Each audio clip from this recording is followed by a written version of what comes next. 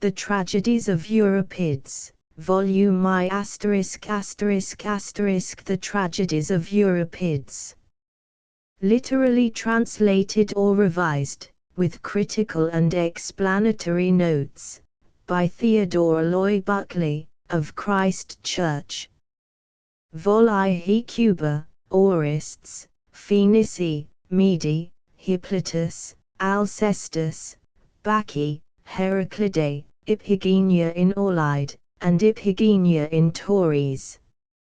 New York, Harper and Brothers, Publishers, Franklin Square. 1892. Preface. Introduction. Hecuba. Orestes. The Phoenician Virgins. Mede. Hippolytus. Alcestis. The Bacchae. The Heraclidae. Iphigenia in Aulis. Iphigenia in Tauris. Preface.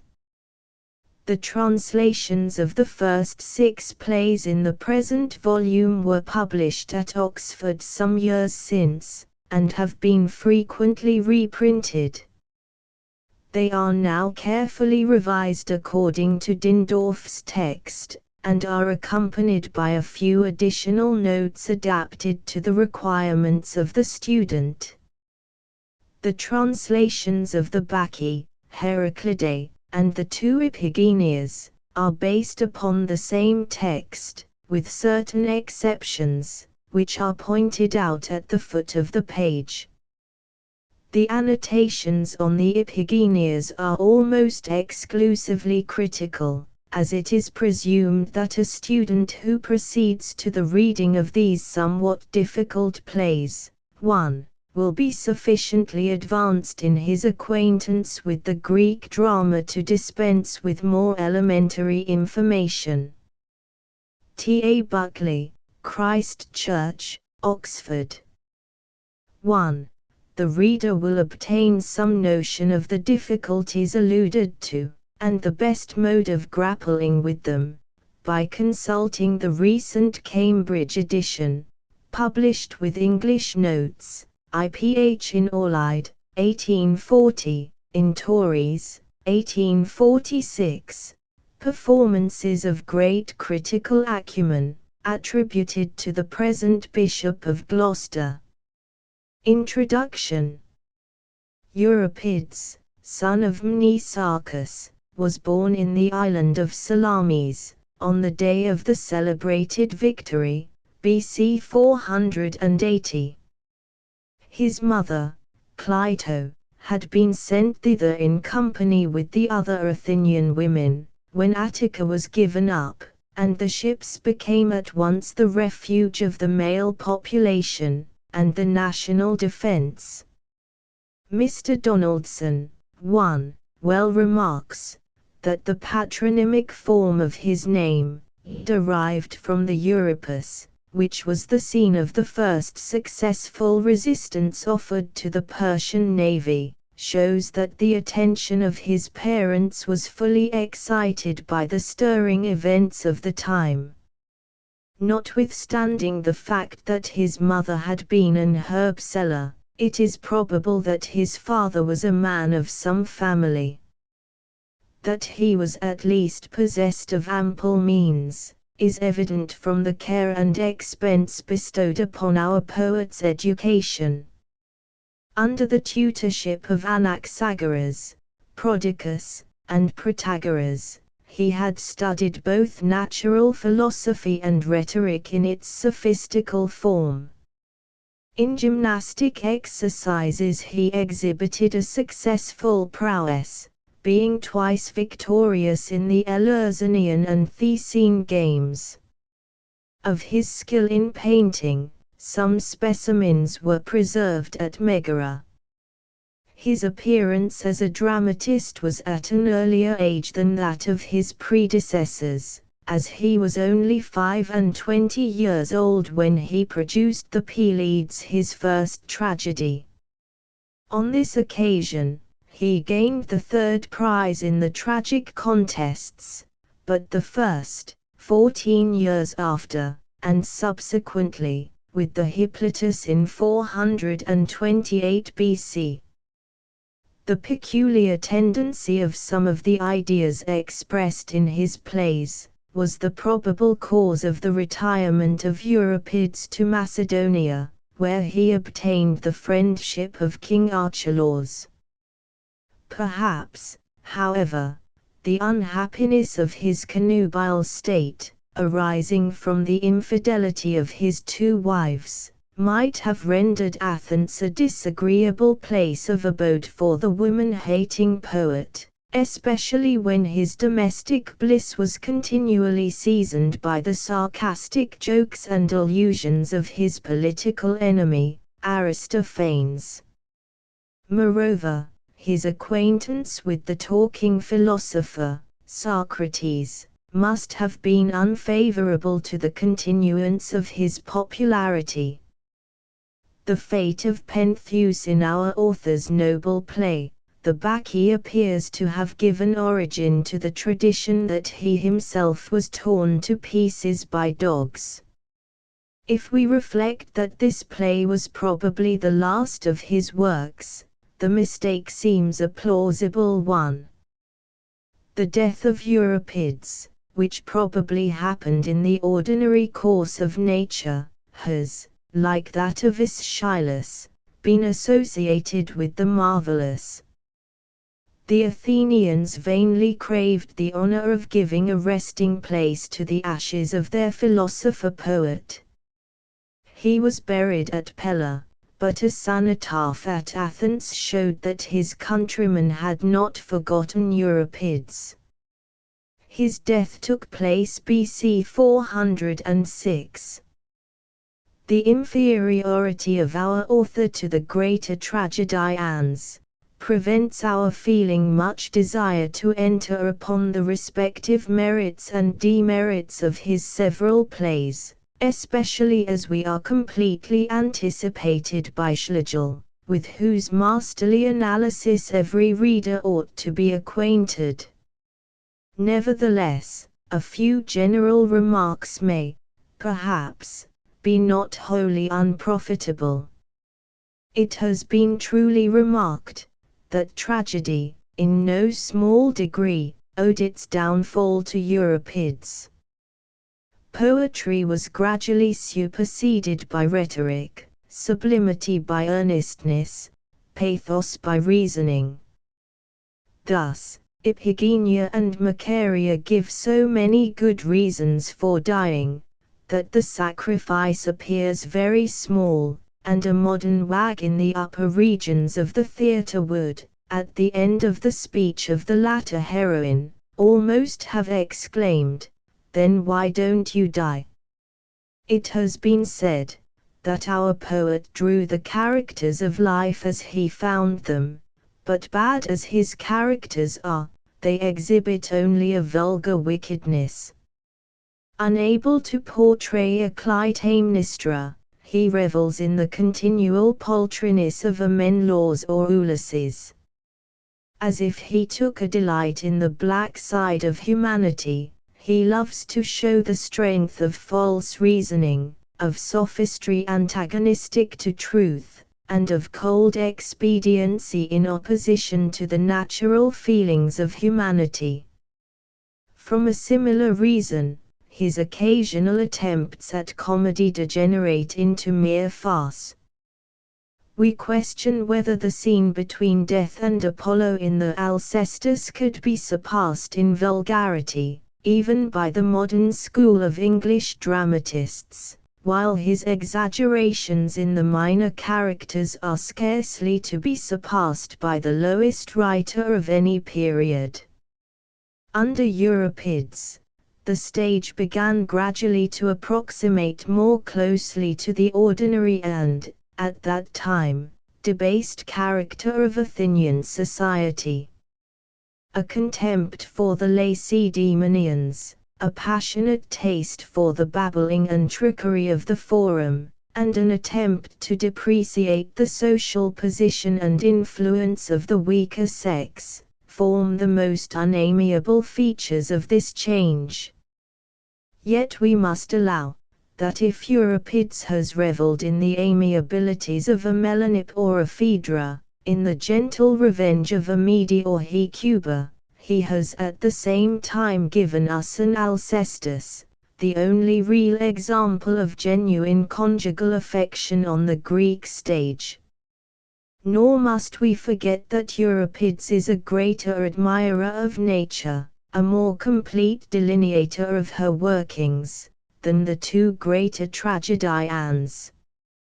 He has more of illustrative philosophy, more of regard to the objects of the animated creation, the system of the universe, than his greater rivals exhibit. He is, as Vitruvius has justly styled him, a stage philosopher. Did we possess a larger acquaintance with the works of Parmenides, Empedocles, and other early cosmogonists, we should perhaps think less of his merits on this head. As it is, the possession of some such fragments of our poet makes us deeply regret the loss of the plays themselves. But his very love for the contemplation of nature has in no small degree contributed to the mischievous skepticism promulgated by our poet. In early times, when a rural theogony was the standard of belief, when each star had its deity, each deity its undisputed, unquestioned prerogative and worship, there was little inclination, less opportunity, for skepticism. Throughout the poetry of Hesiod, we find this feeling ever predominant, a feeling which Virgil and Tibullus well knew how to appreciate. Even Euripides himself, perhaps taught by some dangerous lessons at home, has expressed his belief that it is best not to be too clever in matters regarding the gods. 2. A calm retreat in the wild, picturesque tracts of Macedonia might have had some share in reforming this spoiled pupil of the sophists. But as we find that the too careful contemplation of nature degenerates into superstition or rationalism in their various forms, so Euripides had imbibed the taste for saying startling things. 3. Rather than wise, for reducing the principles of creation to materialism, the doctrines of right and wrong to expediency, and immutable truths to a popular system of question and answer. Like the generality of sophists, he took away a received truth, and left nothing to supply its place. He reasoned falsehood into probability, truth into nonentity. At a period when the prodigo-Socratic style of disputing was in high fashion, the popularity of Euripides must have been excessive. His familiar appeals to the trifling matters of ordinary life, his characters all philosophizing, from the prince to the dry nurse, his excellent reasons for doing right or wrong, as the case might be, must have been inestimably delightful to the accommodating morals of the Athenians. The court of Charles II could hardly have derived more pleasure from the writings of a Ben or a Hamilton, than these unworthy descendants of Codrus must have experienced in hearing a bad cause so cleverly defended. Whether the orators and dicasts followed the example of the stage in those days, can scarcely be ascertained, but it is more than certain that they practically illustrated its principles. At least, the Sicilians were so fond of our author, that a few of the unfortunate survivors of the Syracusan disaster were enabled to pick up a living by quoting such passages of our author as they had learned by heart. A compliment paid to few living dramatists in our days. In dramatic conduct, Euripides is at an even greater disadvantage with Aeschylus and Sophocles. The best characters of the piece are often the least employed, as in the instance of Macaria in the Heraclidae, while the play is dwindled away with dull, heavy dirges, and the complaints of senile childishness. The chorus, as Aristotle, has remarked, is most unfortunately independent of the plot, although the finest poetry is generally to be found in the lyric portions of our author's plays. In fact, Euripides rather wanted management in employing his resources, than the resources themselves. An ear well attuned to the harmony of verse, a delicate perception of the graceful points of language, and a finished subtlety in touching the more minute feelings and impulses of the mind, were all thrown away either upon bad subjects or worse principles. There is no true tragedy in Euripides. He is a melodramatist, but not according to the modern acceptation. His plays might end either happily or the reverse. A deity conveniently brought in, the arrival of a messenger, however unexpectedly, together with a liberal allowance for a cowardly revenge upon the vanquished. These are the Euripidean elements for giving a tragic end to a play.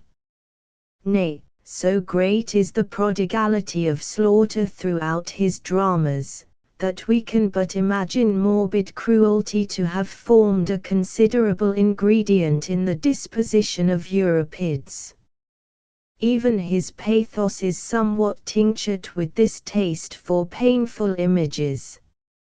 As we have beheld in our own times a barbarian alternately glut his sight with executions, and then shed floods of tears, and sink into idiot despondency, so the poetry of Euripides in turn disgusts us with outrageous cruelty, and depresses us with the most painful demands upon our compassion.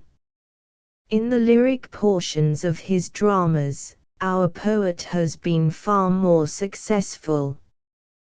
The description of the capture of Troy by night, 5, is a splendid specimen of animation blended with true pathos. But taken as a whole, Euripides is a most unequal author. We may commence a play with pleasure, but oh for the prologues! We may proceed with satisfaction, but the feeling rarely lasts to the end. If I may venture an opinion upon so uncertain a subject, I should name the Hippolytus, Ion, Troades, Bacchae, and Iphigenia in Orlys as his best plays, placing the Phoenici, Alcestis, Mede, Hecuba, and Orestes in a lower rank. The Helena is an amusing heap of absurdities, and reads much better in the burlesque of Aristophanes. The Electra is utterly beneath criticism. The Cyclops a weak, but humorous imitation of Homer. The other plays appear to be neither bad nor good. The style of Euripides is, generally speaking, easy, and I can mention no author from whom a taste for elegant Greek and a facility in composition can more easily be derived. Some of his plays have suffered severely from the ravages of time, the ignorance of copyists, and the more dangerous officiousness of grammarians. Some passages of the Bacchae, Rhesus, Troades, and the two Iphigenias, despite the ingenuity and erudition of such scholars as Porson, Elmsley, Monk, Bergs, and a host of others, must still remain mere matter for guessing. Hermann's Euripides is, as a whole, sadly unworthy the abilities of the Humboldt of Greek literature. The present volume contains the most popular of our author's works, according to present usage. But the spirit which is gradually infusing itself into the minds of those who are most actively engaged in the educational system of England, fully warrants a hope that Parsons' 4 plays will shortly cease to be the boundaries of the student's acquaintance with Euripides. I need scarcely observe that the study of Aristophanes is indissolubly connected with that of our author. If the reader discover the painful fact that the burlesque writer is greater than the tragedian, he will perhaps also recollect that such a literary relation is, unfortunately, by no means confined to the days of Aristophanes. Notes on the introduction. 1. See Theatre of the Greeks, p. 92. SQQ. 2. Back. 200. This play was written during his sojourn with Archelaus. 3. Aristoph. Ran. 99. 4. Poet. 18. 5. Heck. 905 SQQ. Hecuba. Persons represented. Ghost of Polydore. Hecuba. Chorus of female captives. Polyxena. Ulysses. Talthybius. Female attendant. Agamemnon. Polymestor and his children. The scene lies before the Grecian tents, on the coast of the Thracian Chersonese. The argument. After the capture of Troy, the Greeks put into the Chersonese over against Tros, but Achilles, having appeared by night, demanded one of the daughters of Priam to be slain. The Greeks therefore, in honor to their hero, tore Polyxena from Hecuba, and offered her up in sacrifice. Polymestor moreover, the king of the Thracians, murdered Polydore, a son of Priam's. Now Polymestor had received him from the hands of Priam as a charge to take care of, together with some money.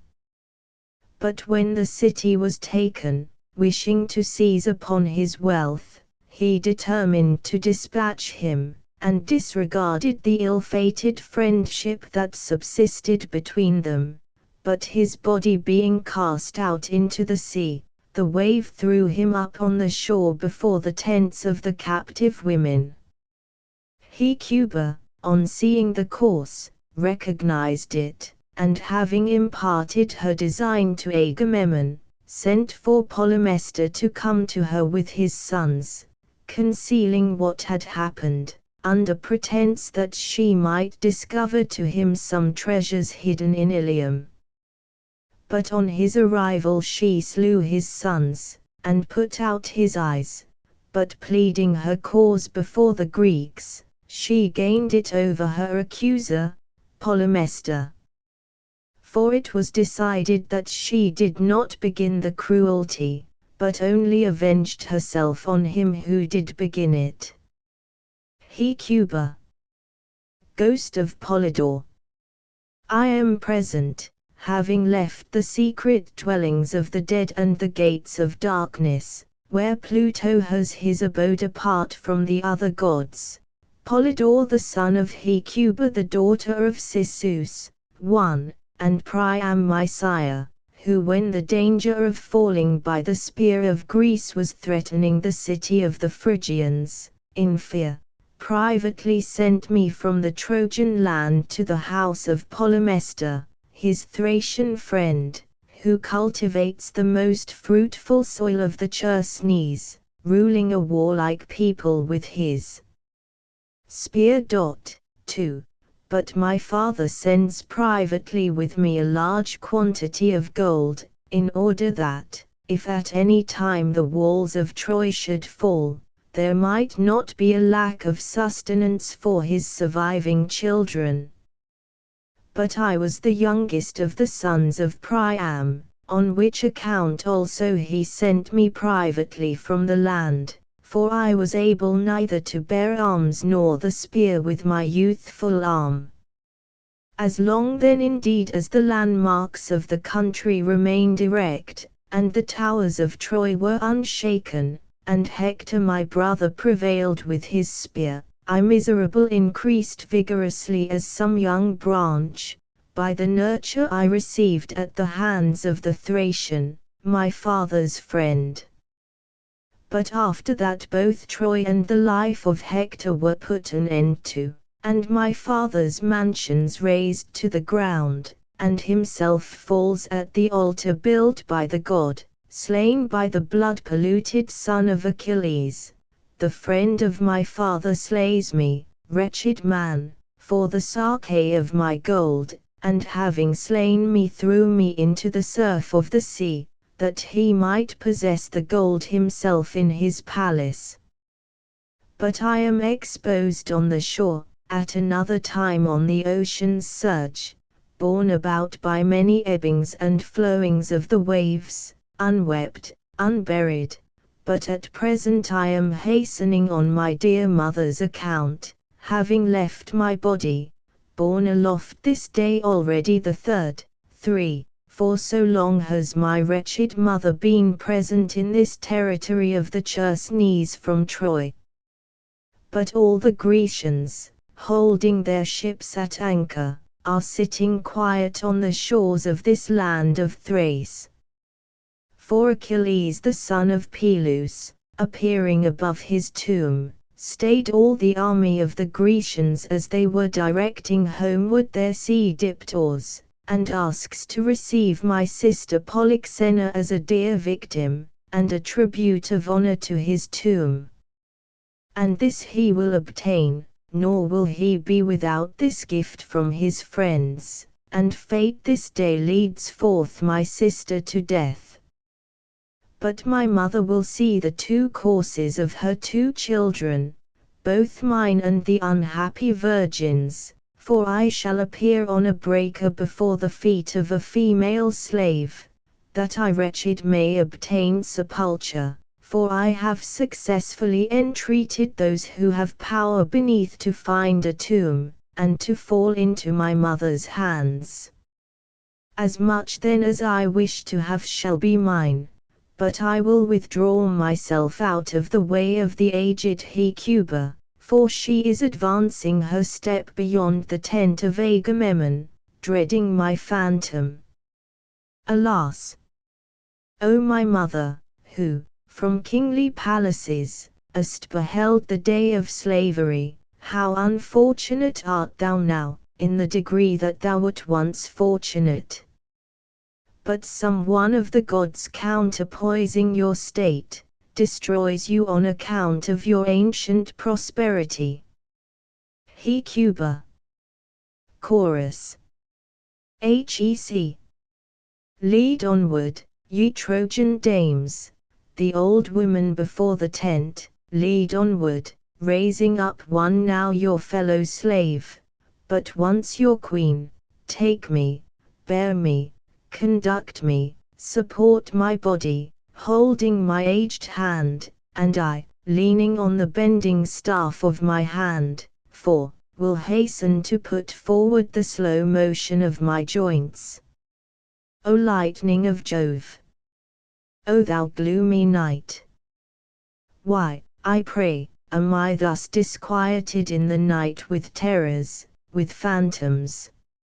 O thou venerable earth, the mother of black-winged dreams, I renounce the nightly vision, which regarding my son who is preserved in Thrace, and regarding Polyxena my dear daughter, in my dreams have I beheld, a fearful sight, I have learned, I have understood. Gods of this land, preserve my son, who, my only son, and, as it were, the anchor of my house, inhabits the snowy Thrace under the protection of his father's friend. Some strange event will take place, some strain will come mournful to the mournful. Never did my mind so incessantly shudder and tremble. Where, I pray, ye Trojan dames, can I behold the divine spirit of Hellas, or Cassandra, that they may interpret my dreams? For I beheld a dappled hind torn by the blood-stained fang of the wolf, forcibly dragged from my bosom, a miserable sight. And dreadful this vision also, the spectre of Achilles came above the summit of his tomb, and demanded as a tribute of honor one of the wretched Trojan women. From my daughter then, from my daughter avert this fate, ye gods, I implore you. Hecuba, with haste to thee I flew, leaving the tents of our lords, where I was allotted and ordained a slave, driven from the city of Troy, led captive of the Greeks by the point of the spear, not to alleviate aught of your sufferings, but bringing a heavy weight of tidings, and to thee, O lady, a herald of woe. For it is said that it has been decreed in the full council of the Greeks to make thy daughter a sacrifice to Achilles. For you know how that having ascended o'er his tomb, he appeared in his golden arms and restrained the fleet ships, as they were setting their sails with their halyards, exclaiming in these words, Where speed ye, Grecians, leaving my tomb unhonored? Then the waves of great contention clashed together, and a divided opinion went forth through the army of the Greeks. To some it appeared advisable to give a victim to his tomb, and to others it appeared not. But Agamemnon was studious to advance your good, cherishing the love of the infuriated prophetess. But the two sons of Theseus, scions of Athens, were the proposers of different arguments, but in this one opinion they coincided, to crown the tomb of Achilles with fresh blood, and declared they would never prefer the bed of Cassandra before the spear of Achilles. And the strength of the arguments urged on either side was in a manner equal, till that subtle adviser, that babbling knave, 5, honeyed in speech, pleasing to the populace, that son of Laertes, persuades the army, not to reject the suit of the noblest of all the Greeks on account of a captive victim, and not to put it in the power of any of the dead standing near Proserpine to say that the Grecians departed from the plains of Troy ungrateful to the heroes who died for the state of Greece. And Ulysses will come only not now, to tear your child from your bosom, and to take her from your aged arms. But go to the temples, speed to the altars, sit a suppliant at the knees of Agamemnon, invoke the gods, both those of heaven, and those under the earth, for either thy prayers will prevent thy being deprived of thy wretched daughter, or thou must behold the virgin falling before the tomb, dyed in blood gushing forth in a dark stream from her neck adorned with gold. 6. HEC. Alas! Wretched me! What shall I exclaim? What shriek shall I utter? What lamentation! Miserable through miserable age, and slavery not to be endured, insupportable. Alas! Who is there to defend me? What offspring, what city? The old man is gone. My children are gone. Whither shall I turn me? And whither shall I go? Where is any god or deity to succor me? O Trojan dames, bearers of evil tidings, bearers of woe, you have destroyed me utterly, you have destroyed me. Life in the light is no more desirable. O wretched foot, lead an aged woman to this tent. O child, daughter of the most afflicted mother, come forth from the tent, hear thy mother's voice, that thou mayest know what a report I hear that concerns thy life. Hecuba, Polyxena, Chorus. Pollux. O mother, why dost thou call? Proclaiming what new affliction hast thou frighted me from the tent, as some bird from its nest, with this alarm. Hec. Alas, my child. Pollux. Why address me in words of ill omen? This is an evil prelude. Hec. Alas, for thy life. Pollux. Speak, conceal it no longer from me. I fear, my mother, why I pray dost thou groan? Hec.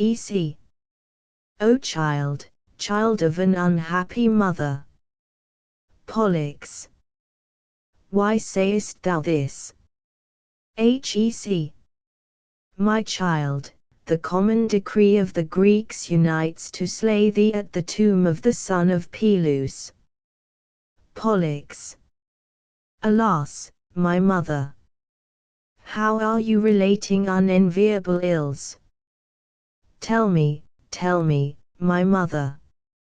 Hec. I declare, my child, the ill-omened report, they bring word that a decree has passed by the vote of the Greeks regarding thy life. Pollux. O thou that hast borne affliction! O thou wretched on every side! O mother unhappy in your life! What most hated and most unutterable calamity has some destiny again sent against thee? This child is no longer thine. No longer indeed shall I miserable share slavery with miserable age. For as a mountain whelp or heifer shalt thou wretched behold me wretched torn from thine arms, and sent down beneath the darkness of the earth a victim to Pluto, where I shall lie bound in misery with the dead. But it is for thee indeed, my afflicted mother, that I lament in these mournful strains, but for my life, my wrongs, my fate, I mourn not, but death, a better lot, has befallen me. Co. But see Ulysses advances with hasty step, to declare to thee, Hecuba, some new determination. Ulysses, Hecuba, Polyxena, Chorus. Ulysses. Lady, I imagine that you are acquainted with the decree of the army, and the vote which has prevailed. Nevertheless, I will declare it. It has been decreed by the Greeks to offer on the lofty mound of Achilles' tomb thy daughter Polyxena. But they order me to conduct and convey the damsel, but the son of Achilles is appointed to be the priest, and to preside over the rites. Do you know then what to do? Be not dragged away by violence, nor enter into a contest of strength with me, but acknowledge superior force and the presence of thy ills. It is wise to have proper sentiments even in adversity. Hec. Alas! Alas! The great trial is at hand, as it seems, of lamentations full, nor without tears, for I have not died in the state in which I ought to have died, nor hath Jove destroyed me, but preserves me, that I wretched may behold other misfortunes greater than past misfortunes. But if it be allowed slaves to put questions to the free, not offensive nor grating to the feelings. It will be your part to be questioned, and ours who are asking to attend. Ulysses. You have permission, ask freely, I grudge not the time. Hec. Dost thou remember when thou camest a spy on Troy, disfigured by a vile dress, and from thine eyes drops caused by the fear of death bedewed thy beard? Ulysses. I remember well, for it made no slight impression on my heart. Hec.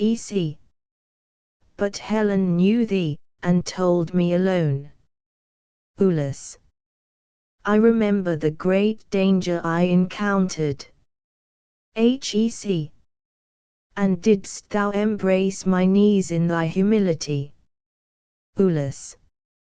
So that my hand was numbered, 7, through fear on thy garments. Hec. What then didst thou say, being then my slave? Ulysses. Many arguments that I invented to save me from death. Hec. Did I preserve thee then, and conduct thee safe from the land? Ulysses. Yes, so that I now behold the light of the sun. Hec. Art thou not then convicted of baseness by this conduct, who hast received benefits from me such as thou acknowledgest thou hast, and doest us no good in return, but evil, as far as in thee lies? Thankless is your race, as many of you as court honor from oratory before the populace. Be ye not known to me, who care not to injure your friends, provided you say what is gratifying to the people. But plotting what dark design have they determined upon a decree of death against my child? Did fate impel them to offer human sacrifices at the tomb, where it were rather right to sacrifice cattle? Or does Achilles, desirous of devoting in his turn to death those that wrought his death, with a color of justice meditate her destruction? But she has done him no ill, he should demand Helen as a sacrifice on his tomb, for she destroyed him, and brought him to Troy. But if some captive selected from the rest, and excelling in beauty, ought to die, this is not ours. For the daughter of Tyndarus is most preeminent in beauty, and has been found to be no less injurious than us. On the score of justice then I urge this argument, but with respect to what you ought to repay at my demand, here, thou hast touched my hand, as thou ownest, and this aged cheek also, falling at my knees. Thy hand and knees I in return grasp, and redemand the favor I granted you then, and beseech you, do not tear my child from my arms, nor kill her, enough have died already. In her I rejoice, and forget my misfortunes, she serves as my consolation in the stead of many things, she is my city, my nurse, my staff, the guide of my way. It becomes not those who have power to exercise their power in things wherein they ought not, nor should the fortunate imagine their fortune will last forever. For I too have had my time of prosperity, but now have I ceased to be, one day wrenched from me all my happiness. But by thy beard which I supplicate, reverence me, pity me, go to the Grecian army, and remind them that it is a shameful thing to slay women whom ye have once spared, and that too dragging them from the altar. But show mercy. But the laws of blood among you are laid down alike for the free and the slave. But your worth will carry with it persuasion, although your arguments be bad, for the same words from those of little character have not the same force as when they proceed from those of high reputation. There is no nature of man so obdurate, which on hearing thy groans, and thy long plaints of misery, would not let fall the tear. Ulysses. Hecuba, be advised, nor through passion deem him thine enemy who gives thee good advice. I indeed am ready to preserve thy person through the means of which I was fortunate, and I say no other. But what I declared before all I will not deny, that, Troy being captured, we should give thy daughter as a victim to the noblest man of the army, who demands her, for in this many cities fail, when any man who is brave and zealous receives no more honor than those who are less valiant. But Achilles, O lady, is worthy of honor from us, a man who died most gloriously in behalf of the Grecian country.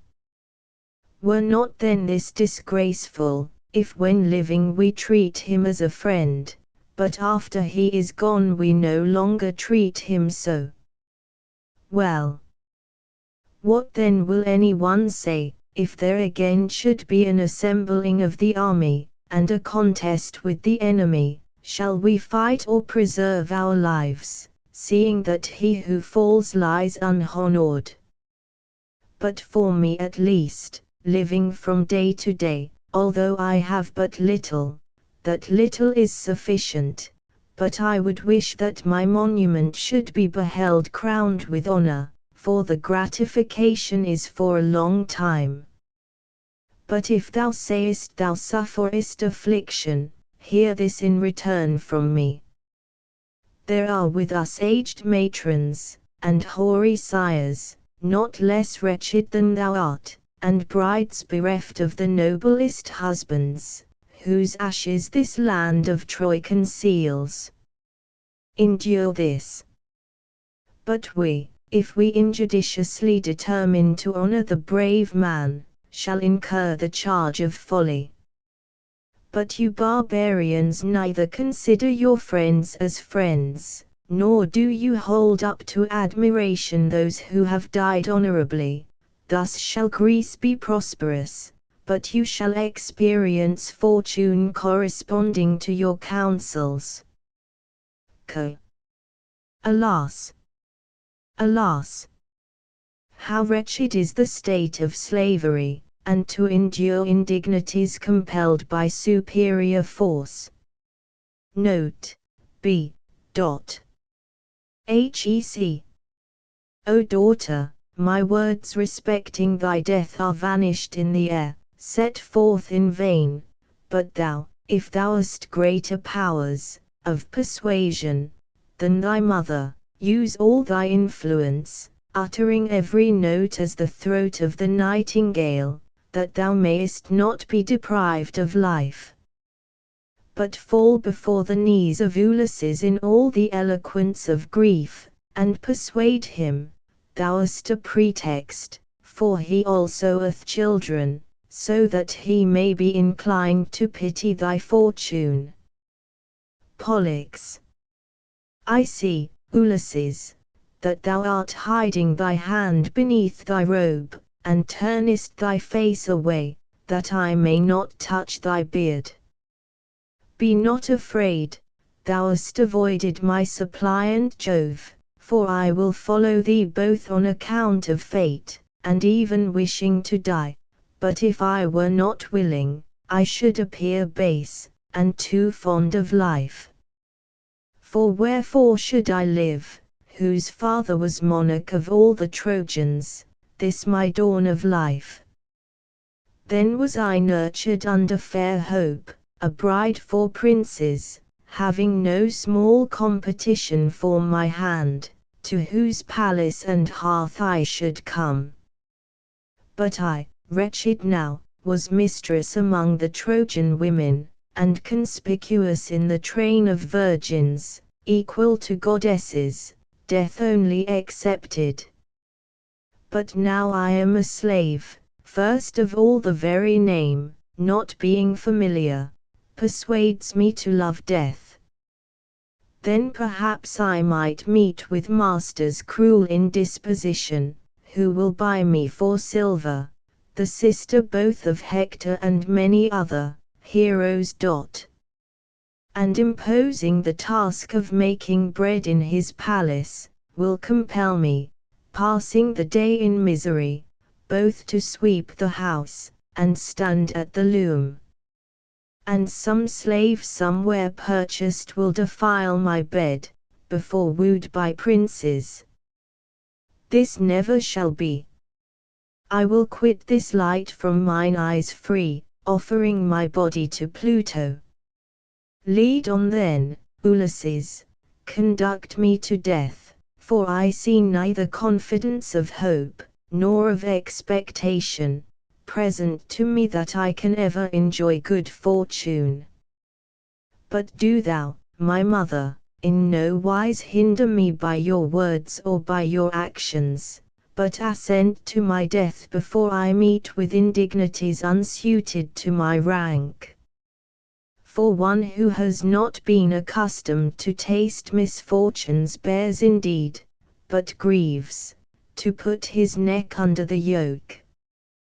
But he would be far more blessed in death than in life, for to live otherwise than honorably is a great burden.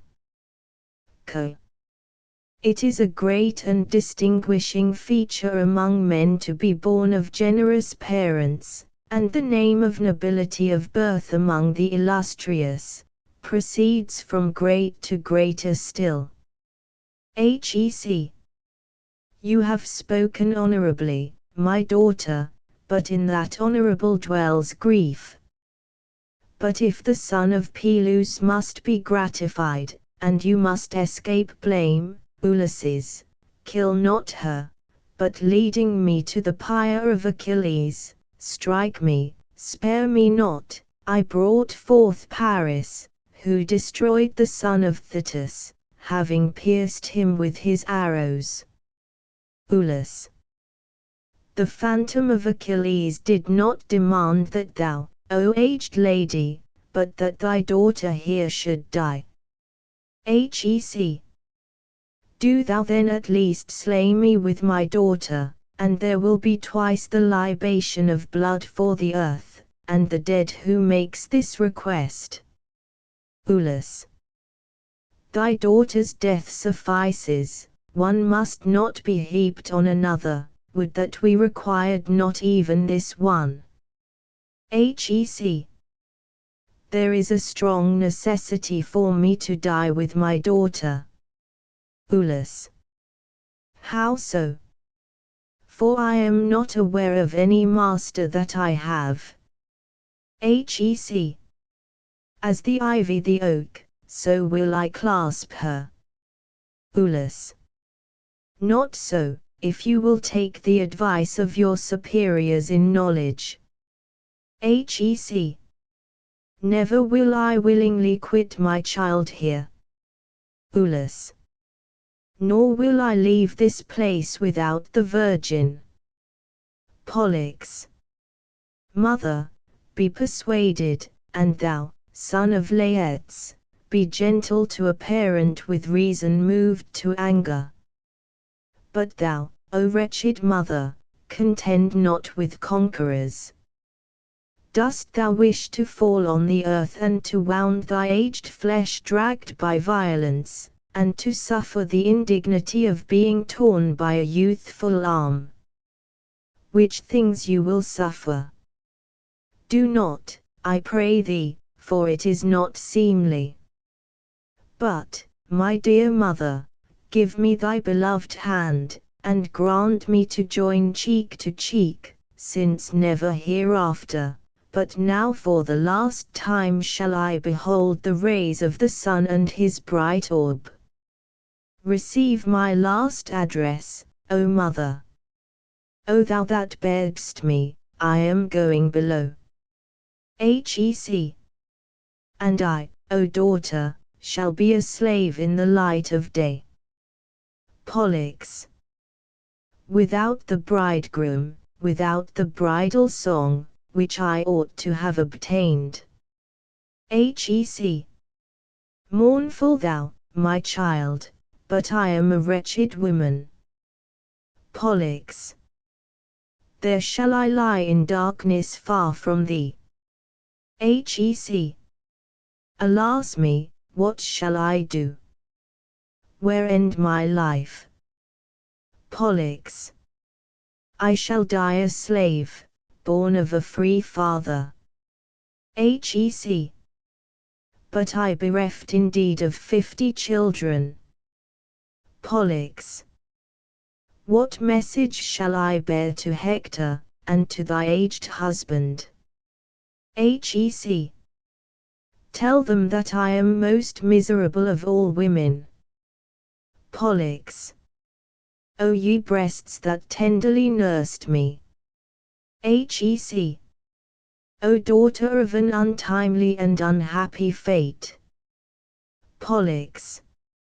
Farewell, O mother, farewell Cassandra too.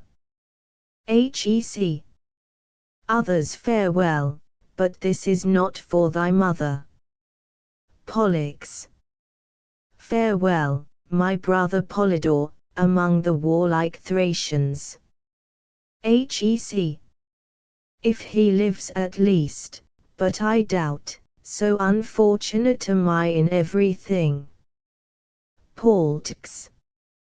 He lives, and shall close thy dying eye. Hec. I am dead, before my death, beneath my ills. Pollux. Lead me, Ulysses, having covered my face with a veil, since, before I am sacrificed indeed, I am melted in heart at my mother's plaints, her also I melt by my lamentations.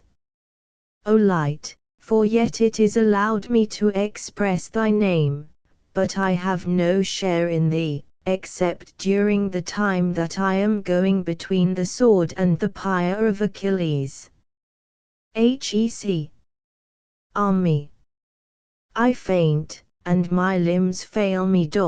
O daughter, touch thy mother, stretch forth thy hand, give it me, leave me not childless, I am lost, my friends.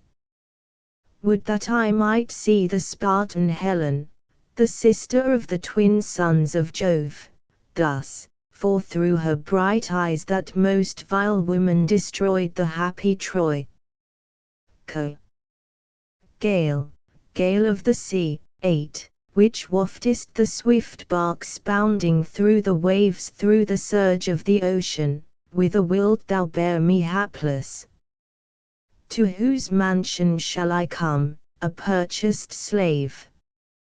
Or to the port of the Doric or Phthyian shore, where they report that Apidanus, the most beautiful father of floods, enriches the plains?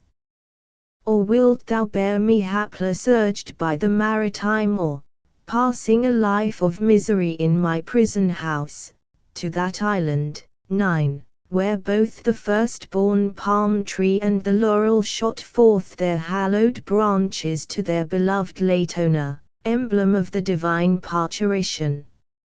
And with the Delian nymphs shall I celebrate in song the golden chaplet and bow of Diana? Or, in the Athenian city, shall I upon the saffron robe harness the steeds to the car of Minerva splendid in her chariot, representing them in embroidery upon the splendid looms of brilliant threads, or the race of Titans, which Jove the son of Saturn sends to eternal rest with his flaming lightning? Alas, my children! Alas, my ancestors, and my paternal land, which is overthrown, buried in smoke, captured by the Argive sword. But I indeed am, 10, a slave in a foreign country, having left Asia the slave of Europe, having changed my bridal chamber for the grave. Talthybius, Hecuba, Chorus. Tal. Tell me, ye Trojan dames, where can I find Hecuba, late the queen of Troy? Co. Not far from thee, O Talthybius, she is lying stretched on the ground, muffled in her robes. Tal. O Jupiter, what shall I say? Shall I say that thou beholdest mortals?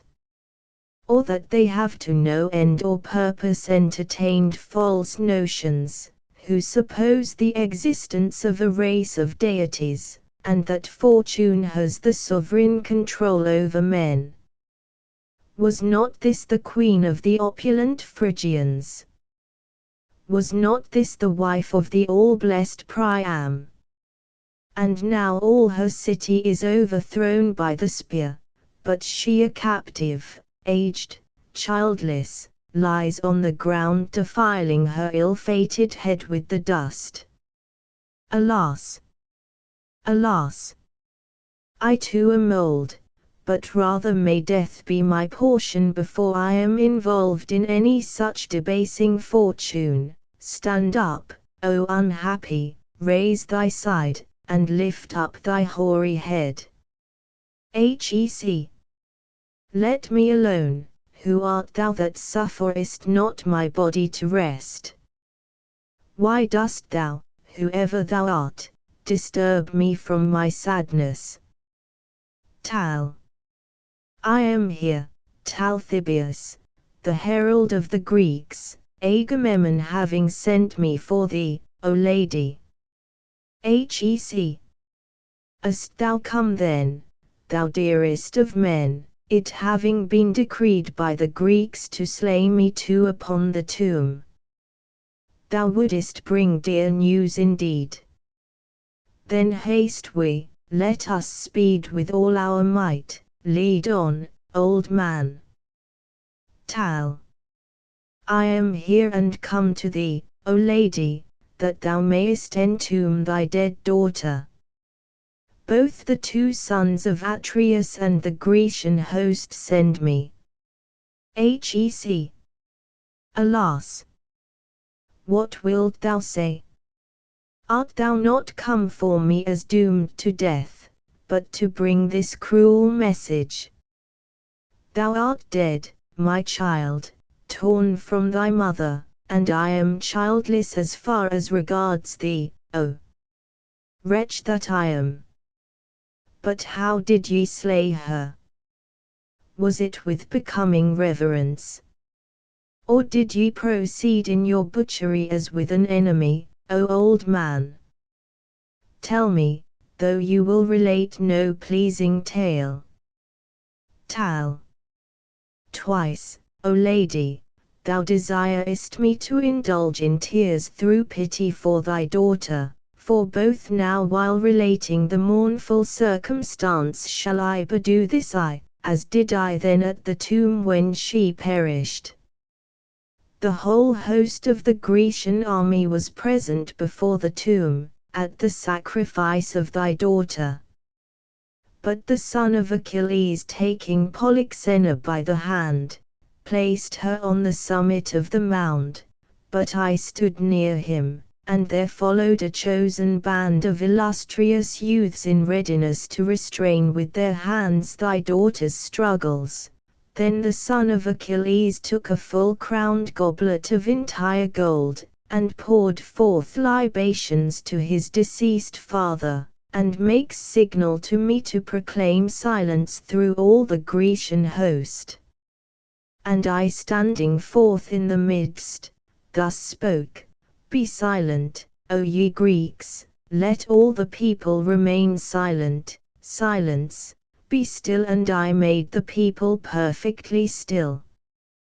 But he said, O son of Peleus, O my father, accept these libations which have the power of soothing, and which speed the dead on their way, and come, that thou mayest drink the pure purple blood of this virgin, which both the army and myself offer unto thee, but be propitious to us, and grant us to weigh anchor, and to loose the cables of our ships, and to return each to his country, having met with a prosperous return from Troy.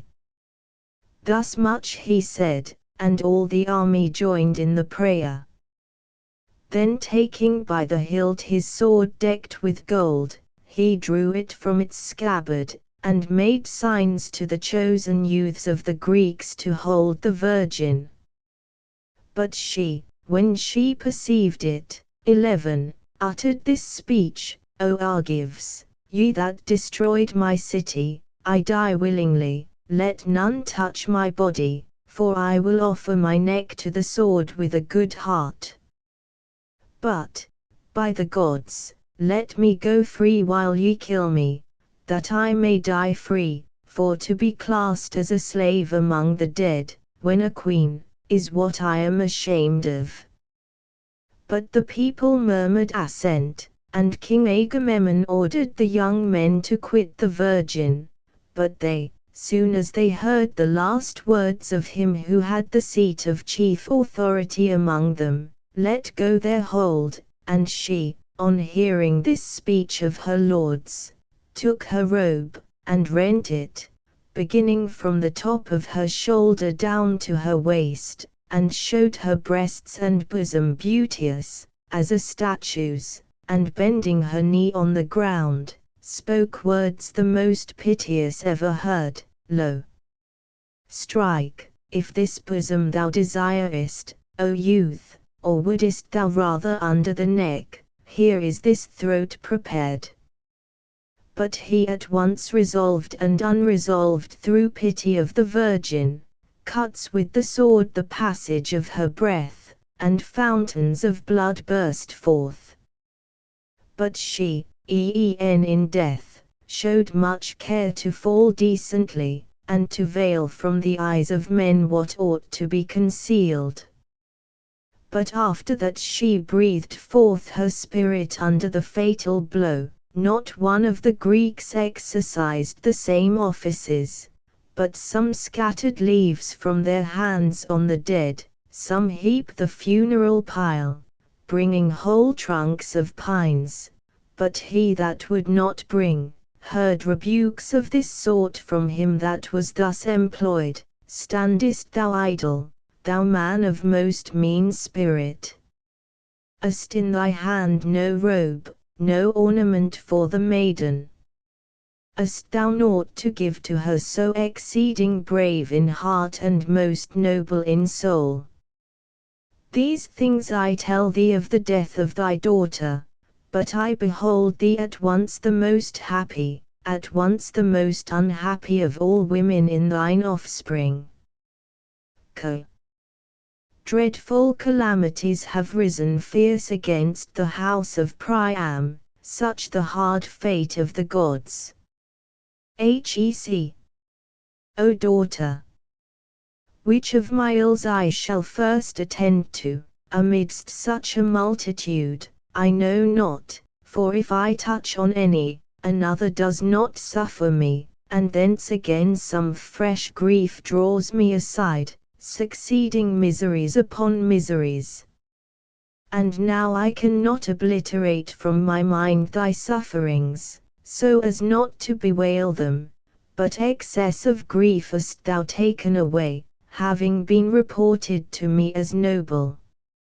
Is it then no paradox, if land indeed naturally bad, when blessed with a favorable season from heaven, bears well the ear, but good land, robbed of the advantages it ought to have, brings forth bad fruit, but ever among men, the bad by nature is nothing else but bad, the good always good, nor under misfortune does he degenerate from his nature, but is the same good man. Is it, that the parents cause this difference, or the education?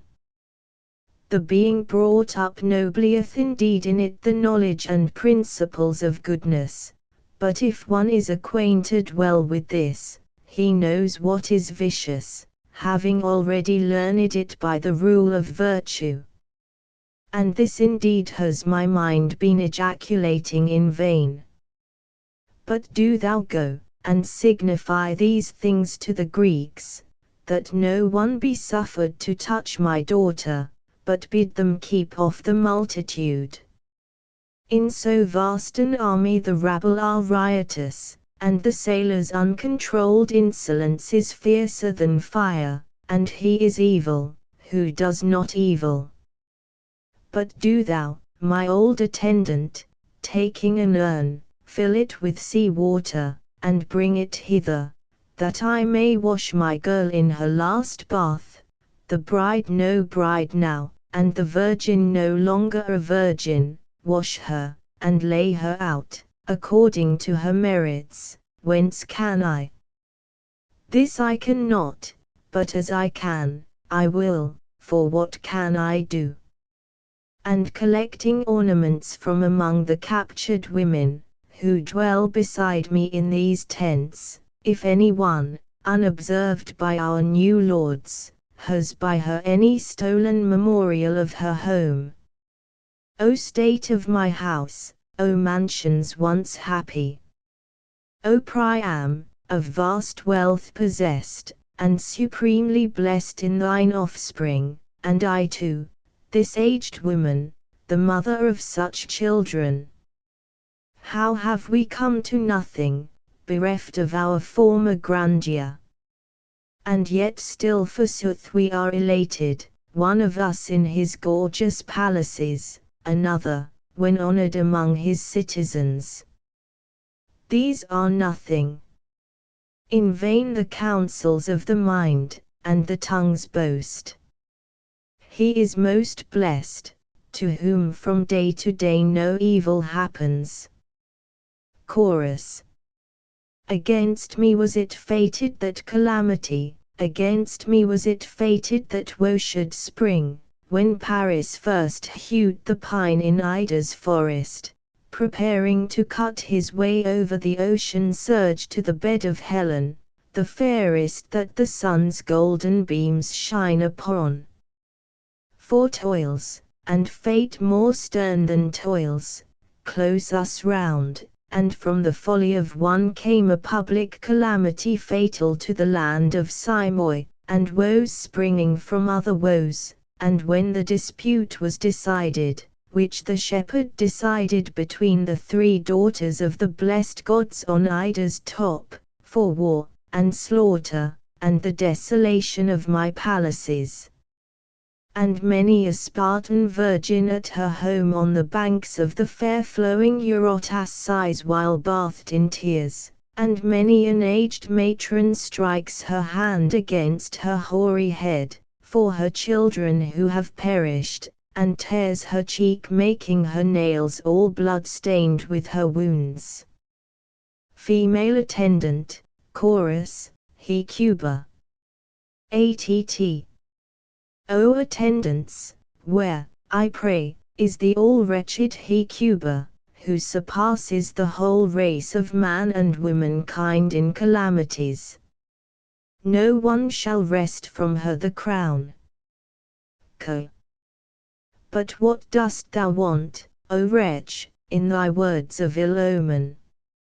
For thy messages of woe never rest. ATT. I bring this grief to Hecuba, but in calamity 'tis no easy thing for men to speak words of good import.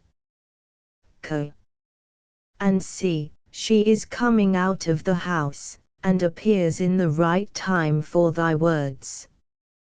ATT. O all wretched mistress, and yet still more wretched than I can express in words, thou art undone, and no longer beholdest the light, childless, husbandless, cityless, entirely destroyed. HEC. Thou hast said nothing new, but hast reproached me who already know it. But why dost thou bring this course of my Polyxena, whose sepulture was reported to me as in a state of active progress through the labors of all the Grecians? ATT. She nothing knows, but, woes me, laments Polyxena, nor does she apprehend her new misfortunes. O wretched me! Dost bring hither the body of the frantic and inspired Cassandra. She whom thou mentionedst, lives, but thou dost not weep for him who is dead, but behold this corse cast naked, on the shore, and look if it will appear to thee a wonder, and what thou little expectest. Alas me! I do indeed see my son Polydore a corse, whom, I fondly hoped, the man of Thrace was preserving in his palace. Now am I lost indeed, I no longer exist. O my child, my child! Alas! I begin the Bacchic strain, having lately learned my woes from my evil genius. Thou knowest then the calamity of thy son, O most unfortunate. I see incredible evils, still fresh, and my immeasurable woes follow one upon the other. No longer will a day without a tear, without a groan, have part with me. Dreadful, oh! Dreadful are the miseries that we endure. O child, child of a wretched mother, by what fate art thou dead, by what hap liest thou here? By the hand of what man? I know not, on the wave-washed shore I found him. Cast up from the sea, or fallen by the blood-stained spear. Note, C. The oceans below cast him up from the deep on the smooth sand. Woe is me! Now understand I the dream, the vision of mine eyes, the black-winged phantom has not flitted by me in vain, which I saw concerning thee, my child, as being no longer in the light of day. But who slew him? Canst thou, O skilled in dreams, declare him? My friend, who curbs the steed in Thrace, where his aged father placed him for concealment. Me. What wilt thou say? Was it to possess his gold that he slew him? Unutterable deeds, unworthy of a name, surpassing miracles, unhallowed, insufferable. Where are the laws of hospitality? O most accursed of men, how didst thou mar that skin, how sever with the cruel sword the poor limbs of this boy, nor didst feel pity? O hapless woman, how has the deity made thee by far the most wretched of mortals, whoever he be that presses heavy on thee? But, my friends, let us henceforward be silent, for I see our Lord Agamemnon advancing. Agamemnon, chorus, Hecuba. Arga. Why, Hecuba, delayest thou to come, and bury thy girl in her tomb, agreeably to what Talthybius told me, that no one of the Argives should be suffered to touch thy daughter? For our part we leave her alone, and touch her not, but thou art slow, whereat I am astonished. I am come therefore to fetch thee, for everything there has been well and duly performed, if aught of well there be in this. Ah! What corse is this I see before the tent? Some Trojans too. For that it is no Grecians, the robes that vest his limbs inform me. Aside, thou ill-starred wretch. Myself I mean, when I say thou. O Hecuba, what shall I do? Shall I fall at the knees of Agamemnon here, or bear my ills in silence? Arga. Why dost lament turning thy back upon me, and sayest not what has happened? Who is this? Hec. Aside, but should he, thinking me a slave, an enemy, spurn me from his knees, I should be adding to my present sufferings. Arga. No profit I, so as to trace, unless by hearing, the path of thy counsels. Hec. Aside, am I not rather than putting an evil construction on this man's thoughts, whereas he has no evil intention toward me? Arga. If thou art willing that I should nothing of this affair, thou art of a mind with me, for neither do I wish to hear. Hec. Aside, I cannot without him take vengeance for my children. Why do I thus hesitate? I must be bold, whether I succeed, or fail. Agamemnon, by these knees, and by thy beard I implore thee, and by thy blessed hand, Arga. What thy request? Is it to pass thy life in freedom? For this is easy for thee to obtain. Hec. Not this indeed, but so that I avenge myself on the bad, I am willing to pass my whole life in slavery. Arga.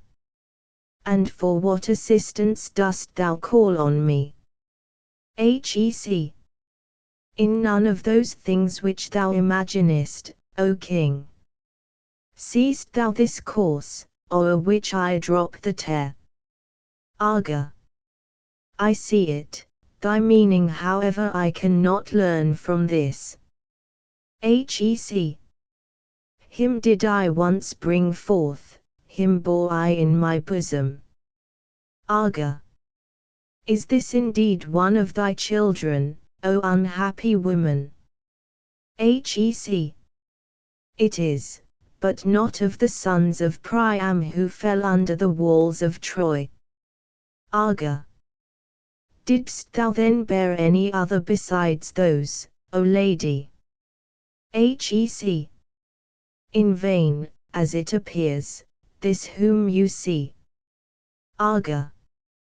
But where did he chance to be, when the city fell? Hec.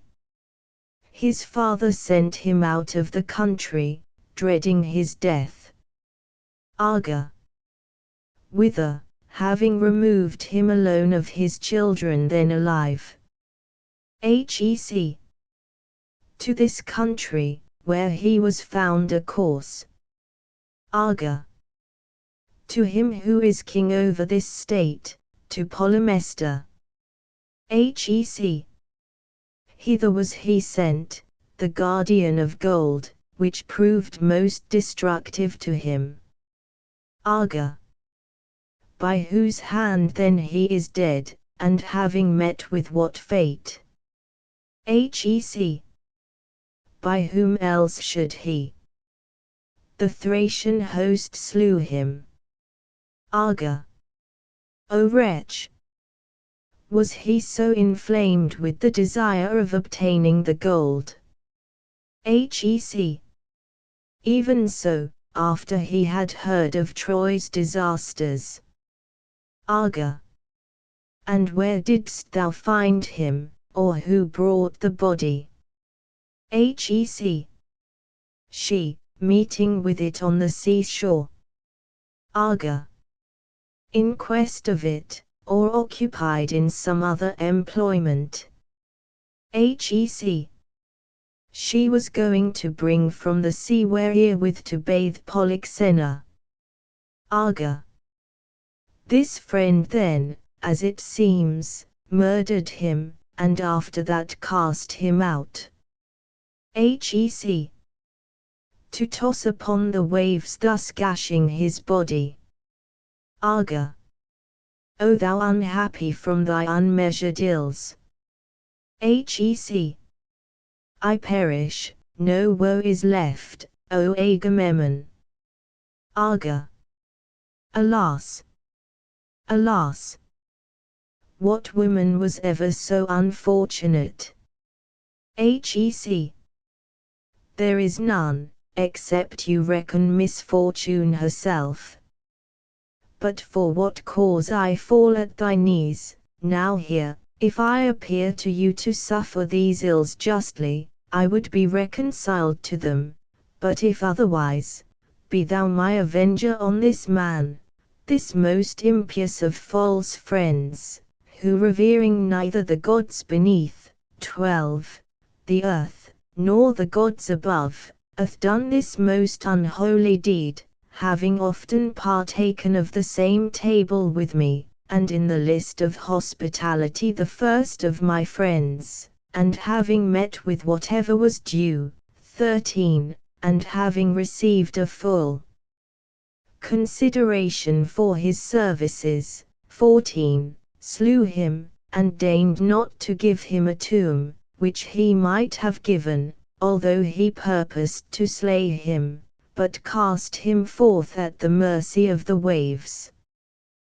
We indeed are slaves, and perhaps weak, but the gods are strong, and strong the law, which governs them, for by the law we judge that there are gods, and we live having justice and injustice strictly defined, which if when referred to thee it be disregarded, and they shall suffer no punishment who slay their guests, or dare to pollute the hallowed statutes of the gods, there is nothing equitable in the dealings of men. Beholding these things then in a base and proper light, reverence me, pity me, and, as the artist stands aside to view a picture, do thou view my living portrait, and see what woes I am enduring. Once was I a queen, but now I am thy slave, once was I blessed in my children, but now aged, and at the same time childless, cityless, destitute, the most miserable of mortals. Alas me wretched! Whither withdrawest from me thy foot? It seems, 15, I shall make no impression, wretch that I am. Why then do we mortals toil after all other sciences, as a matter of duty, and dive into them, but least of all strive to learn thoroughly persuasion, the sole mistress o'er the minds of men, giving a price for her knowledge, that at some time we may have it in our power at once to persuade and obtain what we wish. How then can any one hereafter hope that he shall be fortunate? So many children that I had, and now not one is left to me. But I am perishing a captive in base servitude, and yet see the smoke there leaping aloft from the city. And however this part of my argument may perchance be vain, the bringing forward love, still nevertheless it shall be urged. My daughter is wont to sleep by thy side, that prophetess, whom the Trojans call Cassandra. Where wilt thou show that thy nights were nights of love, O king, or will my daughter receive any recompense for her most fond embraces, and I through her? For from the secret shade, and from night's joys, the greatest delight is wont to spring to mortals. Now then attend. Thou seest this course. Him assisting, thou wilt assist one joined to thee in affinity. One thing my speech wants yet. I would fain I had a voice in my arms, and hands, and in my hair, and in my footsteps, or by the skill of Daedalus, or some god, that each at once might hold thy knees, weeping, and imploring in all the strains of eloquence, O my lord, O greatest light of the Greeks, be persuaded, lend thy hand to avenge this aged woman, although she is of no consequence, yet avenge her. For it belongs to a good man to minister justice, and always and in every case to punish the bad. It is strange, how everything happens to mortals, and laws determine even the fates, making the greatest enemies friends, and enemies of those who before were on good terms. Arga.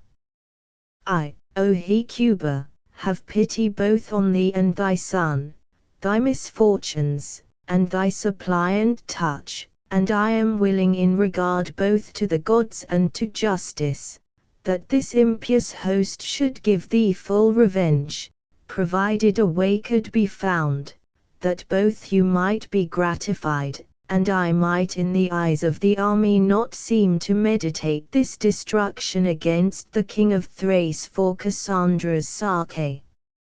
For there is a point in which apprehension hath reached me. This man the army deems a friend, the dead an enemy, but if he is dear to thee, this is a private feeling and does not affect the army.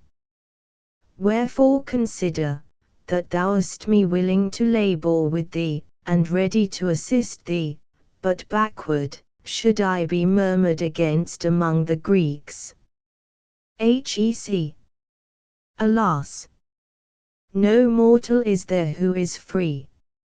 For either he is the slave of money or of fortune, or the populace of the city or the dictates of the law constrain him to adopt manners not accordant with his natural inclinations. But since thou fearest, and payest too much regard to the multitude, I will liberate thee from this fear. For consent with me, if I meditate vengeance against the murderer of this youth, but do not act with me. But should any tumult or offer of assistance arise from out of the Greeks, when the Thracian feels the punishment he shall feel, suppress it, not appearing to do it for my sake, but of the rest be confident, I will dispose all things well. Arga. How then? What wilt thou do? Wilt thou grasp the sword in thine aged hand, and strike the barbarian? Or with poison wilt thou work, or with what assistance? What hand will conspire with thee? Whence wilt thou procure friends? These tents enclose a host of Trojan dames. Arga. Meanest thou the captives, the booty of the Greeks? With these will I avenge me of my murderer. Arga. And how shall the victory over men be to women? Numbers are powerful, with stratagem invincible. Arga. Powerful, I grant, I mistrust however the race of women. And why? Did not women slay the sons of Aegyptus, 16, and utterly extirpated the race of men from Lemos, 17, but thus let it be. Give up this discussion. But grant this woman to pass in safety through the army. And do thou go to the Thracian host and tell him, Hecuba, once queen of Troy, sends for you on business of no less importance to yourself than to her, and your sons likewise, since it is of consequence that your children also should hear her words. And do thou, O Agamemnon, as yet forbear to raise the tomb over the newly sacrificed Polyxena, that these two, the brother and the sister, the divided care of their mother, may, when reduced to ashes by one and the same flame, be interred side by side. Arga. Thus shall it be. And yet, if the army could sail, I should not have it in my power to grant thy request, but now, for the deity breathes not prosperous gales, we must wait, watching for a calm voyage.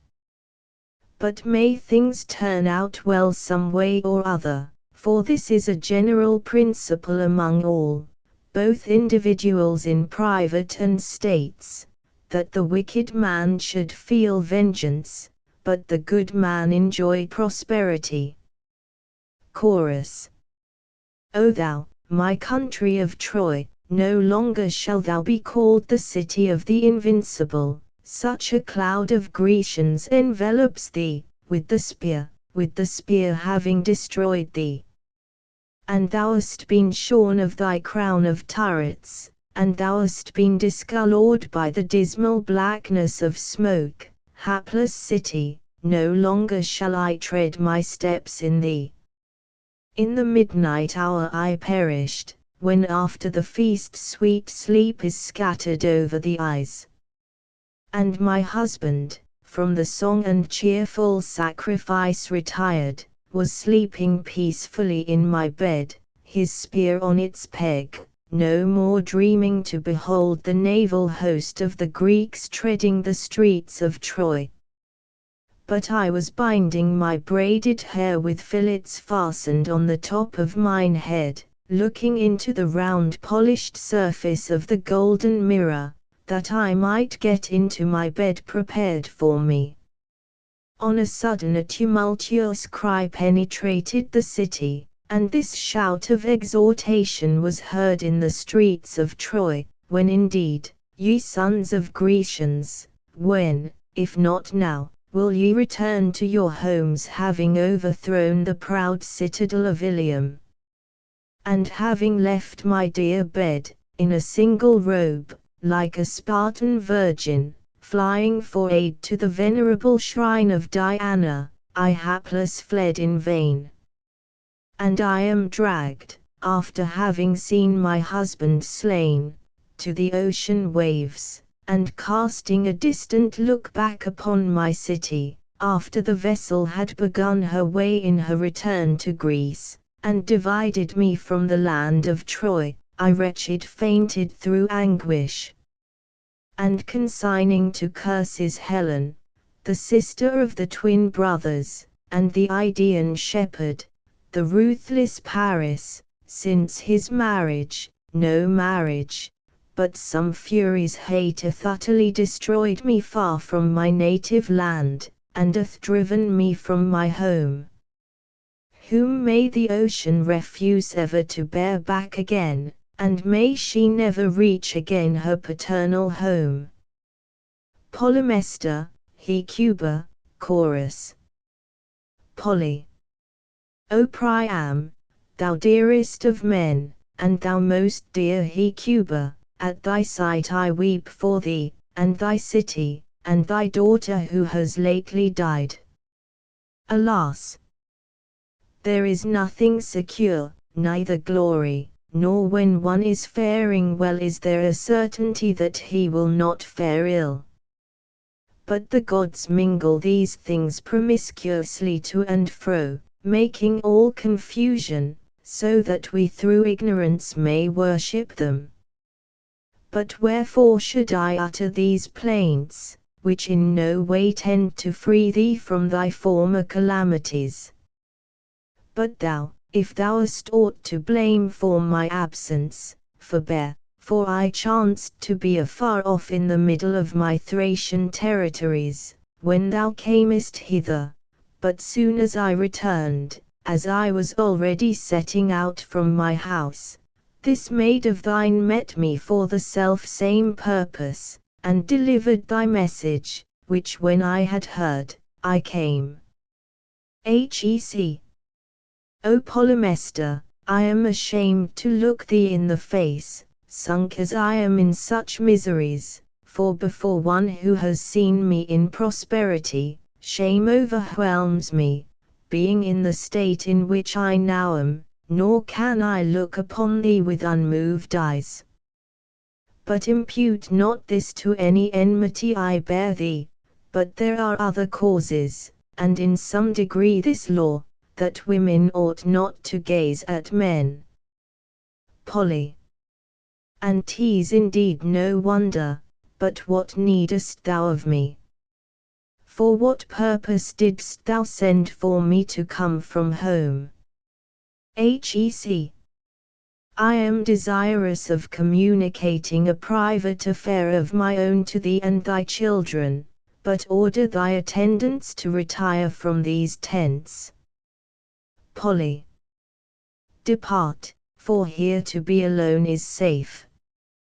Friendly thou art, this Grecian army too is friendly toward me, but it is for thee to signify, in what manner I, who am in good circumstances, ought to succor my friends in distress, since, on my part, I am ready. Hec. First then tell me of my son Polydore, whom thou retainest, receiving him from mine, and from his father's hand, if he live, but the rest I shall inquire of thee afterward. Polly. He lives, and in good health, as far as regards him indeed thou art happy. Hec. O my best friend, how well thou speakest, and how worthily of thyself. Polly. What dost thou wish then to inquire of me in the next place? Hec. Whether he remembers at all me, his mother. Polly. Yes, and he even sought to come to thee by stealth. Hec. And is the gold safe, which he brought with him from Troy? Polly. It is safe, at least it is guarded in my house. Hec. Preserve it therefore, nor covet the goods of others. Polly. Certainly not. May I enjoy what is mine own, O lady? Hec. Knowest thou then, what I wish to say to thee and thy children? Polly. I do not, this shalt thou signify by thy speech. Hec. Be my son loved by thee, as thou art now loved of me. Polly. What is it, that I and my sons must know? Hec. The ancient buried treasures of the family of Priam. Polly. Is it this thou wishest me to inform thy son of? Hec. Yes, certainly, through thee at least, for thou art a pious man. Polly. What necessity then is there for the presence of these children? Hec. 'Tis better in case of thy death, that these should know. Polly. Well hast thou thus said, and 'tis the wiser plan. Hec. Thou knowest then where the temple of Minerva in Troy is, Polly. Is the gold there? But what is the mark? Hec. A black rock rising above the earth. Polly. Hast anything further to tell me of what is there? Hec. No, but I wish thee to take care of some treasures, with which I came out of the city. Polly. Where are they then? Hast thou them hidden beneath thy robes? Hec. Amidst a heap of spoils they are preserved in this tent. Polly. But where? These are the naval encampments of the Grecians. Hec. The habitations of the captive women are private. Polly. And is all secure within, and untenanted by men. HEC. Not one of the Greeks is within, but we women only. But come into the tent, for the Greeks are desirous of loosing the sheets of their vessels homeward from Troy, so that, having done everything that thou oughtest, thou mayest go with thy children to that place where thou hast given my son to dwell. Co.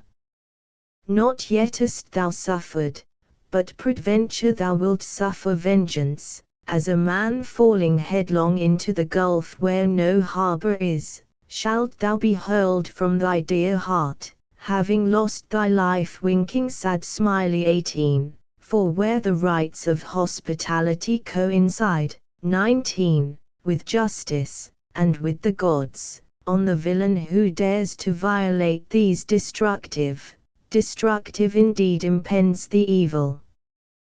But thy hopes will deceive thee, which thou entertainedst from this journey, which has brought thee, thou wretched man, to the deadly mansions of Pluto, but thou shalt quit thy life by no warrior's hand. Polymester, Hecuba, Semichorus. Poly. O me! I wretch am deprived of the sight of mine eyes. Semi. Heard ye the shriek of the man of Thrace, my friends? Poly. O me, there again, O my children, thy miserable butchery. Semi. My friends, some strange ills have been perpetrated within the tents. Poly. But for all your nimble feet, ye never can escape me, for by my blows will I burst open the recesses of these tents. Semi. Behold, he uses violently the weapon of his heavy hand. Will ye that we fall on, since the instant calls on us to be present with assistance to Hecuba and the Trojan dames? HEC. Dash on, spare nothing, break down the gates, for thou never shalt replace the clear sight in those pupils, nor shalt thou behold alive those children which I have slain. Semi. What? Hast thou vanquished the Thracian? And hast thou got the mastery over this host, my mistress? And hast thou done such deeds, as thou sayest? HEC.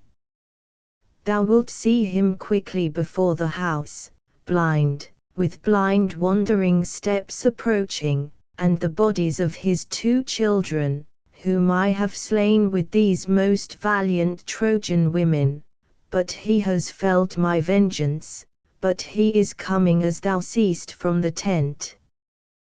But I will retire out of his way, and make good my retreat from the boiling rage of this most desperate Thracian. Poly. Alas me! Whither can I go? Where stand?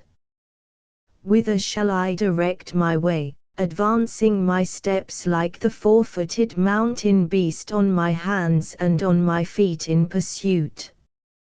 What new path shall I take in this direction or in that, desirous of seizing these murderous Trojan dames, who have utterly destroyed me, O ye impious Phrygian daughters?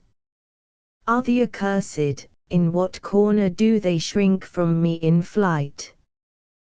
Would that thou, O sun, couldst heal these bleeding lids of my eyes, and remove this gloomy darkness.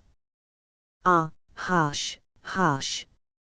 I hear the carefully concealed step of these women. Whither shall I direct my course in order that I may glut myself on the flesh and bones of these, making the wild beasts banquet, inflicting vengeance on them, in return for the injuries done me? Wretch that I am! Whither am I born, having left my children deserted, for these fiends of hell to tear piecemeal, a mangled, bleeding, savage prey to dogs, and a thing to cast out on the mountains. Where shall I stand? Whither turn? Whither go, as a ship setting her yellow canvas sails with her sea-washed palsers, rushing to this lair of death, the protector of my children? O miserable man, what intolerable evils have been perpetrated by thee! But on thee having done base deeds the God hath sent dreadful punishment, whoever he be that presses heavy on thee. Polly. Alas! Alas! O Thracian nation, brandishing the spear, warlike, bestriding the steed, nation ruled by Mars, O ye Greeks, sons of Atreus, I raise the cry, the cry, the cry, come, come, hasten, I entreat you by the gods. Does any hear, or will no one assist me? Why do ye delay? The women have destroyed me, the captive women. Horrible, horrible treatment have I suffered. Alas me for my ruin! Whither can I turn? Whither can I go? Shall I soar through the ethereal skies to the lofty mansions where Orion or Sirius dart from their eyes the flaming rays of fire, or shall I hapless rush to the gloomy shore of Pluto? It is pardonable, when any one suffers greater misfortunes than he can bear, for him to be desirous to quit a miserable life. Agamemnon, Polymestor, Hecuba, Chorus. Arga. I came having heard the clamor, for Echo, the mountain's daughter, did not sound in gentle strains through the army, causing a disturbance. But did we not know that the Phrygian towers are fallen beneath the Grecian spear, this tumult might have caused no little terror. Polly. O my dearest friend, for I know thee, Agamemnon, having heard thy voice, seest thou what I am suffering? Arga. Ah! Wretched Polymestor, who hath destroyed thee? Who made thine eyes sightless, having drowned their orbs in blood? And who hath slain these thy children? Sure, whoe'er it was, felt the greatest rage against thee and thy sons. Polly. Hecuba with the female captives hath destroyed me, nay, not destroyed me, but more than destroyed me. Arga. What sayest thou? Hast thou done this deed, as he affirms? Hast thou, Hecuba, dared this inconceivable act of boldness? Polly. Ah me! What wilt thou say? Is she anywhere near me? Show me, tell me where she is, that I may seize her in my hands, and tear piecemeal and mangle her body. Arga. What ho! What are you doing? Polly. By the gods I entreat thee, suffer me to lay my raging hand upon her. Arga. Forbear.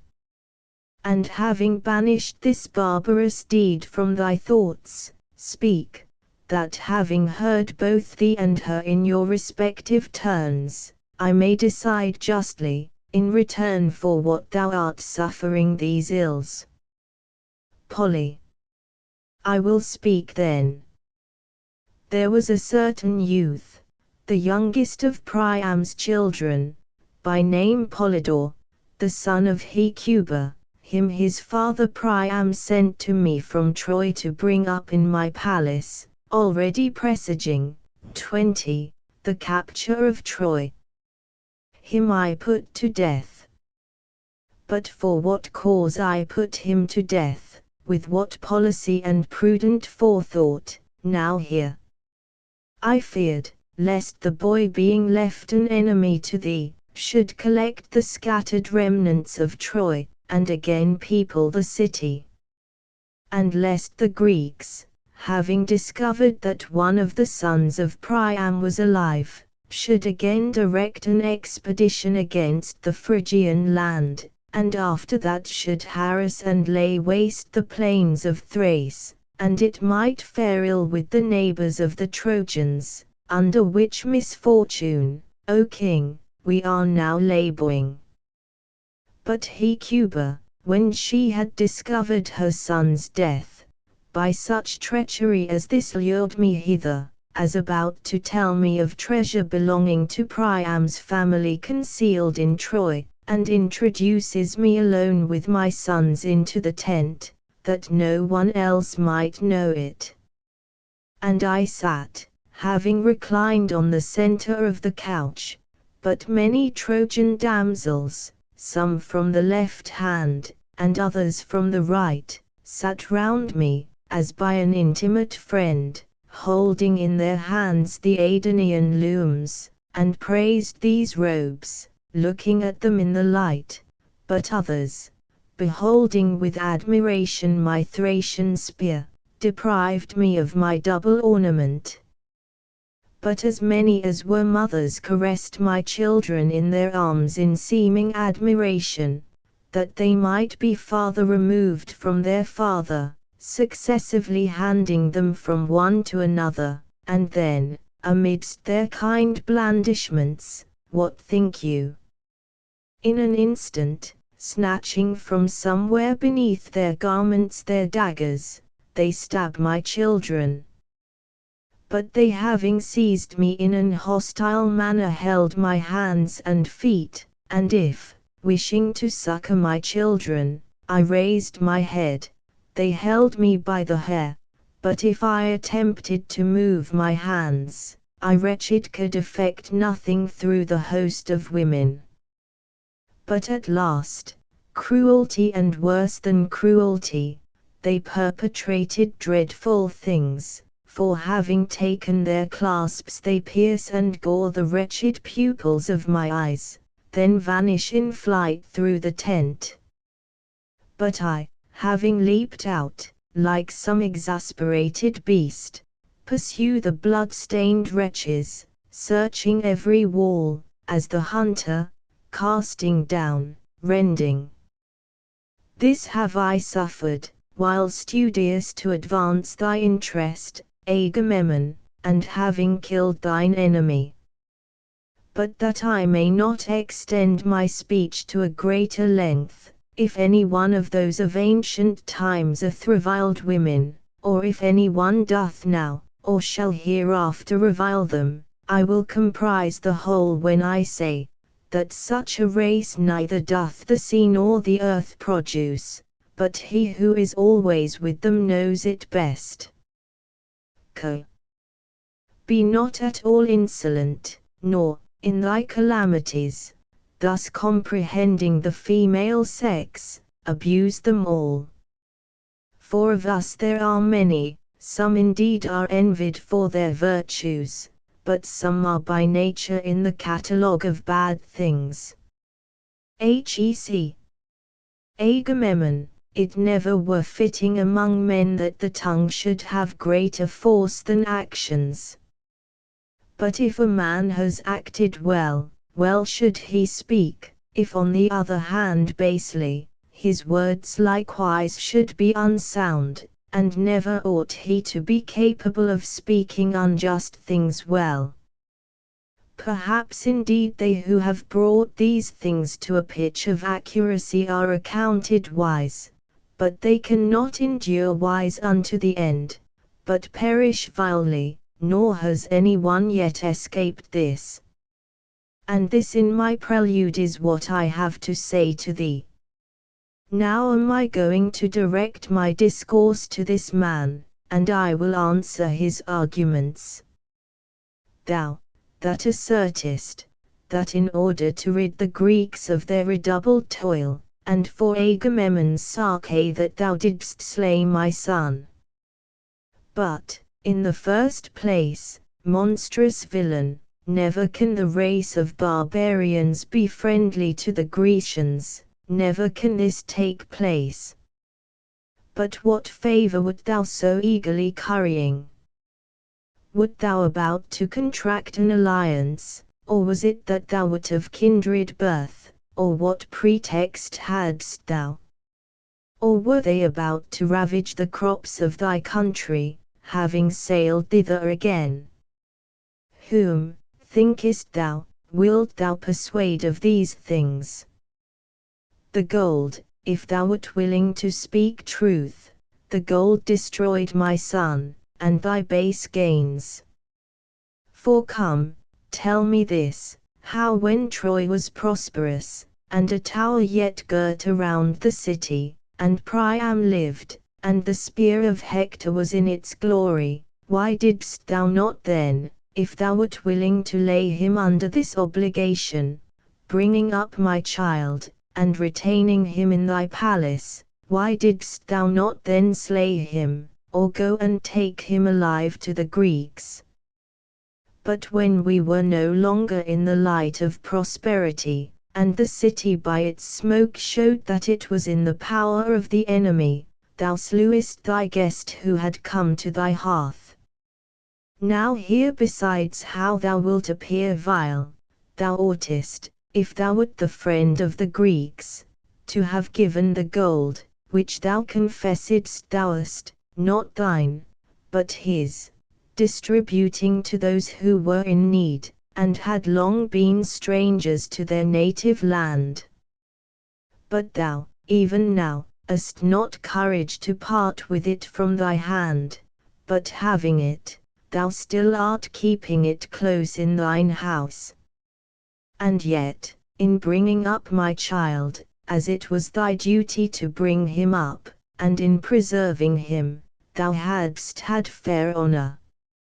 For in adversity friends are most clearly proved good. But good circumstances have in every case their friends. But if thou wert in want of money, and he in a flourishing condition, my son had been to thee a vast treasure, but now, thou neither hast him for thy friend, and the benefit from the gold is gone, and thy sons are gone, and thou art, as thou art. But to thee, Agamemnon, I say, if thou aidest this man, thou wilt appear to be doing wrong. For thou wilt be conferring a benefit on a host, who is neither pious, nor faithful to those to whom he ought, not holy, not just. But we shall say that thou delightest in the bad, if thus thou actest, but I speak no offence to my lords.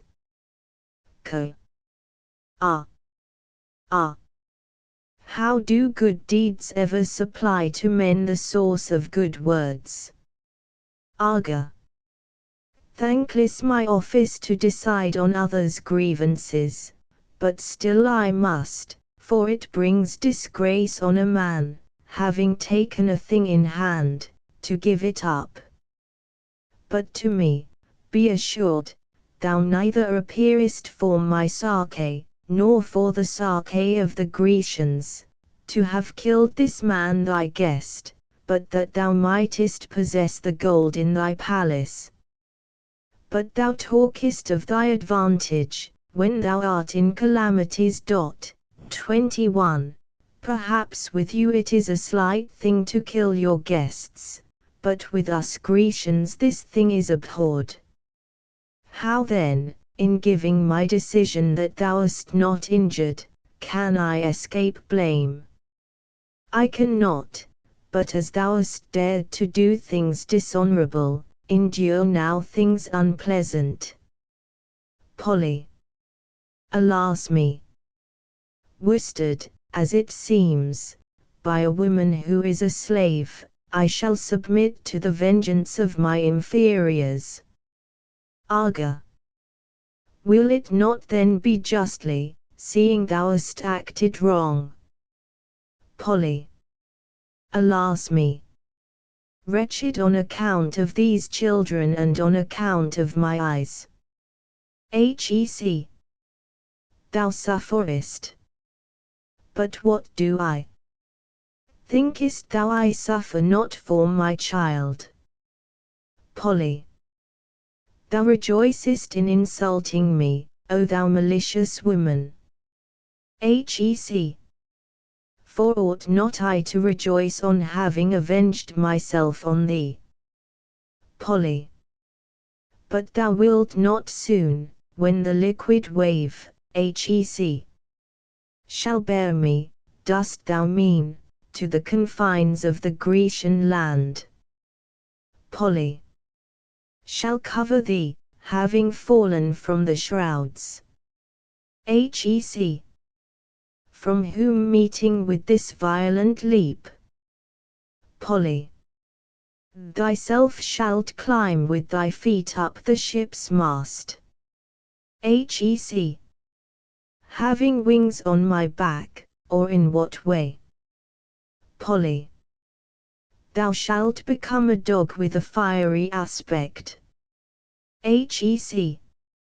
But how dost thou know of this my metamorphose?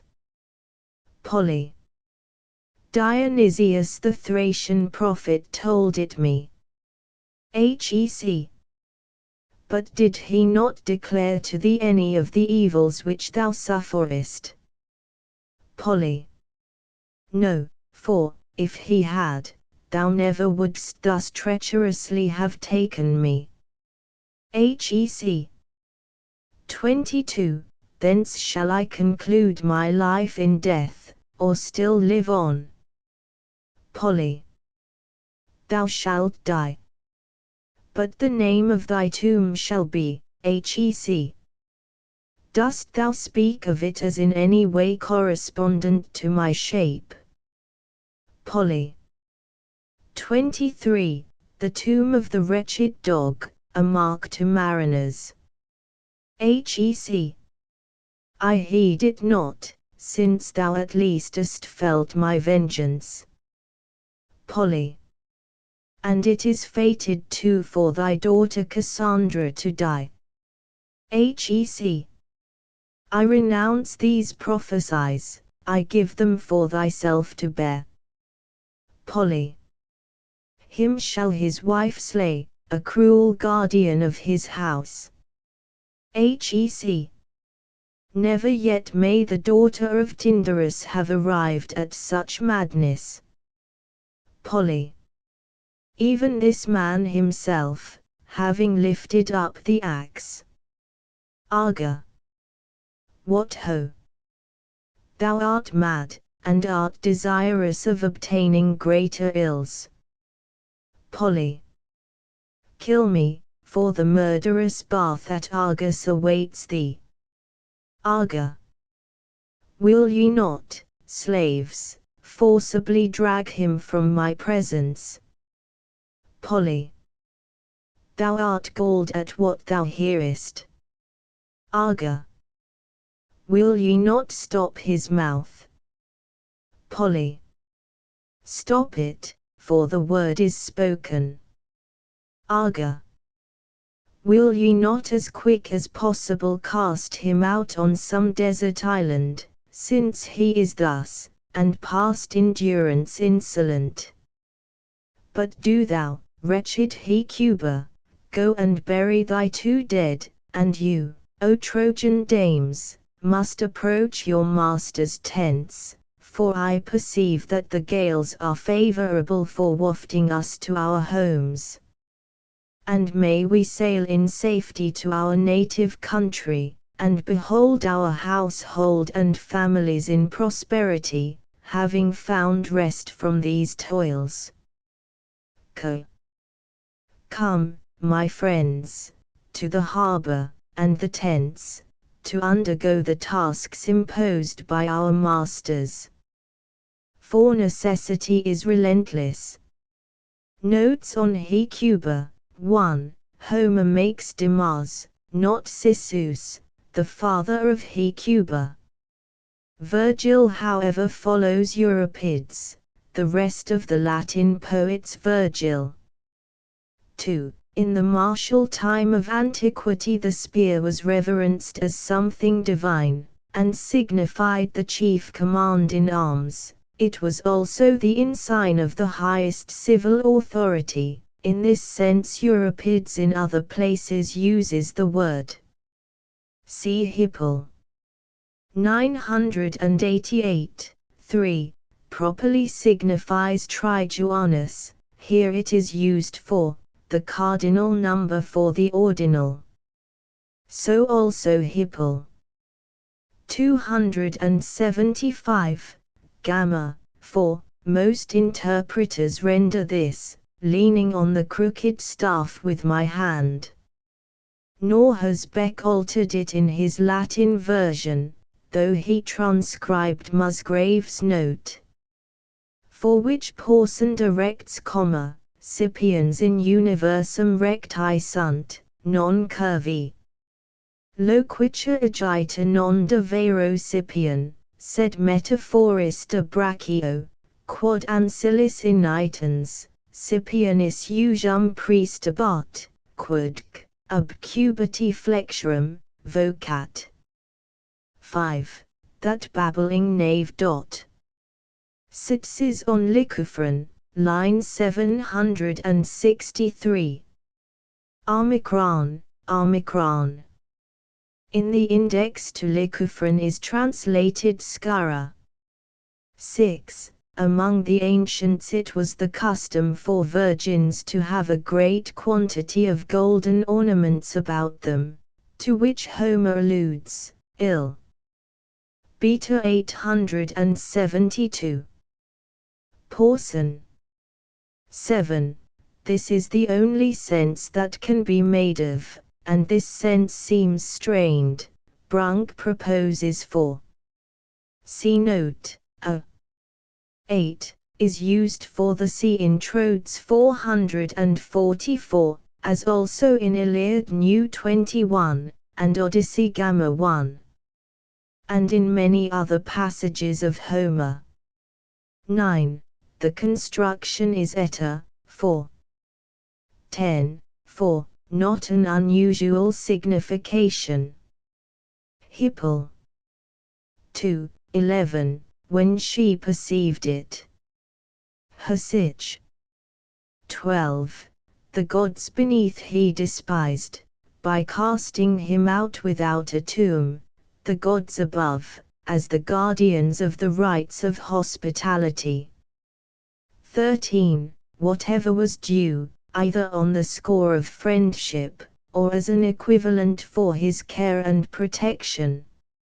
14. Musgrave proposes to read for, the version above is in accordance with the scholiast and the paraphrased.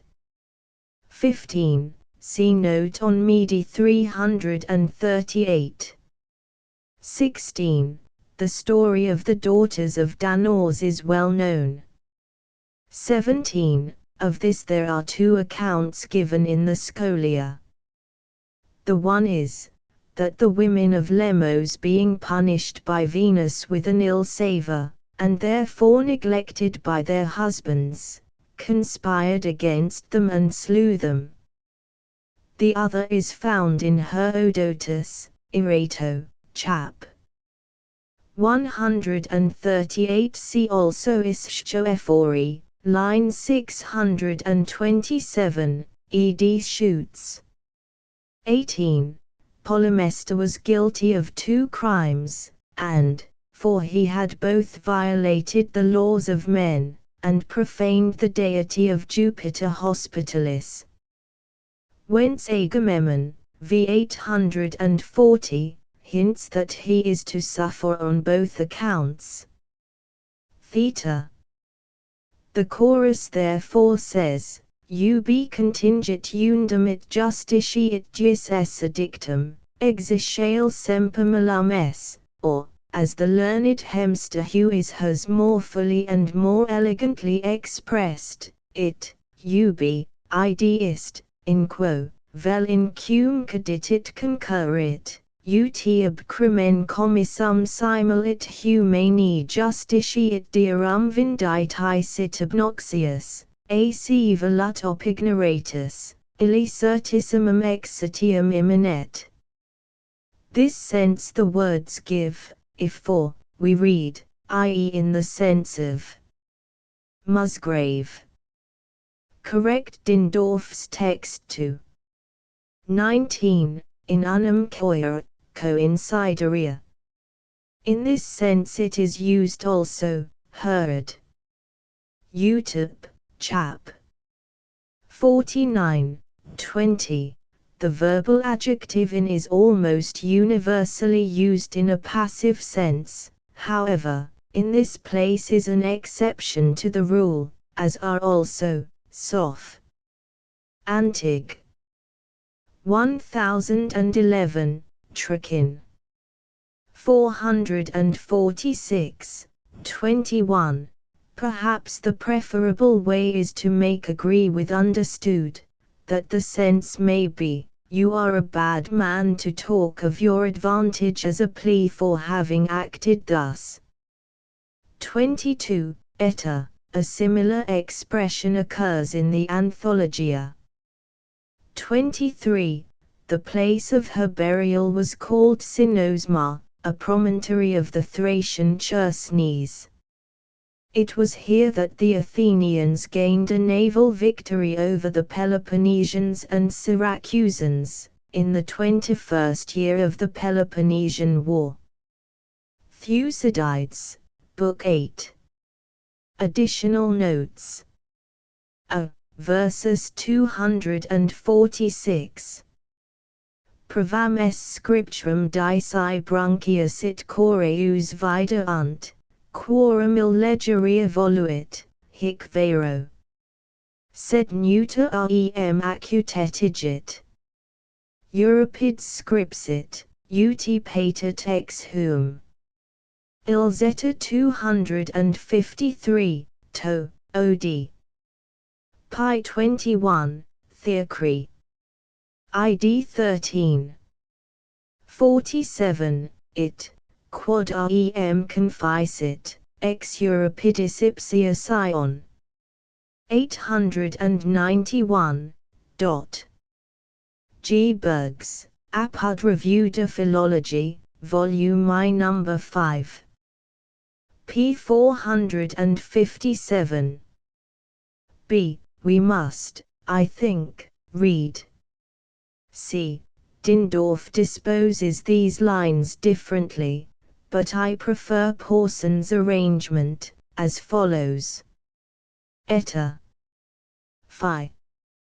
Kappa. To. Lambda aurists.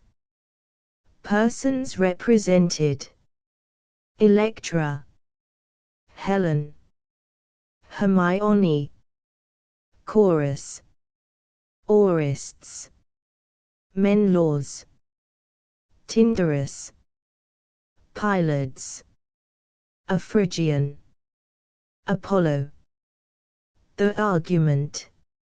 Aurists, in revenge for the murder of his father, took off Aegisthus and Cleomnestra, but having dared to slay his mother, he was instantly punished for it by being afflicted with madness. But on Tyndarus, the father of her who was slain, laying an accusation against him, the Argives were about to give a public decision on this question: what ought he, who has dared this impious deed, to suffer? By chance Menelaus, having returned from his wanderings, sent in Helen indeed by night, but himself came by day, and being entreated by aurists to aid him, he rather feared Tyndarus the accuser. But when the speeches came to be spoken among the populace, the multitude were stirred up to kill aurists. But Pylades, his friend, accompanying him, counseled him first to take revenge on Menelaus by killing Helen. As they were going on this project, they were disappointed of their hope by the gods snatching away Helen from them. But Electra delivered up Hermione, when she made her appearance, into their hands, and they were about to kill her. When Menelaus came, and saw himself bereft by them at once of his wife and child, he endeavored to storm the palace, but they, anticipating his purpose, threatened to set it on fire. Apollo, however, having appeared, said that he had conducted Helen to the gods, and commanded Orestes to take Hermione to wife, and Electra to dwell with Pylades, and, after that he was purified of the murder, to reign over Argos. The scene of the piece is laid at Argos, but the chorus consists of Argive women, intimate associates of Electra, who also come on inquiring about the calamity of Orestes. The play has a catastrophe rather suited to comedy. The opening scene of the play is thus arranged. Orestes is discovered before the palace of Agamemnon, fatigued, and, on account of his madness, lying on a couch on which Electra is sitting by him at his feet. A difficulty has been started: why does not she sit at his head? For thus would she seem to watch more tenderly over her brother, if she sat nearer him. The poet, it is answered, seems to have made this arrangement on account of the chorus, for Orestes, who had but just then and with difficulty gotten to sleep, would have been awakened, if the women that constituted the chorus had stood nearer to him. But this we may infer from what Electra says to the chorus. It is probable then that the above is the reason of this arrangement. The play is among the most celebrated on the stage, but infamous in its morals, for, with the exception of Pylades, all the characters are bad persons. Orestes, Electra. There is no word so dreadful to relate, nor suffering, nor heaven-inflicted calamity, the burden of which human nature may not be compelled to bear. For Tantalus, the blessed, and I am not reproaching his fortune, when I say this, the son of Jupiter, as they report, trembling at the rock which impends over his head, hangs in the air, and suffers this punishment, as they say indeed, because, although being a man, yet having the honor of a table in common with the gods upon equal terms, he possessed an ungovernable tongue, a most disgraceful malady. He begat Pelops, and from him sprung Atreus, for whom the goddess having carded the wool, spun the thread of contention, and doomed him to make war on Thyestes his relation. Why must I commemorate things unspeakable? But Atreus then, too, killed his children, and feasted him. But from Atreus, for I pass over in silence the misfortunes which intervened, sprung Agamemnon, the illustrious, if he was indeed illustrious, and Menelaus, their mother Erop of Crete. But Menelaus indeed marries Helen, the hated of the gods, but King Agamemnon obtained Clytemnestra's bed, memorable throughout the Grecians, from whom we virgins were born, 3 from one mother, Chrysothemis, and Iphigenia, and myself Electra, and Orestes the male part of the family, from a most unholy mother, who slew her husband, having covered him around with an inextricable robe. The reason, however, it is not decorous in a virgin to tell, I leave this undeclared for men to consider as they will. But why indeed must I accuse the injustice of Phoebus? Yet persuaded he Orestes to kill that mother that brought him forth, a deed which gained not a good report from all men. But nevertheless he did slay her, as he would not be disobedient to the god. I also took a share in the murder, but such as a woman ought to take. As did Pylades also, who perpetrated this deed with us. From that time wasting away, the wretched Orestes is afflicted with a grievous malady, but falling on his couch there lies, but his mother's blood whirls him to frenzy, for I dread to mention those goddesses, the Eumenides, who persecute him with terror. Moreover, this is the 6th day since his slaughtered mother was purified by fire as to her body, during which he has neither taken any food down his throat, he has not bathed his limbs, but covered beneath his cloak, when indeed his body is lightened of its disease. On coming to his right mind he weeps, but at another time starts suddenly from his couch, as a colt from his yoke. But it has been decreed by this city of Argus, that no one shall receive us who have slain a mother under their roof, nor at their fire, and that none shall speak to us.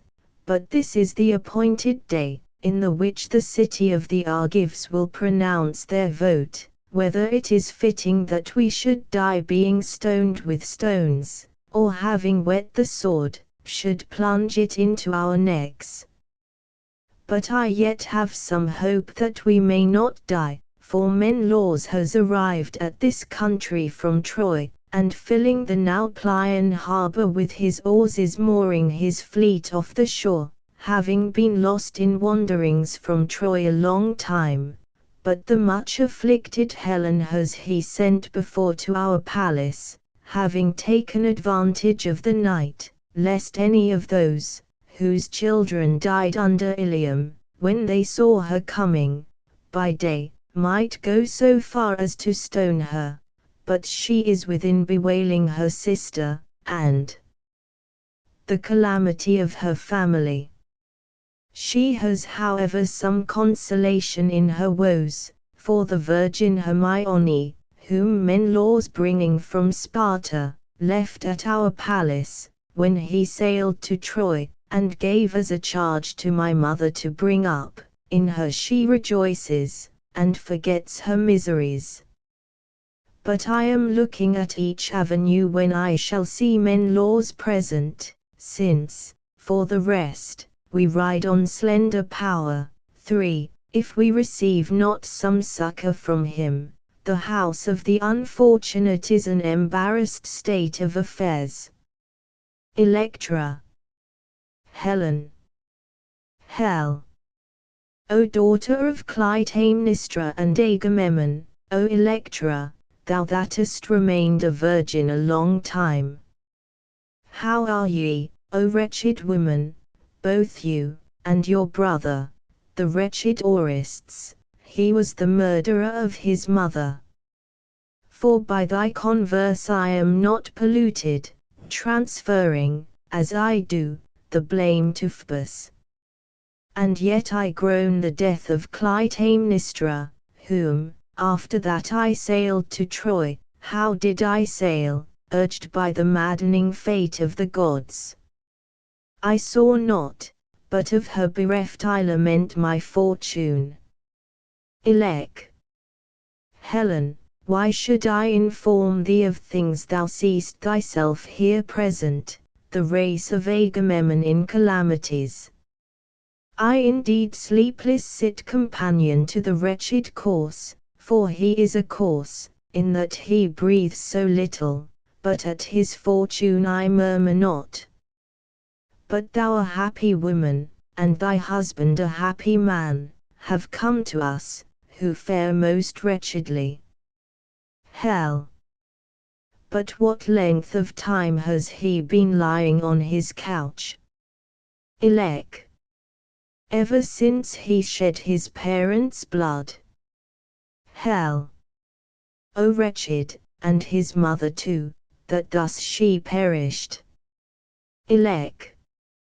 These things are thus, so that he is unable to speak for misery. Hell! By the gods wilt thou oblige me in a thing, O Virgin. Elec. As far as I am permitted by the little leisure I have from watching by my brother. Hell! Wilt thou go to the tomb of my sister? Elec. My mother's tomb dost thou desire? Wherefore? Hell! Bearing the first offerings of my hair, and my libations. Elec. But is it not lawful for thee to go to the tomb of thy friends? Hell! No, for I am ashamed to show myself among the Argives. Elec. Late art thou discreet, then formally leaving thine home disgracefully. Hell! Truest thou spoken, but thou speakest not pleasantly to me. Elec. But what shame possesses thee among the Mycenaeans? Hell! I fear the fathers of those who are dead under Ilium. Elec. For this is a dreadful thing, and at Argus thou art declaimed against by every one's mouth. Hell! Do thou then grant me this favor, and free me from this fear. Elec. I cannot look upon the tomb of my mother. Hell! And yet it is disgraceful for servants to bear these. Elec. But why not send thy daughter Hermione? Hell! It is not well for virgins to go among the crowd. Elec. And yet she might repay the dead the care of her education. Hell! Rightest thou spoken, and I obey thee, O Virgin, and I will send my daughter, for thou sayest well. Come forth, my child Hermione, before the house, and take these libations in thine hand, and my hair, and, going to the tomb of Clytemnestra, leave there this mixture of milk and honey, and the froth of wine, and standing on the summit of the mound, say thus, Helen, thy sister, presents thee with these libations, in fear herself to approach thy tomb, and afraid of the populace of Argus, and bid her hold kind intentions toward me, and thyself, and my husband, and toward these two miserable persons whom the god has destroyed. But promise all the offerings to the manes, whatever it is fitting that I should perform for a sister. Go, my child, hasten, and when thou hast offered the libations at the tomb, remember to return back as speedily as possible. Elec. Alone, O nature, what a great evil art thou among men, and the safeguard of those who possess thee, with virtue. For see, how she has shorn off the extremities of her hair, in order to preserve her beauty, but she is the same woman she always was. May the gods detest thee, for that thou hast destroyed me, and this man, and the whole state of Greece, O wretch that I am. But my dear friends that accompany me in my lamentations are again present. Perhaps they will disturb the sleeper from his slumber, and will melt my eyes in tears when I behold my brother raving. Electra, Chorus. Elec. O most dear woman, proceed with a gentle foot, make no noise, let there be heard no sound. For your friendliness is very kind, but to awake him will be a calamity to me. Hush, hush, gently advance the tread of thy sandal, make no noise, let there be heard no sound. Move onward from that place, onward from before the couch. Behold, I obey. Elec. St. Speak to me, my friend, as the breathing of the soft reed pipe. See, I utter a voice low as an undernote. Elec. Thus come hither, approach quietly, go quietly, tell me, for what purpose, I pray, are ye come? For he has fallen on his couch, and been sleeping some time. How is he? Give us an account of him, my friend. Elec. What fortune can I say of him? And what his calamities? Still indeed he breathes, but sighs at short intervals. What sayest thou? Oh, the unhappy man. Elec. You will kill him if you move his eyelids, now that he is taking the sweetest enjoyment of sleep. Unfortunate on account of these most angry deeds from heaven. Oh! Wretched on account of thy sufferings. Elec. Alas! Alas! Apollo himself unjust, then spoke unjust things, when at the tripod of Themis he commanded the unhallowed, inauspicious murder of my mother. Dost thou see? He moves his body in the robes that cover him. Elec. You by your cries, O wretch, have disturbed him from his sleep. I indeed think he is sleeping yet. Elec. Will you not depart from us? Will you not bend your footsteps back from the house, ceasing this noise? He sleeps. Elec. Thou sayest well. Venerable, venerable night, thou that dispensest sleep to languid mortals, come from Erebus, come, come, borne on thy wings to the house of Agamemnon, for by our griefs and by our sufferings we are quite undone, undone. Elec. Ye were making a noise. No.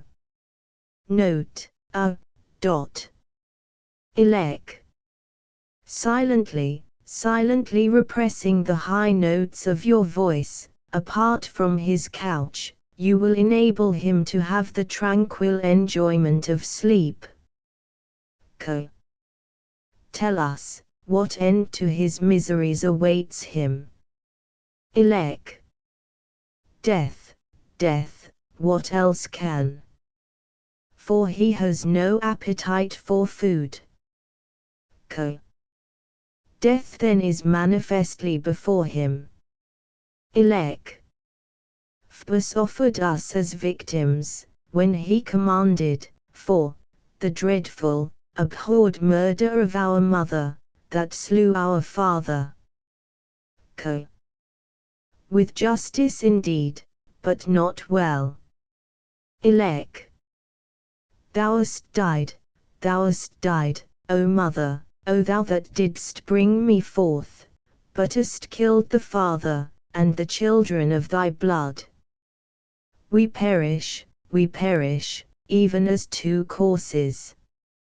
For thou art among the dead, and the greatest part of my life is passed in groans, and wailings, and nightly tears, marriageless, childless. Behold, how like a miserable wretch do I drag out my existence forever. Co. O Virgin Electra, approach near, and look that thy brother has not died unobserved by thee, for by this excessive quiet he doth not please me. Aurists, Electra, Chorus. Ors. O precious balm of sleep, thou that relievest my malady, how pleasant didst thou come to me in the time of need. O divine oblivion of my sufferings, how wise thou art, and the goddess to be supplicated by all in distress, whence, in heaven's name, came I hither? And how brought? For I remember not things past, bereaved, as I am, of my senses. Elec. My dearest brother, how didst thou delight me when thou didst fall asleep? Wilt thou I touch thee, and raise thy body up? Ors. Raise me then, raise me, and wipe the clotted foam from off my wretched mouth, and from my eyes.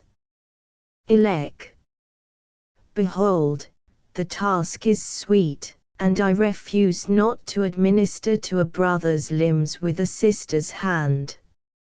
Ors. Lay thy side by my side, and remove the squalid hair from my face, for I see but imperfectly with my eyes.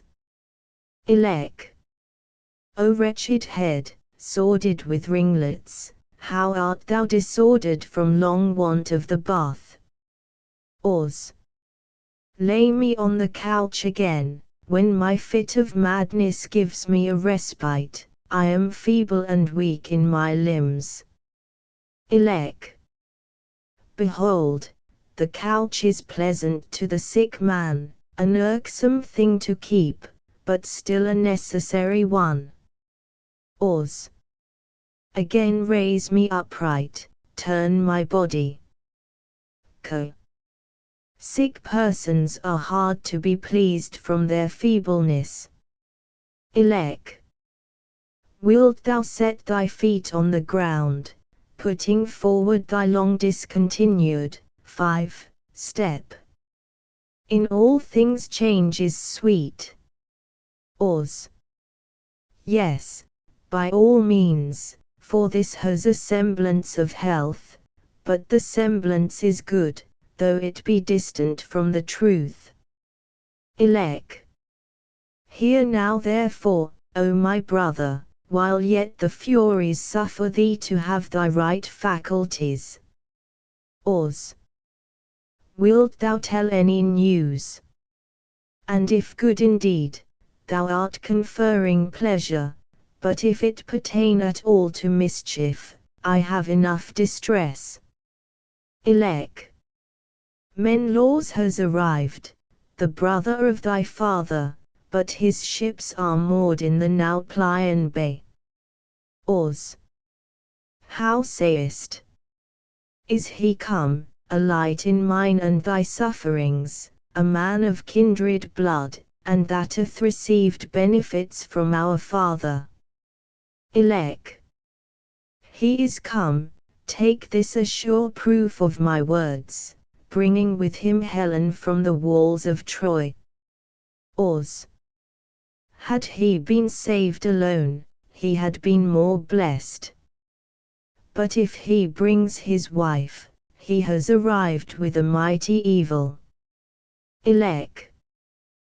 Tyndarus begat an offspring of daughters, a conspicuous mark for blame, and infamous throughout Greece. Ors. Do thou then be unlike the bad, for it is in thy power. And not only say, but also hold these sentiments. Elec. Alas! My brother, thine eye rolls wildly, quick art thou changed to madness, so late in thy senses. Ors. O mother, I implore thee, urge not on me those furies gazing blood, horrid with snakes, for these are leaping around me. Elec. Remain, O wretched man, calmly on thy couch, for thou seest none of those things, which thou fanciest thou seest plainly. Ors. O Phoebus, these dire goddesses in the shape of dogs will kill me, these gorgon-visaged ministers of hell. Elec. I will not let thee go, but, putting my arm around thee, will stop thy starting into those unfortunate convulsions. Ors. Loose me. Thou art one of my furies, and seizest me by the middle, that thou mayest hurl me into Tartarus. Elec. O wretched me! What assistance can I obtain, since we have on us the vengeful wrath of heaven? Ors. Give me my bow of horn, the gift of Phoebus, with which Apollo said I should repel the fiends, if they appalled me by their maddened raging. Elec. Shall any god be wounded by mortal hand? Note. B. Ors. Yes. She shall, if she will not depart from my sight. Hear ye not, see ye not the winged shafts impelled from the distant wounding bow? Ha! Ha! Why tarry ye yet? Skim the high air with your wings, and impeach the oracles of Phoebus. Why am I thus disquieted, heaving my panting breath from my lungs? Whither have I wandered from my couch? For from the waves again I see a calm. Sister, why weepest, hiding thine eyes beneath thy vests? I am ashamed to have thee a partner in my sufferings, and to give a virgin trouble through my malady. Pine not away on account of my miseries, for thou indeed didst assent to this, but the shedding of my mother's blood was accomplished by me. But I blame Apollo, who, after having instigated me to a most unholy act, with words indeed consoled me, but not with deeds. But I think that my father, had I, beholding him, asked him if it were right for me to slay my mother, would have put forth many supplications, beseeching me by this beard not to impel my sword to the slaughter of her who bore me, if neither he thereby could be restored to life, and I thus wretched must go through such miseries.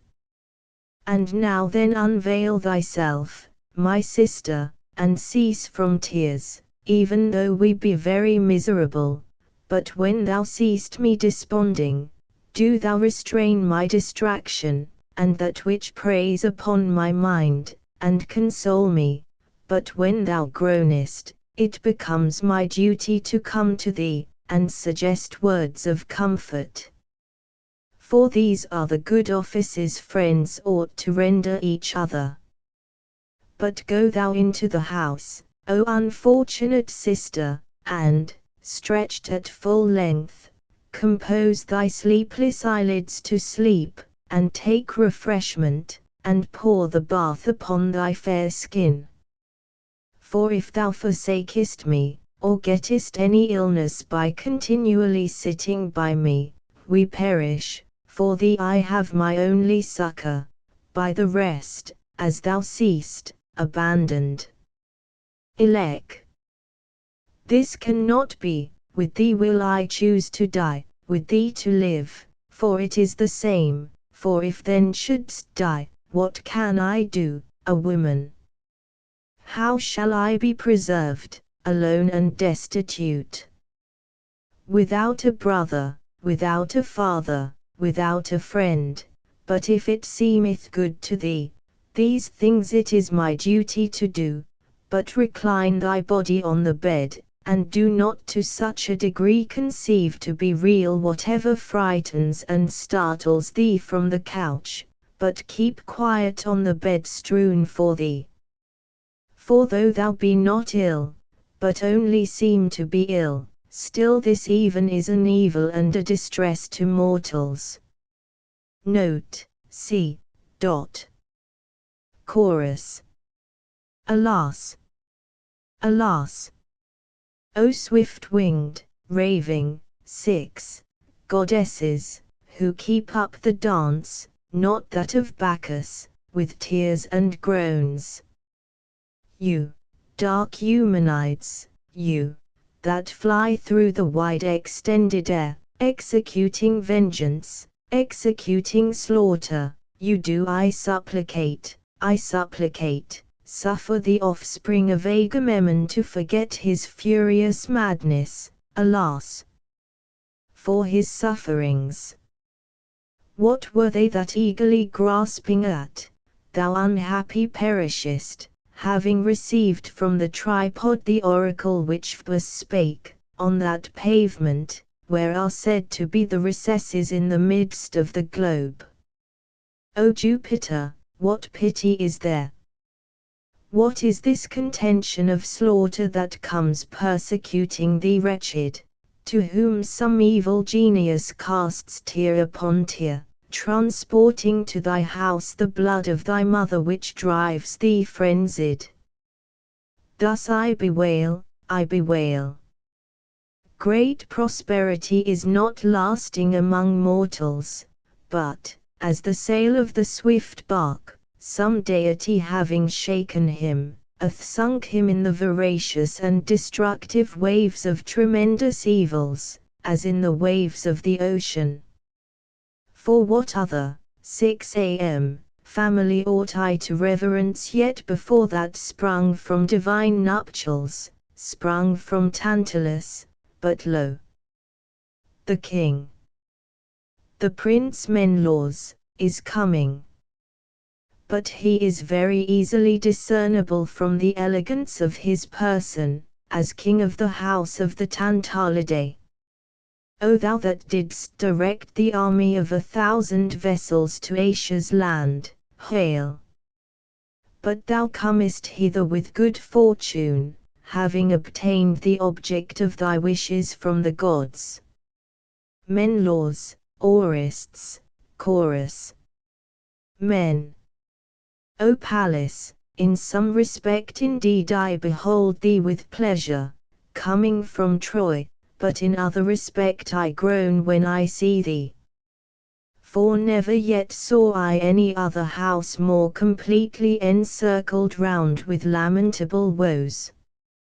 For I was made acquainted with the misfortune that befell Agamemnon, and his death, by what death he perished at the hands of his wife, 6b, when I was landing my ships at Malea, but from the waves the prophet of the mariners declared unto me, the foreboding Glaucus the son of Nereus, an unerring god, who told me thus in evident form standing by me. Menelaus, thy brother lieth dead, having fallen in his last bath, which his wife prepared.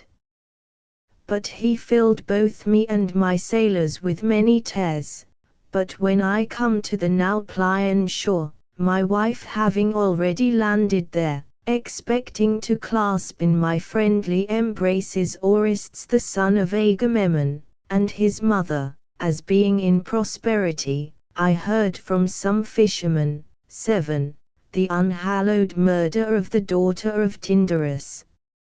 And now tell me, maidens, where is the son of Agamemnon, who dared these terrible deeds of evil? For he was an infant in Clytemnestra's arms at that time when I left the palace on my way to Troy, so that I should not know him, were I to see him. Ors. I, Menelaus, am Orestes, whom thou seekest, I of my own accord will declare my evils. But first I touch thy knees in supplication, putting up prayers from my mouth, not using the sacred branch sad smiley 8, save me. But thou art come in the very season of my sufferings. Men. O ye gods, what do I behold? Whom of the dead do I see? Ors. A.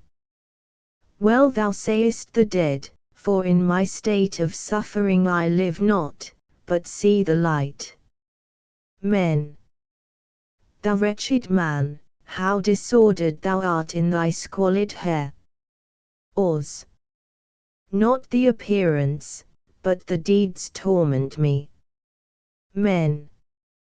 But thou glarest dreadfully with thy shriveled eyeballs. Ors. My body is vanished, but my name has not left me. Men. Alas, thy uncomeliness of form which has appeared to me beyond conception. Ors. I am he, the murderer of my wretched mother. Men. I have heard, but spare a little the recital of thy woes. Ors. I spare it, but in woes the deity is rich to me. Men. What dost thou suffer? What malady destroys thee? Ors. The conviction that I am conscious of having perpetrated dreadful deeds. Men. How sayest thou? Plainness, and not obscurity, is wisdom. Ors. Sorrow is chiefly what destroys me. Men. She is a dreadful goddess, but sorrow admits of cure. Ors. And fits of madness in revenge for my mother's blood. Men. But when didst first have the raging? What day was it then? Ors. That day in which I heaped the tomb on my mother. Men. What? In the house, or sitting at the pyre? Ors. As I was guarding by night lest any one should bear off her bones. 9. Men. Was any one else present, who supported thy body? Ors. Pilots, who perpetrated with me the vengeance and death of my mother. Men. But by what visions art thou thus afflicted? Ors. I appear to behold 3 virgins like the night. Men. I know whom thou meanest, but am unwilling to name them. Ors. Yes, for they are awful, but forbear from speaking such high-polished words. 10. Men. Do these drive thee to distraction on account of this kindred murder? Ors. Alas me for the persecutions, with which wretched I am driven. Men. It is not strange that those who do strange deeds should suffer them. Ors. But we have whereto we may transfer the criminality, 11, of the mischance. Men. Say not the death of thy father, for this is not wise. Ors. Phoebus who commanded us to perpetrate the slaying of our mother. Men. Being more ignorant than to know equity, and justice. Ors. We are servants of the gods, whatever those gods be. Men. And then does not Apollo assist thee in thy miseries? Ors. He is always about to do it, but such are the gods by nature. Men. But how long a time has thy mother's breath gone from her? Ors. This is the 6th day since, the funeral pyre is yet warm. Men. How quickly have the goddesses come to demand of thee thy mother's blood? Ors. I am not wise, but a true friend to my friends. Men. But what then doth the revenge of thy father profit thee? Aus. Nothing yet, but I consider what is in prospect in the same light as a thing not done. Men. But regarding the city, how standest thou, having done these things? Aus. We are hated to that degree, that no one speaks to us. Men. Nor hast thou washed thy blood from thy hands according to the laws. Aus. How can I? For I am shut out from the houses, whithersoever I go. Men. Who of the citizens thus contend to drive thee from the land? Aus. Ex. 12. Imputing to my father the hatred which arose on account of Troy. Men. I understand. The death of Palamon takes its vengeance on thee. Aus. In which at least I had no share, but I perish by the three. Men. But who else?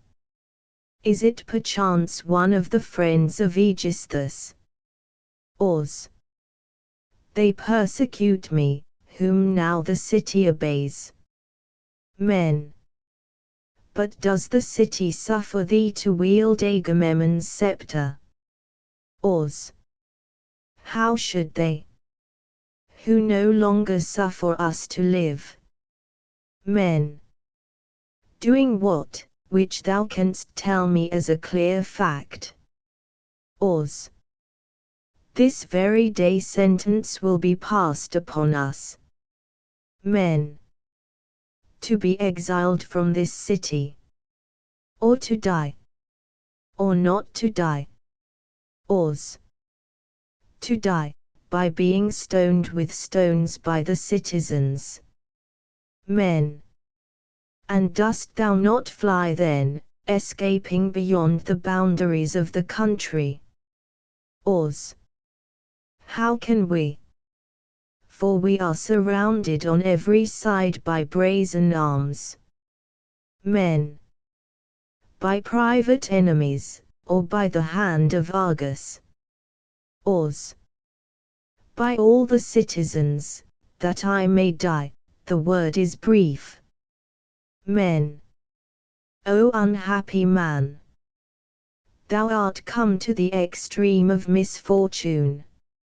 Aus. On thee my hope builds her escape from evils, but, thyself happy, coming among the distressed, impart thy good fortune to thy friends, and be not the only man to retain a benefit thou hast received, but undertake also services in thy turn, paying their father's kindness to those to whom thou oughtest. For those friends have the name, not the reality, who are not friends in adversity. Co. And see, the Spartan Tyndarus is toiling hither with his aged foot, in a black vest, and shorn, his locks cut off in mourning for his daughter. Aus. I am undone, O Menelaus. Lo! Tyndarus is coming toward us, to come before whose presence, most of all men's, shame covereth me, on account of what has been done. For he used to nurture me when I was little, and satiated me with many kisses, dandling in his arms Agamemnon's boy, and led her with him, honoring me no less than the twin-born of Jove. For which, O my wretched heart and soul, I have given no good return. What dark veil can I take for my countenance? What cloud can I place before me, that I may avoid the glances of the old man's eyes? Tyndarus, Menelaus, Orestes, Chorus. Tynd. Where can I see my daughter's husband Menelaus? For as I was pouring my libations on the tomb of Clytemnestra, I heard that he was come to now ply with his wife, safe through a length of years. Conduct me, for I long to stand by his hand and salute him, seeing my friend after a long lapse of time. Men. O hail! Old man, who sharest thy bed with Jove. Tynd. O hail! Thou also, Menelaus my dear relation, ah! What an evil is it not to know the future! This dragon here, the murderer of his mother, glares before the house his pestilential gleams, the object of my detestation. Menelaus, dost thou speak to this unholy wretch? Men. Why not? He is the son of a father who was dear to me. Tynd. What? Was he sprung from him, being such as he is? Men. He was, but, though he be unfortunate, he should be respected. Tynd. Having been a long time with barbarians, thou art thyself turned barbarian. Men. Nay. It is the Grecian fashion always to honor one of kindred blood. Tynd. Yes, and also not to wish to be above the laws. Men. Everything proceeding from necessity is considered as subservient to her. 13. Among the wise. Tynd. Do thou then keep to this, but I'll have none of it. Men. No, for anger joined with thine age, is not wisdom. Tynd. With this man what controversy can there be regarding wisdom? If what things are virtuous, and what are not virtuous, are plain to all, what man was ever more unwise than this man? Who did not indeed consider justice, nor applied to the common existing law of the Grecians. For after that Agamemnon breathed forth his last, struck by my daughter on the head, a most foul deed, for never will I approve of this, it behooved him indeed to lay against her a sacred charge of bloodshed, following up the accusation, and to cast his mother from out of the house, and he would have taken the wise side in the calamity, and would have kept to law, and would have been pious. But now has he come to the same fate with his mother. For with justice thinking her wicked, himself has become more wicked in slaying his mother. But thus much, Menelaus, will I ask thee, if the wife that shared his bed were to kill him, and his son again kills his mother in return, and he that is born of him shall expiate the murder with murder, whither then will the extremes of these evils proceed? Well did our fathers of old lay down these things. They suffered not him to come into the sight of their eyes, not to their converse, who was under an attainder, 14, of blood, but they made him atone by banishment. They suffered however none to kill him in return. For always were one about to be attainted of murder, taking the pollution last into his hands. But I hate indeed impious women, but first among them my daughter, who slew her husband. But never will I approve of Helen thy wife, nor would I speak to her, neither do I commend, 15, thee for going to the plain of Troy on account of a perfidious woman. But I will defend the law, as far at least as I am able, putting a stop to this brutish and murderous practice, which is ever destructive both of the country and the state. for what feelings of humanity hadst thou, thou wretched man, when she bared her breast in supplication, thy mother? I indeed, though I witnessed not that scene of misery, melt in my aged eyes with tears through wretchedness. One thing however goes to the scale of my arguments: thou art both hated by the gods, and sufferest vengeance of thy mother, wandering about with madness and terrors. Why must I hear by the testimony of others, what it is in my power to see? That thou mayest know then once for all, men laws, do not things contrary to the gods, through thy wishes to assist this man, but suffer him to be slain by the citizens with stones, or set not thy foot on Spartan ground. But my daughter in dying met with justice, but it was not fitting that she should die by him. 16. In other respects indeed have I been a happy man, except in my daughters, but in this I am not happy. He is enviable, who is fortunate in his children, and has not on him some notorious calamities. Os. O old man, I tremble to speak to thee, wherein I am about to grieve thee and thy mind. But I am unholy in that I slew my mother, but holy at least in another point of view, having avenged my father. Let then thine age, which hinders me through fear from speaking, be removed out of the way of my words, and I will go on in a direct path, but now do I fear thy grey hairs. What could I do? For oppose the facts, 2 against 2. My father indeed begat me, but thy daughter brought me forth, a field receiving the seed from another, but without a father there never could be a child. I reasoned therefore with myself, that I should assist the prime author of my birth rather than the aliment which under him produced me.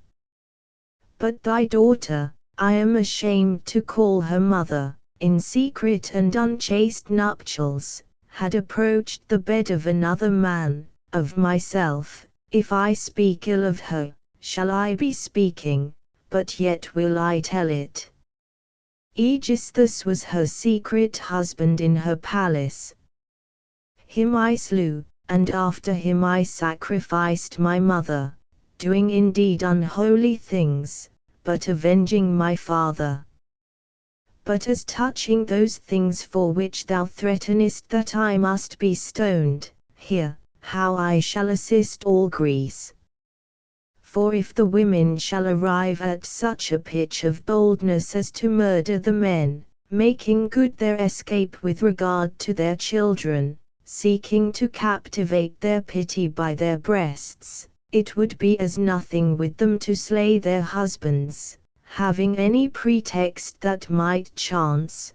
But I, having done dreadful things, as thou sayest, have put a stop to this law, but hating my mother deservedly I slew her, who betrayed her husband absent from home in arms, the generalissimo of the whole land of Greece, and kept not her bed undefiled.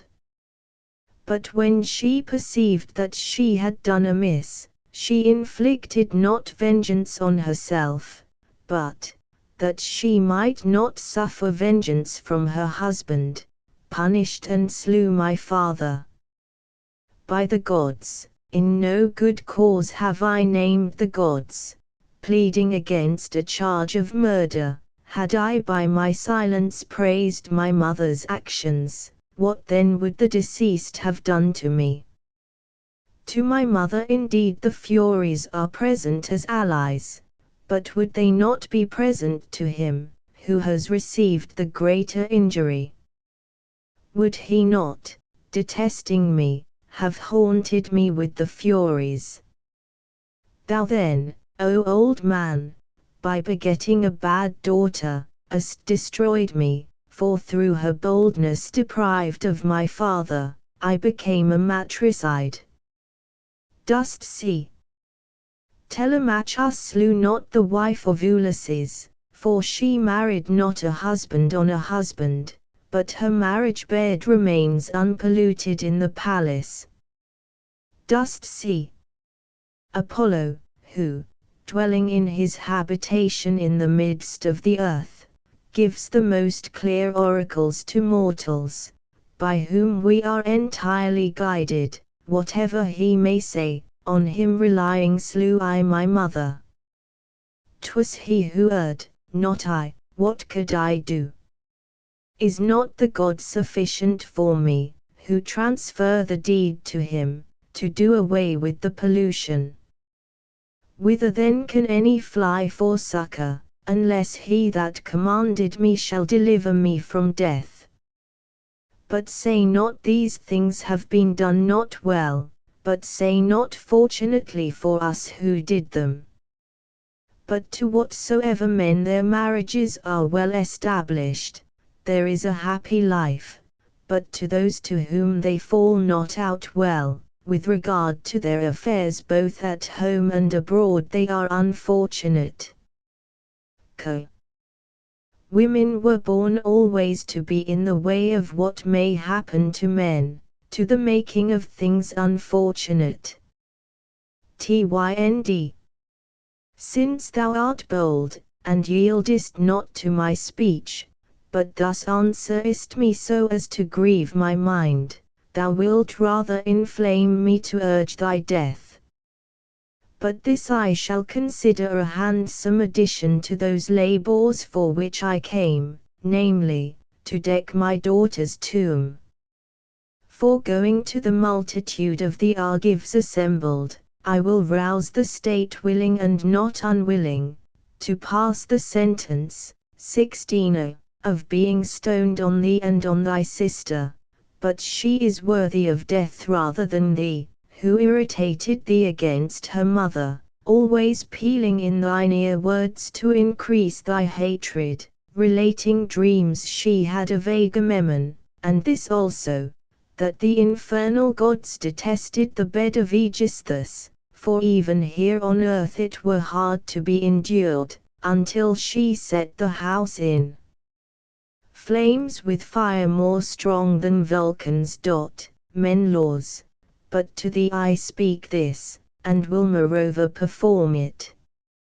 If thou regard my hate, and my alliance, ward not off death from this man in opposition to the gods, but suffer him to be slain by the citizens with stones, or set not thy foot on Spartan ground. Thus much having heard, depart, nor choose the impious for thy friends, passing over the pious. But O attendants, conduct us from this house. Ors.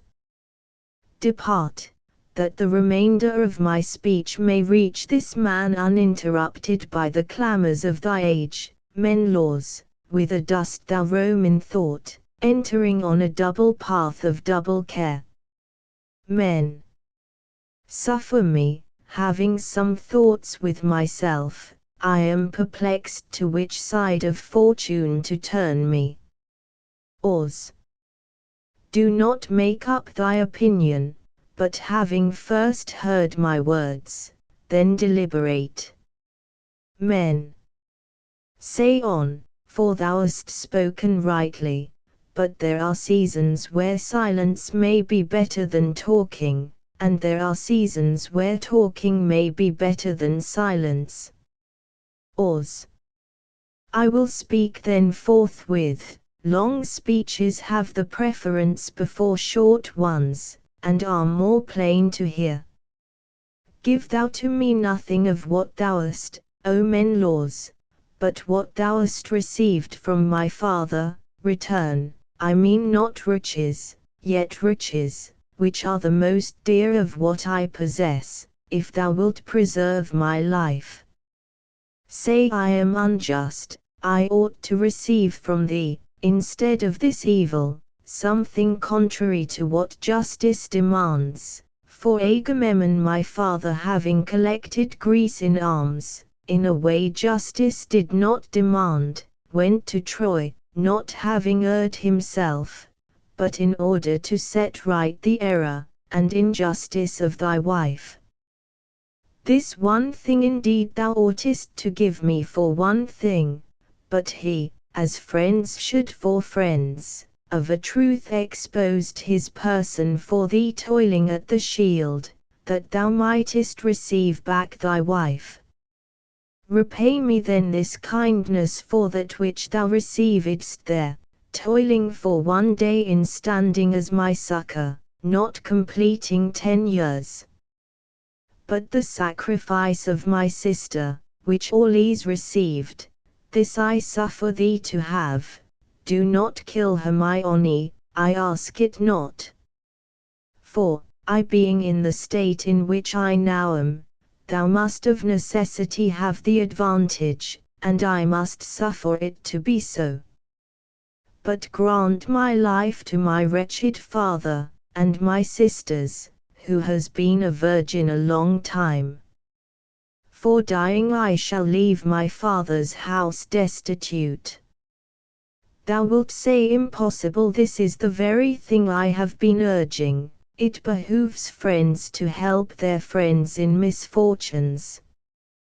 But when the God gives prosperity, what need is there of friends? For the God himself sufficeth, being willing to assist. Thou appearest to all the Greeks to be fond of thy wife, and this I say, not stealing under thee imperceptibly with flattery winking smiley by her. I implore thee, O wretched me for my woes, to what have I come, but why must I suffer thus? For in behalf of the whole house I make this supplication. O divine brother of my father, conceive that the dead man beneath the earth hears these things, and that his spirit is hovering over thee, and speaks what I speak. These things have I said, with tears, and groans, and miseries. 17, and have prayed earnestly, looking for preservation, which all, and not I only, seek. I too implore thee, although a woman, yet still I implore thee to succor those in need, but thou art able. Men. Aurists, I indeed reverence thy person, and I am willing to labor with thee in thy misfortunes. For thus it is right to endure together the misfortunes of one's relations, if the God gives the ability, even so far as to die, and to kill the adversary, but this ability again I want from the gods. For I am come having my single spear unaided by allies, having wandered with infinite labors with small assistance of friends left me. In battle therefore we cannot come off superior to Pelasgian Argus, but if we can by soft speeches, to that hope are we equal. For how can anyone achieve great actions with small means? For when the rabble is in full force falling into a rage, it is equally difficult to extinguish as a fierce fire. But if one quietly yields to it as it is spreading, and gives in to it, watching well his opportunity, perhaps it may spend its rage, but when it has remitted from its blast, you may without difficulty have it your own way, as much as you please. For there is inherent in them pity, but there is inherent also vehement passion, to one who carefully watches his opportunity a most excellent advantage. But I will go and endeavor to persuade Tyndarus, and the city, to use their great power in a becoming manner. For a ship, the main sheet stretched out to a violent degree, is wont to pitch, but stands upright again, if you slacken the main sheet.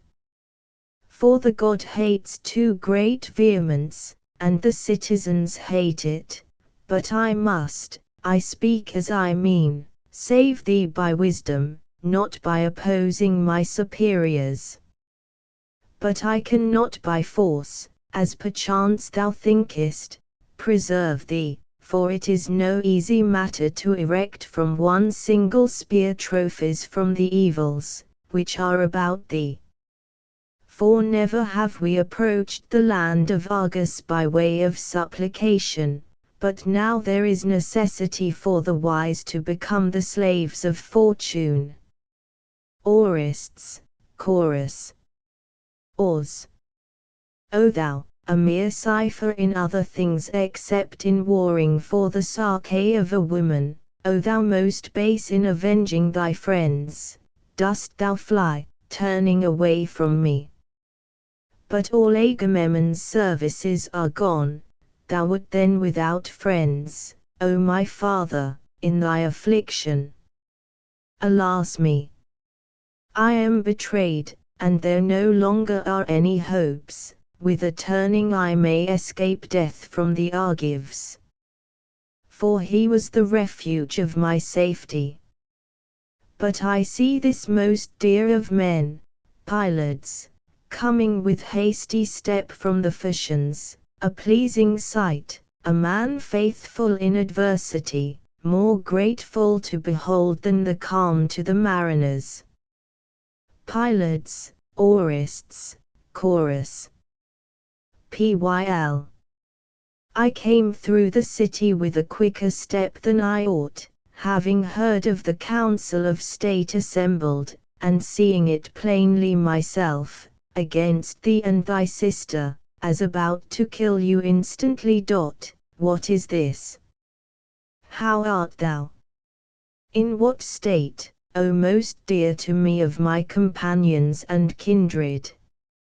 For all these things art thou to me. Ors. We are gone, briefly to show thee my calamities. Pyl. Thou wilt have ruined me too, for the things of friends are common. Ors. Menelaus has behaved most basely toward me and my sister. Pyl. It is to be expected that the husband of a bad wife be bad. Ors. He is come, and has done just as much for me as if he had not come. Pyl. What? Is he in truth come to this land? Ors. After a long season, but nevertheless he was very soon discovered to be too base to his friends. Pyl. And has he brought in his ship with him his most infamous wife? Ors. Not he her, but she brought him hither. Pyl.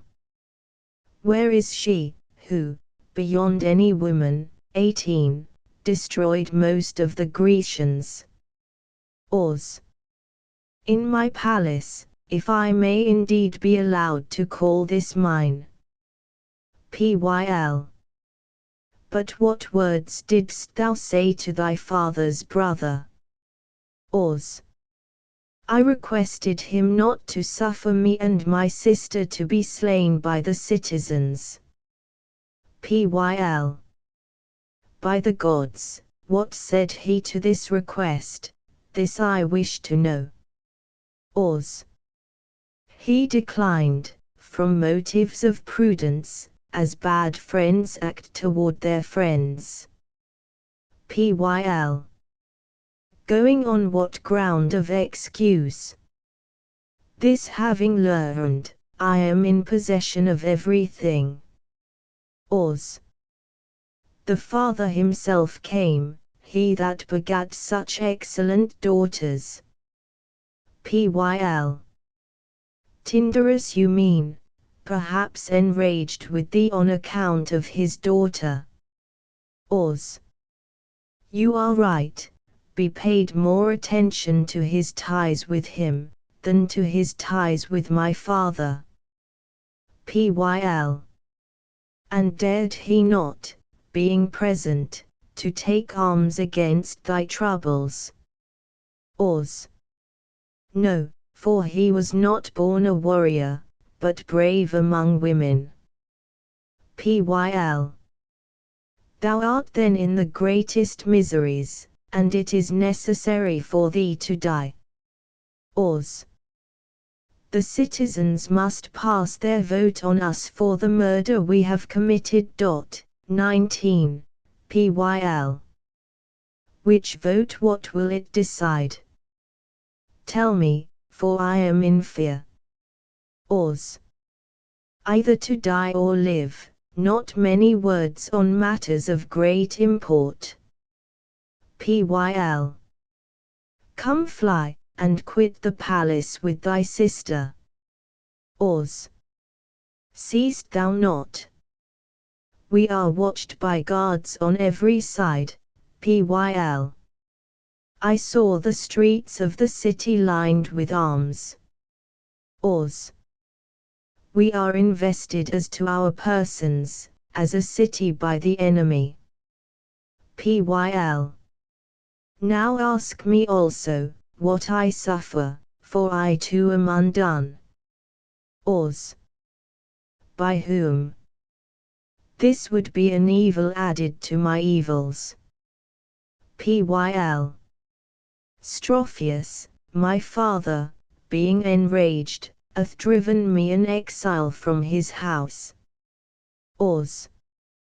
Bringing against thee some private charge, or one in common with the citizens. Pyl. Because I perpetrated with thee the murder of thy mother, he banished me, calling me unholy. Ors. O thou unfortunate! It seems that thou also sufferest for my evils. Pyl. We have not men laws as manners, this must be borne. Ors. Dost thou not fear lest Argus should wish to kill thee, as it does also me? Pyl. We do not belong to these to punish, but to the land of the Phocians. Ors. The populace is a terrible thing, when they have evil leaders. Pyl. But when they have good ones, they always deliberate good things. Ors. Be it so, we must speak on our common business. Pyl. On what affair of necessity? Ors. Supposing I should go to the citizens, and say, Pyl. That thou hast acted justly. Ors. Avenging my father. Pyl. I fear they might not receive thee gladly. Ors. But shall I die then shuddering in silence? Pyl. This were cowardly. Ors. How then can I do? Pyl. Hast thou any chance of safety, if thou remainest? Ors. I have none. Pyl. But going, is there any hope of thy being preserved from thy miseries? Ors. Should it chance well, there might be. Pyl. Is not this then better than remaining? Ors. Shall I go then? Pyl. Dying thus, at least thou wilt die more honorably. Ors. And I have a just cause. Pyl. Only pray for its appearing so. Ors. Thou sayest well, this way I avoid the imputation of cowardice. Pyl. More than by tarrying here. Ors. And some one perchance may pity me. Pyl. Yes, for thy nobleness of birth is a great thing. Aus. Indignant at my father's death. Pyl. All this in prospect. Aus. Go I must, for it is not manly to die ingloriously. Pyl. These sentiments I praise. Aus. Shall we then tell these things to my sister? Pyl. No, by the gods. Aus. Why, there might be tears. Pyl. This then is a great omen. Aus. Clearly it is better to be silent. Pyl. Thou art a gainer by delay. Aus. This one thing only opposes me. Pyl. What new thing again is this thou sayest? Aus. I fear lest the goddesses should stop me with their torments. Pyl. But I will take care of thee. Aus. It is a difficult and dangerous task to touch a man thus disordered. Pyl. Not for me to touch thee. Aus. Take care how thou art partner of my madness. Pyl. Let not this be thought of. Aus. Wilt thou not then be timid to assist me? Pyl. No, for timidity is a great evil to friends. Aus. Go on now, the helm of my foot. Pyl. Having a charge worthy of a friend. Aus. And guide me to my father's tomb. Pyl. To what end is this? Aus. That I may supplicate him to save me. Pyl. This at least is just. Aus. But let me not see my mother's monument. Pyl. For she was an enemy. But hasten, that the decree of the Argives condemn thee not before thou goest, leaning thy side, weary with disease, on mine, since I will conduct thee through the city, little caring for the multitude, nothing ashamed, for where shall I show myself thy friend, if I assist thee not when thou art in perilous condition? Aus. This it is to have companions, not relationship alone, so that a man who is congenial in manners, though a stranger in blood, is a better friend for a man to have, than 10,000 relatives. Chorus. The great happiness, and the valor high-sounding throughout Greece, and by the channels of the Simois, has again withdrawn from the fortune of the Atridae, as of old, from the ancient calamity of the house, when the strife of the golden lamb, 20, arose among the descendants of Tantalus, most shocking feasts, and the slaughter of noble children, from whence murder responsive to murder fails not to attend on the two sons of Atreus.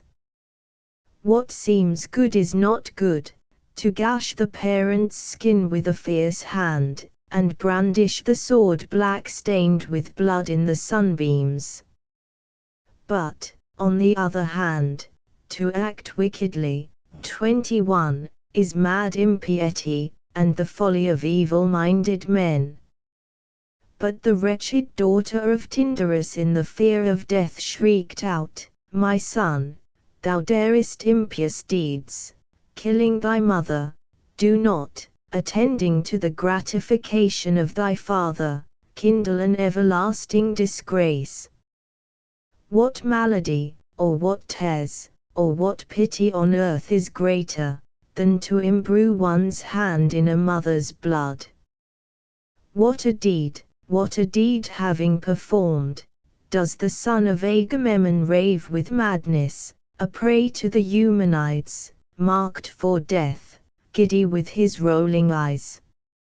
O wretched on account of his mother, when though seeing the breast bared from the robe of golden texture, he stabbed the mother in retaliation for the father's sufferings. Electra, chorus. Elec. Ye virgins, has the wretched Orestes, overcome with heaven-inflicted madness, rushed anywhere from this house? Co. By no means, but he is gone to the Argive people, to undergo the trial proposed regarding life, by which you must either live or die. Elec. Alas me! What thing has he done? But who persuaded him? Co. Pilates. But this messenger seems soon about to inform us of what has passed there concerning thy brother. Messenger, Electra, chorus. Mess. O wretched hapless daughter of the chief Agamemnon, revered Electra, hear the unfortunate words which I am come to bring. Elec. Alas! Alas! We are undone, this thou signifiest by thy speech. For thou comest, as it seems, a messenger of woes. Mess. It has been carried by the vote of the Pelasgians, that thy brother and thou must die this day. Elec. Ah me! The expected event has come, which long since fearing, I pined away with lamentations on account of what was in prospect. But what was the debate? What arguments among the Argives condemned us, and confirmed our sentence of death? Tell me, old man, whether by the hand raised to stone me, or by the sword must I breathe out my soul, having this calamity in common with my brother? Mess. I chanced indeed to be entering the gates from the country, anxious to hear both what regarded thee, and what regarded Orestes, for at all times I had a favourable inclination toward thy father, and thy house fed me, poor indeed, but noble in my conduct toward friends. But I see the crowd going and sitting down on an eminence, where they say Danaus first collected the people to a common council, when he suffered punishment at the hands of Aegyptus. But seeing this concourse, I asked one of the citizens, what new thing is stirring in Argos? Has any message from hostile powers roused the city of the Danaes? But he said, seest thou not this Orestes walking near us, who is about to run in the contest of life and death? But I see an unexpected sight, which oh that I had never seen. Pylades and thy brother walking together, the one indeed broken with sickness, but the other, like a brother, sympathizing with his friend, tending his weakened state with fostering care. But when the assembly of the Argives was full, a herald stood forth and said, who wishes to speak on the question, whether it is right that Orestes, who has killed his mother, should die, or not? And on this Talthybius rises, who, in conjunction with thy father, laid waste the Phrygians. But he spoke words of divided import, being the constant slave of those in power, struck with admiration indeed at thy father, but not commending thy brother, speciously mixing up words of bad import, because he laid down no good laws toward his parents, but he was continually casting a smiling glance on Aegisthus's friends. For such is this kind, heralds always dance attendance on the prosperous, but that man is their friend, whoever may chance to have power in the state, and to be in office. But next to him Prince Diomed harangued, he indeed was for suffering them to kill neither thee nor thy brother, but bid them observe piety by punishing you with banishment. But some indeed murmured their assent, that he spoke well, but others praised him not. 22 And after him rises up some man, intemperate in speech, powerful in boldness, an argive, yet not an argive. 23 Forced upon us, relying both on the tumult, and on ignorant boldness, prompt by persuasion to involve them in some mischief. For when a man, sweet in words, holding bad sentiments, persuades the multitude, it is a great evil to the city. But as many as always advise good things with understanding, although not at the present moment, eventually are of service to the state. But the intelligent leader ought to look to this, for the case is the same with the man who speaks words, and the man who approves them. Who said, that they ought to kill Orestes and thee by stoning? But Tyndarus was privily making up such sort of speeches for him who wished your death to speak. But another man stood up, and spoke in opposition to him, in form indeed not made to catch the eye, but a man endued with the qualities of a man, rarely polluting the city, and the circle of the forum, one who farmed his own land. 24 Which class of persons, 25, alone preserve the country, but prudent, and wishing the tenor of his conduct to be in unison with his words, uncorrupted, one that had conformed to a blameless mode of living, he proposed to crown Orestes the son of Agamemnon, 25a, who was willing to avenge his father by slaying a wicked and unholy woman, who took this out of the power of men, and would no one have been the cause of arming the hand for war, nor undertaking an expedition, leaving his home, if those who are left destroy what is entrusted to their charge in the house, disgracing their husbands' beds. And to right-minded men at least he appeared to speak well, and none spoke besides.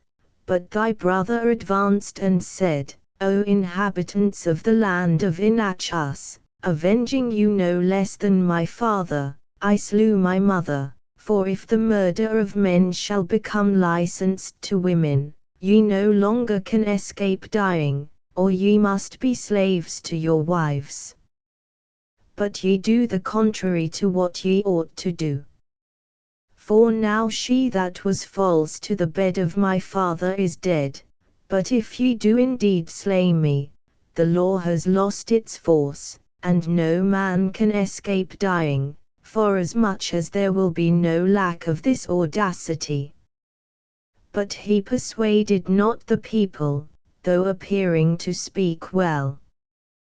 But that villain, who spoke among the multitude, overcomes him, he that harangued for the killing of thy brother and thee. But scarcely did the wretched Orestes persuade them that he might not die by stoning, but he promised that this day he would quit his life by self-slaughter together with thee. But Pylades is conducting him from the council, weeping, but his friends accompany him bewailing him, pitying him, but he is coming a sad spectacle to thee, and a wretched sight. But prepare the sword, or the noose for thy neck, for thou must die, but thy nobleness of birth hath profited thee nothing, nor the Pythian Phoebus who sits on the tripod, but hath destroyed thee. O unhappy virgin! How art thou dumb, casting thy muffled countenance toward the ground, as though about to run into a strain of groans and lamentations. Elec. I begin the lament, O land of Greece, digging my white nail into my cheek, sad bleeding woe, and dashing my head, which, 26, the lovely, 27, goddess of the mains beneath the earth has to her share. And let the Cyclopean land, 28, howl, applying the steel to their head cropped of hair over the calamity of our house. This pity, proceeds for those who are about to die, who once were the princes of Greece. For it is gone, the entire race of the children of Pelops has perished, and the happiness which once resided in these blessed abodes. Envy from heaven has now seized it, and the harsh decree of blood in the state. Alas! Alas! O race of mortals that endure for a day, full of tears, full of troubles, behold how contrary to expectation fate comes. But in the long lapse of time each different man receives by turns his different sufferings. 29. But the whole race of mortals is unstable and uncertain. Oh!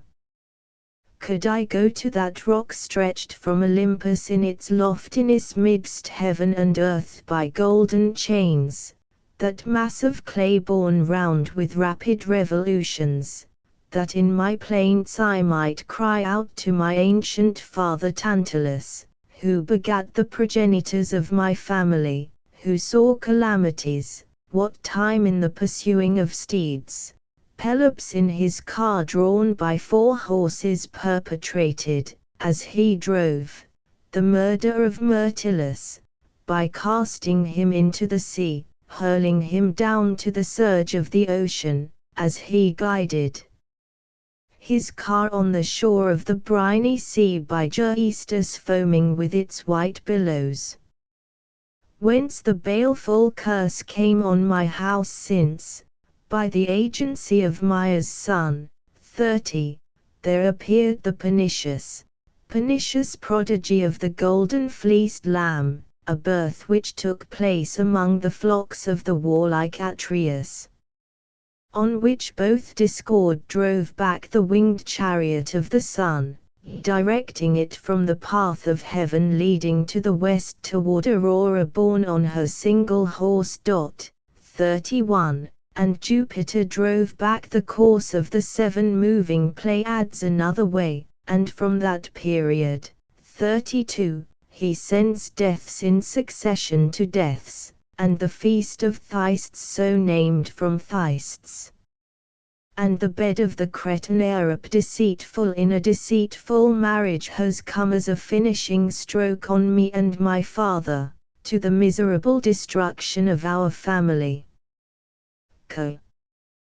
But see, thy brother is advancing, condemned by the vote of death, and Pylades the most faithful of all, a man like a brother, supporting the enfeebled limbs of Orestes, walking by his side, 33, with the foot of tender solicitude. Electra, Orestes, Pylades, Chorus. Elec. Alas me! For I bewail thee, my brother, seeing thee before the tomb, and before the pyre of thy departed shade. Alas me! Again and again, how am I bereft of my senses, seeing with my eyes the very last sight of thee. Ors. Wilt thou not in silence, ceasing from womanish groans, make up thy mind to what is decreed?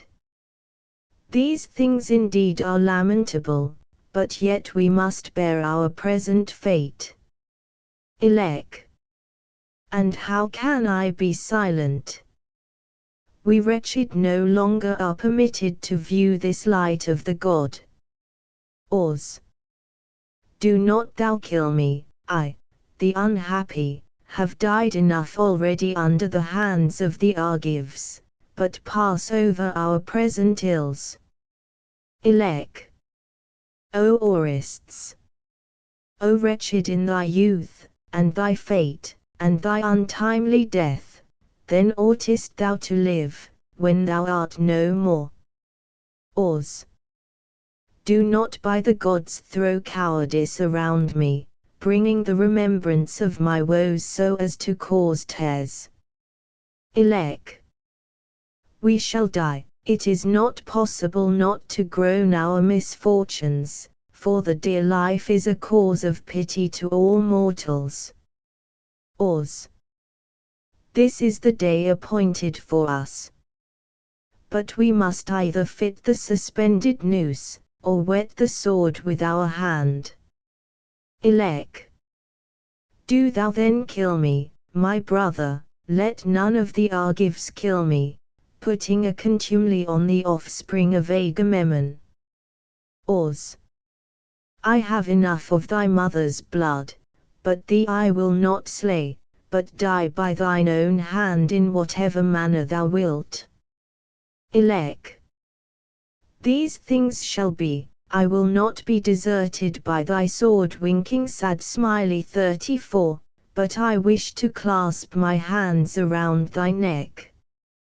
Ors. Thou enjoyest a vain gratification, if this be an enjoyment, to throw thy hands around those who are hard at death's door. Elec. O thou most dear!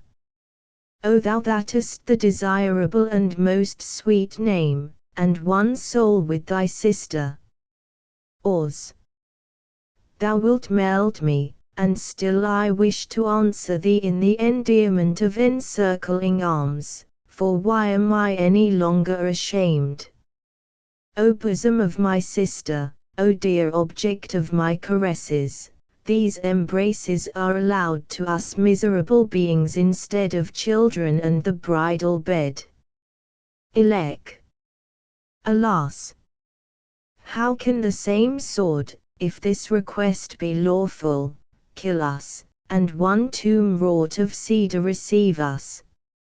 Ors. This would be most sweet, but thou seest how destitute we are, in respect to being able to share our sepulture. Elec.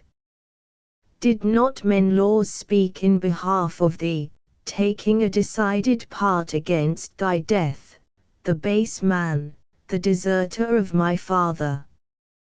Note, G. Ors.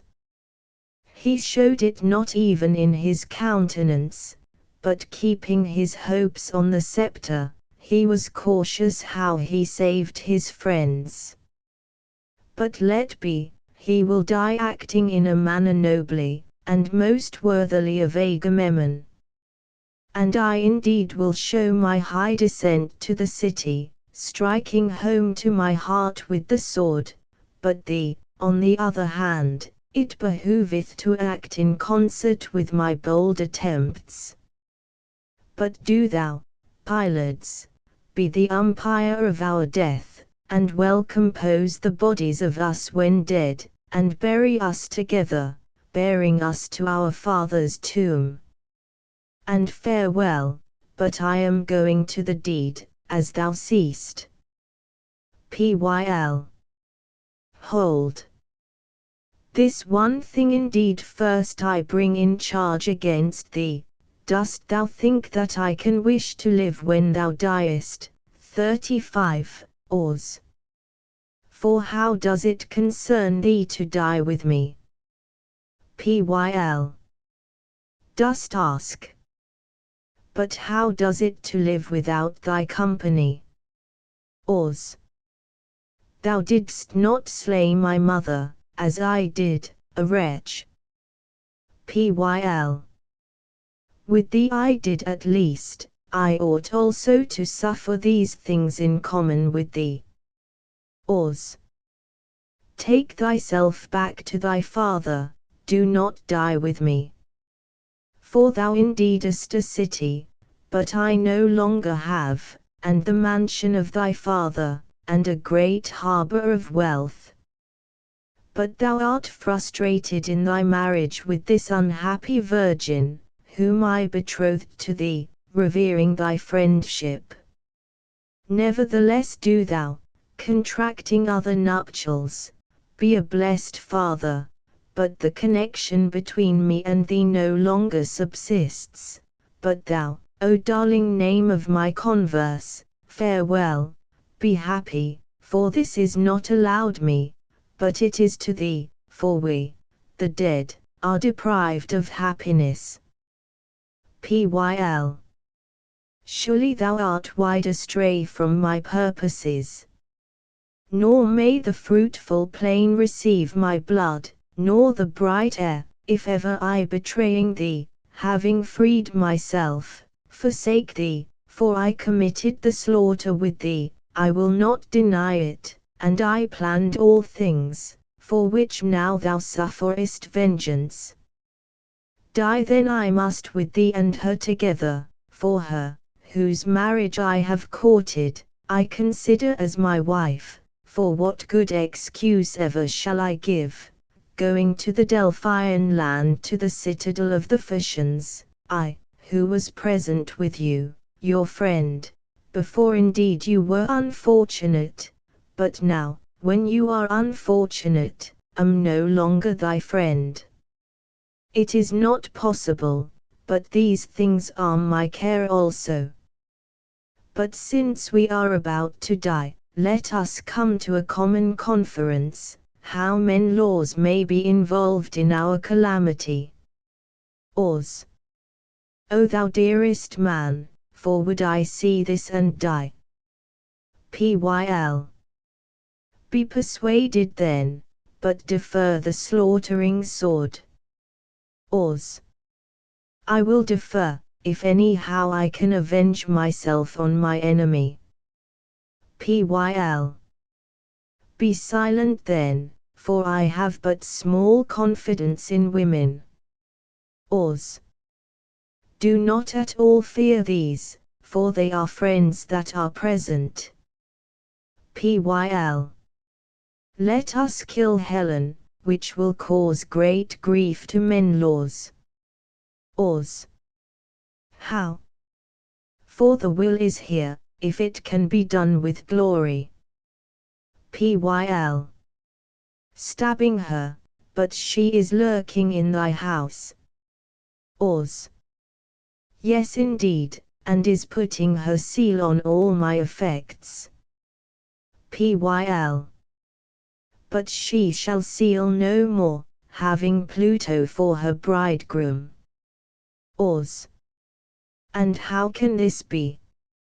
For she has a train of barbarian attendants. Pyl. Whom? For I would be afraid of no Phrygian. Ors. Such men as should preside over mirrors and scents. Pyl. For has she brought hither her Trojan fineries? Ors. Oh yes. So that Greece is but a cottage for her. Pyl. A race of slaves is a mere nothing against a race that will not be slaves. Ors. In good truth, this if I could achieve, I shrink not from 2 deaths. Pyl. But neither do I indeed, if I could revenge thee at least. Ors. Disclose thy purpose, and go through it as thou sayest. Pyl. We will enter then the house, as men about to die. Ors. Thus far I comprehend, but the rest I do not comprehend. Pyl. We will make our lamentation to her of the things we suffer. Ors. So that she shall weep, though joyed within her heart. Pyl. And the same things will be for us to do afterward, which she does then. Aus. Then how shall we finish the contest? Pyl. We will wear our swords concealed beneath our robes. Aus. But what slaughter can there be before her attendants? Pyl. We will bolt them out, scattered in different parts of the house.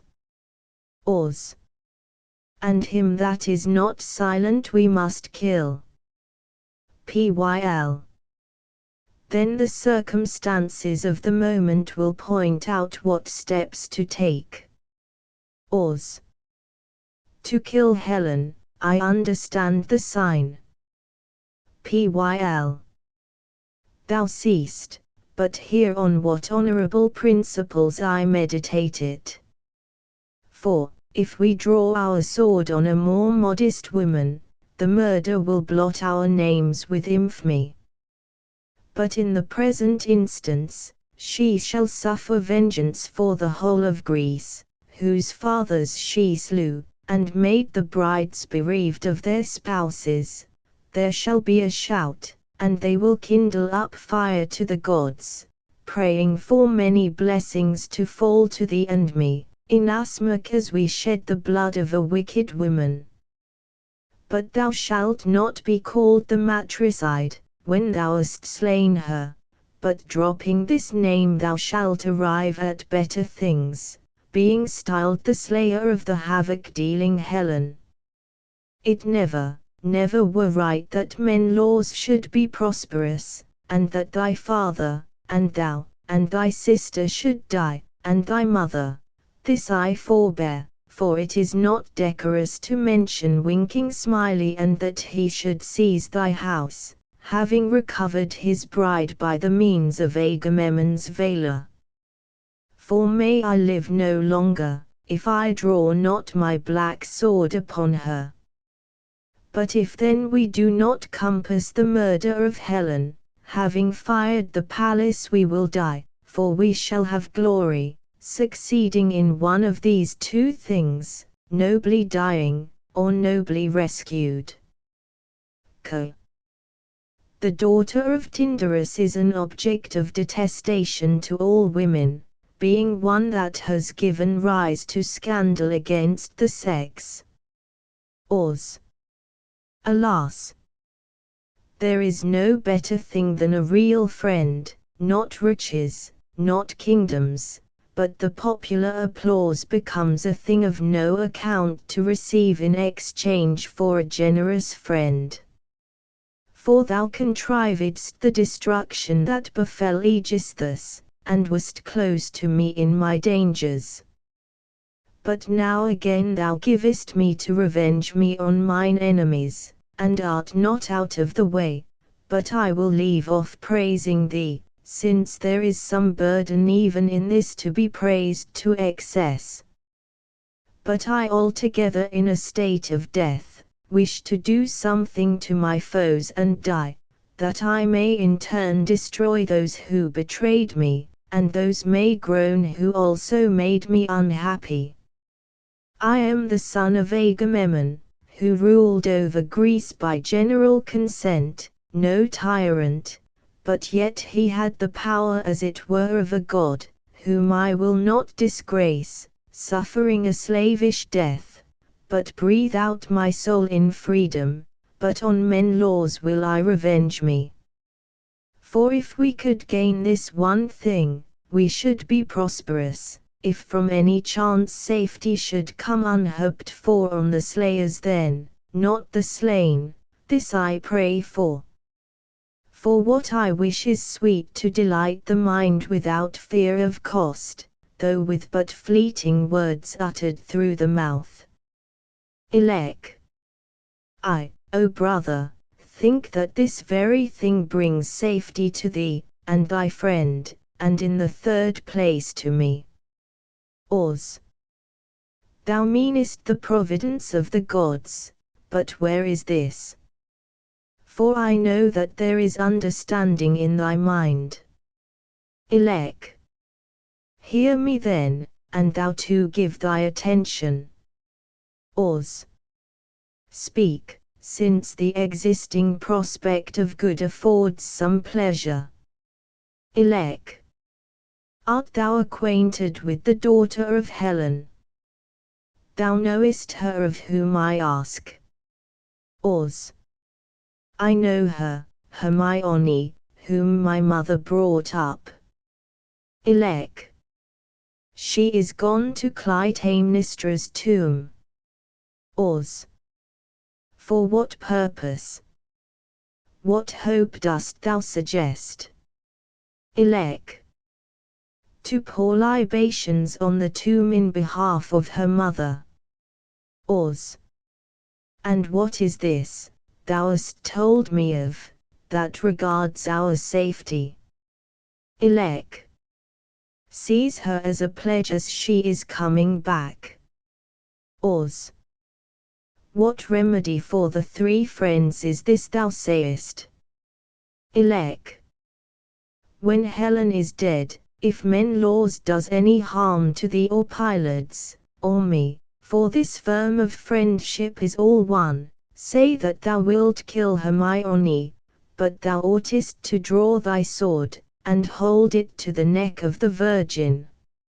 And if indeed Menelaus save thee, anxious that the Virgin may not die, when he sees Helen's corse weltering in blood, give back the Virgin for her father to enjoy, but should he, not governing his angry temper, slay thee, do thou also plunge the sword into the Virgin's neck, and I think that he, though at first he come to us very big, will after a season soften his heart, for neither is he brave nor valiant. This is the fortress of our safety that I have.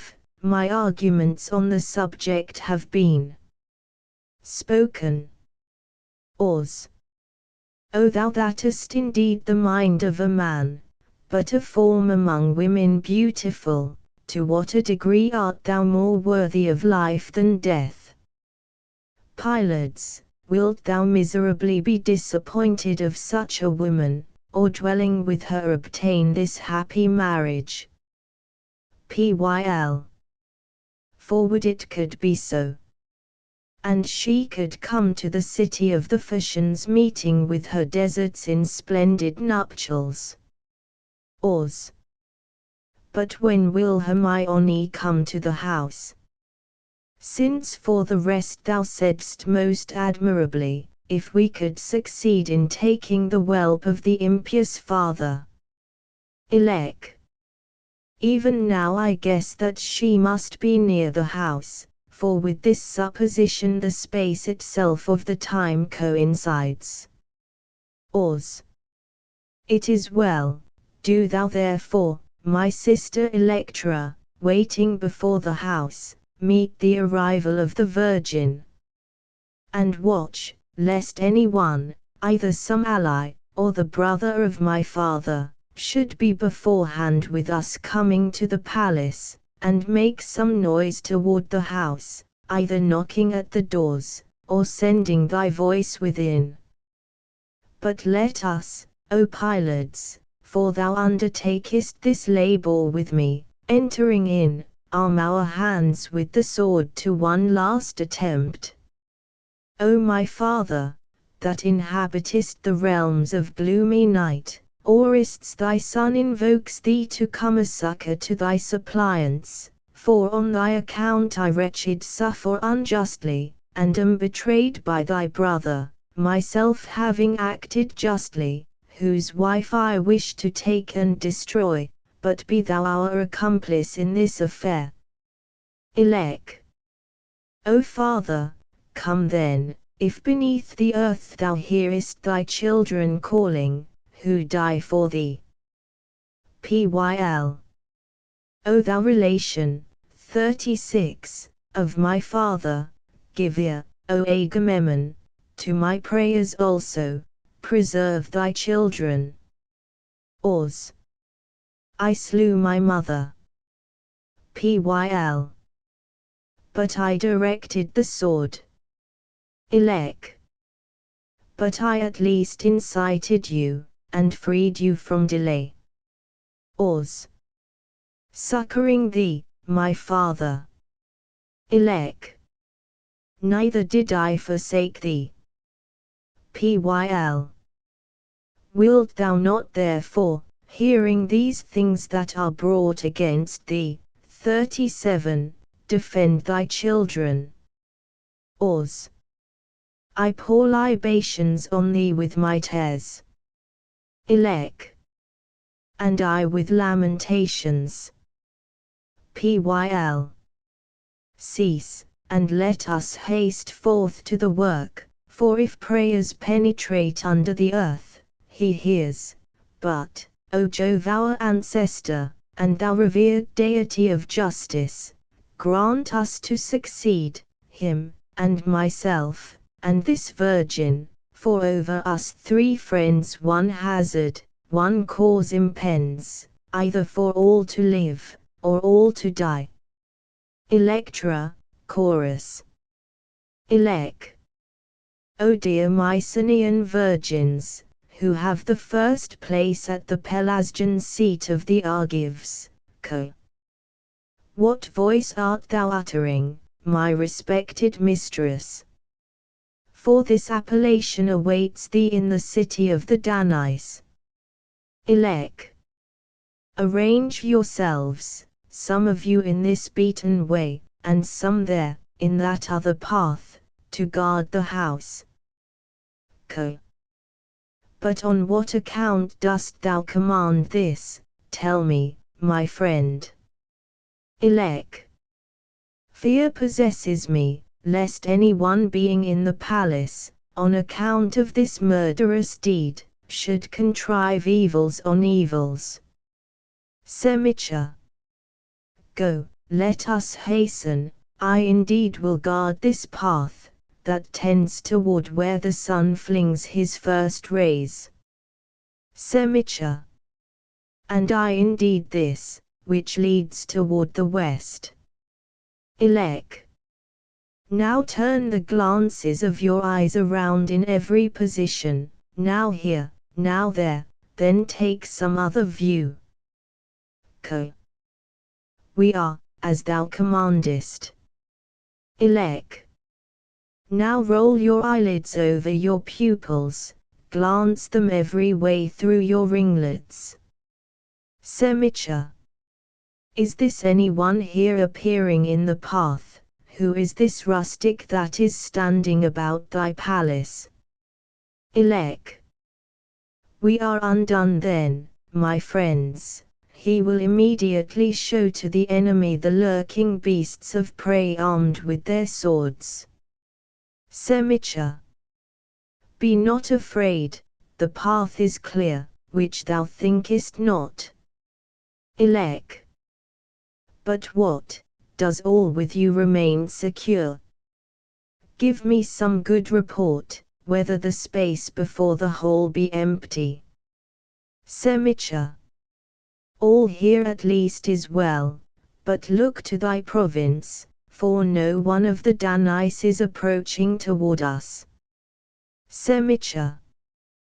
Thy report agrees with mine, for neither is there a disturbance here. Elec. Come now, I will listen at the door. Why do ye delay, ye that are within, to sacrifice the victim, now that ye are in quiet? They hear not, alas me! Wretched in misery.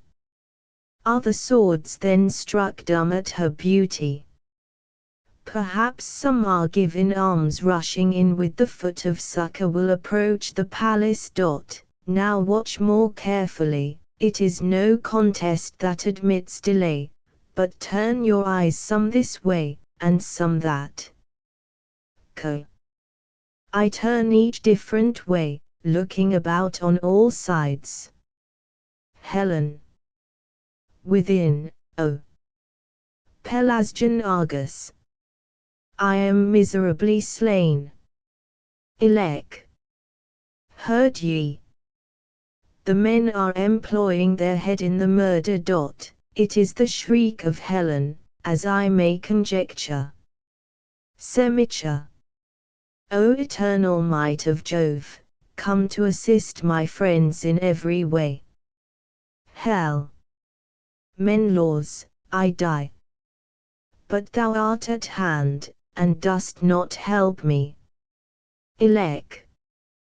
Kill, strike, slay, plunging with your hands the two double-edged swords into the deserter of her father, the deserter of her husband, who destroyed numbers of the Grecians perishing by the spear at the river, whence tears fell into conjunction with tears, fell on account of the iron weapons around the whirlpools of Scamander. Be still, be still, I heard the sound of someone coming along the path around the palace. Elec. O most dear women, in the midst of the slaughter behold Hermione is present, let us cease from our clamour, for she comes about to fall into the meshes of our toils. A goodly prey will she be, if she be taken. Again to your stations with a calm countenance, and with a colour that shall not give evidence of what has been done. I too will preserve a pensive cast of countenance, as though perfectly unacquainted with what has happened. Hermione, Electra, Chorus. Elec.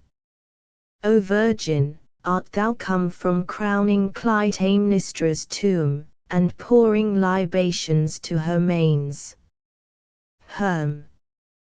I am come, having obtained her good services, but some terror has come upon me, on account of the noise in the palace, which I hear being a far distance off the house.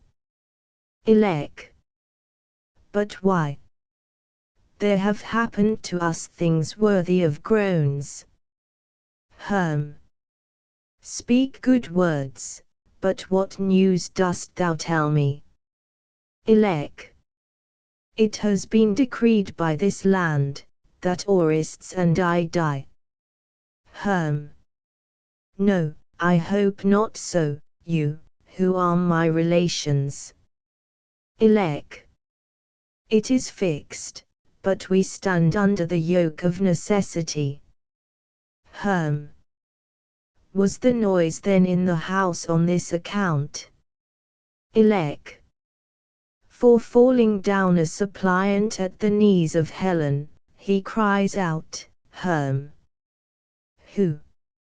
For I know no more, except thou tellest me. Elec. The wretched Orestes, that he may not die, and in behalf of me. For a just reason then the house lamented. Elec. For on what other account should one rather cry out?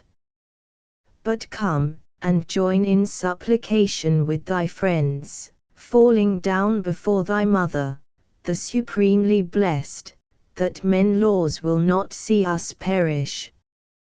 But, O thou, that receivedst thy education at the hands of my mother, pity us, and alleviate our sufferings. Come hither to the trial, but I will lead the way, for thou alonest the ends of our preservation. Behold, I direct my footstep toward the house. Be preserved, as far as lies in me. Elec. O ye in the house, my dear warriors, will ye not take your prey? Alas me! Who are these I see? Ours. Advancing, thou must be silent, for thou art come to preserve us, not thyself. Elec. Hold her, and pointing a sword to her neck be silent, that Menelaus may know, that having found men, not Phrygian cowards, he has treated them in a manner he should treat cowards. What ho! What ho! My friends, make a noise, and shout before the palace, that the murder that is perpetrated spread not a dread alarm among the Argives, so that they run to assist to the king's palace, before I plainly see the slaughtered Helen lying weltering in her blood within the house, or else we hear the report from some of her attendants. For part of the havoc I know, and part not accurately. With justice came the vengeance of the gods on Helen. For she filled the whole of Greece with tears on account of the ruthless Idaean Paris, who brought the Grecian state to Ilium. But be silent, for the bolts of the royal mansion resound, for some one of the Phrygians comes forth, from whom we shall hear of the affairs within the house, in what state they are. Phrygian, Chorus. Phry. I have escaped from death by the Argive sword in these barbaric slippers, climbing over the cedar beams of the bed and the Doric triglyphs, by the flight of a barbarian. 38. Thou art gone, O my country, my country. Alas me! Whither can I escape, O strangers, flying through the hoary air, or the sea, which the ocean, with head in shape like a bull's, rolling with his arms encircles the earth? But what is the matter, O attendant of Helen, thou man of Ida? Phry. O Ilion, Ilion. Alas me! O thou fertile Phrygian city, thou sacred mount of Ida, how do I lament for thee destroyed, a sad, 39, sad strain for my barbaric voice, on account of that form of the hapless Helen, born from a bird, the offspring of the beauteous Leda in shape of a swan, the fiend of the splendid Apollonian Pergamus. Alas! Oh! Lamentations! Lamentations! O wretched Dardania, warlike school, 40, of Ganymede, the companion of Jove. Relate to us clearly each circumstance that happened in the house, for I do not understand your former account, but merely conjecture. Phry. The barbarians begin the song of death in the language of Asia, alas! Alas! When the blood of kings has been poured on the earth by the ruthless swords of death. There came to the palace, that I may relate each circumstance, 2 Grecians, lions, of the one the leader of the Grecian host was said to be the father, the other the son of Strophius, a man of dark design, such was Ulysses, secretly treacherous, but faithful to his friends, bold in battle, skilled in war, cruel as the dragon. May he perish for his deep concealed design, the worker of evil. But they having advanced within her chamber, whom the archer Paris had as his wife, their eyes bathed with tears, they sat down in humble mien, one on each side of her, on the right and on the left, armed with swords.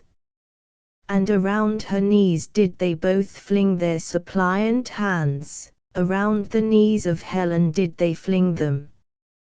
But the Phrygian attendants sprung up, and fled in amazement, and one called out to another in terror, See, lest there be treachery. To some indeed there appeared no danger, but to others the dragon stained with his mother's blood appeared bent to enfold in his closest toils the daughter of Tyndarus. But where wert thou then, or hadst thou long before fled through fear? Phry. After the Phrygian fashion I chanced with the close circle of feathers to be fanning the gale, that sported in the ringlets of Helen, before her cheek, after the barbaric fashion.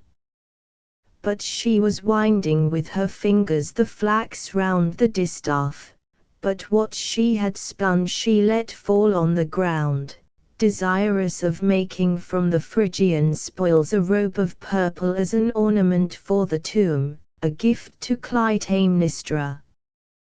But Orestes entreated the Spartan girl, O daughter of Jove, here, place thy footstep on the ground, rising from thy seat, come to the place of our ancestor Pelops, the ancient altar, that thou mayest hear my words.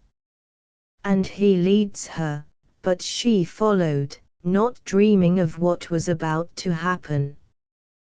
But his accomplice, the wicked Phocion, attended to other points.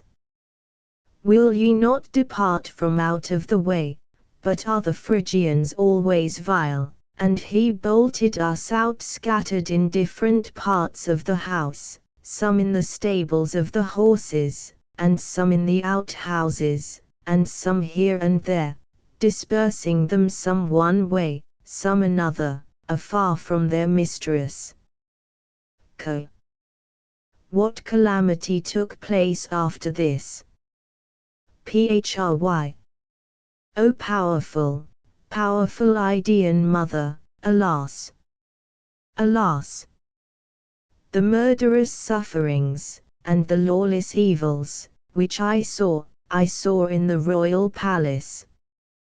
From beneath their purple robes concealed having their drawn swords in their hands, they turned each his eye on either side, lest any one might chance to be present. But like mountain boars standing over against the lady, they say, Thou shalt die, thou shalt die. Thy vile husband kills thee, having given up the offspring of his brother to die at Argos. But she shrieked out, Ah me! Ah me! And throwing her white arm on her breast inflicted on her head miserable blows, and, her feet turned to flight, she stepped with her golden sandals, but Orestes thrusting his fingers into her hair, outstripping her flight. 41. Bending back her neck over his left shoulder, was about to plunge the black sword into her throat. Where then were the Phrygians, who dwell under the same roof, to assist her? Phry. With a clamour having burst by means of bars the doors and cells where we were waiting, we run to her assistance, each to different parts of the house, one bringing stones, another spears, another having a long-handled sword in his hand. But Pylades came against us, impetuous, like as the Phrygian Hector or Ajax in his triple-crested helmet, whom I saw at the gates of Priam, but we clashed together the points of our swords. Then did the Phrygians give clear proof how inferior we were in the force of Mars to the spear of Greece. One indeed turning away, a fugitive, but another wounded, and another deprecating the death that threatened him. But under favor of the darkness we fled, and the corses fell, but some staggered, and some lay prostrate. But the wretched Hermione came to the house at the time when her murdered mother fell to the ground, that unhappy woman that gave her birth. And running upon her as bacchanals without their thyrsus, as a heifer in the mountains they bore her away in their hands, and again eagerly rushed upon the daughter of Jove to slay her. But she vanished altogether from the chamber through the palace. O Jupiter and O earth, and light, and darkness! Or by her enchantments, or by the art of magic, or by the stealth of the gods. But of what followed I know no farther, for I sped in stealth my foot from the palace. But Menelaus, having endured many, many severe toils, has received back from Troy the violated rights of Helen to no purpose. And see, something strange succeeds to these strange things, for I see Orestes with his sword drawn walking before the palace with agitated step. Orestes, Phrygian, chorus. Ors. Where is he that fled from my sword out of the palace? Phry. I supplicate thee, O king, falling prostrate before thee after the barbaric fashion. Ors. The case before us is not in Ilium, but the Argive land. Phry. In every region to live is sweeter than to die, in the opinion of the wise. Ors. Didst thou not raise a cry for Menelaus to come with succor? Phry. I indeed am present on purpose to assist thee, for thou art the more worthy. Ors. Perished then the daughter of Tyndarus justly? Phry. Most justly, even had she 3 lives for vengeance. Ors. With thy tongue dost thou flatter, not having these sentiments within. Phry. For ought she not? She who utterly destroyed Greece as well as the Phrygians themselves. Ors. Swear, I will kill thee else, that thou art not speaking to curry favor with me. Phry. By my life have I sworn, which I should wish to hold a sacred oath. Ors. Was the steel thus dreadful to all the Phrygians at Troy also? Phry. Remove thy sword, for being so near me it gleams horrid slaughter. Ors. Art thou afraid, lest thou shouldest become a rock, as though looking on the Gorgon? Phry. Lest I should become a corse, but I know not of the Gorgon's head. Ors. Slave as thou art, dost thou fear death, which will rid thee from thy woes? Phry. Every one, although a man be a slave, rejoices to behold the light. Ors. Thou sayest well, thy understanding saves thee, but go into the house. Phry. Thou wilt not kill me then. Ors. Thou art pardoned. Phry.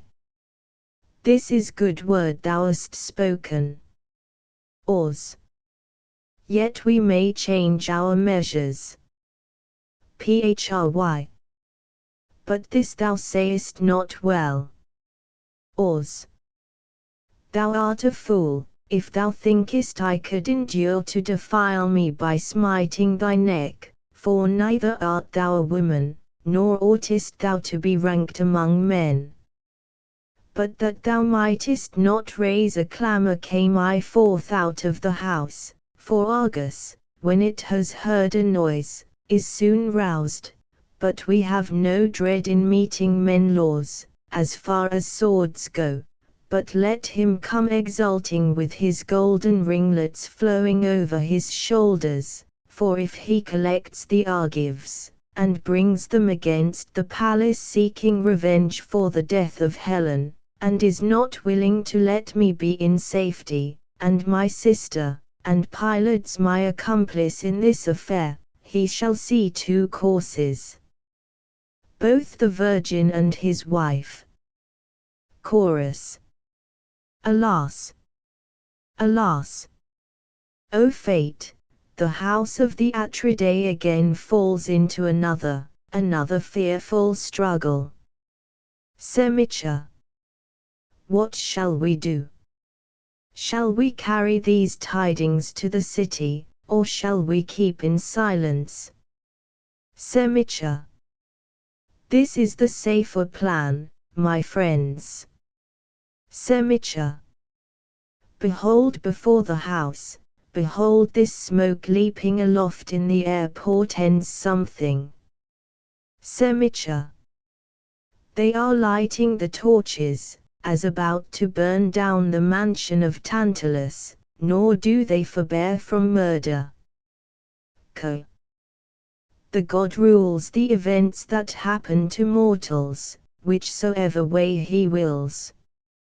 But some vast power by the instigation of the Furies has struck these palaces to the shedding of blood on account of the fall of Myrtilus from the chariot.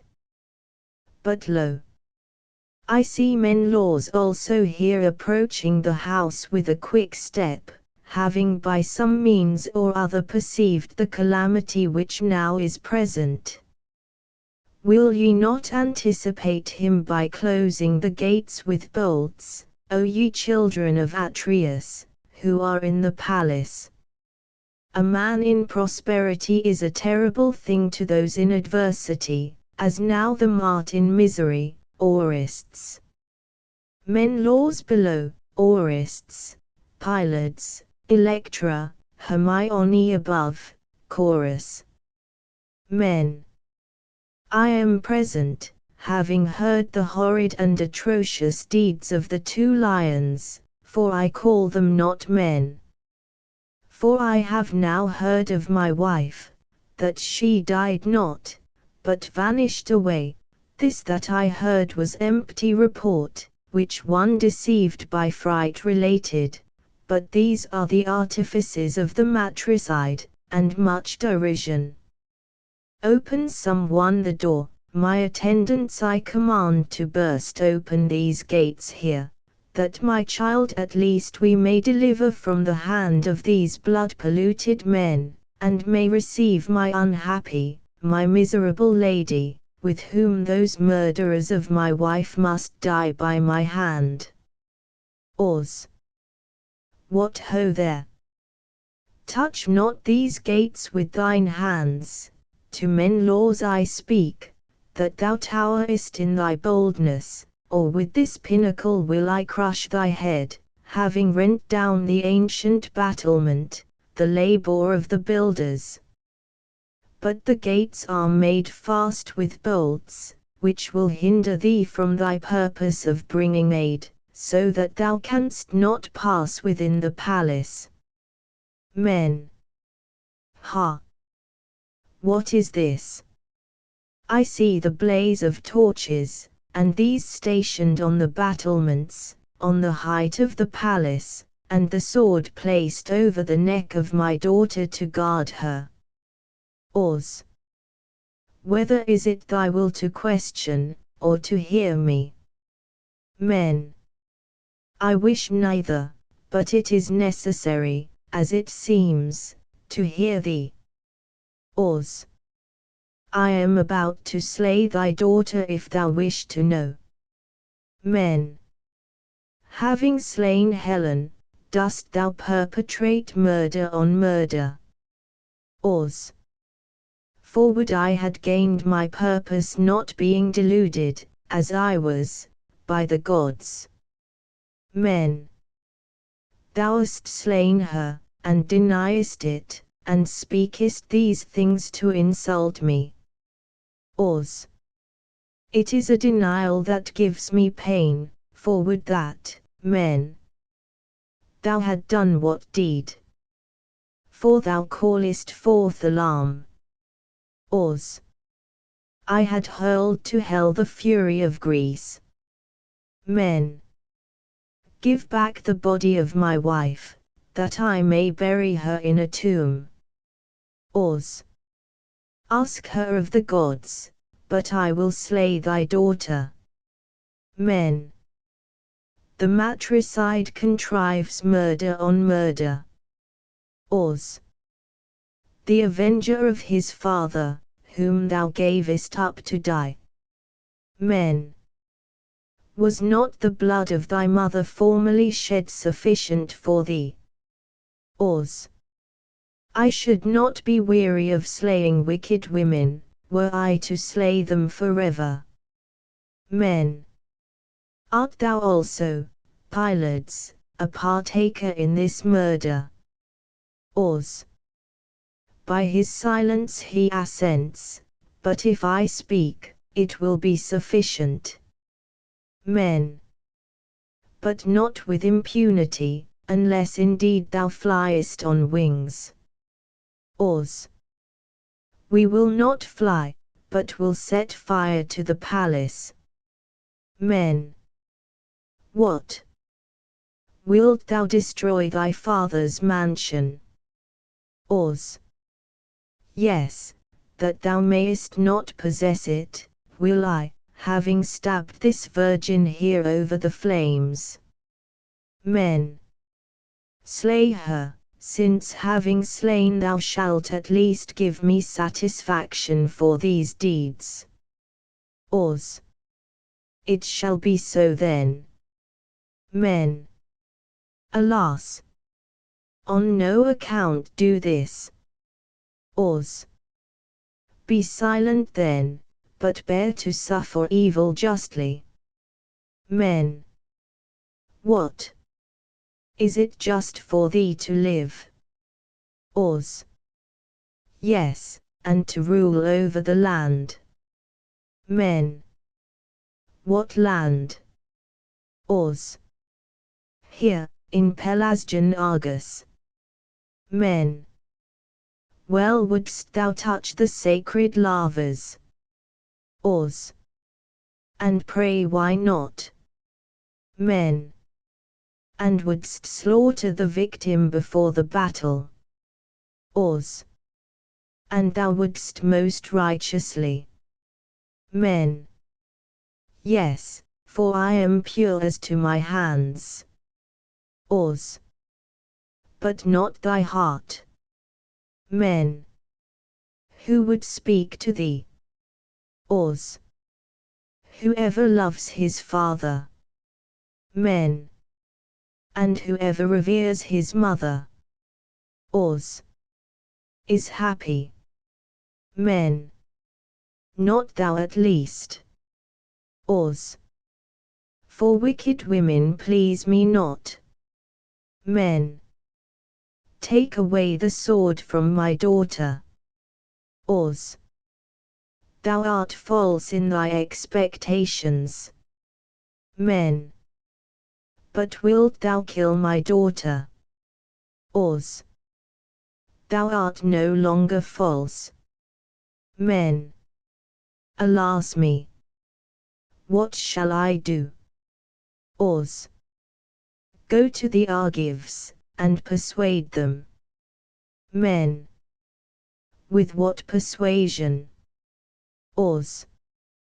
Beseech the city that we may not die. 41a. Men. Otherwise ye will slay my daughter. Ors. The thing is so. Men. O wretched Helen, Ors. And am I not wretched? Men. I brought thee hither from the Trojans to be a victim. Ors. For would this were so. Men. Having endured 10,000 toils. Ors. Except on my account. Men. I have met with dreadful treatment. Ors. For then, when thou oughtest, thou wert of no assistance. Men. Thou'st me. Ors. Thou at least hast caught thyself. But, ho there! Set fire to the palace, Electra, from beneath, and thou, Pylades, the most true of my friends, light up these battlements of the walls. Men. O land of the Danai, and inhabitants of warlike Argos, will ye not, ho there, come in arms to my succor? For this man here, having perpetrated the shocking murder of his mother, brings destruction on your whole city, that he may live. Apollo.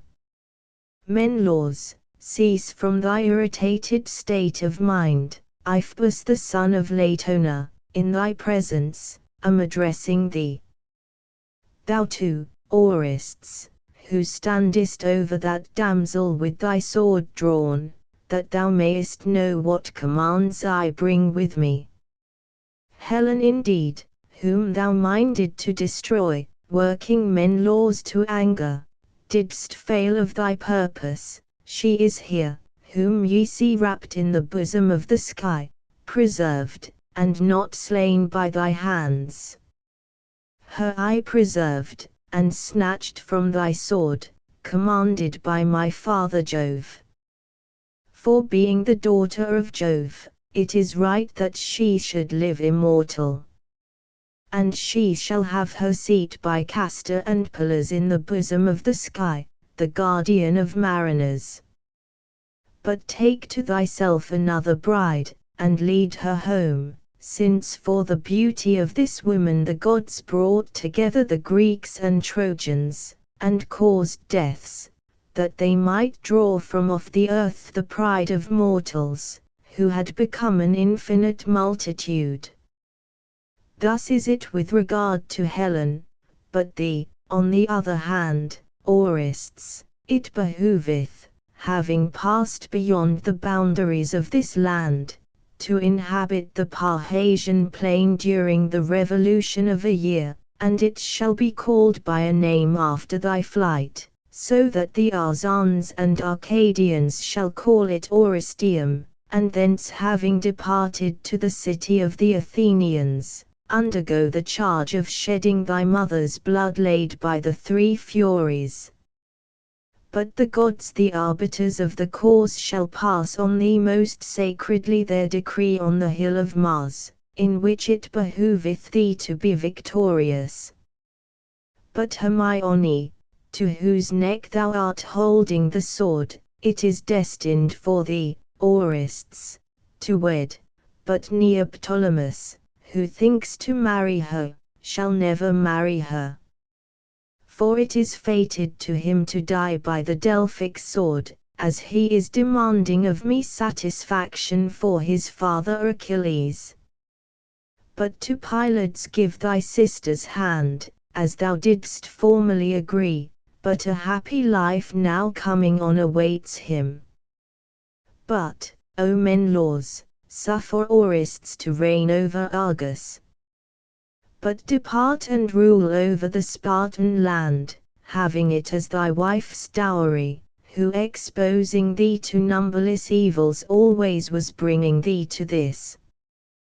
But what regards the city, I will make all right for him, I, who compelled him to slay his mother.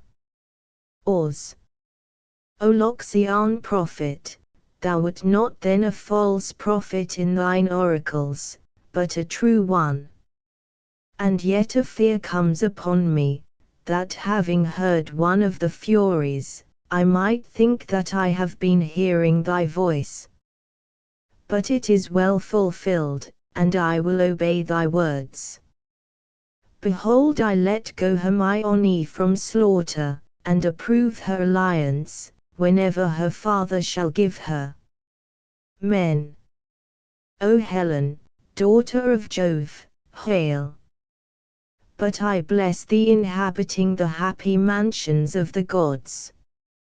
But to thee, Orestes, do I betroth my daughter at Phoebus's commands, but illustrious thyself marrying from an illustrious family, be happy, both thou and I who give her. Apol. Now depart each of you whither we have appointed, and dissolve your quarrels. Men. It is our duty to obey. Ors. I too entertain the same sentiments, and I receive with friendship thee in thy sufferings, O Menelaus, and thy oracles, O Apollo. Apol. Go now, each his own way, honoring the most excellent goddess Peace, but I will convey Helen to the mansions of Jove, passing through the pole of the shining stars, where sitting by Juno, and Hercules' Hebe, a goddess, she shall ever be honored by mortals with libations, in conjunction with the Tindridae, the sons of Jove, presiding over the sea to the benefit of mariners. Co. O greatly glorious victory, mayest thou uphold my life, and cease not from crowning me. Notes on Aurists. 1. Skol. Eo quod column singant su coronant scapula explains it. 2. Then is not to be considered as signifying point of time, but it is meant to express continuative arm. See Hugvinda particular, sect. 2:6. 3. The original Greek phrase was, which Euripides has changed to, though the other had equally suited the meter. But Euripides is fond of slight alterations in proverbs. Porson. 4. Skol. 5. Perhaps this interpretation of is better than slow, for the considerate Electra would hardly go to remind her brother of his infirmities. 6. The Furies have this epithet from Potnia, a town in Gytia, where Glaucus's horses, having eaten of a certain herb and becoming mad, tore their own master in pieces. Skol. 6 a.m. Note, d. 6b. Dindorf would omit this verse. 7. Skol. 8. Alluding to the branch, which the ancients used to hold in token of supplication. 9. Parath. Heath translates it, watchfully observing, till her bones were collected. 10. The old reading was. The meaning of the present reading seems to be, yes, they are awful teas true, but still however you need not be so very scrupulous about naming them. 11. Was a legal term, and signified the line of defense adopted by the accused, when he transferred the charge brought against himself to some other person. See Demosthenes in Timocha. 12. Ex was Palamed's brother. 13. And therefore we are not to impeach the man. Some would have to bear the sense of enslaves, and therefore cannot be avoided. 14. 4. 15. Skol. 16. Confterun. Act. VSC 2. Non dedignum, cereria, fecisti, nam ego digna hac contumlia sum maxium, at tu indignus, qui faces, tamen.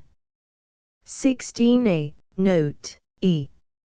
17. Of this passage the scholiast gives two interpretations, either it may mean, or 18.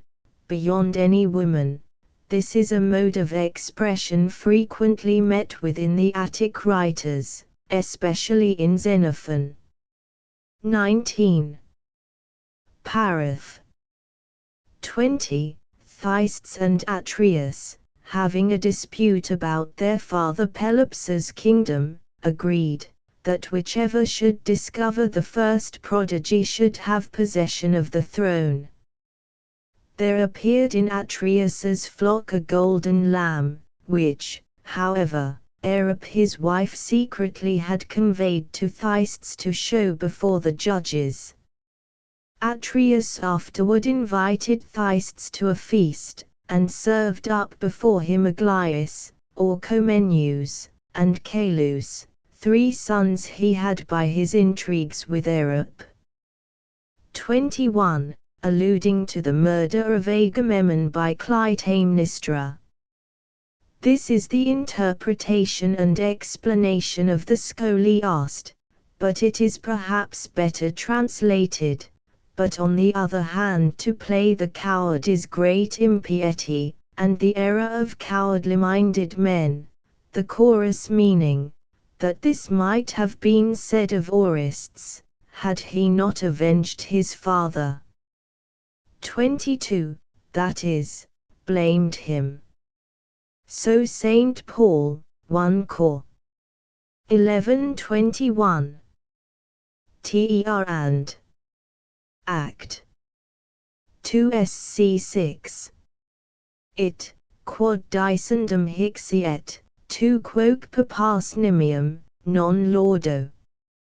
23. An Argive as far as he was born there, and therefore, not an Argive, inasmuch as his parents were not of that state.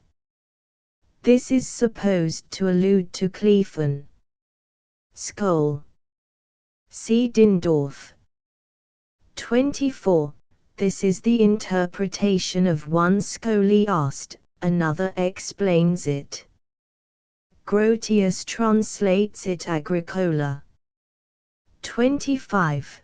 The same construction occurs in the Supplicants, 870. Of which sort of men? Porson. 25a, see note, F. 26, which, namely, and are each governed by, but it is not easy to find a single verb in English that should be transitive to both these substantives. 27. Lovely, not lovely in her children, so in Fene 1634. 28. Argus, so called from the Cyclopes, a nation of Thrace, who, being called in as allies, afterward settled here. 29. May perhaps seem to make the construction plainer than, but Porson has received the latter into his text on account of the meter. 30. Myrtilus was the son of Mercury, who therefore sowed this dissension between the 2 brothers in revenge for his death by Pelops. See note at line 802. 31. Some would understand by not that Aurora was born on 1 horse, but that this alteration in the course of nature took place for 1 day. Skol. 32. Parath. 33. Is used to signify a loose horse tied abreast of another in the shaft, and is technically termed the outrigger. The metaphorical application of it to Pylades, who voluntarily attached himself to the misfortunes of his friend, is extremely beautiful. 34. Or, I will not be at all behind thy slaughter. 35. In this passage interrogat oblique, see Hugveen, 16. 1. 15. 36. Strophius, the father of Pylades, married Anaxabia, Agamemnon's sister. 37. Skol. Ter and I1. Isthac commemoratio quasi exprobratio ist immemoris benefici. 38. I.e. being a barbarian, and therefore not knowing whither to go. 39. Such a strain as that raised over Hector. See 2 other explanations in the Scholia. 40. Gamma Brunc. 41, literally, her Mycenaean slipper. 41a, read with pause. Dind. Additional notes. A. But Dindorf reads etta. Interrogatively, thus, ye were making a noise. Will ye not enable him, etc. B. Dindorf would continue this verse to aurists. C. Dindorf supposes something to be wanting after verses 314. D. The use of is learnedly illustrated by Dindorf. E. Elmsley, on Heracle. 852, more simply regards the datives to as dependent upon understanding. This is better than to suppose, with Porson, that can mean to inflict punishment. F. Dindorf, in his notes, agrees with Porson in omitting the following verse. G. Dindorf's text and punctuation must be altered. The Phoenician Virgins. Persons represented: Jocasta, Tutor, Antigone. Chorus of Phoenician Virgins. Polyaces, Eteocles, Creon, Menoesus, Tiresias. Messengers. Oedipus. The scene is in the court before the royal palace at Thebes. The argument.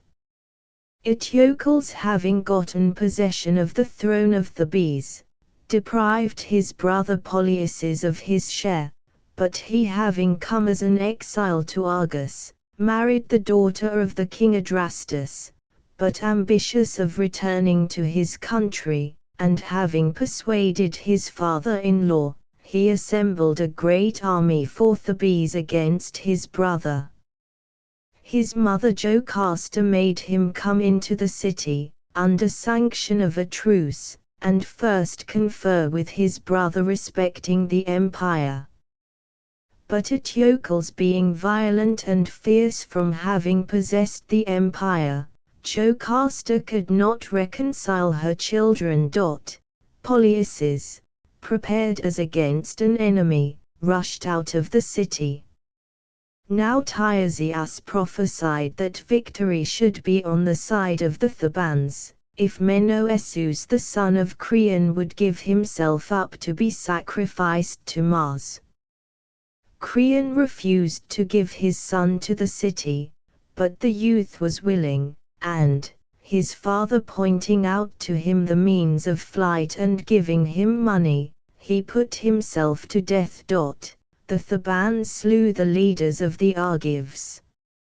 Eteocles and Polyaces in a single combat slew each other, and their mother, having found the causes of her sons, laid violent hands on herself, and Creon her brother received the kingdom. The Argives, defeated in battle, retired. But Creon, being morose, would not give up those of the enemy who had fallen at Thebes, for sepulture, and exposed the body of Polyaces without burial, and banished Oedipus from his country, in the one instance disregarding the laws of humanity, in the other giving way to passion, nor feeling pity for him after his calamity. The Phoenician Virgins. Jocasta. O thou that cuttest thy path through the constellations, one, of heaven, and art mounted on thy golden joined seats, thou sun, whirling thy flame with, two, thy swift steeds, how inauspicious didst thou dart thy ray on that day when Cadmus came to this land, having left the sea-washed coast of Phoenicia, who in former time, having married Harmonia, daughter of Venus, begat Polydorus. From him they say sprung Labdacus, and from him Laius. But I am, 3, the daughter of Menoesus, and Creon my brother was born of the same mother. Me they call Jocasta, for this name, for my father gave me, and Laius takes me for his wife. But after that he was childless, for a long time sharing my bed in the palace, he went and inquired of Apollo, and at the same time demands the mutual offspring of male children in his family. But the god said, O king of the bees renowned for its chariots, sow not for such a harvest of children against the will of the gods, for if thou shalt beget a son, he that is born shall slay thee, and the whole of thy house shall wade through blood. But having yielded to pleasure, and having fallen into inebriety, he begot to us a son, and having begot him, feeling conscious of his error and the command of the god, gives the babe to some herdsman to expose at the meads of Juno and the rock of Cithaeron, having bored sharp-pointed iron through the middle of his ankles, from which circumstance Greece gave him the name of Oedipus. But him the grooms who attend the steeds of Polybus find and carry home, and placed him in the arms of their mistress. But she rested beneath her bosom him that gave me a mother's pangs, and persuades her husband that she had brought forth. But now my son showing signs of manhood in his darkening cheek, either having suspected it by instinct, or having learned it from some one, went to the temple of Apollo, desirous of discovering his parents. At the same time went Laius my husband, seeking to gain intelligence of his son who had been exposed, if he were no longer living, and both met at the same point of the road at Phasis where it divides itself, and the charioteer of Laius commands him, Stranger, withdraw out of the way of princes. But he moved slowly, in silence, with haughty spirit, but the steeds with their hoof dyed with blood the tendons of his feet.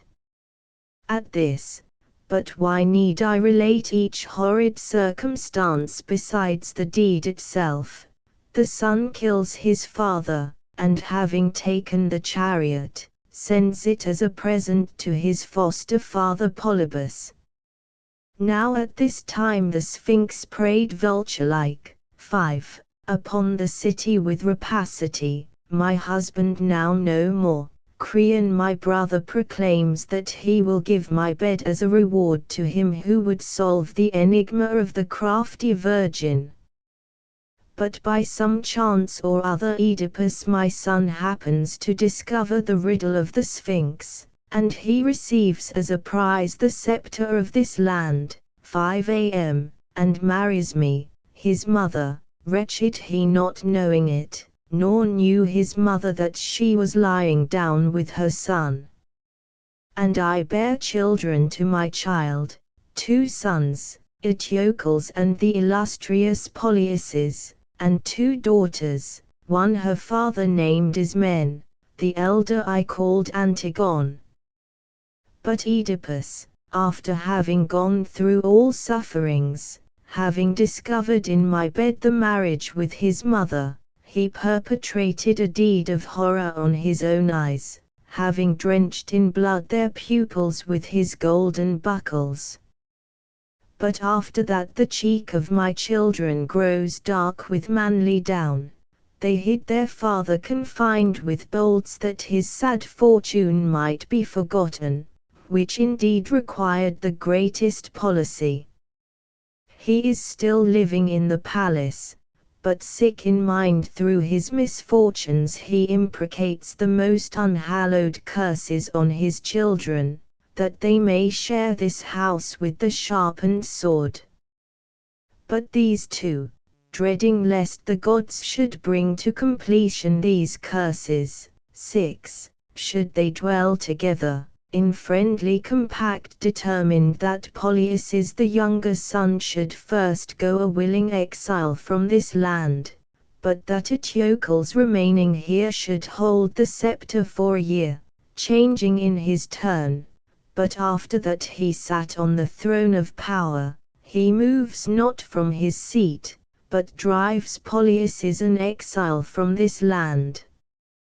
But he having fled to Argos, and having contracted an alliance with Adrastus, assembles together and leads a vast army of Argives, and having marched to these very walls with 7 gates he demands his father's scepter and his share of the land. But I to quell this strife persuaded my son to come to his brother, confiding in a truce before he grasped the spear. And the messenger who was sent declares that he will come. But, O thou that inhabitest the shining clouds of heaven, Jove, preserve us, give reconciliation to my children, it becomes thee, if thou art wise, not to suffer the same man always to be unfortunate. Tutor, Antigone. Tut.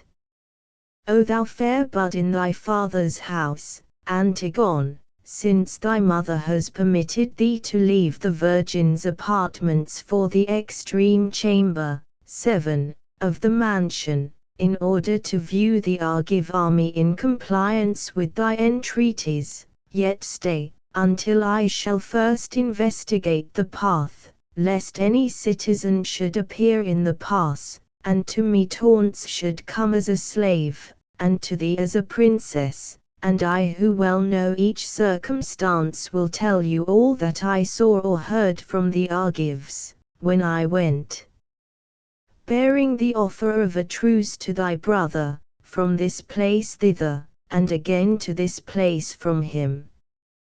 But no citizen approaches this house. Come, ascend with thy steps these ancient stairs of cedar, and survey the plains, and by the streams of Ismenus and Dirce found how great is the host of the enemy. And stretch forth now, stretch forth thine aged hand from the stairs to my youth, raising up the steps of my feet. Tut.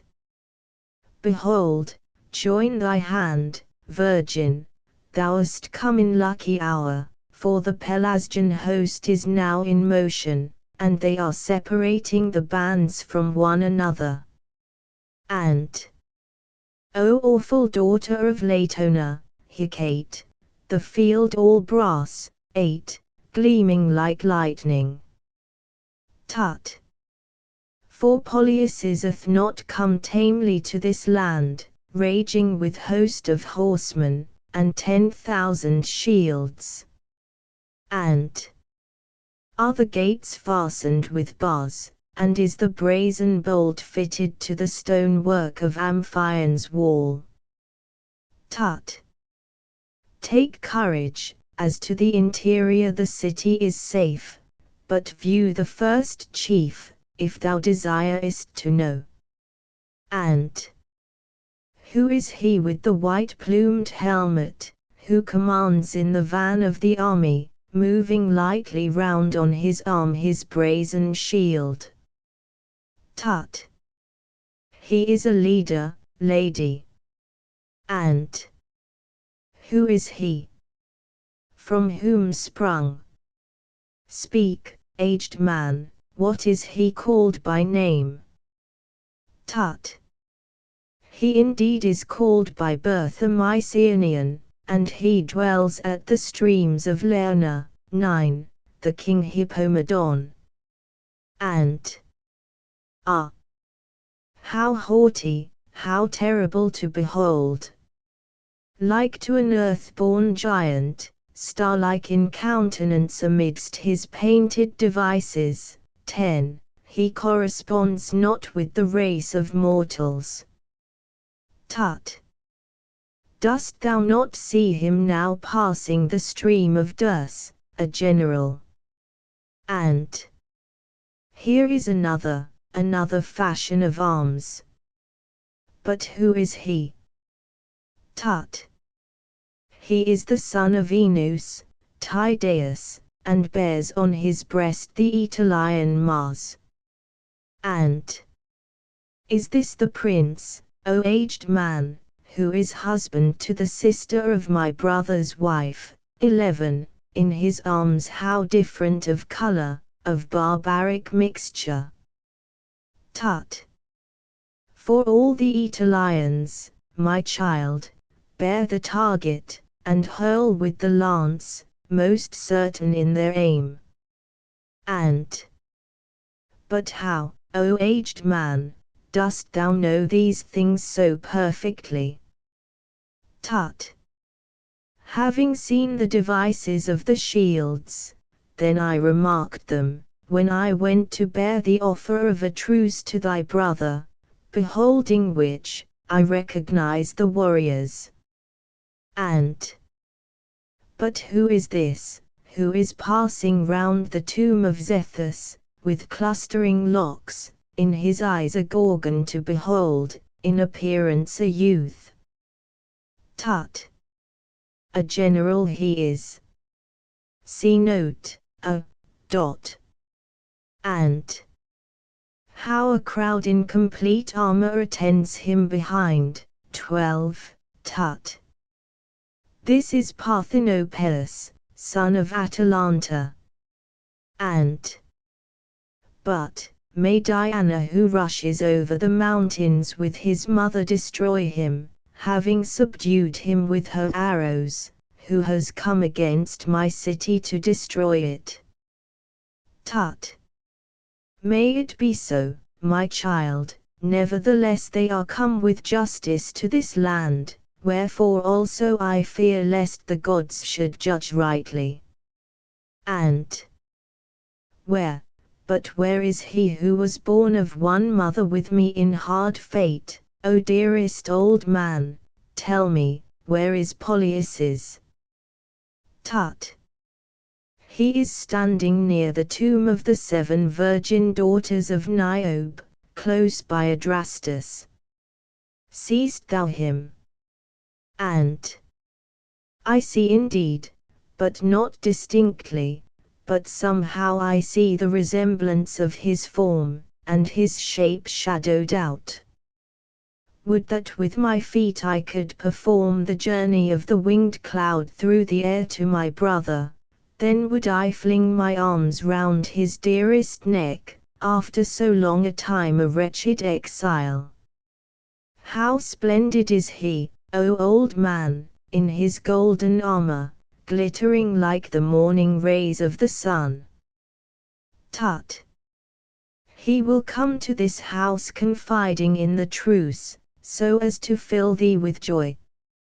And but who, O aged man, is this, who guides his milk-white steeds seated in his chariot?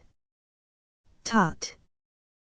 The prophet Amphiaraus this, O my mistress, and with him the victims, the libations of the earth delighting in blood. Ast. O thou daughter of the brightly girded sun, thou moon, golden circled light, applying what quiet and temperate blows to his steeds does he direct his chariot. But where is he who utters such dreadful insults against this city, Capaneus? Tut! He is scanning the approach to the towers, measuring the walls both from their foundation to the top. And O vengeance, and ye loud roaring thunders of Jove, and thou blasting fire of the lightning, do thou quell this more than mortal arrogance. This is he who will with his spear give to Mycenae, and to the streams of Lernaean Triana, 13, and to the Amymenian, 14, waters of Neptune, the Theban women, having invested them with slavery. Sever, O awful goddess, never, O daughter of Jove, with golden clusters of ringlets, Diana, may I endure servitude. Tut! My child, enter the palace, and at home remain in thy virgin chambers, since thou hast arrived at the indulgement of thy desire, as to what you were anxious to behold. For, since confusion has entered the city, a crowd of women is advancing to the royal palace. The race of women is prone to complaint, and if they find but small occasion for words, they add more, and it is a sort of pleasure to women, to speak nothing well advised one of another. 15. Chorus. I have come, having left the Tyrian wave, the first fruits of Loxias, from the sea-washed Phoenicia, a slave for the shrine of Apollo, that I might dwell under the snowy brows of Parnassus, having sped my way over the Ionian flood by the oar, the west wind with its blasts riding over the barren plains of waters, 16, which flow round Sicily, the sweetest murmur in the heavens. Chosen out from my city the fairest present to Apollo, I came to the land of the Cadmeans, the illustrious descendants of Agenor, sent hither to these kindred towers of Laius. And I am made the slave of Apollo in like manner with the golden-framed images. Moreover, the water of Castalia awaits me, to lave the virgin pride of my tresses, in the ministry of Apollo. O blazing rock, the flame of fire that seems, 17, double above the Dionysian heights of Bacchus, and thou vine, who distillest the daily nectar, producing the fruitful cluster from the tender shoot, and ye divine caves of the dragon, 18, and ye mountain watchtowers of the gods, and thou hallowed snowy mountain, would that I were the chorus of the immortal God, free from alarms encompassing thee around, by the caves of Apollo in the center of the earth, having left Dis. But now impetuous Mars, having advanced before the walls, lights up against this city, which may the gods avert, hostile war, for common are the misfortunes of friends, and common is it, if this land defended by its 7 turrets should suffer any calamity, to the Phoenician country, alas! Alas! Common is the affinity, 19, common are the descendants of Io bearing horns, of which woes I have a share. But a thick cloud of shields glares around the city, the likeness of gory battle, bearing which destruction from the Furies to the children of Oedipus Mars shall quickly advance. O Pelasgian Argus, I dread thy power, and vengeance from the gods, for he rushes not his arms to this war unjustly, who seeks to recover his home. Polyaces, Chorus. Paul. The bolts indeed of the gatekeepers have with ease admitted me, that I might come within the walls, wherefore also I fear, lest, having caught me within their nets, they let, 19a, not my body go without bloodshed. On which account my eye must be turned about on every side, both that way and this, lest there be treachery.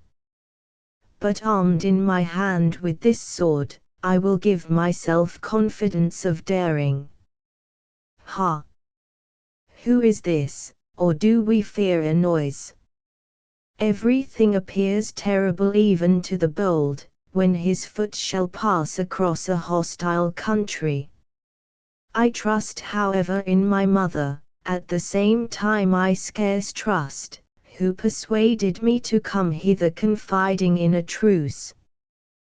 But protection is nigh, for the hearths of the altars are at hand, and houses not deserted. Come. I will let go my sword into its dark scabbard, and will question these who they are, that are standing at the palace. Ye female strangers, tell me, from what country do ye approach Grecian habitations? Co. The Phoenician is my paternal country, she that nurtured me, and the descendants of Agenor sent me hither from the spoils, the first fruits to Apollo. And while the renowned son of Oedipus was preparing to send me to the revered shrine, and to the altars of Phoebus, in the meantime the Argives marched against the city. But do thou in turn answer me, who thou art, who hast come to this bulwark of the Theban land with its 7 gates. Paul. My father is Oedipus the son of Laius, Jocasta daughter of Menoesus brought me forth, the Theban people call me Polyaces. Co. O thou allied to the sons of Agenor, my lords, by whom I was sent, I fall at thy knees in lowly posture, O king, preserving my country's custom.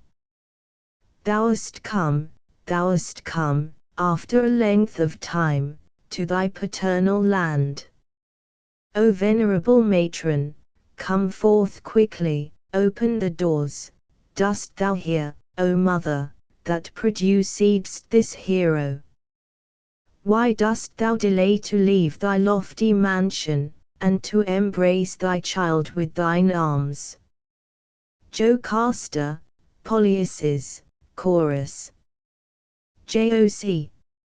Hearing the Phoenician tongue, ye virgins, within this mansion, I drag my steps trembling with age.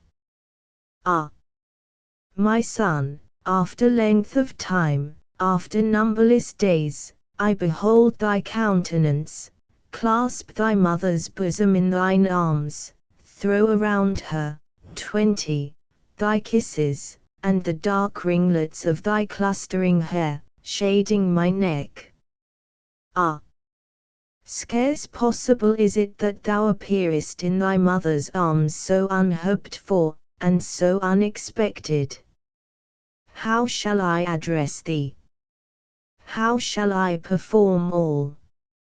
How shall I, walking in rapture around thee on that side and this, both with my hands and words, reap the varied pleasure, the delight of my former joys? O my son, thou hast left thy father's house deserted, sent away in exile by wrongful treatment from thy brother. How longed for by thy friends! How longed for by Thebes! From which time I am both shorn of my hoary locks, letting them fall with tears, with wailing winking sad smiley 21, deprived, my child, of the white robes, I receive in exchange around me these dark and dismal weeds. But the old man in the palace deprived of sight, always preserving with tears regret for the unanimity of the brothers which is separated from the family, has madly rushed on self-destruction with the sword and with the noose above the beams of the house, bewailing the curse imprecated on his children, and with cries of woe he is always hidden in darkness. But thou, my child, I hear, art both joined in marriage, and hast the joys of love in a foreign family, and cherishest a foreign alliance, intolerable to this thy mother and to the aged Laius, the woe of a foreign marriage brought upon us. But neither did I light the torch of fire for you, as is customary in the marriage rites, as befits the happy mother, nor was Ismenus careful of the bridal rites in the luxury of the bath, and the entrance of thy bride was made in silence through the Theban city. May these ills perish, whether the sword, or discord, or thy father is the cause, or whether fate has rushed with violence upon the house of Oedipus, for the weight of these sorrows has fallen upon me. Co. Parturition with the attendant throes has a wonderful effect on women. Winking sad smiley 22, and somehow the whole race of women have strong affection toward their children. Paul. My mother, determining wisely, and yet not determining wisely, have I come to mend my foes, but it is necessary that all must be enamored of their country. But whoever says otherwise, pleases himself with vain words, but has his heart there. But so far have I come to trouble and terror, lest any treachery from my brother should slay me, so that having my hand on my sword I proceeded through the city rolling round my eye.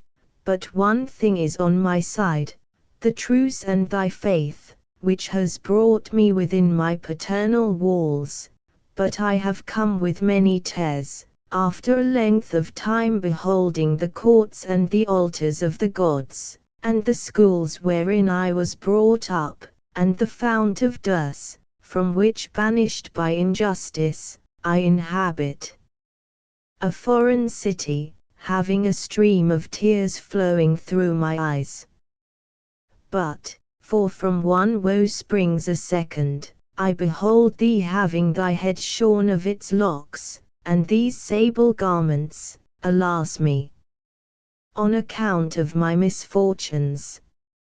How dreadful a thing, mother, is the enmity of relations, having means of reconciliation seldom to be brought about.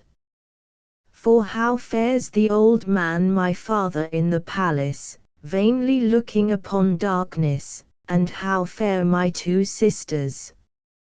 Are they indeed bewailing my wretched banishment? Joc. Some god miserably destroys the race of Oedipus, for thus began it, when I brought forth children in that unhallowed manner, and thy father married me in evil hour, and thou didst spring forth. But why relate these things? What is sent by the gods we must bear. But how I may ask the questions I wish, I know not, for I fear lest I wound at all thy feelings, but I have a great desire. Paul. But inquire freely, leave nothing out. For what you wish, my mother, this is dear to me. Joc. I ask thee therefore, first, for the information that I wish to obtain. What is the being deprived of one's country, is it a great ill? Paul.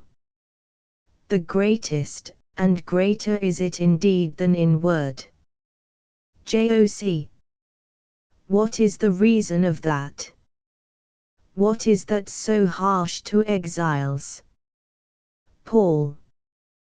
One thing, and that the greatest, not to have the liberty of speaking. Joc. This that you have mentioned belongs to a slave, not to give utterance to what one thinks. Paul. It is necessary to bear with the follies of those in power. Joc. And this is painful, to be unwise with the unwise. Paul. But for interest we must bend to slavery contrary to our nature. Joc. But hopes support exiles, as report goes. Paul. They look upon them with favorable eyes, at least, but are slow of foot. Joc. Hath not time shown them to be vain? Paul. They have a certain sweet delight to set against misfortunes. Joc. But whence wert thou supported, before thou foundest means of sustenance by thy marriage? Paul. At one time I had food for the day, at another I had not. Joc. And did the friends and hosts of your father not assist you? Paul. Be prosperous, and thou shalt have friends. Sad Smiley 23, but friends are none, should one be in adversity. Joc. Did not thy noble birth raise thee to great distinction? Paul. To want is wretched, high birth fed me not. Joc.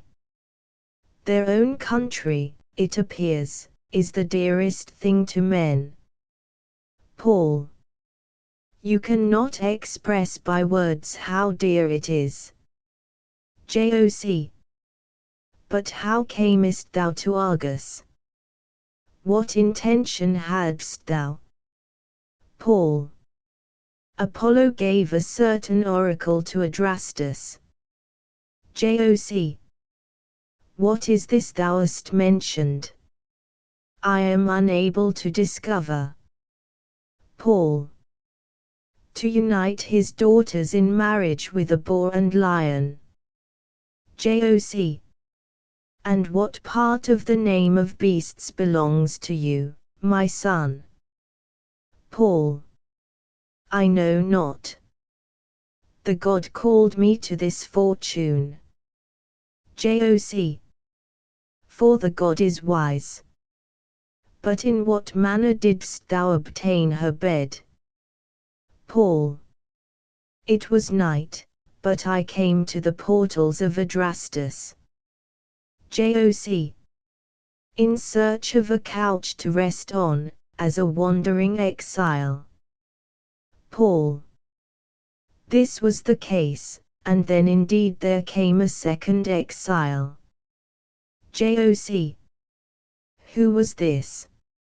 How unfortunate then was he also. Paul.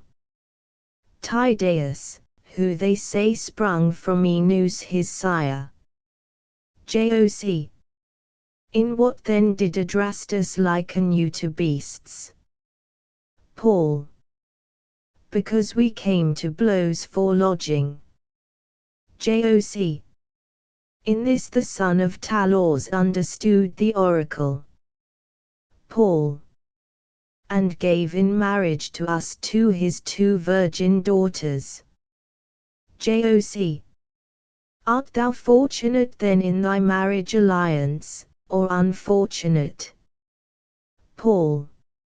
My marriage cannot be found fault with up to this day. Joc. But how didst thou persuade an army to follow you hither? Paul. Adrastus swore this oath to his two sons-in-law, that he would replace both in their own country, but me first. And many princes of the Argives and Mycenaeans are at hand, rendering to me a sad, but necessary favor, for I am leading an army against this my own city, but I have called the gods to witness how unwillingly I have raised the spear against my dearest parents. But the dissolution of these ills extends to thee, my mother, that having reconciled the friendly brothers, you may free from toil me and thyself, and the whole city.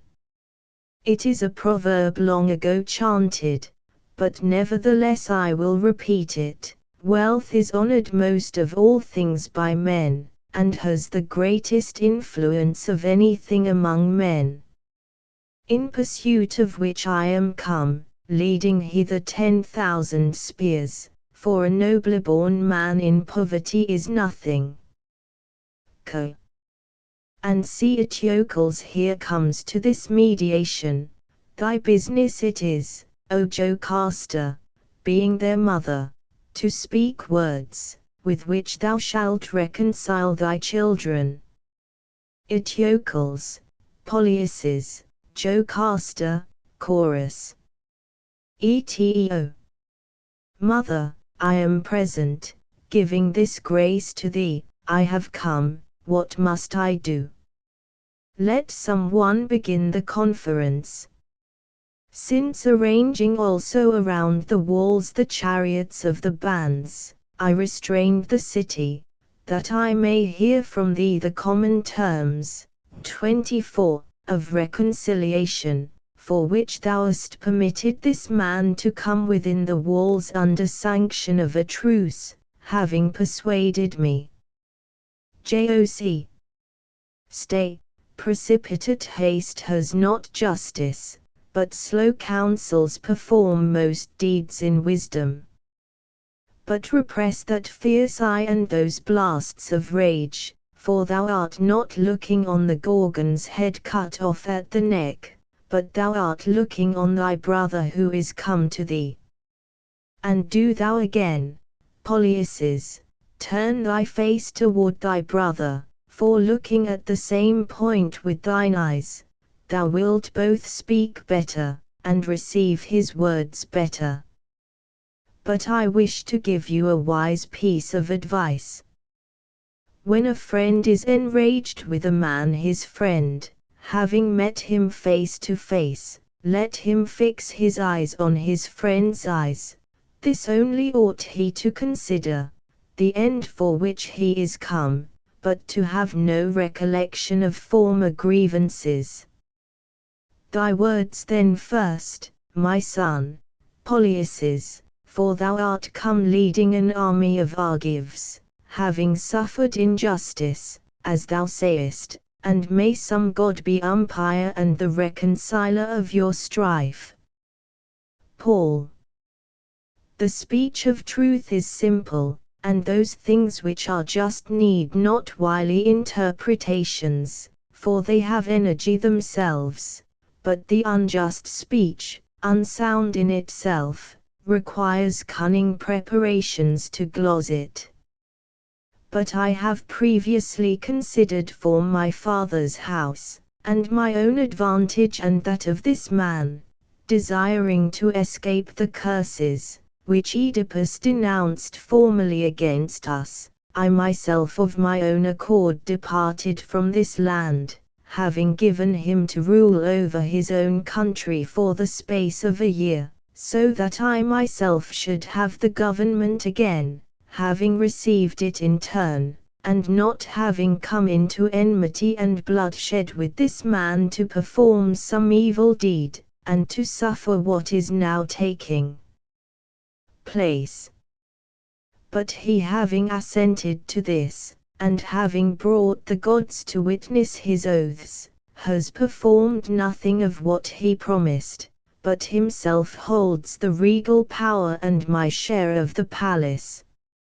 And now I am ready, having received my own right, to send the army away from out of this land, and to regulate my house, having received it in my turn, and to give it up again to this man for the same space of time, and neither to lay my country waste, nor to apply to its towers the means of ascent by the firmly fixed ladders, which, should I not meet with justice, will I endeavor to put in execution, and I call the gods as witnesses of this, that acting in everything with justice, I am without justice deprived of my country in the most unrighteous manner.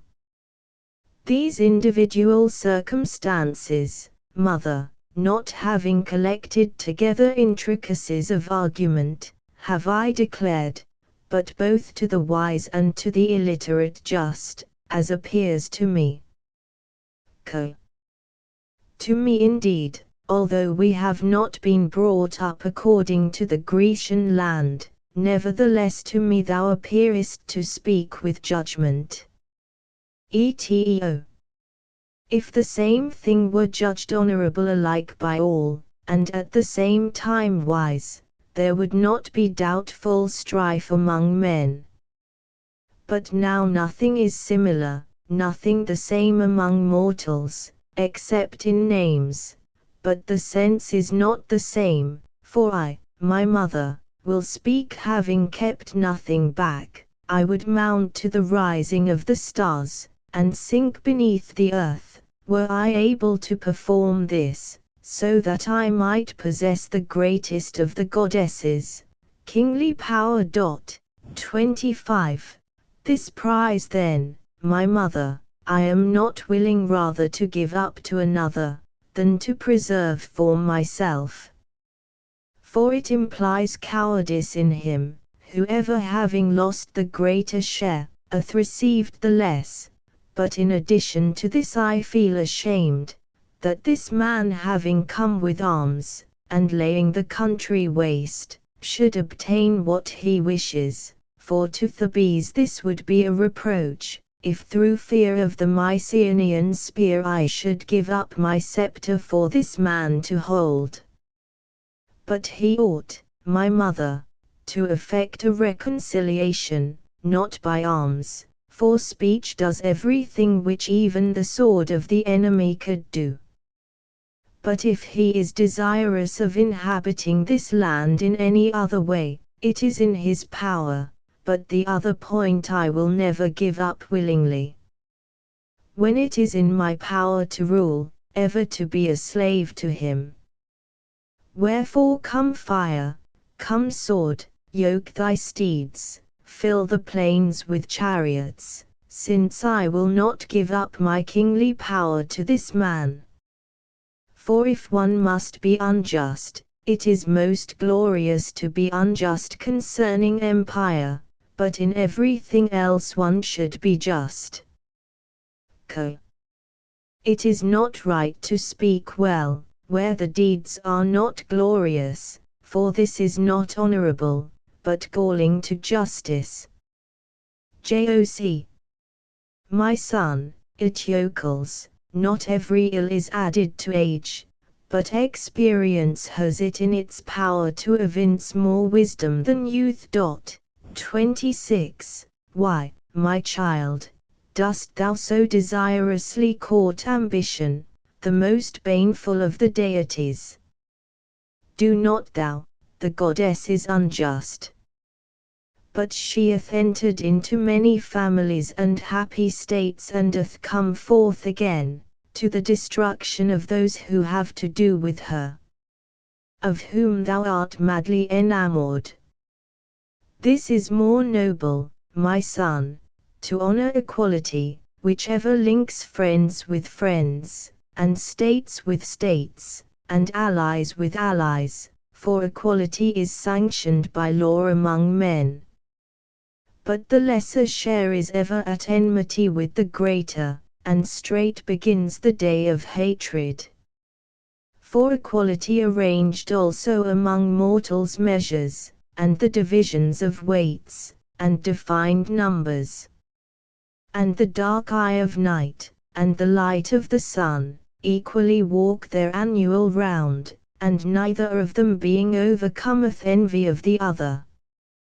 Thus the sun and the night are subservient to men, but wilt not thou brook having an equal share of government, and give his share to him? Then where is justice? Why dost thou honor so unboundedly that prosperous injustice, royalty, and think so highly of her? Is the being conspicuous honorable? At least, it is empty honor. Or dost thou desire to labor much, possessing much in thy house? But what is superfluity? It possesses but a name, since a sufficiency indeed to the temperate is abundance. Neither do men enjoy riches as their own, but having the property of the gods do we cherish them. And when they list, again do they take them away. Come, if I ask thee, having proposed together two measures, whether it is thy wish to reign, or save the city? Wilt thou say, to reign? But should he conquer thee, and the Argive spears overcome the Cadmeian forces, thou wilt behold this city of the Thebans vanquished, thou wilt behold many captive maidens with violence ravished by men your foes. Bitter then to Thebes will be the power which thou seekest to hold, but yet thou art ambitious of it. To thee I say this, but to thee, Polyaces, say I, that Adrastus hath conferred an unwise favour on thee, and foolishly hast thou also come to destroy this city. Come, if thou wilt subdue this land, may which never happen, by the gods, how wilt thou erect trophies of thy spear? And how again wilt thou sacrifice the first fruits, having conquered thy country? And how wilt thou engrave upon the spoils by the waters of Inachus, having laid Thebes in ashes? Polyaces consecrated these shields to the gods. Never, my son, may it come to thee to receive such glory from the Greeks.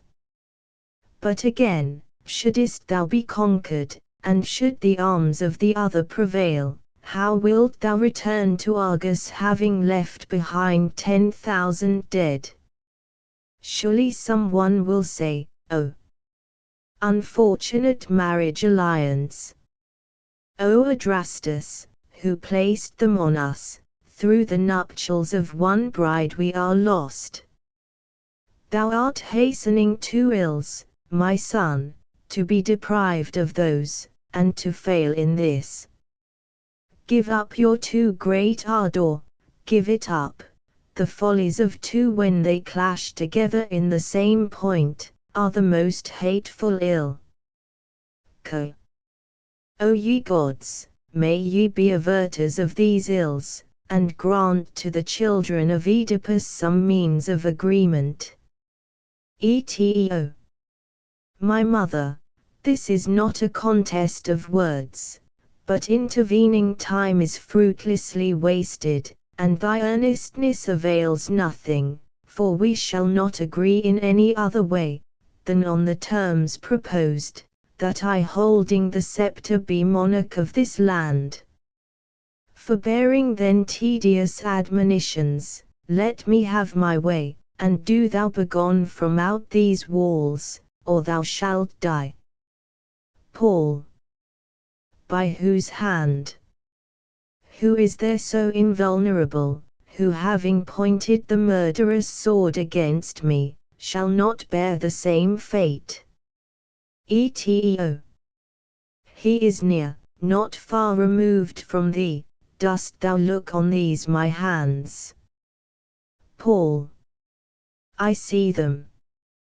But wealth is cowardly, and feeble, loving life. ETO. And therefore hast thou come, with such a host against one who is nothing in arms. Paul.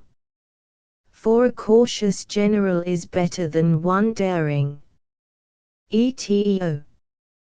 Thou art insolent, having trusted in the truce, which preserves you from death. Paul. A second time again I demand of you the sceptre and my share of the land. ETO. I will admit no demand, for I will regulate my own family. Paul. Holding more than your share. ETO. I own it, but quit this land. Paul. O ye altars of my paternal gods! ETO. Which thou art come to destroy. Paul. Do ye hear me? ETO. Who will hear thee, who art marching against thy country? Paul. And ye shrines of the gods, 27, delighting in the milk-white steeds, ETO. Who hate thee? Paul. I am driven out of my own country. ETO. For thou hast come to destroy it. Paul. With injustice indeed, O ye gods! ETO. At Mycenae call upon the gods, not here. Paul. Thou art impious. ETO. but not my country's enemy, as thou art. Paul. Who drives me out without my share? Eteo. And I will put thee to death in addition. Paul. My father, hearest thou what I suffer? Eteo. For he hears what wrongs thou doest. Paul. And thou, my mother? Eteo. It is not lawful for thee to mention thy mother. Paul. O my city! Eteo. To Argos go, and call on Lerna's stream. Paul.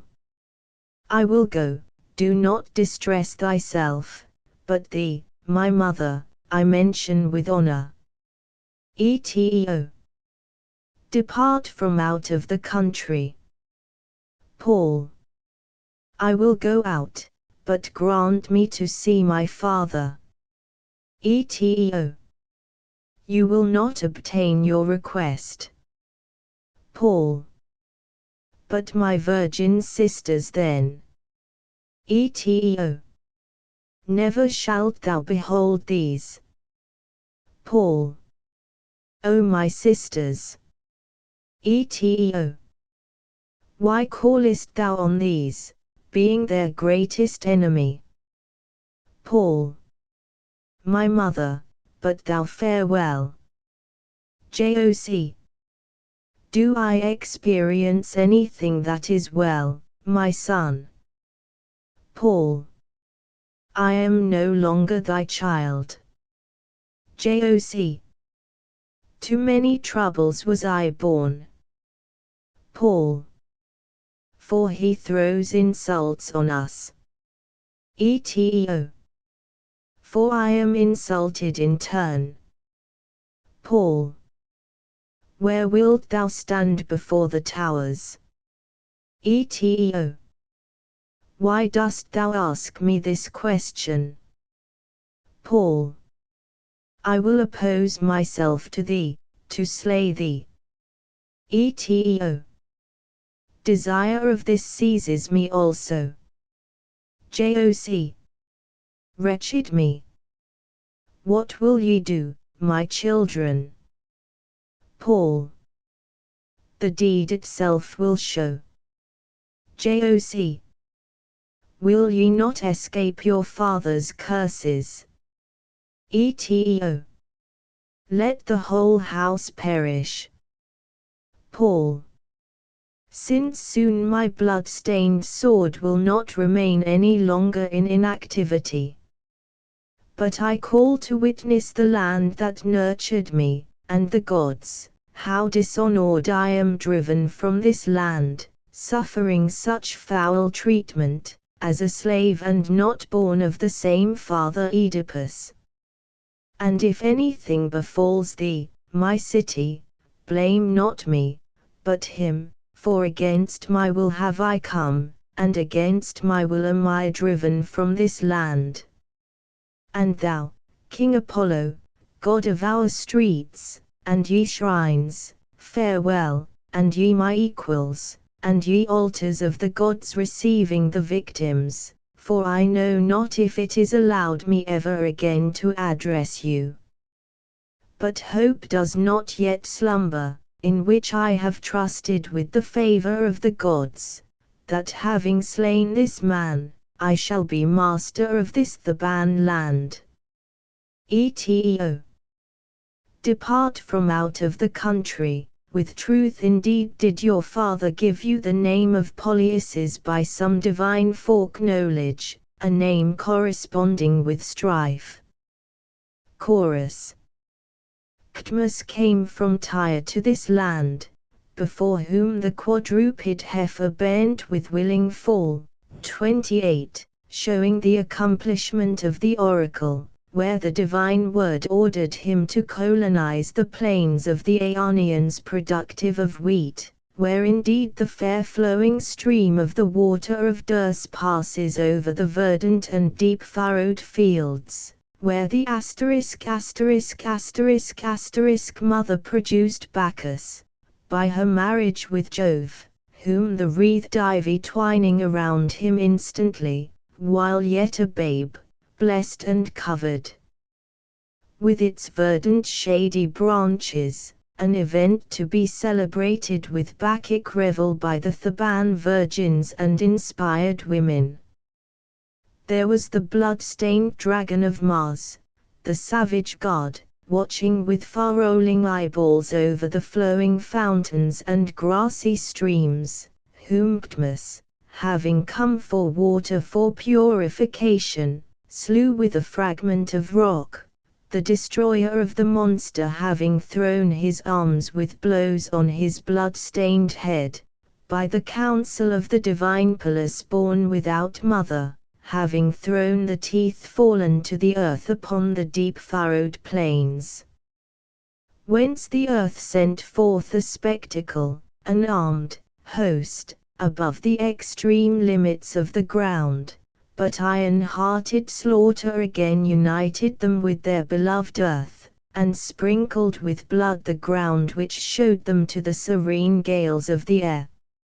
And thee, sprung of old from our ancestor Io, Epaphus, O progeny of Jove, on thee have I called in a foreign tongue, with prayers in foreign accent, come to this land, thy descendants have founded it, where the two goddesses Proserpine and the dear goddess Ceres, queen of all, since earth nurtures all things, have held their possessions. Send the fire-bearing goddesses to defend this land, since everything is easy to the gods.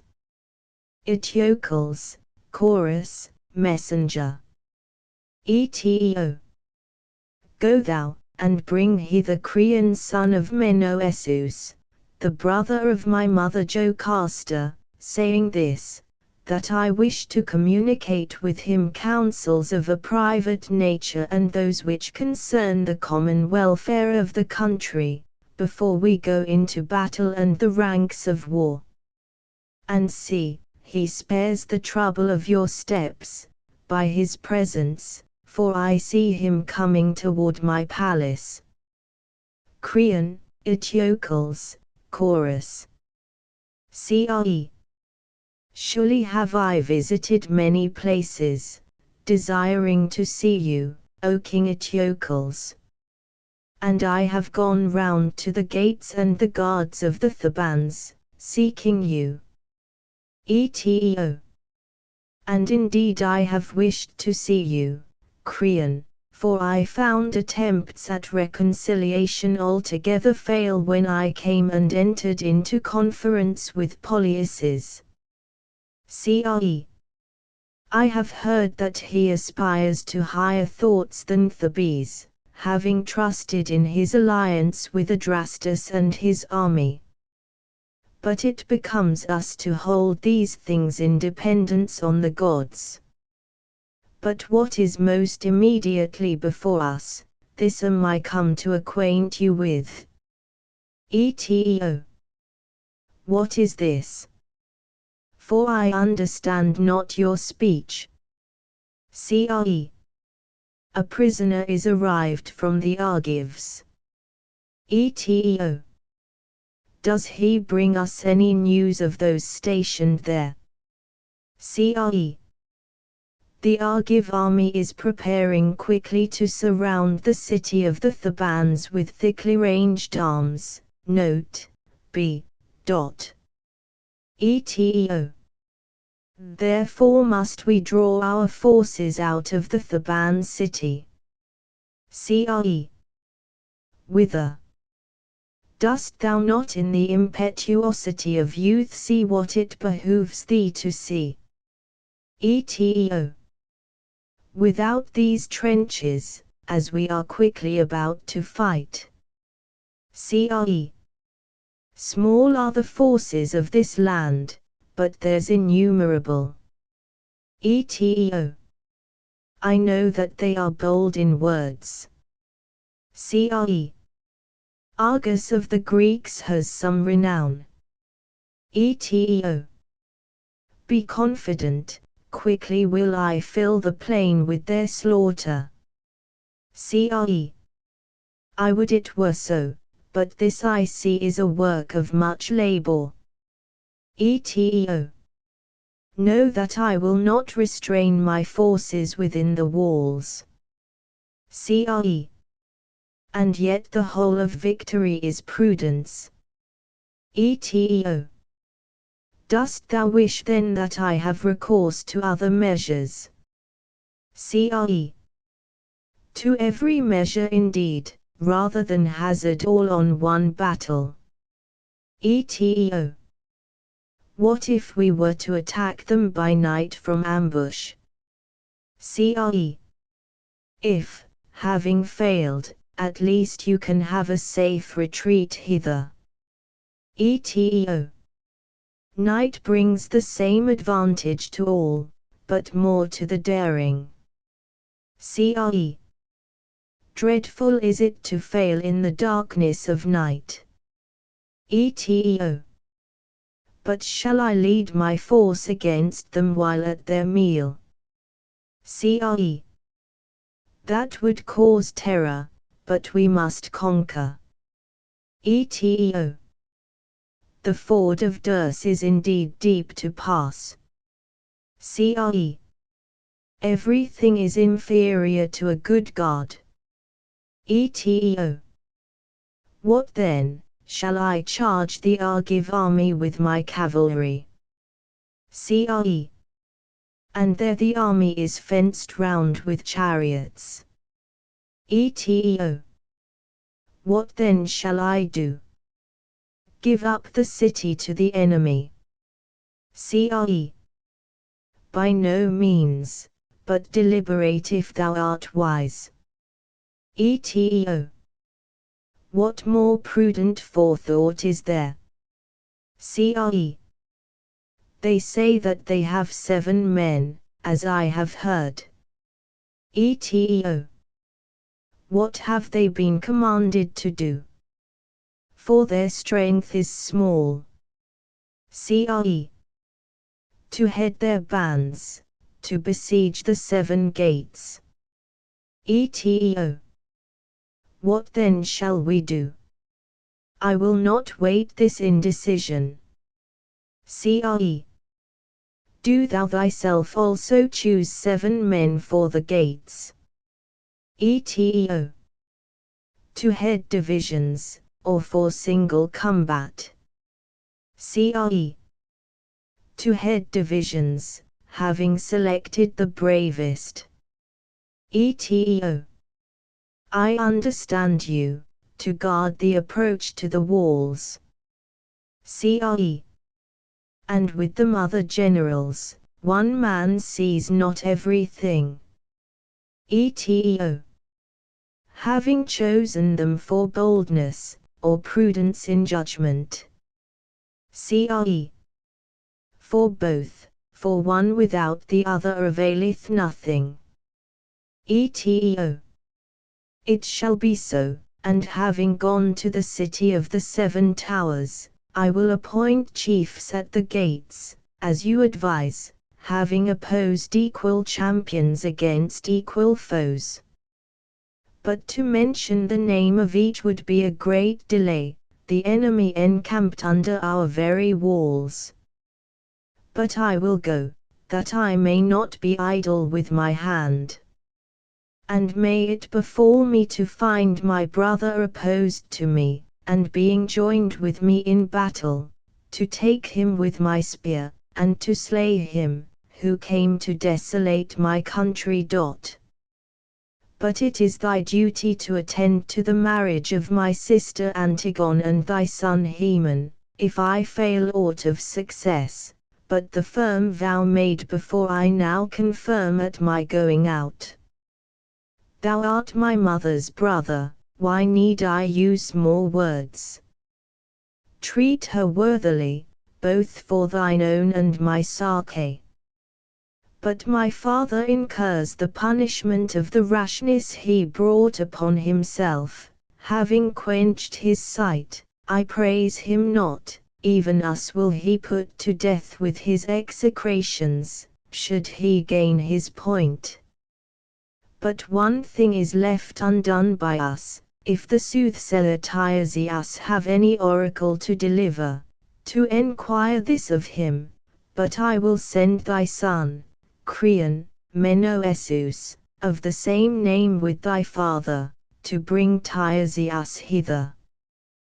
With pleasure will he enter into conversation with you, but I lately reviled him with his divining art, so that he is offended with me.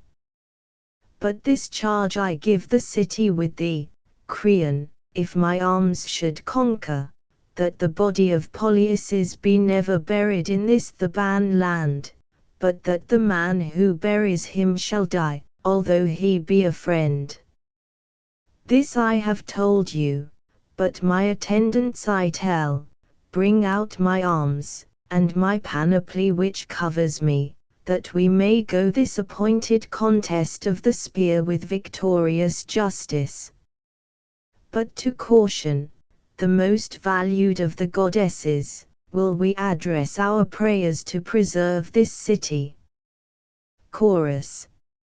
O Mars, cause of infinite woe, why, I pray, art thou so possessed with blood and death, so discordant with the revels of Bacchus? Thou dost not in the circle of beautiful dancers in the bloom of youth, having let flow thy hair, 29, on the breath of the flute modulate strains, in which there is a lovely power to renew the dance. But with thy armed men, having excited the army of Argives against Thebes with blood, thou dancest before the city in a most inharmonious revel. Thou movest not thy foot maddened by the thyrsus clad in fawn skins, but thy solid-hoofed steed with thy chariot and horses' bits, and bounding at the streams of Ismenus, thou art borne rapidly in the chariot course, having excited against the race of those sown by Ctmus, a raging host that grasp the shield, well armed, adverse to us at the walls of stone. Surely discord is some dreadful goddess, who devised all these calamities against the princes of this land, the Labdacidae involved in woe. O thou forest of heavenly foliage, most productive of beasts, thou snowy eye of Diana, Citharon, never oughtest thou to have nourished him doomed to death, the son of Jocasta, Oedipus, the babe who was cast out from his home, marked by the golden clasps. Neither ought that winged virgin the Sphinx, thou mountain monster, that grief to this land, to have come, with her most inharmonious lays, who formerly approaching our walls, bore in her 4 talons the descendants of Ctmus to the inaccessible light of heaven, whom the infernal Pluto sends against the Thebans, but other ill-fated discord among the children of Oedipus springs up in the palace and in the city. For that which is not honorable, never can be honorable, as neither can children the unhallowed offspring of the mother, the pollution of the father. But she came to a kindred bed. Thou didst produce, O Theban, land. Thou didst produce formerly, as I heard the foreign report, 30, I heard it formerly at home, the race sprung from teeth from the fiery-crested dragon fed on beasts, the proudest honor of the bees. But to the nuptials of Harmonia the gods came of old, and by the harp and by the lyre of Amphion uprose the walls of Thebes, the tower of the double streams, 31, at the midst of the pass of Dirce, which waters the verdant plain before Ismenus. And Io, our ancient mother, doomed to bear horns, brought forth a line of Theban kings. But this city receiving 10,000 goods one in change for another, stood in the highest chaplets of war. Tiresias, led by his daughter, Menoesus, Creon, chorus. Tir. Lead onward, my daughter, since thou art an eye to my blind steps, as the star to the mariners. Placing my steps hither on this level plain, proceed lest we stumble. Thy father is feeble, and preserve carefully in thy virgin hand my calculations which I took, having learned the auguries of the birds, sitting in the sacred seats where I foretell the future. My child, Menoesus, son of Creon, tell me, how far is the remainder of the journey through the city to thy father? Since my knees are weary, and with difficulty I accomplish such a long journey. Cre. Be of good cheer, for thou hast steered thy foot, Tiresias, near to thy friends, but take hold of him, my son.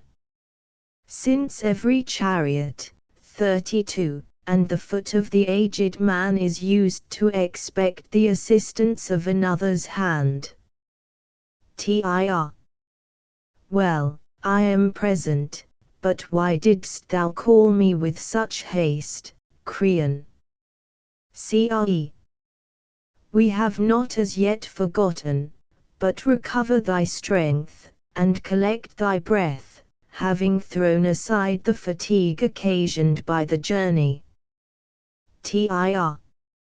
I am relaxed indeed, 32a, with toil, brought hither from the Athenians the day before this. For there also was a contest of the spear with Eumolpus, where I made the descendants of Cecrops splendid conquerors. And I wear this golden chaplet, as thou seest, having received the first fruits of the spoil of the enemy. Cre. Thy victorious garlands I make a happy omen.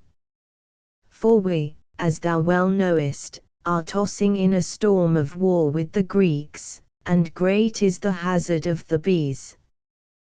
The king Eteocles has therefore gone forth adorned with his armor all ready to battle with the Argives.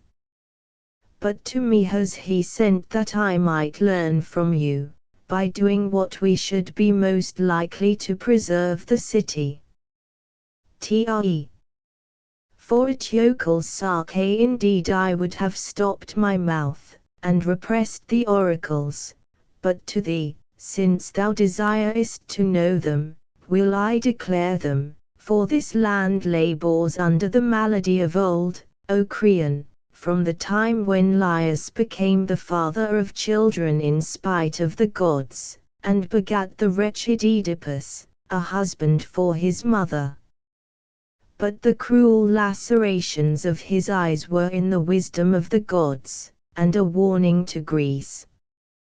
Which things the sons of Oedipus seeking to conceal among themselves by the lapse of time, as about forsooth to escape from the gods, erred through their ignorance, for they neither giving the honor due to their father, nor allowing him a free liberty, infuriated the unfortunate man, and he breathed out against them dreadful threats, being both in affliction, and moreover dishonored. And I, what things omitting to do, and what words omitting to speak on the subject, have nevertheless fallen into the hatred of the sons of Oedipus. But death from their mutual hands is near them, O Creon. And many courses fallen around courses, having mingled the weapons of Argus and Thebes, shall cause bitter lamentations to the Theban land. And thou, O wretched city, art sapped from thy foundations, unless men will obey my words.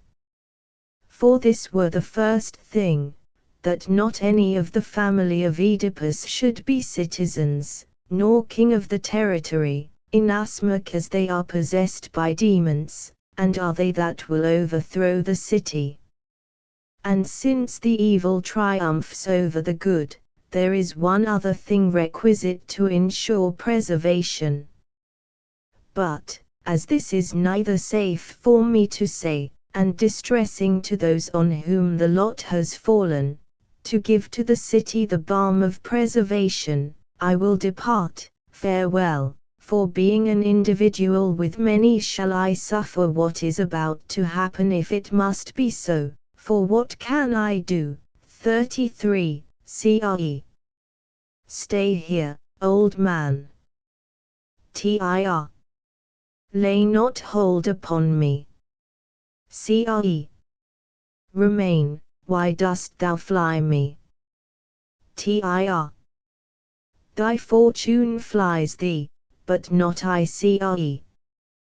Tell me the means of preserving the citizens and their city. TRE. Thou wishest now indeed, and soon thou wilt not wish. CRE. And how am I not willing to preserve my country? TIR. Art thou willing then to hear, and art thou eager? CRE. For toward what ought I to have a greater eagerness? TIR. Hear now then my prophesies. But this first I wish to ascertain clearly, where is Menœsus who brought me hither? CRE. He is not far off, but close to thee. TIR. Let him depart then afar from my oracles. CRE. He that is my son will keep secret what ought to be kept secret. TIR. Art thou willing then that I speak in his presence? CRE. Yes, for he would be delighted to hear of the means of preservation.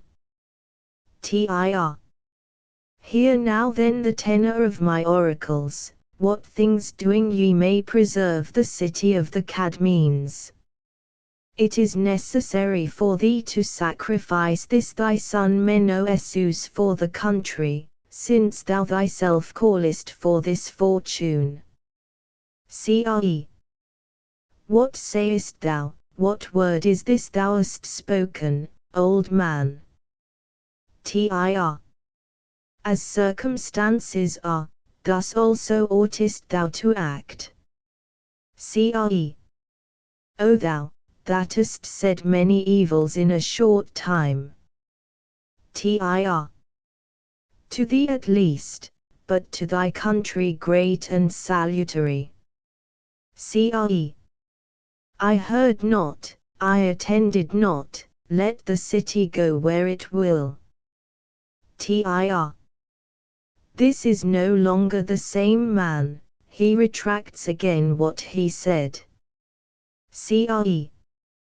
Farewell.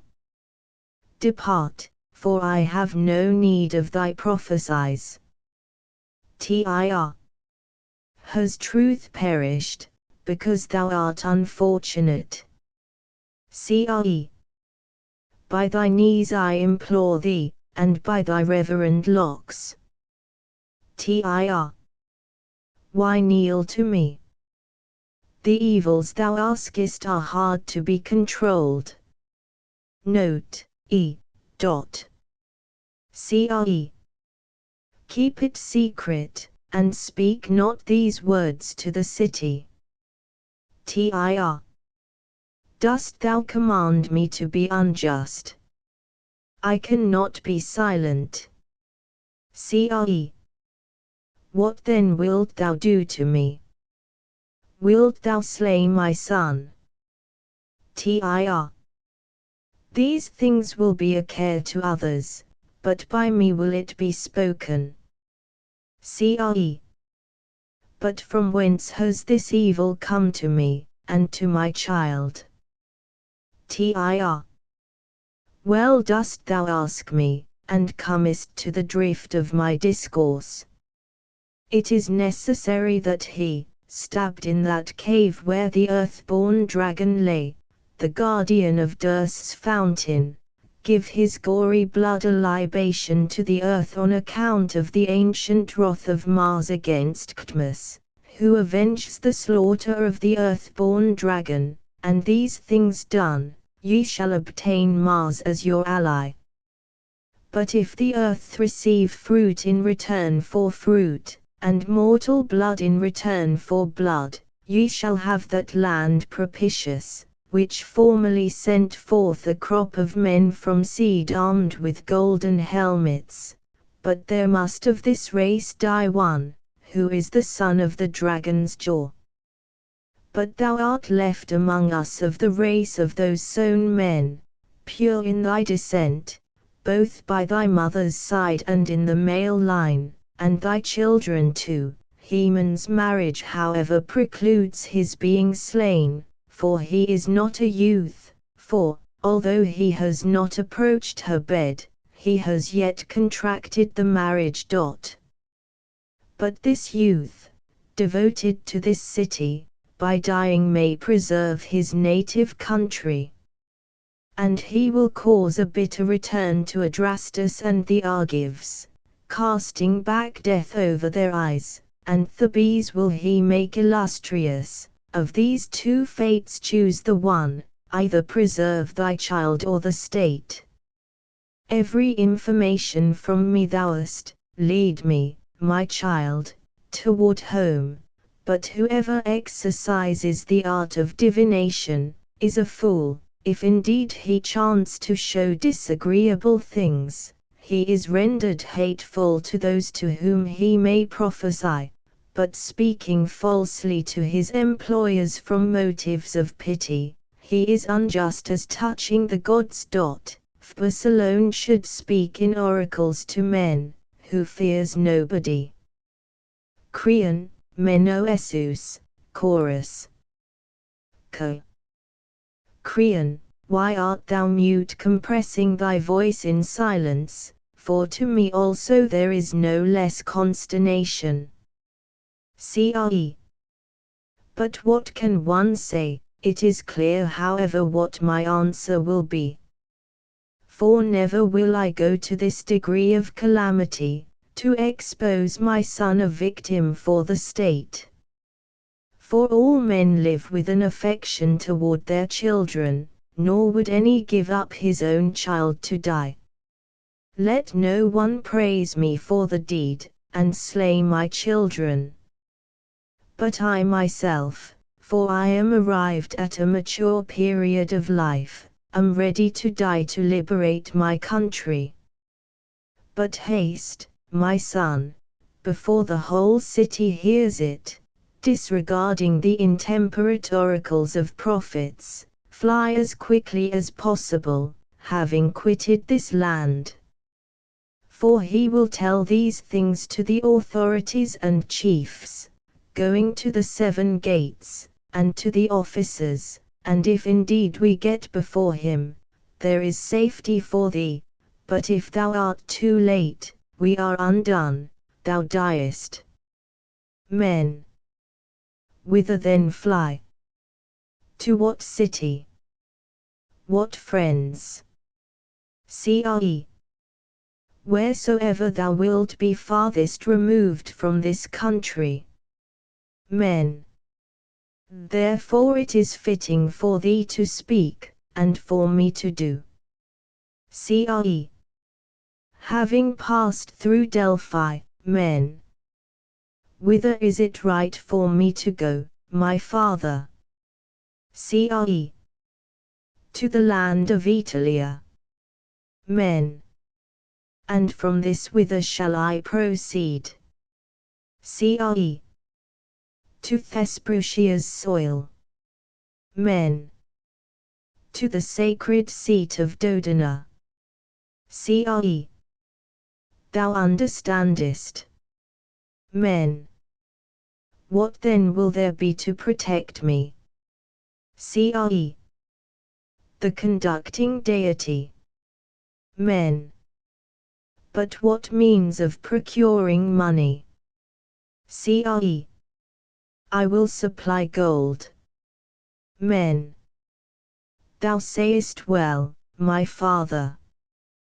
Go then, for having proceeded to salute, 34, thy sister, whose breast I first sucked, Jocasta I mean, deprived of my mother, and reft from her, an orphan, I will depart and save my life. But haste, go, let not thy purpose be hindered. Menoesus, chorus.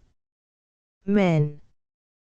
Ye females, how well removed I my father's fears, having deceived him with words, in order to gain my wishes, who sends me out of the way, depriving the city of its good fortune, and gives me up to cowardice. And these things are pardonable indeed in an old man, but in my case it deserves no pardon to become the deserter of that country which gave me birth. That ye may know then, I will go, and preserve the city, and will give up my life for this land.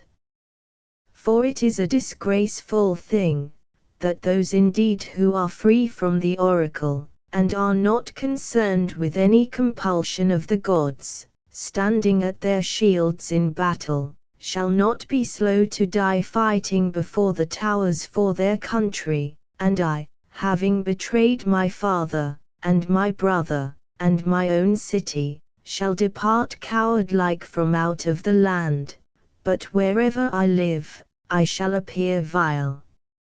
No, by that Jove that dwelleth amidst the constellations, and sanguinary Mars, who set up those sown men, who erst sprung from the earth, to be kings of this country. But I will depart, and standing on the summit of the battlements, stabbing myself over the dark deep lair of the dragon, where the prophet appointed, will give liberty to the country, the word has been spoken. But I go, by my death about to give no mean gift to the state, and will rid this land of its affliction. For if every one, seizing what opportunity he had in his power of doing good, would persist in it, and bring it forward for his country's weal, states, experiencing fewer calamities, henceforward might be prosperous. Thou camest forth, O winged monster, production of the earth, and the viper of hell, the ravager of the Cadmeans, big with destruction, big with woes, in form half virgin, a hostile prodigy, with thy ravening wings, and thy talons that preyed on raw flesh, who erst from Durst's spot bearing aloft the youths, accompanied by an inharmonious lay, thou broughtest cruel woes to our country, cruel was he of the gods, whoever was the author of these things. And the moans of the matrons, and the moans of the virgins, resounded in the house, in a voice, in a strain of misery, they lamented some one thing, some another, in succession through the city. And the groaning and the noise was like to thunder, when the winged virgin bore out of sight any man from the city. But at length came by the mission of the Pythian oracle Oedipus the unhappy to this land of the bees, to us then indeed delighted, but again came woes.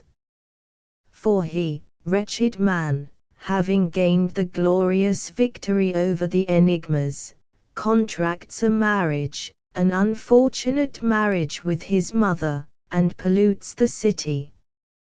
And fresh woes does the unfortunate man cause to succeed with slaughter, devoting by curses his sons to the unhallowed contest. With admiration we look on him, who is gone to kill himself for the Sake of his country's land, to Creon indeed having left lamentations, but about to make the seven-towered gates of the land greatly victorious. Thus may we be mothers, thus may we be blessed in our children, O dear Pallas, who destroyedst the blood of the dragon by the hurled stone, driving the attention of Cadmus to the action, whence with rapine some fiend of the gods rushed on this land. Messenger, Jocasta, Chorus. Mess. Ho there! Who is at the gate of the palace? Open, conduct Jocasta from out of the house. What ho! Again, after a long time indeed, but yet come forth, here, O renowned wife of Oedipus, ceasing from thy lamentations, and thy tears of grief. Joc. O most dear man, surely thou comest bearing the news of some calamity, of the death of Eteocles, by whose shield thou always didst go, warding off the weapons of the enemy. What new message, I pray, dost thou come to deliver? Is my son dead or alive? Tell me. Mess. He lives, be not alarmed for this, for I will rid thee of this fear. Joc. But what? In what state are our seven-towered ramparts?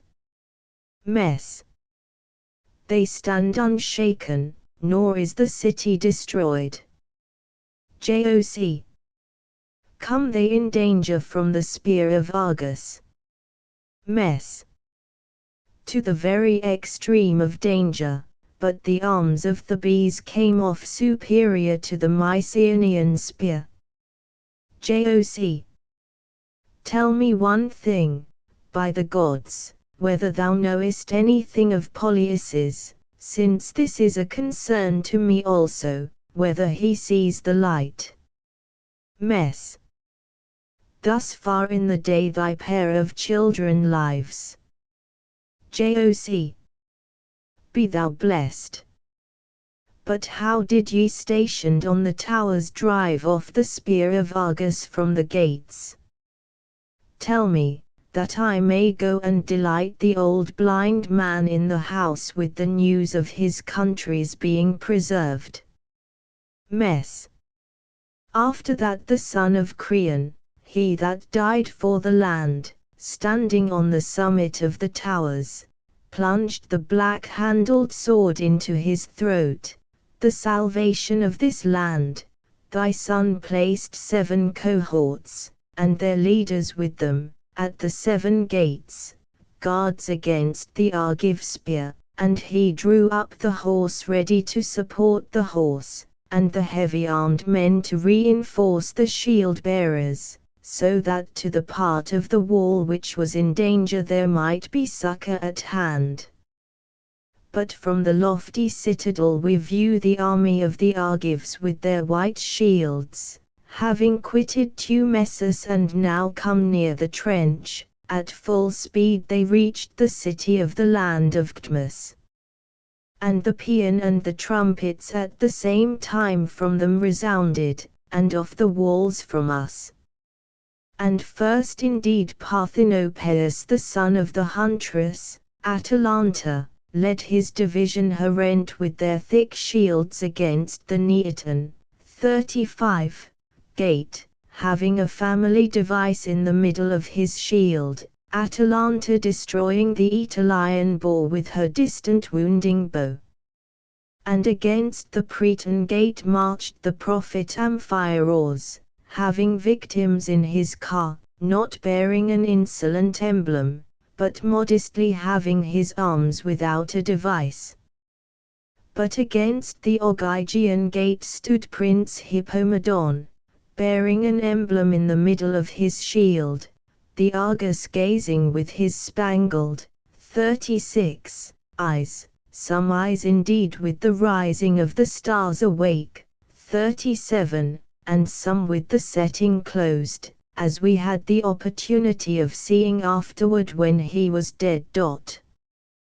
But Tydeus was drawn up at the Hermoloian gate, having on his shield a lion's skin ruff with his mane, but in his right hand he bore a torch, as the Titan Prometheus, 38, intent on firing the city.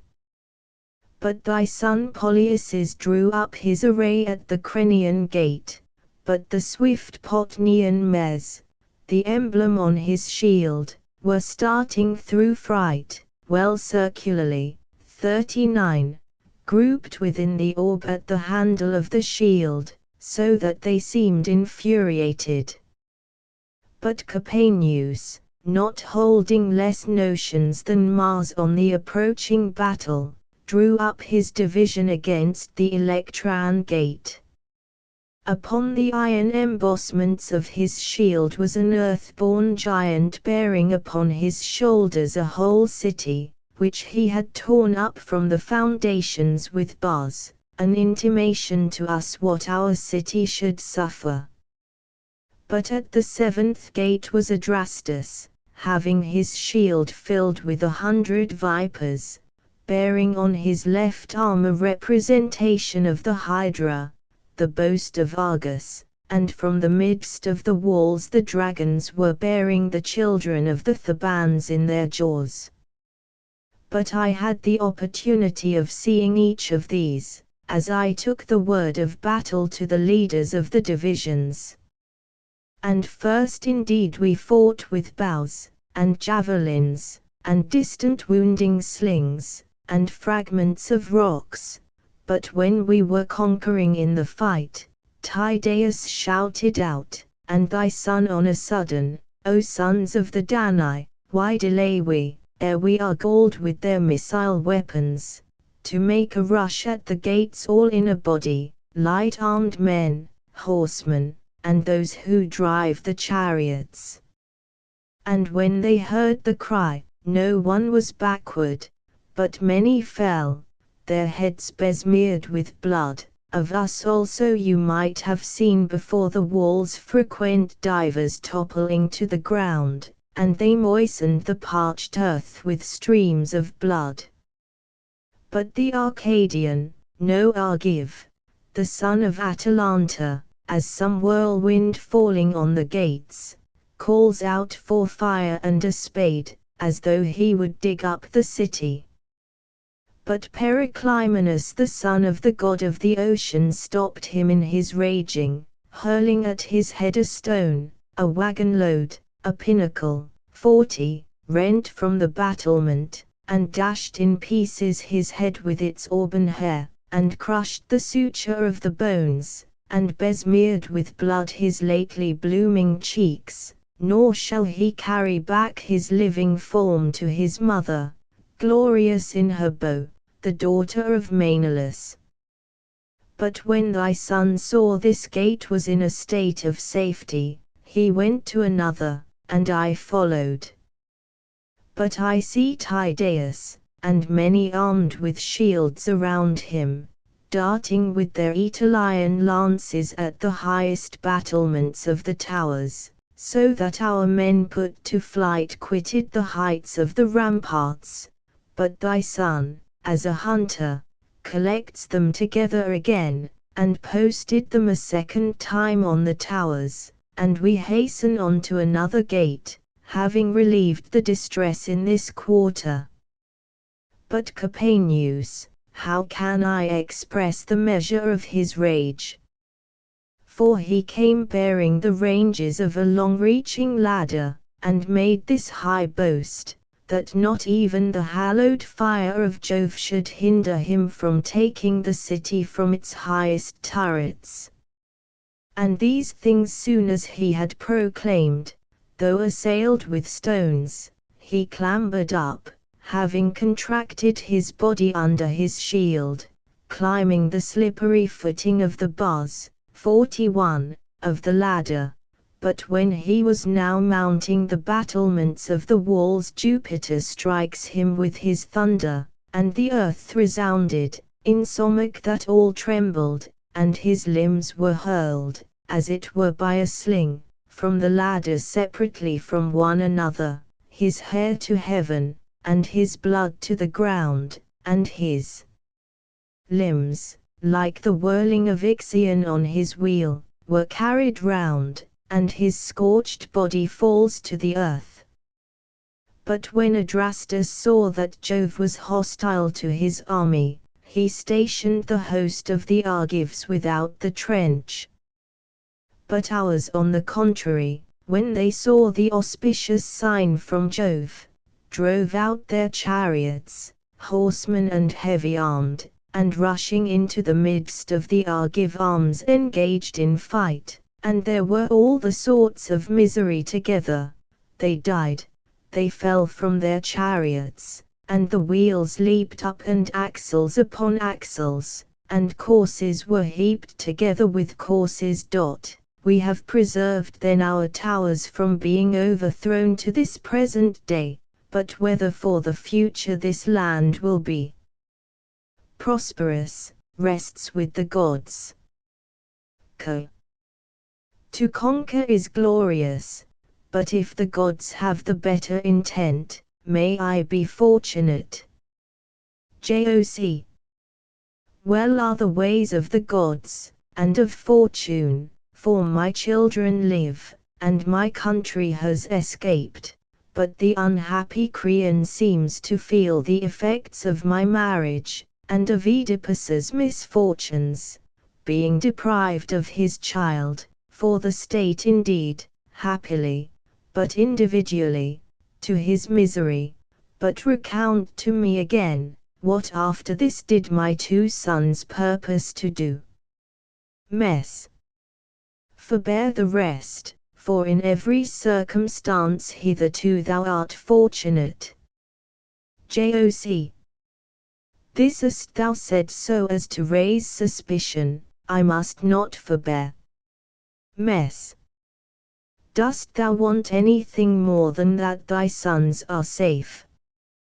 Joc.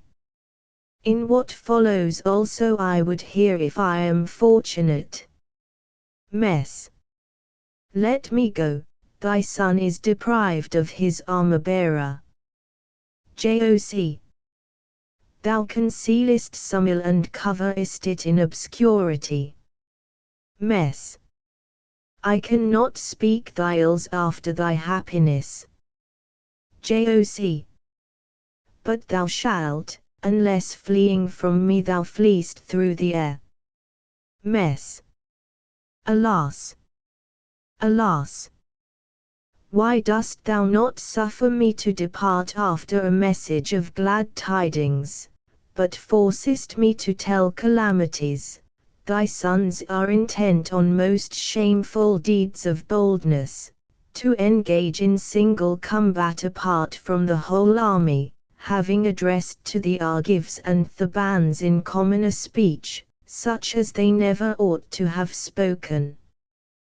But Eteocles began, standing on the lofty turret, having commanded to proclaim silence to the army. And he said, O generals of the Grecian land, and chieftains of the Danai, who have come hither, and O people of Ctmus, neither for the Sarche of Polyus's barter your lives, nor for my cause. For I myself, taking this danger on myself, alone will enter the lists with my brother, and if indeed I slay him, I will dwell in the palace alone. But should I be subdued, I will give it up to him alone. But you, ceasing from the combat, O Argives, shall return to your land, not leaving your lives here. Of the Theban people also there is enough that lieth dead. Thus much he spake, but thy son Polyus rushed from the ranks, and approved his words. But all the Argives murmured their applause, and the people of Ctmus, as thinking this plan just. And after this the generals made a truce, and in the space between the 2 armies pledged an oath to abide by it. And now the 2 sons of the aged Oedipus clad their bodies in an entire suit of brazen armor. and their friends adorned them, the champion of this land indeed the chieftains of the Thebans, and him the principal men of the Danai. And they stood resplendent, and they changed not their color, raging to let forth their spears at each other. But their friends on either side as they passed by encouraging them with words, thus spoke. Polyaces, it rests with thee to erect the statue of Jove, emblem of victory, and to confer a glorious fame on Argus. But to Eteocles on the other hand, now thou fightest for the state, now if thou come off victorious, thou art in possession of the scepter. These things they said exhorting them to the combat. But the seers sacrificed the sheep, and scrutinized the shooting of the flames, and the bursting of the gall, the moisture adverse, 42, to the fire, and the extremity of the flame, which bears a twofold import, both the sign of victory, 43, and the sign of being defeated. 44. But if thou hast any power, or words of wisdom, or the soothing charms of incantation, go, stay thy children from the fearful combat, since great the danger, and dreadful will be the sequel of the contest, namely, tears. For thee, deprived this day of thy 2 children. Joc. O my child, Antigone, come forth from before the palace. The state of thy fortune suits not now the dance, nor the virgin's chamber, but it is thy duty, in conjunction with thy mother, to hinder 2 excellent men, and thy brothers verging toward death from falling by each other's hands. Antigone, Jocasta, Chorus. And with what new horrors, O mother of my being, dost thou call out to thy friends before the house? Joc. O my daughter, the life of thy brothers is gone from them. And how sayest thou? Joc. They are drawn out in single combat. And alas me! What wilt thou say, my mother? Joc. Nothing of pleasant import, but follow. And whither? Leaving my virgin chamber. Joc.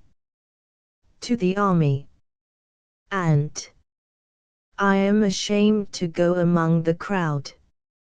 Joc. Thy present state admits not bashfulness. And but what shall I do then? Joc. Thou shalt quell the strife of the brothers. And doing what, my mother? Joc. Falling before them with me. And lead to the space between the armies, we must not delay. Joc. Haste, daughter, haste, since, if indeed I reach my sons before they engage, I still exist in heaven's fair light, but if they die, I shall lie dead with them. Chorus. Alas! Alas! Shuddering with horror, shuddering is my breast, and through my flesh came pity, pity for the unhappy mother, on account of her 2 children, whether of them then will disdain with blood the other. Alas me for my sufferings, O Jove, O earth, the own brother's neck, the own brother's life, in arms, in slaughter. Wretched, wretched I, over which course then shall I raise the lamentation for the dead? O earth, earth, the 2 beasts of prey, bloodthirsty souls, brandishing the spear, will quickly disdain with blood the fallen, fallen enemy. Wretches, that they ever came to the thought of a single combat. In a foreign strain will I mourn with tears my elegy of groans due to the dead. Destiny is at hand, death is near, this day will decide the event. Ill-fated murder because of the Furies. But I see Creon here with clouded brow advancing toward the house, I will cease therefore from the groans I am uttering. Creon, Chorus. Cre. Army. What shall I do? Whether am I to groan in weeping myself, or the city, which a cloud of such magnitude encircles as to cast us amidst the gloom of Icheron? For my son has perished having died for the city, having achieved a glorious name, but to me a name of sorrow. Him having taken just now from the dragon's den, stabbed by his own hand, I wretched bore in my arms, and the whole house resounds with shrieks, but I, myself aged, am come after my aged sister Jocasta, that she may wash and lay out my son now no more. For it behooves the living well to revere the god below by paying honors to the dead. Co.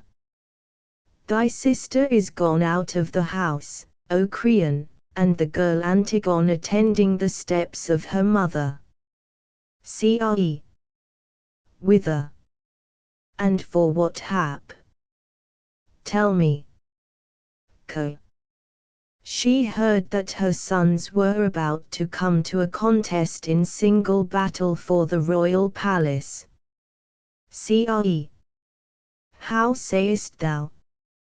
Whilst I was fondly attending to my son's course, I arrived not so far in knowledge, as to be acquainted with this also. Co.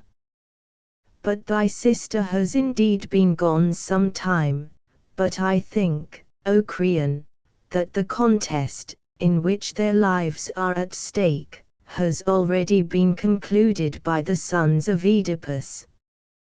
Cre. Army. I see indeed this signal, the downcast eye and countenance of the approaching messenger, who will relate everything that has taken place. Messenger, Creon, Chorus. Mess. O wretched me! What language or what words can I utter? We are undone, Cre. Thou beginnest thy speech with no promising prelude. Mess. O wretched me! Doubly do I lament, for I hear great calamities. Cre. In addition to the calamities that have happened, dost thou still speak of others? Mess. Thy sister's sons, O Creon, no longer behold the light. Cre. Ah! Alas! Thou utterest great ills to me and to the state. Mess. O mansions of Oedipus, do ye hear these things of thy children who have perished by similar fates? Co. So that, had they but sense, they would weep. Cre. O most heavy misery! O me wretched with woes! Alas! Unhappy me! Mess. If that thou knewest the evils yet in addition to these. Cre. And how can there be more fatal ills than these? Mess. Thy sister is dead with her 2 children. Co. Raise the cry of woe, and smite your heads with the blows of your white hands. Cre. O unhappy Jocasta, what an end of thy life and of thy marriage hast thou endured in the riddles of the Sphinx. 45. but how took place the slaughter of her 2 sons, and the combat arising from the curse of Oedipus? Tell me. Mess. The success of the country before the towers indeed thou knowest, for the circuit of the wall is not of such vast extent, but that thou must know all that has taken place. But after that the sons of the aged Oedipus had clad their limbs in brazen armor, they came and stood in the midst of the plain between the 2 armies, ready for the contest, and the fierceness of the single battle. And having cast a look toward Argus, Polyeuces uttered his prayer, O venerable Juno, for I am thine, since in marriage I joined myself with the daughter of Adrastus, and dwell in that land, grant me to slay my brother, and to cover with blood my hostile hand bearing the victory. And Eteocles, looking at the temple of Pallas, glorious in her golden shield, prayed, O daughter of Jove, grant me with my hand to hurl my victorious spear from this arm home to the breast of my brother, and slay him who came to lay waste my country. And when the sound of the Tuscan trumpet was raised, as the torch, the signal for the fierce battle, they sped with dreadful rush toward each other, and like wild boars whetting their savage tusks, they met, their cheeks all moist with foam, and they rushed forward with their lances, but they couched beneath the orbs of their shields, in order that the steel might fall harmless. But if either perceived the other's eye raised above the verge, he drove the lance at his face, intent to be beforehand with him, but dexterously they shifted their eyes to the open ornaments of their shields, so that the spear was made of none effect. And more sweat trickled down the spectators than the combatants, through the fear of their friends. But Eteocles, stumbling with his foot against a stone, which rolled under his tread, 46, places his limb without the shield. But Polyeuces ran up with his spear, when he saw a stroke open to his steel, and the Argive spear passed through the shank. And all the host of the Danai shouted for joy. And the hero who first was wounded, when he perceived his shoulder exposed in this effort, pierced the breast of Polyeuces with his lance, and gave joy to the citizens of Ctmus, but he broke the point of his spear. But being come to a strait for a spear, he retreated backward on his leg, and taking a stone of marble, he hurled it and crashed his antagonist's spear in the middle, and the battle was on equal terms, both being deprived of the spear in their hands. Then seizing the handles of their swords they met at close quarters, and, as they clashed their shields together, raised a great tumult of battle around them. And Eteocles, having a sort of idea of its success, made use of a Thessalian stratagem, which he had learned from his connection with that country. For giving up his present mode of attack, he brings his left foot behind, protecting well the pit of his own stomach, and stepping forward his right leg, he plunged the sword through the navel, and drove it to the vertebrae. But the unhappy Polyeuces, bending together his side and his bowels, falls weltering in blood. But the other, as he were now the victor, and had subdued him in the fight, casting his sword on the ground, went to spoil him, not fixing his attention on himself, but on that his purpose. Which thing also deceived him, for Polyeuces, he that fell first, still breathing a little, preserving his sword in his deathly fall, with difficulty indeed, but he did stretch his sword to the heart of Eteocles. And holding the dust in their gripe they both fall near one another, and determined not the victory. Alas! Alas! To what degree, O Oedipus, do I groan for thy misfortunes? But the god seems to have fulfilled thy imprecations. Mess.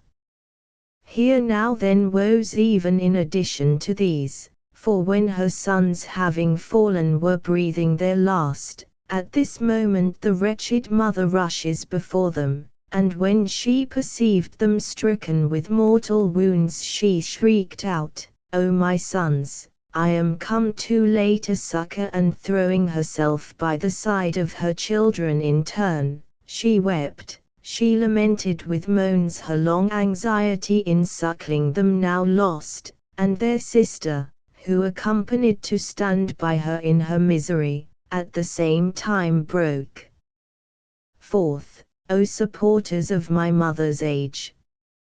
O ye that have betrayed my hopes of marriage, my dearest brothers!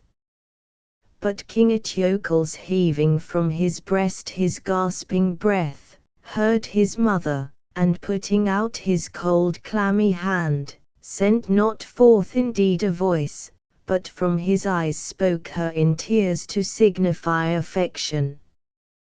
But Polyaces, who yet breathed, looking at his sister and his aged mother, thus spoke, We perish, O my mother, but I grieve for thee, and for this my sister, and my brother who lies dead. For being my friend, he became my enemy, but still my friend.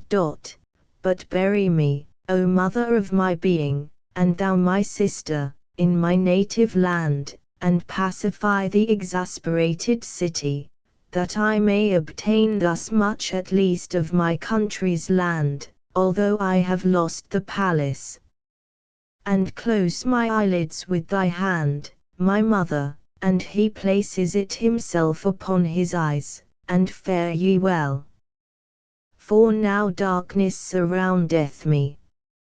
And both breathed out their lives together. And the mother, when she saw what had taken place, beyond endurance grieving, snatched the sword from the dead body, and perpetrated a deed of horror. For she drove the steel through the middle of her throat, and lies dead on those most dear to her, having each in her arms embraced. But the people rose up hastily to a strife of opinions, we indeed, as holding, that my master was victorious, but they, that the other was, and there was also a contention between the generals. Those on the other side contended, that Polyaces first struck with the spear, but those on ours that there was no victory where the combatants died.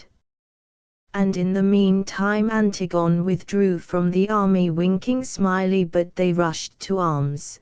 But fortunately by a sort of foresight the people of Cadmus had sat upon their shields, and we gained the advantage of falling on the Argives not yet accoutred in their arms. And no one made a stand, but flying they covered the plain, and immense quantities of blood were spilt of the corses that fell. But when we were victorious in the fight, some indeed raised the image of Jove, emblem of victory, but some of us stripping the shields from the Argive corses sent the spoils within the city. But others with Antigone are bearing hither the dead for their friends to lament over. But these contests have in some respect turned out most happy for this state, but in other respect most unhappy. No longer the misfortunes of the house come to our ears, we may also see before the palace these three fallen corses, who have shared the dark realms by a united death. The dead bodies borne. Antigone, Creon, Chorus. Ant. not veiling the softness of my cheek on which my ringlets fall, nor caring for the purple glow of virginity under my lids, the blush of my countenance. I am borne along the bacchanal of the dead, rending the fillet from my hair, rejecting the saffron robe of delicateness, having the mournful office of conducting the dead. Alas! Alas! Woe is me! O Polyaces, thou well answeredst to thy name. Alas me! O Thebes! But thy strife, no strife, but murder consummated with murder, 47, hath destroyed the house of Oedipus with dreadful, with mournful blood. But what groan responsive to my sufferings, or what lament of music shall I invoke to my tears, O house, bearing these three kindred bodies, my mother, and her children, the joy of the Fury, who destroyed the entire house of Oedipus, what time intelligently, 48, he unfolded the difficult song of the fierce monster, having thereby slain the body of the fierce musical Sphinx. Alas me! My father, what Grecian, or what barbarian, or what other of the noble in birth, of mortal blood, in time of old ever bore such manifest sufferings of so many ills? Wretched I, how do I lament! What bird, sitting on the highest boughs of the oak or pine, will sing responsive to my lamentations, who have lost my mother? Who weep the strain of grief in addition to these moans for my brothers, about to pass my long life in floods of tears. Which shall I bewail? On which first shall I scatter the first offerings rent from my hair? On my mother's 2 breasts of milk, or upon the death wounds of my 2 brothers? Alas! Alas! Leave thine house, bringing thy sightless eye, O aged father, Oedipus, show thy wretched age, who within thy palace having poured the gloomy darkness over thine eyes, draggest on a long, 49, life. Dost thou here wandering in the hall, resting thy aged foot upon the couch in a state of misery? Oedipus, Creon, Antigone, Chorus. Oed. Why, O Virgin, hast thou with the most doleful tears called me forth leaning on the support of a blind foot, 50, to the light, a bedridden man from his darksome chamber, grey-headed, an obscure phantom of air, a dead body beneath the earth, a flitting dream? And, O Father, thou shalt receive words of unhappy tidings. No longer do thy children behold the light, nor thy wife, who ever was employed in attending as a staff on thy blind foot, my father. Alas me! Oed. Alas me, for my sufferings! For well may I groan and vociferate these things. The 3 souls, tell me, my child, by what fate, how quitted they this light? And not for the sarke of reproaching thee, nor exulting over thee, but for grief I speak. Thy evil genius, heavy with swords, and fire, and wretched combats, has rushed down upon thy children, O my father. Oed. Alas me! Ah! Ah! And why dost thou thus groan? Oed. Alas me! My children!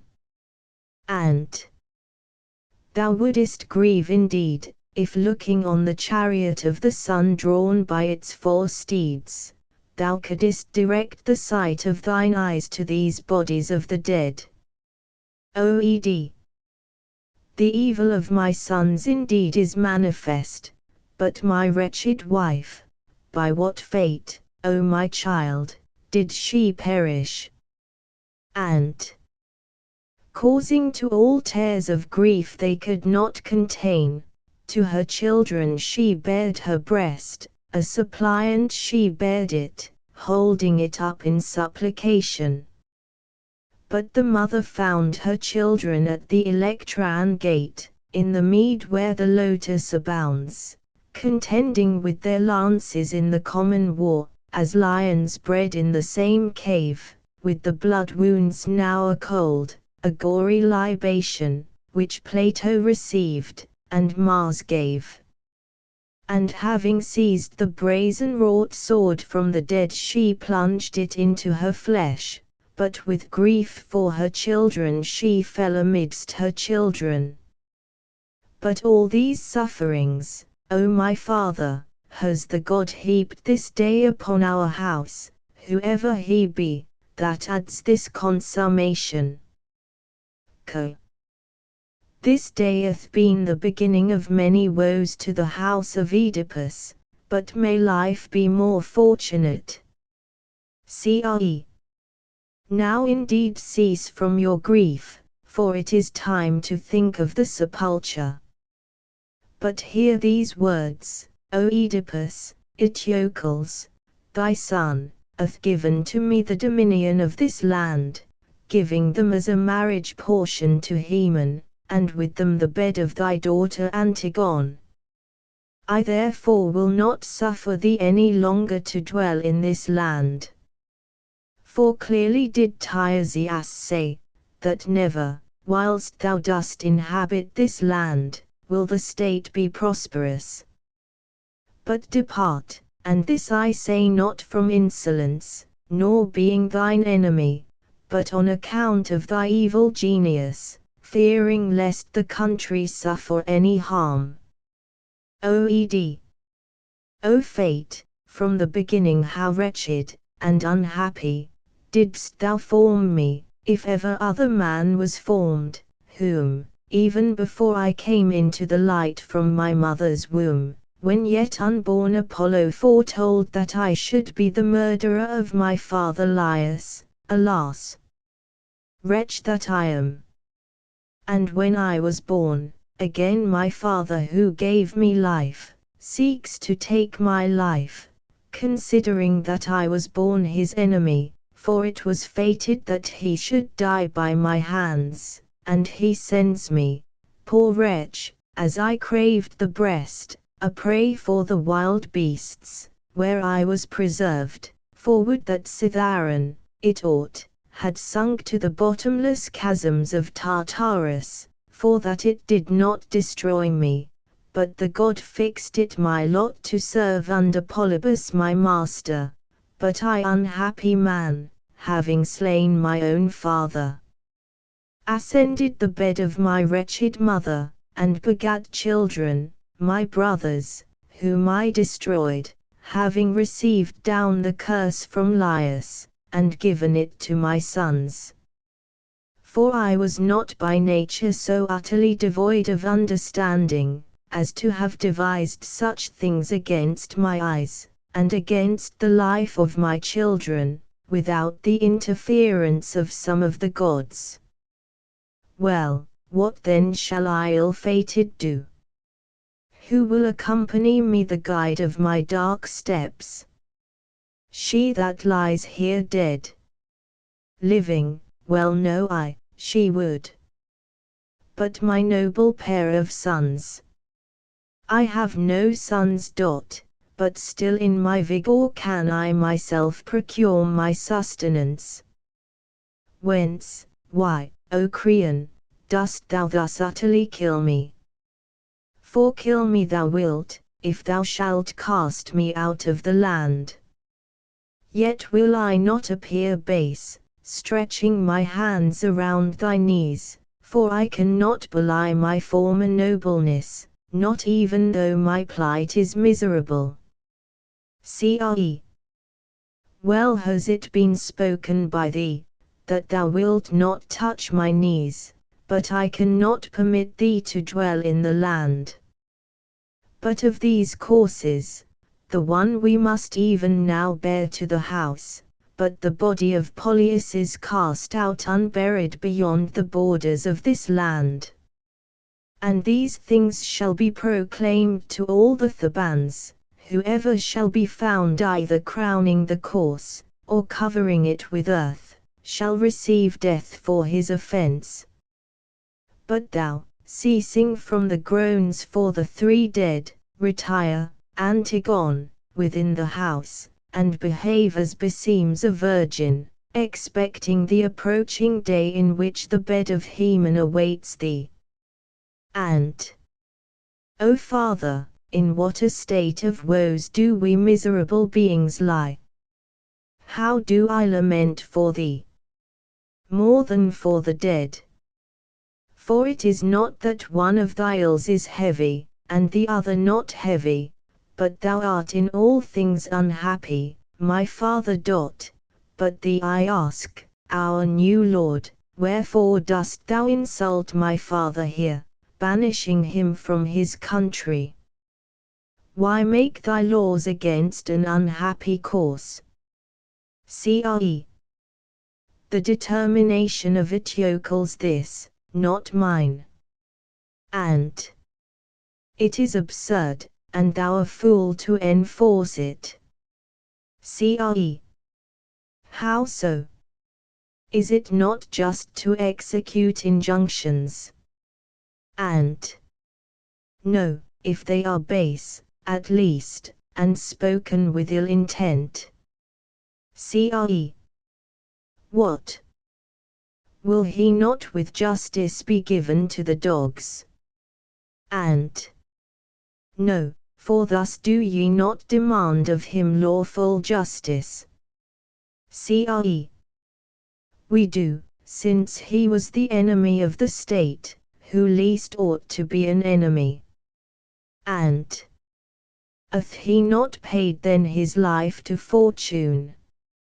Cre. And in his burial too let him now satisfy vengeance. And what outrage having committed, if he came after his share of the kingdom? Cre. This man, that you may know once for all, shall be unburied. And I will bury him, even though the city forbid it. Cre. Thyself then wilt thou at the same time bury near the course. And but that is a glorious thing, for 2 friends to lie near. Cre. Lay hold of her, and bear her to the house. And by no means, for I will not let go this body. Cre. The God has decreed it, O Virgin, not as thou wilt. And this too is decreed, that the dead be not insulted. Cre. Around him none shall place the moist dust. And nay, by his mother here Jocasta, I entreat thee, Creon. Cre. Thou labourest in vain, for thou canst not obtain this. And but suffer thou me at any rate to bathe the body. Cre. This would be one of the things forbidden by the state. And but let me put bandages round his cruel wounds. Cre. In no way shalt thou show respect to this course. And O most dear, but I will at least kiss thy lips. Cre. Thou shalt not prepare calamity against thy wedding by thy lamentations. And what? While I live shall I ever marry thy son? Cre. There is strong necessity for thee, for by what means wilt thou escape the marriage?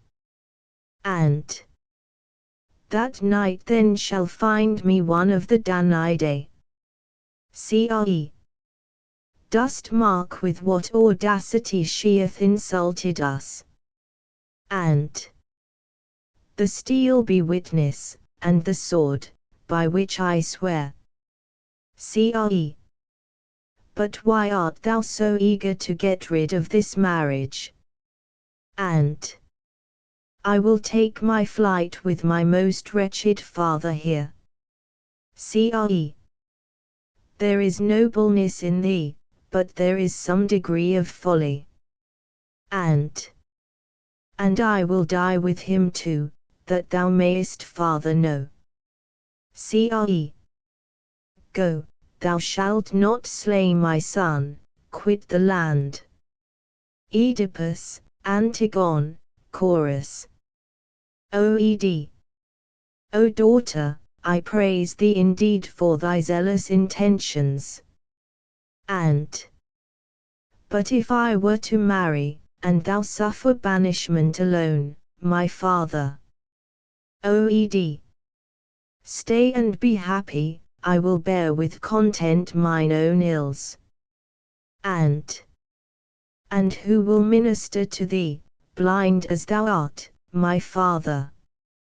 Oed. Falling wherever it shall be my fate, I will lie on the ground. But Oedipus, where is he? And the renowned enigmas? Oed. Perished. One day blessed me, and one day destroyed. And ought not I then to have a share in thy woes? Oed. To a daughter exile with a blind father is shameful. And not to a right-minded one however, but honorable, my father. Oed.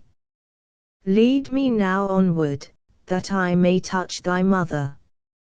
And there, touch the aged woman with thy most dear hand. Oed. O mother! O most hapless wife! And she doth lie miserable, having all ills at once on her. Oed. But where is the fallen body of Eteocles, and of Polyaces? And they lie extended before thee near one another. Oed. Place my blind hand upon their unhappy faces. And there, touch thy dead children with thy hand. Oed. O ye dear Rex, unhappy, of an unhappy father. And O name of Polyaces, most dear indeed to me. Oed. Now, my child, is the oracle of Apollo come to pass? And what? But dost thou mention evils in addition to these evils? Oed. That I must die an exile at Athens. And where? What citadel of Attica will receive thee? Oed. The sacred Colonus, and the temple of the equestrian god. But stay, minister to thy blind father here, since thou art desirous of sharing his exile. And go to thy wretched banishment, stretch forth thy dear hand, O aged father, having me as thy guide, as the gale that wafts the ship. Oed. Behold, I go, my child, be thou my unhappy conductor. And we are indeed unhappy above all Theban virgins. Oed. Where shall I place my aged footstep? Bring my staff, my child. And this way come, here place thy foot, thou that hast the strength of a dream. OED. Alas! Alas! For my most wretched flight, to drive me, old as I am, from my country, alas! Alas! The dreadful, dreadful things that I have suffered. And what suffered? What suffered? 51. Vengeance sees not the wicked, nor repays the foolishness of mortals. OED. That man am I, who mounted aloft to the victorious heavenly song, having solved the dark enigma of the Virgin Sphinx. And dost thou bring up again the glory of the Sphinx? Forbear from speaking of thy former successes.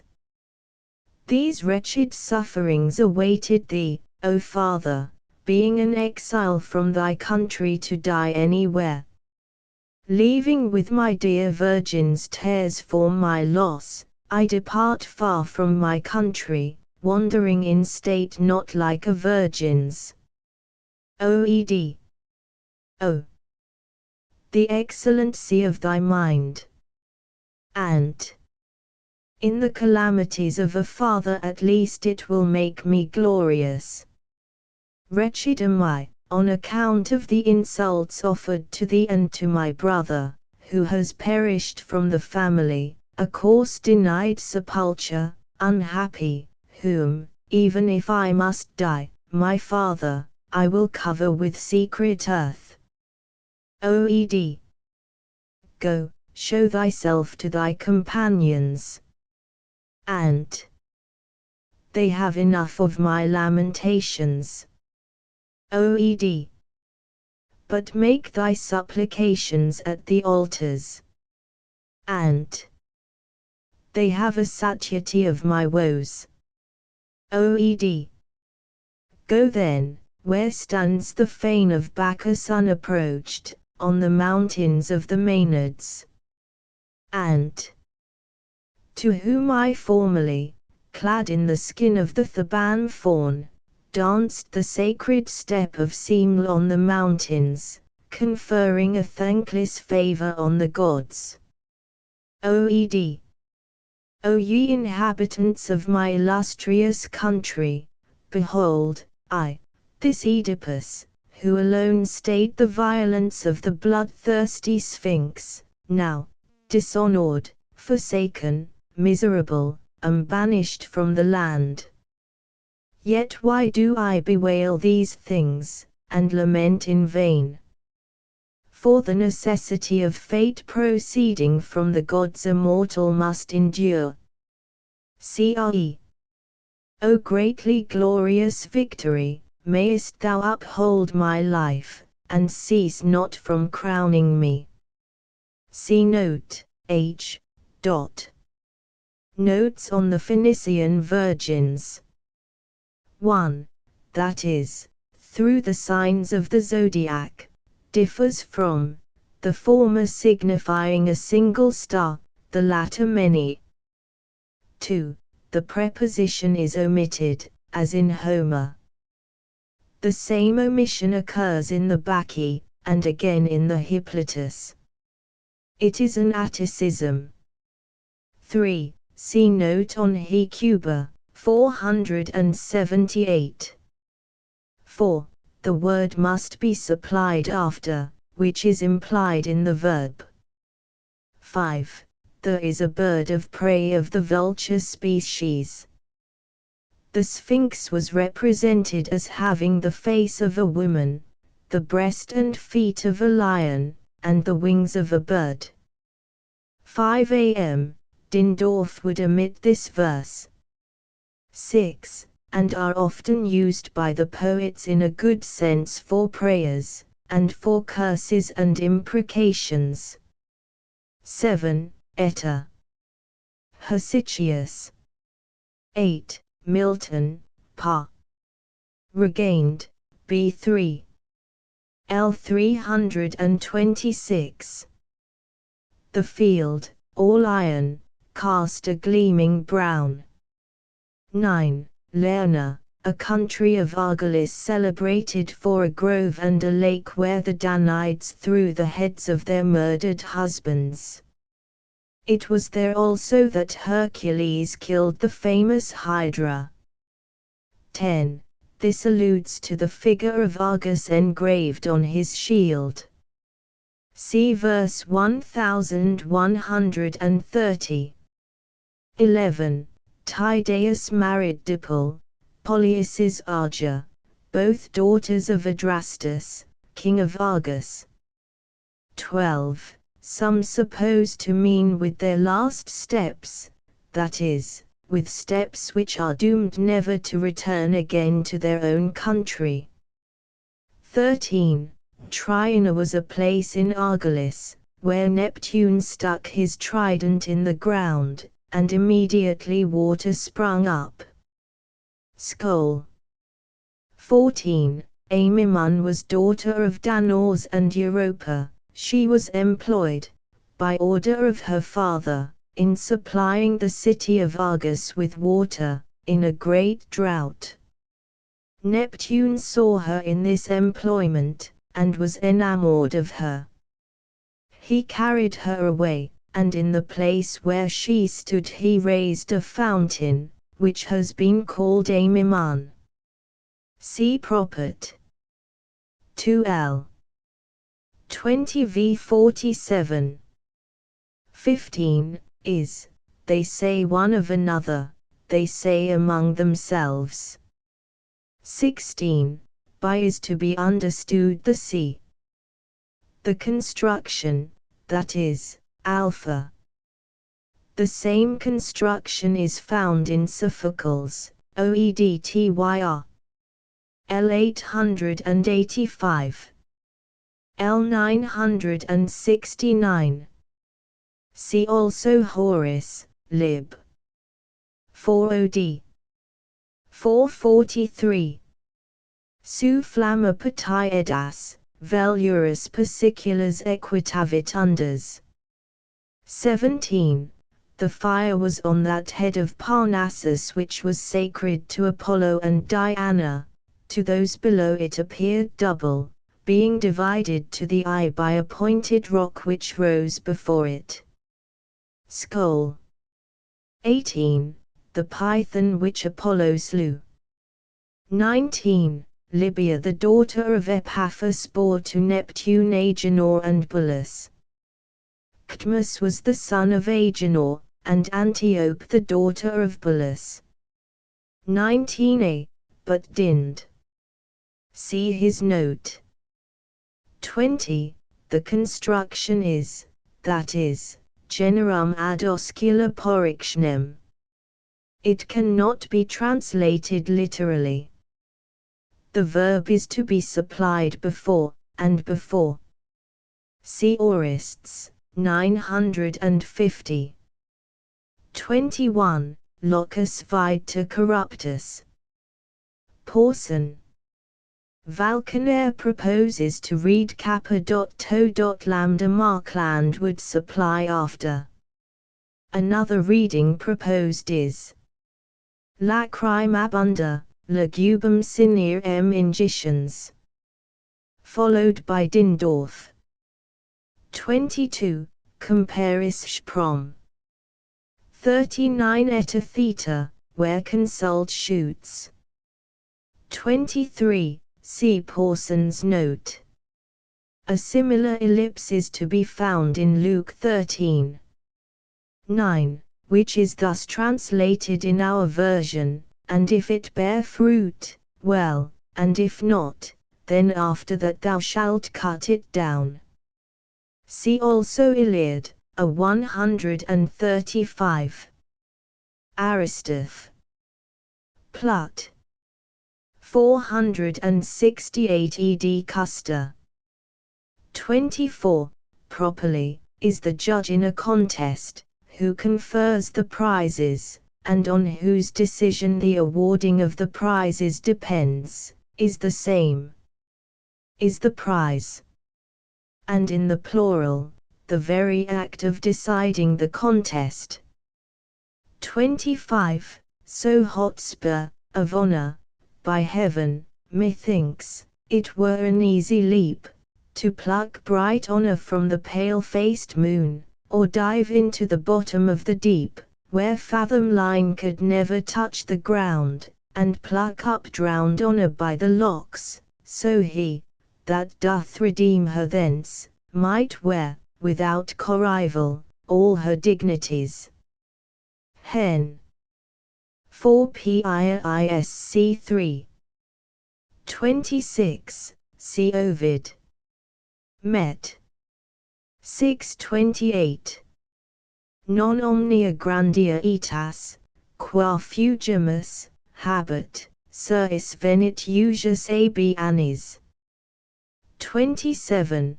The Scholiast doubts whether these gods were Castor and Pallas, or Zethus and Amphion, but inclines to the latter. See Herc. For v 29, 30. 28. Or, fell with limbs that had never known yoke. V Ovid, Met. 3:10. Bos tibi, Phbus 8, solis occurrit in avis, nullum passa jugum. 29. Valcanaire proposes reading instead of or, writing the passage, per horas leves crinjactato, which seems peculiarly adapted to this place, where the poet places the tumultuous rage of Mars in contrast with the sweet enthusiasm of the Bacchanalians, who are represented as flying over the plains with their hair streaming in the wind. But see note, c.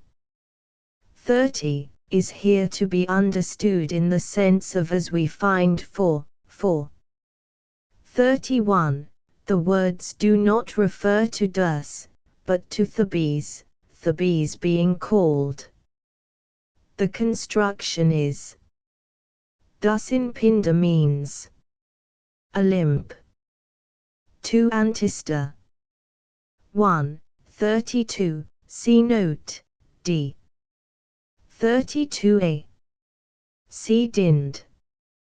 33, quid enim agam. Ist formula eram, quos invitos natura vel fatum, vel qua cum calia cogit necessitas. Valkin. 34, is to be joined with, not with.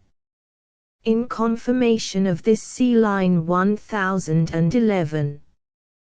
35, so called after Nes the son of Amphion and Niobe, or from Newgate. Skol. 36, Argus himself might be called, but not his eyes, hence is proposed by Heinsius. Abrestius receives in the sense of. 37. The Scholiast makes the accusative singular to agree with. Musgrave takes it as agreeing with, in this latter case is used in a neuter signification. Note, f. 38. This is Musgrave's interpretation, by putting the stop after, which also Porson adopts, others would join with. It seems however more natural that the torch should be referred to Tydeus's emblem, than to himself. 39. Commentators and interpreters are much at variance concerning the word. For his better satisfaction on this passage the reader is referred to the Scholia. 40, is in apposition to in the preceding line. Compare Aurists, 1585. 41. Commentators are divided on the meaning of.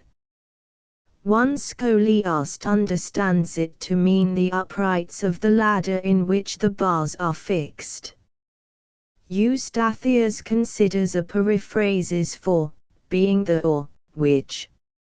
42. Musgrave would render by mobilitatem male coalescentum, In this case it would indicate the bad omen, and be opposed to, which then should be translated the pointed flame. Falconer considers the passage as desperately corrupt. See Musgrave's note. Compare note, G. 43, if the flame was clear and vivid. 44, if it terminated in smoke and blackness. 45, the construction of this passage is the same as that of ill. 155. Foedus, quod pepigi, tibi mortis causa estimated. Porson. 46. Beck, by putting the stop after, makes to agree with, his limb diverted from its tread. 47. The construction is, depends on understood. 48. Most MSS have. Here then is a remarkable instance of the same word having both an active and a passive signification in the same sentence. 49. Not, is Porson's reading, is explained vita in qua longo tempor spiratur, ergo longer. 50. See note at He Cuba 65. 51. The old reading was, making it the present tense. Brunk first edited it as it stands in Porson. Antigone repeats the last word of her father. Additional notes. A. Signum interrogandi non post, sed post ponendum. In libri pedagogo tributur, quod correxit Hermannus. Dindorf. B. Porson and Dindorf, in his notes, favor Riesch's conjecture, for c. Dindorf rightly approves the explanation of Musgrave, who takes, like the Latin corona, to mean the assemblies. He translates, nec in pulchros carus jucentibus circulis juventutis. D. The full sense, as laid down by Scoeffer and Dindorf, is, forever when an old man travels, whether in a carriage, or on foot, he requires help from others is rather boldly used, but is not without example. I.e. you ask a thing, i.e. your son's safety, dangerous to the city, which you cannot preserve. Scoeffer. F. These three lines are condemned by Valk and Dind.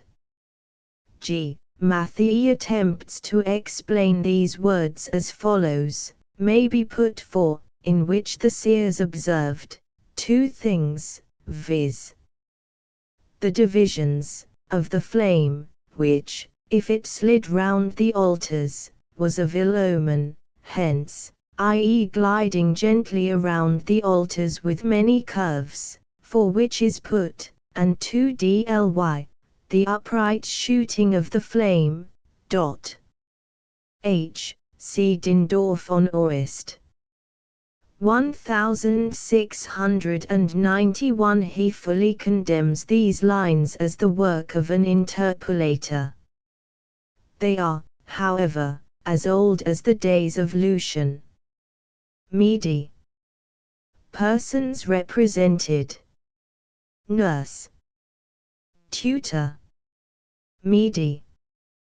Chorus of Corinthian women. Creon. Jason. Ejus messenger. Sons of Medi. The scene lies in the vestibule of the palace of Jason at Corinth. The argument. Jason, having come to Corinth, and bringing with him Medi, espouses Glauce, the daughter of Creon, king of Corinth. But Medi, on the point of being banished from Corinth by Creon, having asked to remain one day, and having obtained her wish, sends to Glauce, by the hands of her sons, presents, as an acknowledgment for the favor, a robe and a golden chaplet, which she puts on and perishes. Creon also having embraced his daughter is destroyed. But Mede, when she had slain her children, escapes to Athens, in a chariot drawn by winged dragons, which she received from the sun, and there marries Aegeus son of Pandion. Mede, nurse of Mede. Would that the hull of Argo had not winged her way to the Colchian land through the Cyanean Symplegades. 1. And that the pine felled in the forests of Pelion had never fallen, nor had caused the hands of the chiefs to row. 2. Who went in search of the golden fleece for Pelias, for neither then would my mistress Mede have sailed to the towers of the Iolcean land, deeply smitten in her mind with the love of Jason, nor having persuaded the daughters of Pelias to slay their father would she have inhabited this country of Corinth with her husband and her children, pleasing indeed by her flight. 3. The citizens to whose land she came, and herself concurring in every respect with Jason, which is the surest support of conjugal happiness, when the wife is not estranged from the husband. But now everything is at variance, and the dearest ties are weakened. For having betrayed his own children, and my mistress, Jason reposes in royal wedlock, having married the daughter of Creon, who is prince of this land. But Mede the unhappy, dishonored, calls on his oaths, and recalls the hands they plighted, the greatest pledge of fidelity, and invokes the gods to witness what return she meets with from Jason. And she lies without tasting food, having sunk her body in grief, dissolving all her tedious time in tears, after she had once known that she had been injured by her husband, neither raising her eye, nor lifting her countenance from the ground, but as the rock, or the wave of the sea, does she listen to her friends when advised. Save that sometimes having turned her snow-white neck she to herself bewails her dear father, and her country, and her house, having betrayed which she hath come hither with a man who has now dishonored her. And she wretched hath discovered from affliction what it is not to forsake one's paternal country. But she hates her children, nor is she delighted at beholding them, but I fear her, lest she form some new design, for violent is her mind, nor will it endure to suffer ills. I know her, and I fear her, lest she should force the sharpened sword through her heart, or even should murder the princess and him who married her, and after that receive some greater ill. For she is violent, he who engages with her in enmity will not with ease at least sing the song of victory. But these her children are coming hither having ceased from their exercises, nothing mindful of their mother's ills, for the mind of youth is not wont to grieve. Tutor, with the sons of Mede, nurse. Tut. O thou ancient possession of my mistress's house, why dost thou stand at the gates preserving thus thy solitude, bewailing to thyself our misfortunes? How doth Mede wish to be left alone without thee? N. O aged man, attendant on the children of Jason, to faithful servants the affairs of their masters turning out ill are a calamity, and lay hold upon their feelings. For I have arrived at such a height of grief that desireth stolen on me to come forth hence and tell the misfortunes of Mede to the earth and heaven. Tut! Does not she wretched yet receive any respite from her grief? N. I envy thy ignorance, her woe is at its rise, and not even yet at its height. Tut! O unwise woman, if it is allowable to say this of one's lords, since she knows nothing of later ills. N. But what is this, O aged man? Grudge not to tell me. Tut! Nothing, I have repented even of what was said before. N. Do not, I beseech you by your beard, conceal it from your fellow servant, for I will preserve silence, if it be necessary, on these subjects. Tut! I heard from someone who was saying, not appearing to listen, having approached the places where dice is played, where the elders sit, around the hallowed font of Pyrene, that the king of this land, Creon, intends to banish from the Corinthian country these children, together with their mother. Whether this report be true, however, I know not, but I wish this may not be the case. N. And will Jason endure to see his children suffer this, even although he is at enmity with their mother? Tut! Ancient alliances are deserted for new, and he is no friend to this family. N. We perish then, if to the old we shall add a new ill, before the former be exhausted. For, tut! But do thou, for it is not seasonable that my mistress should know this, restrain your tongue, and be silent on this report. N. O my children, do you hear what your father is toward you? Yet may he not perish, for he is my master, yet he is found to be treacherous toward his friends. Tut! And what man is not? Dost thou only now know this, that every one loves himself dearer than his neighbor? 5.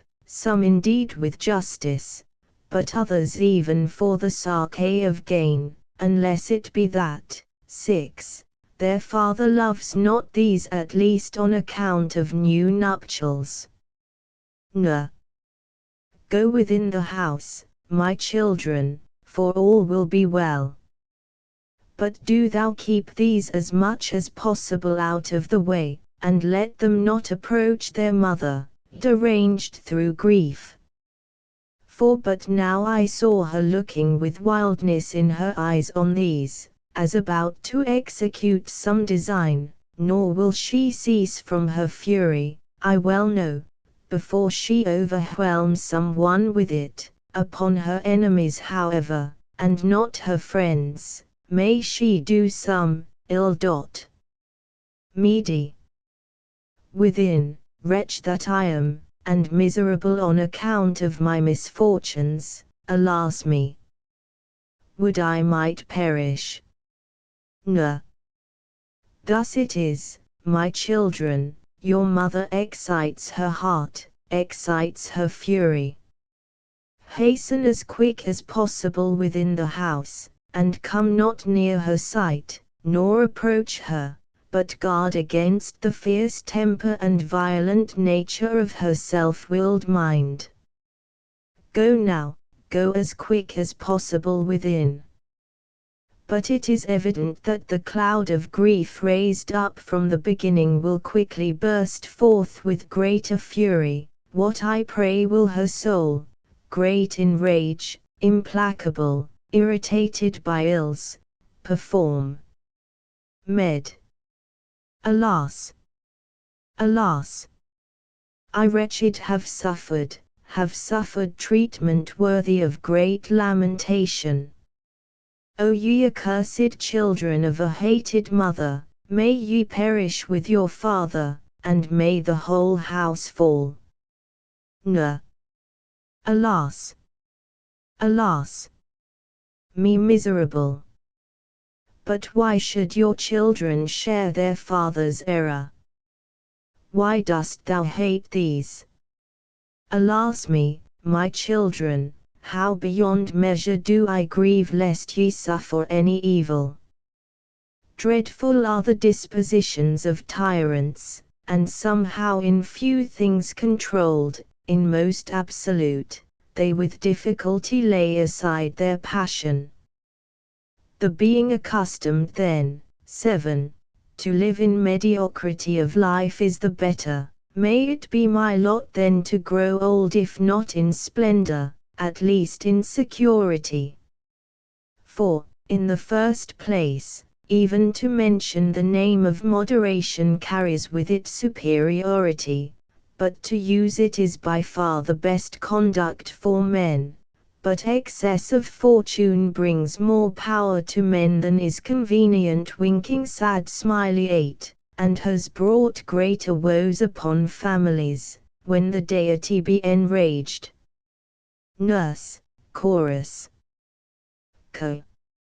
I heard the voice, I heard the cry of the unhappy Colchian, is not she yet appeased? But, O aged matron, tell me, for within the apartment with double doors, I heard her cry, nor am I delighted, O woman, with the griefs of the family, since it is friendly to me. N. The family is not, these things are gone already, for he possesses the bed of royalty, but she, my mistress, is melting away her life in her chamber, in no way soothing her mind by the advice of any one of her friends. Med. Alas! Alas! May the flame of heaven rush through my head, what profit for me to live any longer? Alas! Alas! May I rest myself in death, having left a hated life. Co. Dost thou hear, O Jove, and earth, and light, the cry which the wretched bride utters? Why, I pray, should this insatiable love of the marriage bed hasten thee, O vain woman, to death? Pray not for this. But if thy husband courts a new bed, be not thus, 9, enraged with him. Jove will avenge these wrongs for thee, waste not thyself so, bewailing thy husband. Med. O great Themis and revered Diana, do ye behold what I suffer, having bound my accursed husband by powerful oaths? Whom may I at some time see and his bride torn piecemeal with their very houses, who dare to injure me first? O my father, O my city, whom I basely abandoned, having slain my brother. N. Do ye hear what she says, and how she invokes Themis hearing the vow, and Jove who is considered the dispenser of oaths to mortals? It is not possible that my mistress will lull her rage to rest on any trivial circumstance. Co. By what means could she come into our sight, and hear the voice of our discourse, if she would by any means remit her fierce anger and her fury of mind? Let not my zeal however be wanting ever to my friends. But go and conduct her hither from without the house, my friend, and tell her this, hasten, before she injure in any way those within, for this grief of hers is increased to a great height. N. I will do it, but I fear that I shall not persuade my mistress, nevertheless I will give you this favor of my labor. And yet with the aspect of a lioness that has just brought forth does she look sternly on her attendants when any one approaches near attempting to address her. But thou wouldest not err in calling men of old foolish and nothing wise, who invented songs, for festivals, for banquets, and for suppers, the delights of life that charm the ear. But no mortal has discovered how to soothe with music and with varied strains those bitter pangs, from which death and dreadful misfortunes overthrow families. And yet for men to assuage these griefs with music were gain, but where the plenteous banquet is furnished, why raise they the song in vain? For the present bounty of the feast brings pleasure of itself to men. I heard the dismal sound of groans, and in a shrill voice she vents her bitter 10 anguish on the traitor to her bed, her faithless husband, and suffering wrongs she calls upon the goddess Themis, arbitress of oaths, daughter of Jove, who conducted her to the opposite coast of Greece, across the sea by night, over the salt straits of the boundless ocean. Mede, Chorus. Med. Ye Corinthian dames, I have come from out my palace, do not in any wise blame me, for I have known many men who have been, 11, renowned, some who have lived far from public notice, and others in the world, but those of a retired turn have gained for themselves a character of infamy and indolence. For justice dwells not in the eyes of man. 12. Whoever, before he can well discover the disposition of a man, hates him at sight, in no way wronged by him. But it is necessary for a stranger exactly to conform himself to the state, nor would I praise the native, who ever becoming self-willed is insolent to his fellow citizens through ignorance. But this unexpected event that hath fallen upon me hath destroyed my spirit. I am going, and having given up the pleasure of life I am desirous to meet death, my friends. For he on whom my all rested, as you well know, my husband, has turned out the basest of men. But of all things as many as have life and intellect, we women are the most wretched race. Who indeed first must purchase a husband with excess of money, and receive him a lord of our persons, for this is a still greater ill than the former. And in this is the greatest risk, whether we receive a bad one or a good one, for divorces bring not good fame to women, nor is it possible to repudiate one's husband.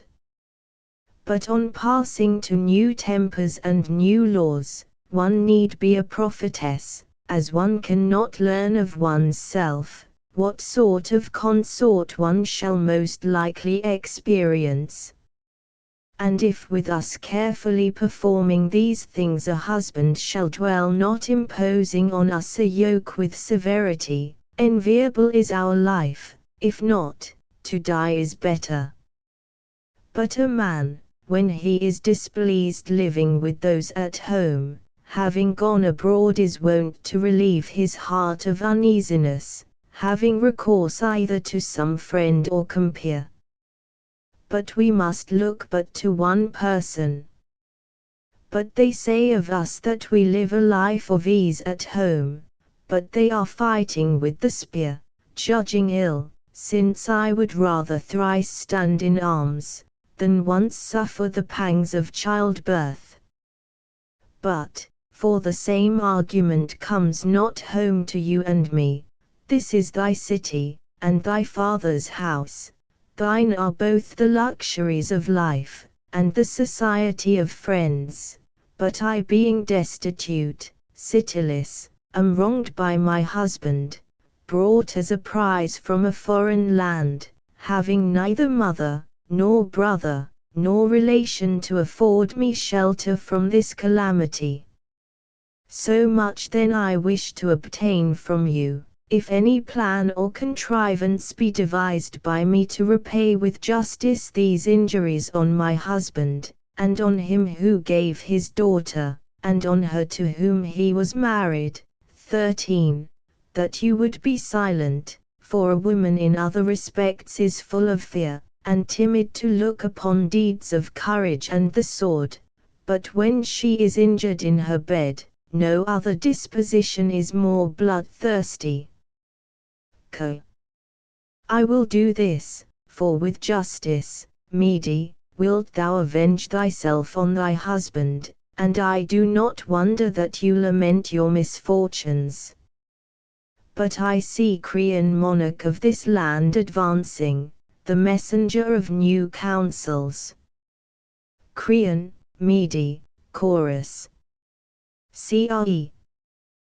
Thee of gloomy countenance, and enraged with thy husband, Mede, I command to depart in exile from out of this land, taking with thee thy 2 children, and not to delay in any way, since I am the arbiter of this edict, and I will not return back to my palace, until I shall drive thee beyond the boundaries of this realm. Med. Alas! Alas! I wretched am utterly destroyed, for my enemies stretch out every cable against me, nor is there any easy escape from this evil. But I will speak, although suffering injurious treatment, for what, Creon, dost thou drive me from this land? Cre. I fear thee. There is no need for me to wrap my words in obscurity, lest thou do my child some irremediable mischief, and many circumstances are in unison with this dread. Thou art wise, and skilled in many evil sciences, and thou art exasperated, deprived of thy husband's bed. And I hear that thou threatenest, as they tell me, to wreak some deed of vengeance on the betrother, and the espouser and the espoused. Against this then, before I suffer, will I guard. Better is it for me now to incur enmity from you, than softened by your words afterward greatly to lament it. Med. Alas! Alas! Not now for the first time, but often, Creon, of this opinion injured me, and worked me much woe. But whatever man is prudent, let him never educate his children too deep in wisdom. For, independent of the other charges of idleness which they meet with, they find hostile envy from their fellow citizens. For holding out to fools some new discovered wisdom, thou wilt seem to be useless and not wise. And being judged superior to others who seem to have some varied knowledge, thou wilt appear offensive in the city. But even I myself share this fortune, for being wise, to some I am an object of envy, but to others, unsuited, but I am not very wise.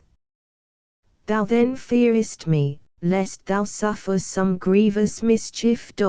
14. My affairs are not in a state, fear me not, Creon, so as to offend against princes. For in what hast thou injured me? Thou hast given thy daughter to whom thy mind led thee, but I hate my husband, but thou, I think, didst these things in prudence. And now I envy not that thy affairs are prospering. Make your alliances, be successful, but suffer me to dwell in this land, for although injured will I keep silence, overcome by my superiors. Cre.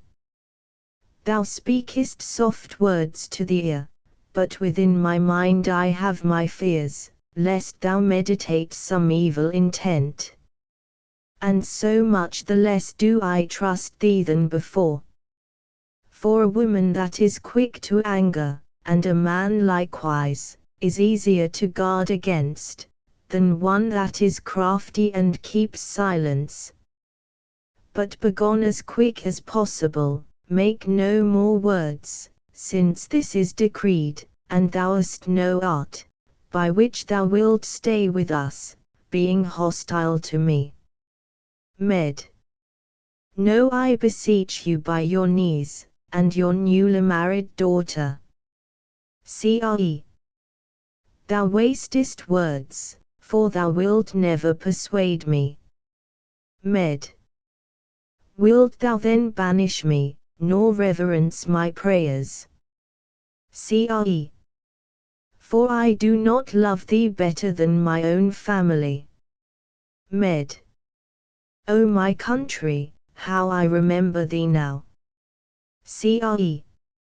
For next to my children it is much the dearest thing to me. Med. Alas! Alas!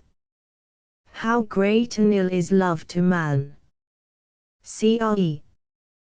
That is, I think, as fortune also shall attend it. Med. Jove, let it not escape thine eye, who is the cause of these misfortunes. Cre. Begone, fond woman, and free me from these cares. Med. Care indeed, winking sad smiley 15, and do not I experience cares. Cre. Quickly shalt thou be driven hence by force by the hands of my domestics. Med. No, I pray not this at least, but I implore thee, Creon. Cre. Thou wilt give trouble, woman, it seems. 16, Med. I will go, I dare not ask to obtain this of you. Cre. Why then dost thou resist, and wilt not depart from these realms? Med. Permit me to remain here this one day, and to bring my purpose to a conclusion, in what way we shall fly, and to make provision for my sons, since their father in no way regards providing for his children, but pity them, for thou also art the father of children, and it is probable that thou hast tenderness, for of myself I have no care whether I may suffer banishment, but I weep for them experiencing this calamity. Cre. My disposition is least of all imperious, and through feeling pity in many cases have I injured myself. And now I see that I am doing wrong, O lady, but nevertheless thou shalt obtain thy request, but this I warn thee, if tomorrow's light of the God of day shall behold thee and thy children within the confines of these realms, thou shalt die, this word is spoken in truth. But now if thou must stay, remain here yet one day, for thou wilt not do any horrid deed of which I have dread. Mede, Chorus. Co. Unhappy woman! Alas, wretched on account of thy griefs! Whither wilt thou turn? What hospitality, or house, or country wilt thou find a refuge for these ills? How the deity hath led thee, Mede, into a pathless tide of woes. Med. Ill hath it been done on every side. Who will gainsay it? But these things are not in this way, do not yet think it. Still is there a contest for those lately married, and to those allied to them no small affliction. For dost thou think I ever would have fawned upon this man, if I were not to gain something, or form some plan? I would not even have addressed him. I would not even have touched him with my hands. But he hath arrived at such a height of folly, as that, when it was in his power to have crushed my plans, by banishing me from this land, he hath granted me to stay this day, in which 3 of mine enemies will I put to death, the father, the bride, and my husband. But having in my power many resources of destruction against them, I know not, my friends, which I shall first attempt. Whether shall I consume the bridal house with fire, or force the sharpened sword through her heart, having entered the chamber by stealth where the couch is spread? But one thing is against me: if I should be caught entering the house and prosecuting my plans, by my death I shall afford laughter for my foes. Best then is it to pursue the straight path, in which I am most skilled, to take them off by poison. Let it be so. And suppose them dead, what city will receive me? What hospitable stranger affording a land of safety and a faithful home will protect my person? There is none. Waiting then yet a little time, if any tower of safety shall appear to us, I will proceed to this murder in treachery and silence. But if ill fortune that leaves me without resource force me, I myself having grasped the sword, although I should die, will kill them, and will rush to the extreme height of daring. For never, I swear by my mistress whom I revere most of all, and have chosen for my assistant, Hecate, who dwells in the inmost recesses of my house, shall any one of them wring my heart with grief with impunity. Bitter and mournful to them will I make these nuptials, and bitter this alliance, and my flight from this land. But come, spare none of these sciences in which thou art skilled, Mede, deliberating and plotting. Proceed to the deed of terror. Now is the time of resolution. Seest thou what thou art suffering? Ill doth it become thee to incur ridicule from the race of Sisyphus, and from the nuptials of Jason, who art sprung from a noble father, and from the sun. And thou art skilled. Besides also we women are, by nature, to good actions of the least capacity, but the most cunning inventors of every ill. The waters of the hallowed streams flow upward to their sources, and justice and everything is reversed. The counsels of men are treacherous, and no longer is the faith of heaven firm. But fame changes, so that my sex may have the glory. 17 Honor cometh to the female race, no longer shall opprobrious fame oppress the women. But the muses shall cease from their ancient strains, from celebrating our perfidy. Phoebus, leader of the choir, gave not to our minds the heavenly music of the lyre, since they would in turn have raised a strain against the race of men. But time of old hath much to say both of our life and the life of men.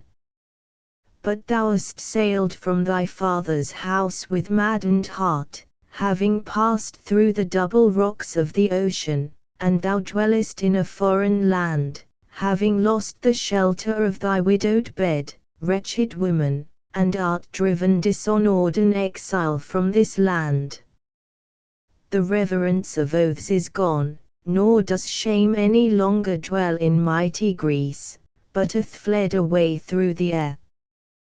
But thou helpless woman hast neither father's house to afford you haven from your woes, and another more powerful queen of the nuptial bed rules over the house. Jason, Mede, Chorus. Jas. not now for the first time, but often have I perceived that fierce anger is an irremediable ill. For though it was in your power to inhabit this land and this house, bearing with gentleness the determination of thy superiors, by thy rash words thou shalt be banished from this land. And to me indeed it is of no importance, never cease from saying that Jason is the worst of men. But for what has been said by thee against the royal family, think it the greatest good fortune that thou art punished by banishment only. I indeed was always employed in diminishing the anger of the enraged princes, and was willing that thou shouldest remain. But thou remittest not of thy folly, always reviling the ruling powers, wherefore thou shalt be banished from the land. But nevertheless even after this am I come, not wearied with my friends, providing for thee, O woman, that thou mightest not be banished with thy children, either without money, or in want of anything. Banishment draws many misfortunes with it. For although thou hatest me, I never could wish thee evil. Med. O thou vilest of men, for this is the greatest reproach I have in my power with my tongue to tell thee, for thy unmanly cowardice, hast thou come to us, hast thou come, who art most hateful. This is not fortitude, or confidence, to look in the face of friends whom thou hast injured, but the worst of all diseases among men, impudence. But thou hast done well in coming. For both I shall be lightened in my heart while reviling thee, and thou wilt be pained at hearing me. But I will first begin to speak from the first circumstances.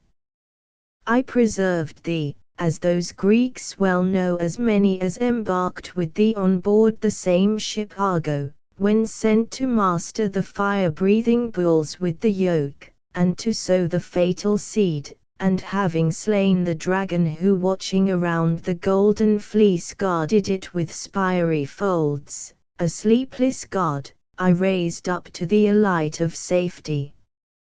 But I myself having betrayed my father, and my house, came to the Peleatic Iolcos, 18, with thee, with more readiness than prudence. And I slew Peleus by a death which it is most miserable to die, by the hands of his own children, and I freed thee from every fear.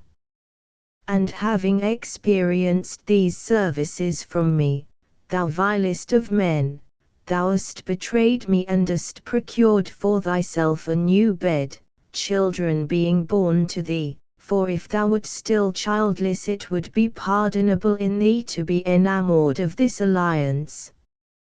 But the faith of oaths is vanished, nor can I discover whether thou thinkest that the former gods are not still in power, or whether new laws are now laid down for men, since thou art at least conscious of being perjured toward me. Alas! This right hand which thou hast often touched, and these knees, since in vain have I been polluted by a wicked husband, and have failed in my hopes. Come, for I will converse with thee as with a friend, not expecting to receive any benefit from thee at least, but nevertheless I will, for when questioned thou wilt appear more base. Now whither shall I turn? Whether to my father's house, which I betrayed for thee, and my country, and came hither? Or to the miserable daughters of Peleus? Friendly would they indeed receive me in their house, whose father I slew. For thus it is, I am in enmity with my friends at home, but those whom I ought not to injure, by obliging thee, I make my enemies. On which account in return for this thou hast made me to be called happy by many dames through Greece, and in thee I, wretch that I am, have an admirable and faithful husband. If cast out at least I shall fly this land, deserted by my friends, lonely with thy lonely children. Fair renown indeed to the new married bridegroom, that his children are wandering in poverty, and I also who preserved thee. O Jove, why I pray hast thou given to men certain proofs of the gold which is adulterate, but no mark is set by nature on the person of men by which one may distinguish the bad man. Co. Dreadful is that anger and irremediable, when friends with friends kindle strife. Jas. It befits me, it seems, not to be weak in argument, but as the prudent pilot of a vessel, with all the sail that can be hoisted, to run from out of thy violent abuse, O woman. But I, since thou thus much vauntest thy favours, think that Venus alone both of gods and men was the protectress of my voyage. But thou hast a fickle mind, but it is an invidious account to go through, how love compelled thee with his inevitable arrows to preserve my life. But I will not follow up arguments with too great accuracy, for where thou hast assisted me it is well. Moreover thou hast received more at least from my safety than thou gavest, as I will explain to thee. First of all thou dwellest in Greece instead of a foreign land, and thou learnest what justice is, and to enjoy laws, not to be directed by mere force. And all the Grecians have seen that thou art wise, and thou hast renown. But if thou wert dwelling in the extreme confines of that land, there would not have been fame of thee. But may neither gold in my house be my lot, nor to attune the strain more sweet than Orpheus, if my fortune be not conspicuous. So much then have I said of my toils, for thou first broughtest forward this contest of words. But with regard to those reproaches which thou heapest on me for my royal marriage, in this will I show first that I have been wise, in the next place moderate, thirdly a great friend to thee, and my children, but be silent. After I had come hither from the Iolcean land bringing with me many grievous calamities, what measure more fortunate than this could I have invented, than, an exile as I was, to marry the daughter of the monarch?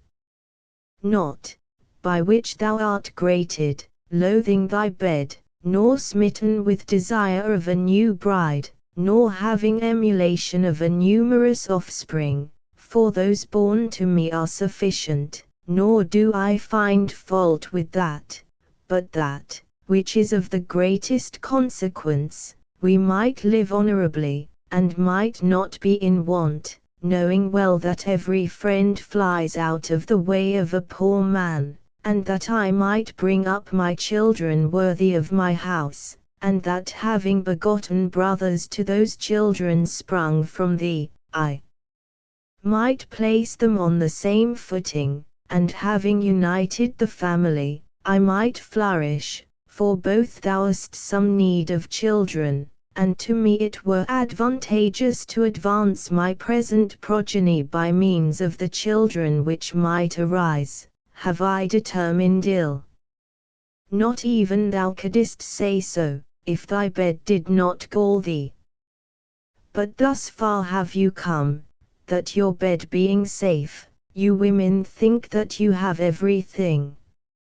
But if any misfortune befall that, the most excellent and fairest objects you make the most hateful. It were well then that men should generate children from some other source, and that the female race should not exist, and thus there would not have been any evil among men. 19. Co. Jason, thou hast well adorned these arguments of thine, but nevertheless to me, although I speak reluctantly, thou appearest, in betraying thy wife, to act unjustly. Med. Surely I am in many things different from many mortals, for in my judgment, whatever man being unjust, is deeply skilled in argument, merits the severest punishment. For vaunting that with his tongue he can well gloss over injustice, he dares to work deceit, but he is not overwise. Thus do not thou also be now plausible to me, nor skilled in speaking, for one word will overthrow thee. It behooved thee, if thou wert not a bad man, to have contracted this marriage, having persuaded me, and not without the knowledge of thy friends. Jas. Well wouldest thou have lent assistance to this report, if I had mentioned the marriage to thee, who not even now endurest to lay aside this unabated rage of heart. Med. This did not move thee, but a foreign bed would lead in its result to an old age without honor. Jas.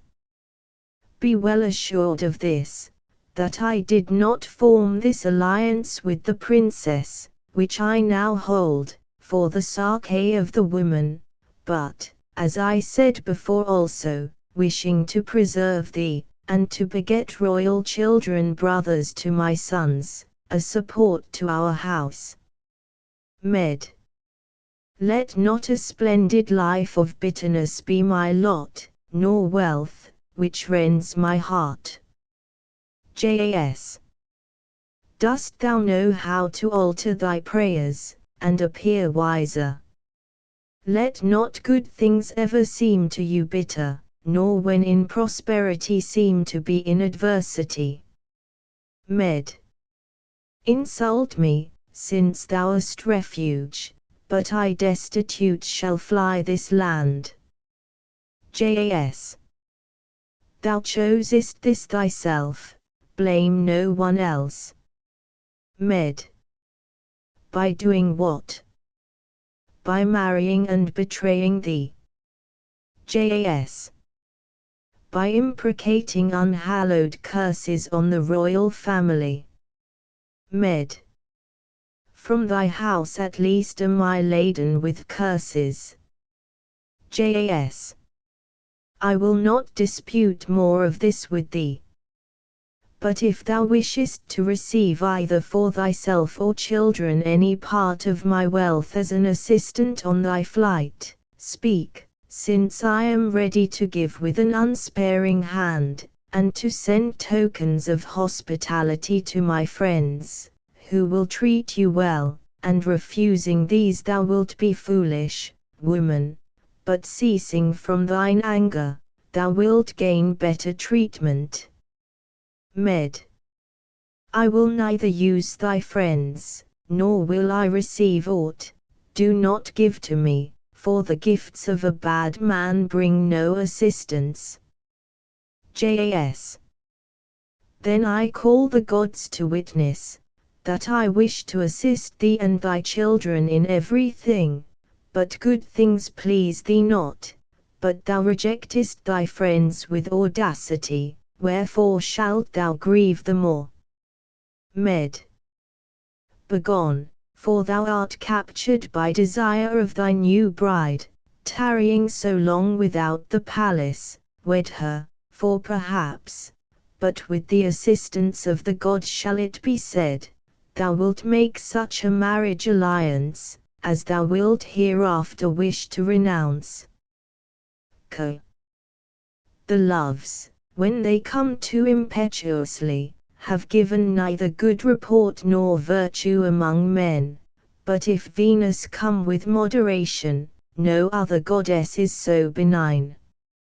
Never, O my mistress, mayest thou send forth against me from thy golden bow thy inevitable shaft, having steeped it in desire. But may temperance preserve me, the noblest gift of heaven, never may dreaded Venus, having smitten my mind for another's bed, heap upon me jealous passions and unabated quarrels, but approving the peaceful union, may she quick of perception sit in judgment on the bed of women. O my country, and my house, never may I be an outcast of my city, having a life scarce to be endured through poverty, the most lamentable of all woes. By death, may I before that be subdued, having lived to accomplish that day, but no greater misfortune is there than to be deprived of one's paternal country. We have seen it, nor have we to speak from others' accounts, for thee, neither city nor friend doth pitied, though suffering the most dreadful anguish. Thankless may he perish who desires not to assist his friends, having unlocked the pure treasures of his mind, never shall he be friend to me. Aegeus, Mede, Chorus. Aeg. Mede, hail! For no one hath known a more honourable salutation to address to friends than this. Med. Hail thou also, son of the wise Pandion, Aegeus, coming from what quarter dost thou tread the plain of this land? Aeg. Having left the ancient oracle of Phoebus. Med. But wherefore wert thou sent to the prophetic centre of the earth? Aeg. Inquiring of the god how offspring may arise to me. Med. By the gods, tell me, dost thou live this life hitherto childless? Aeg. Childless I am, by the disposal of some deity. Med. Hast thou a wife, or knowest thou not the marriage bed? Aeg. I am not destitute of the connubial bed. Med. What then did Apollo tell thee respecting thy offspring? Aeg. Words deeper than a man can form opinion of. Med. Is it allowable for me to know the oracle of the god? Aeg. Certainly, inasmuch as it needs also a deep-skilled mind. Med. What then did he say? Speak, if I may hear. Aeg. That I was not to lose the projecting foot of the vessel, Med. Before thou didst what, or came to what land? Aeg. Before I revisit my paternal hearth. Med. Then as desiring what dost thou direct thy voyage to this land? Aeg. There is one Pittheus, king of the country of Trasne. Med. The most pious son, as report says, of Pelops. Aeg. To him I wish to communicate the oracle of the god. Med. For he is a wise man, and versed in such matters. Aeg.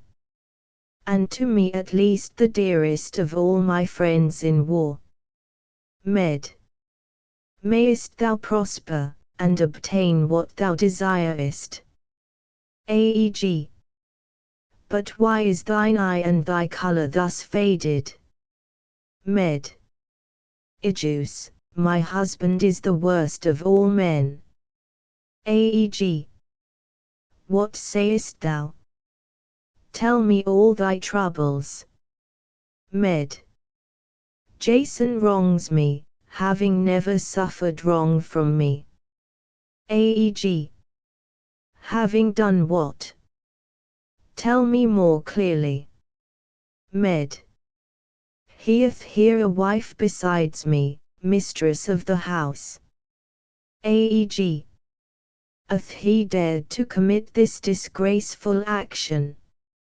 Med. Be assured he has, but we his former friends are dishonored. Aeg. Enamored of her, or hating thy bed? Med. Smitten with violent love indeed, he was faithless to his friends. Aeg. Let him perish then, since, as you say, he is a bad man. Med. He was charmed to receive an alliance with princes. Aeg. And who gives the bride to him? Finish the account, I beg. Med. Creon, who is monarch of this Corinthian land. Aeg. Pardonable was it then that thou art grieved, O lady. Med. I perish, and in addition to this am I banished from this land. Aeg. By whom?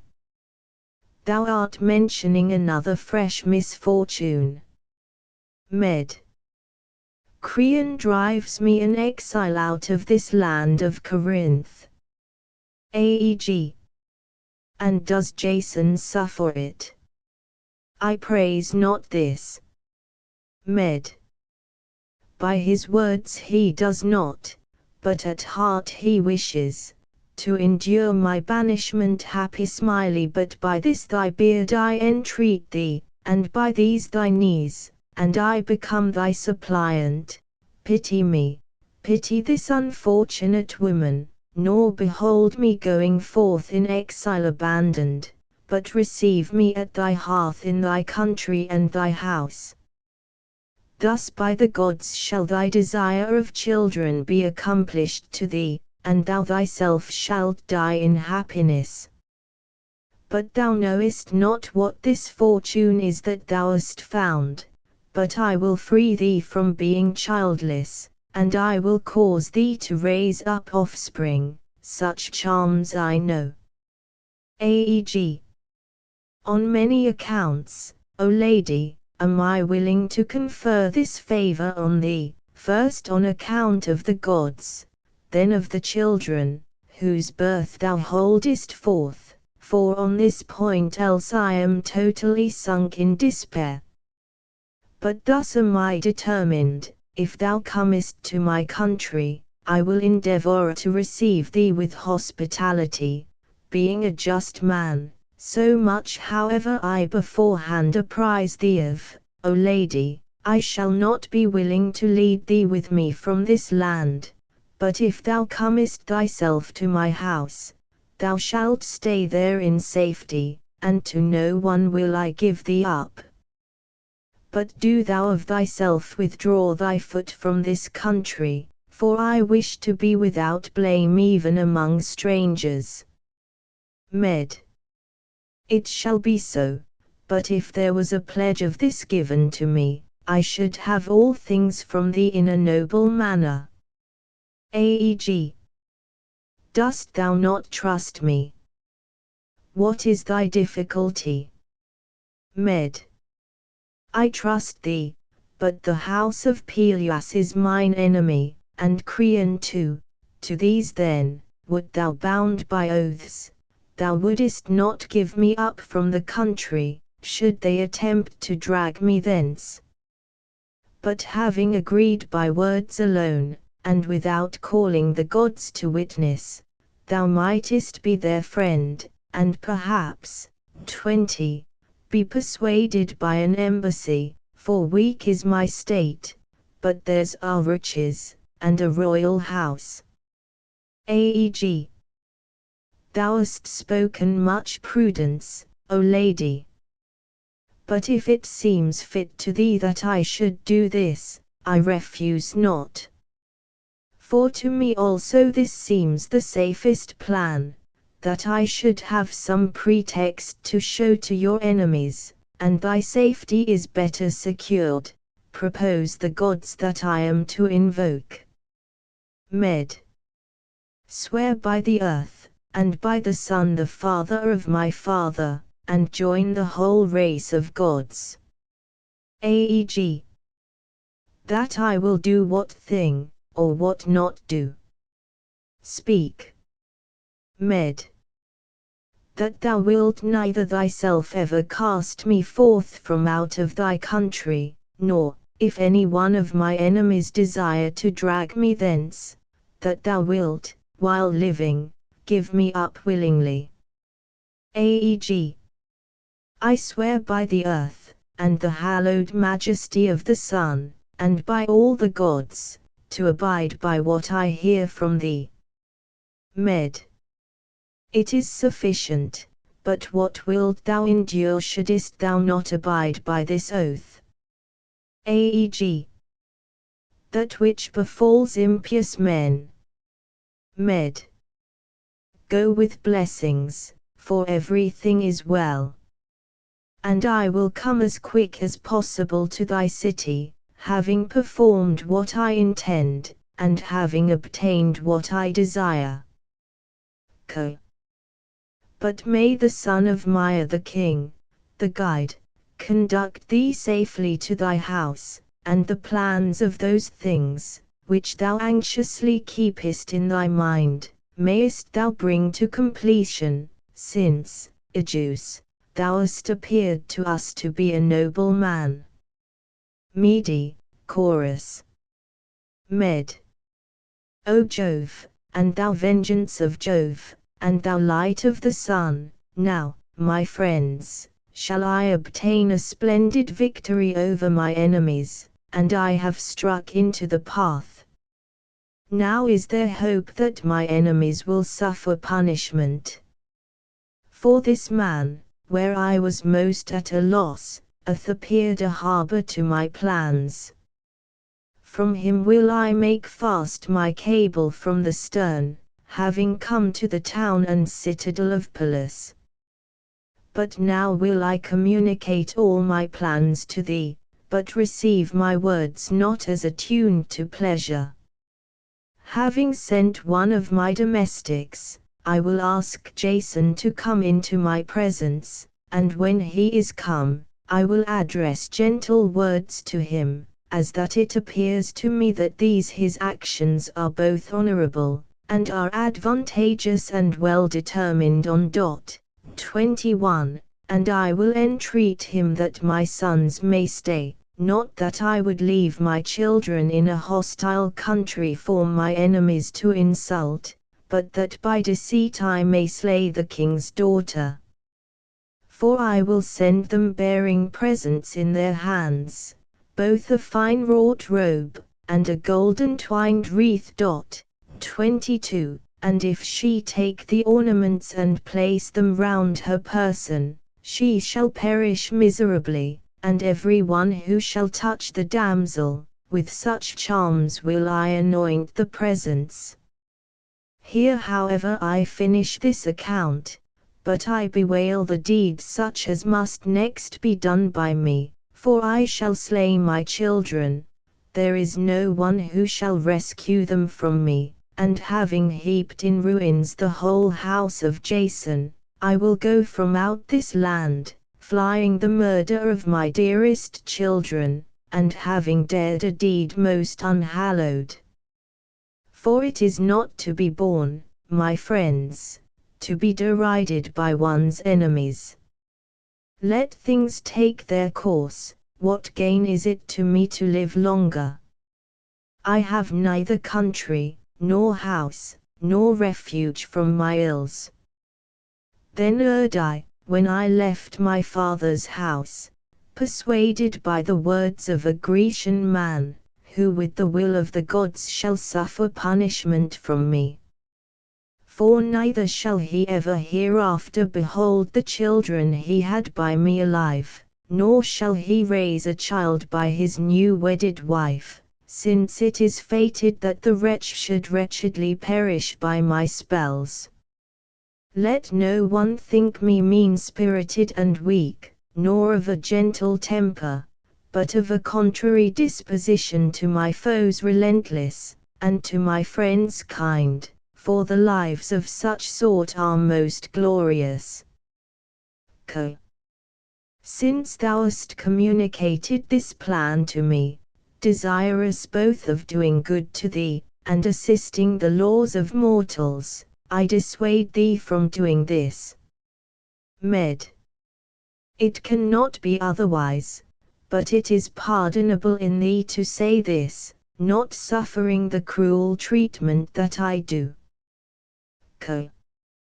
But wilt thou dare to slay thy 2 sons, O lady? Med. For in this way will my husband be most afflicted.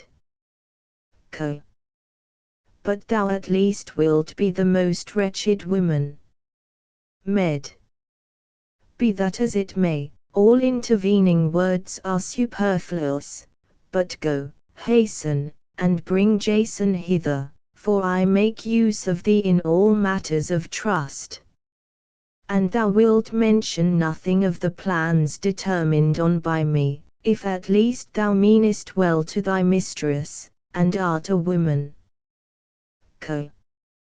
The Athenians happy of old, and the descendants of the blessed gods, feeding on the most exalted wisdom of a country sacred and unconquered, always tripping elegantly through the purest atmosphere, where they say that of old the golden-haired Harmonia gave birth to the chaste 9 Pierian muses. 23, and they report also that Venus, drawing in her breath from the stream of the fair-flowing Cephisus, breathed over their country gentle sweetly-breathing gales of air, and always entwining in her hair the fragrant wreath of roses, sends the loves as assessors to wisdom, the assistants of every virtue.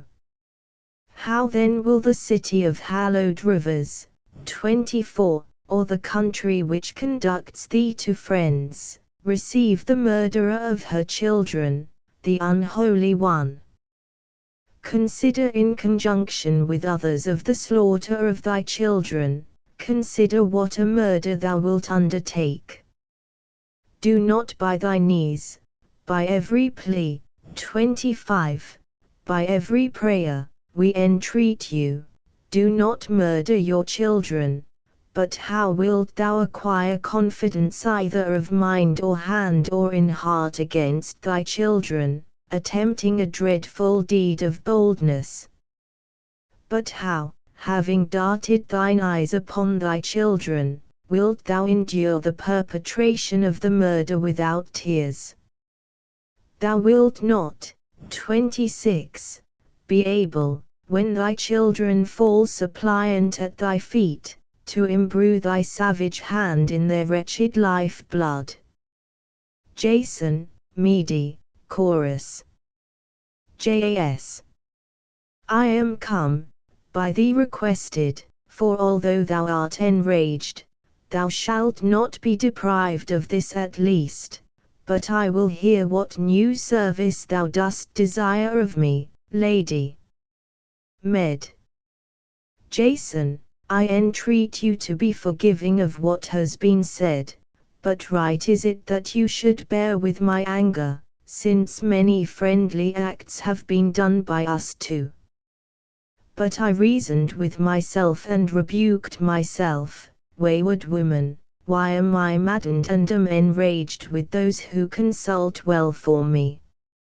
And why am I in enmity with the princes of the land and with my husband, who is acting in the most advantageous manner for us, having married a princess, and begetting brothers to my children? Shall I not cease from my rage?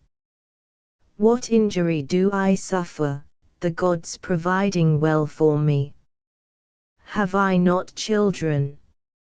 And I know that I am flying the country, and am in want of friends. Revolving this in my mind, I perceive that I had much imprudence, and was enraged without reason. Now then I approve of this, and thou appearest to me to be prudent, having added this alliance to us, but I was foolish, who ought to share in these plans, and to join in adorning and to stand by the bed, and to delight with thee that thy bride was enamoured of thee. But we women are as we are. I will not speak evil of the sex, wherefore it is not right that you should put yourself on an equality with the evil, nor repay folly for folly. I give up, and say that then I erred in judgment, but now I have determined on these things better. O my children, come forth, leave the house, come forth, salute, and address your father with me, and be reconciled to your friends from your former hatred together with your mother. For there is amity between us, and my rage hath ceased. Take his right hand. Alas! My misfortunes, how I feel some hidden ill in my mind. Will ye, my children, in this manner, and for a long time enjoying life, stretch out your dear hands? Wretch that I am! How near am I to weeping and full of fear, but at last cancelling this dispute with your father, I have filled thus my tender sight with tears. In my eyes also the moist tear is arisen, and may not the evil advance to a greater height than it is at present? Jas. I approve of this, lady, nor do I blame the past, for it is reasonable that the female sex be enraged with a husband who barters them for another union. But thy heart has changed to the more proper side, and thou hast discovered, but after some time, the better counsel. These are the actions of a wise woman. But for you, my sons, your father not without thought hath formed many provident plans, with the assistance of the gods. For I think that you will be yet the first in this Corinthian country, together with your brothers. But advance and prosper, and the rest your father, and whatever God is propitious, will effect. And may I behold you blooming arrive at the prime of youth, superior to my enemies. And thou, why dost thou bedew thine eyes with the moist tear, having turned aside thy white cheek, and why dost thou not receive these words from me with pleasure? Med. It is nothing. I was thinking of my sons. Jas. Be of good courage, for I will arrange well for them. Med. I will be so. I will not mistrust thy words, but a woman is of soft mould, and was born to tears. Jas. Why, I pray, dost thou so grieve for thy children? Med. I brought them into the world, and when thou wert praying that thy children might live, a feeling of pity came upon me if that would be. But for what cause thou hast come to a conference with me, partly hath been explained, but the other reasons I will mention. Since it appeareth fit to the royal family to send me from this country, for me also this appears best, I know it well, that I might not dwell here, a check either to thee or to the princes of the land, for I seem to be an object of enmity to the house. I indeed will set out from this land in flight, but to the end that the children may be brought up by thy hand, entreat Creon that they may not leave this land. Jas. I know not whether I shall persuade him, but it is right to try. Med. But do thou then exhort thy bride to ask her father, that my children may not leave this country. Jas. Certainly I will, and I think at least that she will persuade him, if indeed she be one of the female sex. Med. I also will assist you in this task, for I will send to her presents which, I well know, far surpass in beauty any now among men, both a fine wrought robe, and a golden twined chaplet, my sons carrying them. But as quick as possible let one of my attendants bring hither these ornaments. Thy bride shall be blessed not in one instance, but in many, having met with you at least the best of husbands, and possessing ornaments which the son my father's father once gave to his descendants. Take these nuptial presents, my sons, in your hands, and bear and present them to the blessed royal bride. She shall receive gifts not indeed to be despised. Jas. Why, O fond woman, dost thou rob thy hands of these? Thinkest thou that the royal palace is in want of vests? In want of gold? Keep these presents, give them not away, for if the lady esteems me of any value, she will prefer pleasing me to riches, I know full well. Med. But do not oppose me, gifts, they say, persuade even the gods. 27, and gold is more powerful than 1,000 arguments to men.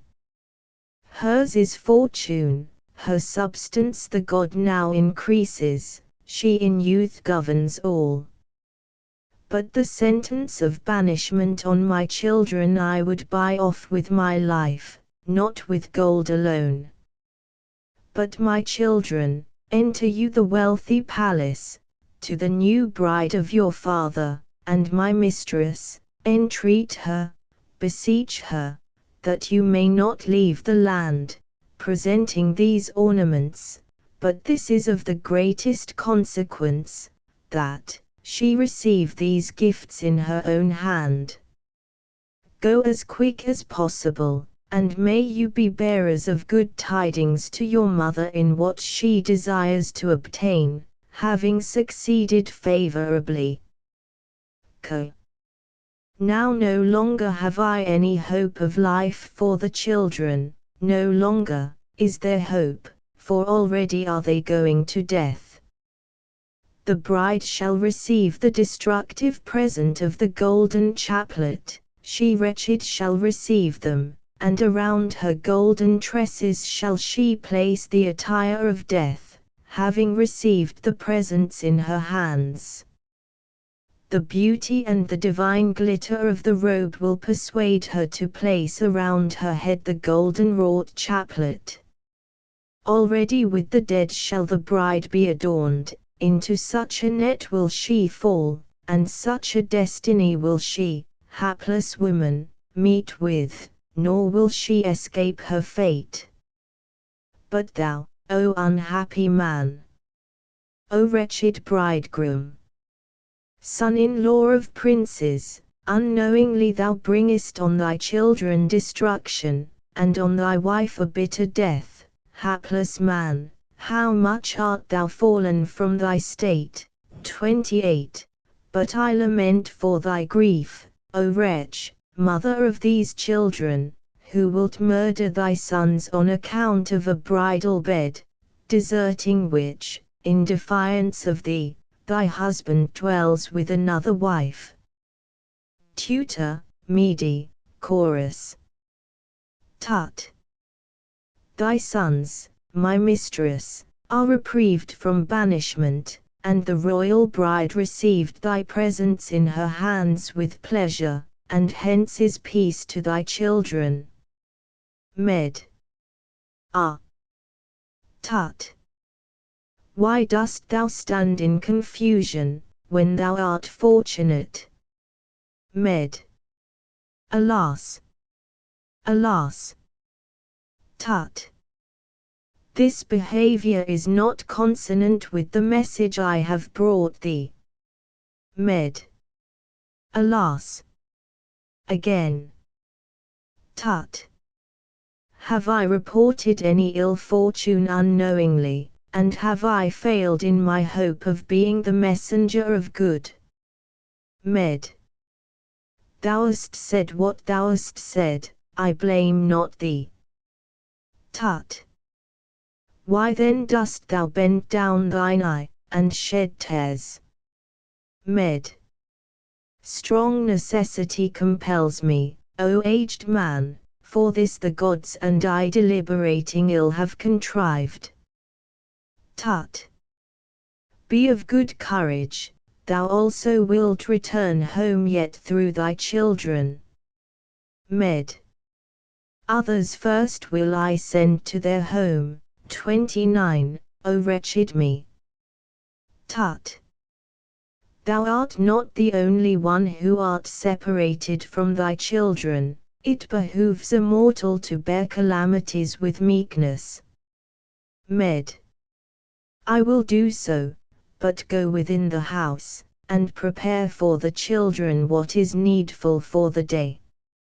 O my sons, you have indeed a city, and a house, in which having forsaken me miserable, you shall dwell, ever deprived of a mother. But I am now going an exile into a foreign land, before I could have delight in you, and see you flourishing, before I could adorn your marriage, and wife, and nuptial bed, and hold up the torch. 30. O unfortunate woman that I am, on account of my wayward temper. In vain then, my children, have I brought you up, in vain have I toiled, and been consumed with cares, suffering the strong agonies of childbearing. Surely once there was a time when I hapless woman had many hopes in you, that you would both tend me in my age, and when dead would with your hands decently compose my limbs, a thing desired by men. But now this pleasing thought hath indeed perished, for deprived of you I shall pass a life of misery, and bitter to myself. But you will no longer behold your mother with your dear eyes, having passed into another state of life. Alas! Alas! Why do you look upon me with your eyes, my children? Why do ye smile that last smile? Alas! Alas! What shall I do? For my heart is sinking. Ye females, when I behold the cheerful look of my children, I have no power. Farewell my counsels, I will take my children with me from this land. What does it avail me grieving their father with the ills of these, to acquire twice as much pain for myself? Never will I at least do this. Farewell my counsels. And yet what do I suffer? Do I wish to incur ridicule, having left my foes unpunished? This must be dead. But the bringing forward words of tenderness in my mind arises also from my cowardice.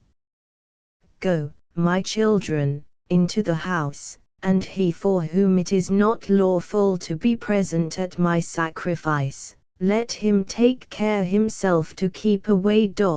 31. But I will not stain my hand. Alas! Alas! Do not thou then, my soul, do not thou at least perpetrate this. Let them escape, thou wretch, spare thy sons. There shall they live with us and delight thee. No, I swear by the infernal deities who dwell with Pluto, never shall this be, that I will give up my children to be insulted by my enemies. At all events they must die, and since they must, I who brought them into the world will perpetrate the deed. This is fully determined by fate, and shall not pass away. And now the chaplet is on her head, and the bride is perishing in the robes, of this I am well assured. But, since I am now going a most dismal path, and these will I send by one still more dismal, I desire to address my children. Give, my sons, give thy right hand for thy mother to kiss. O most dear hand, and those lips dearest to me, and that form and noble countenance of my children, be ye blessed, but their winking sad smiley 32, for everything here your father hath taken away.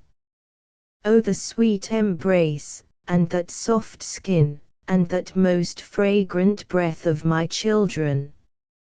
Go, go, no longer am I able to look upon you, but am overcome by my ills. I know indeed the ills that I am about to dare, but my rage is master of my counsels.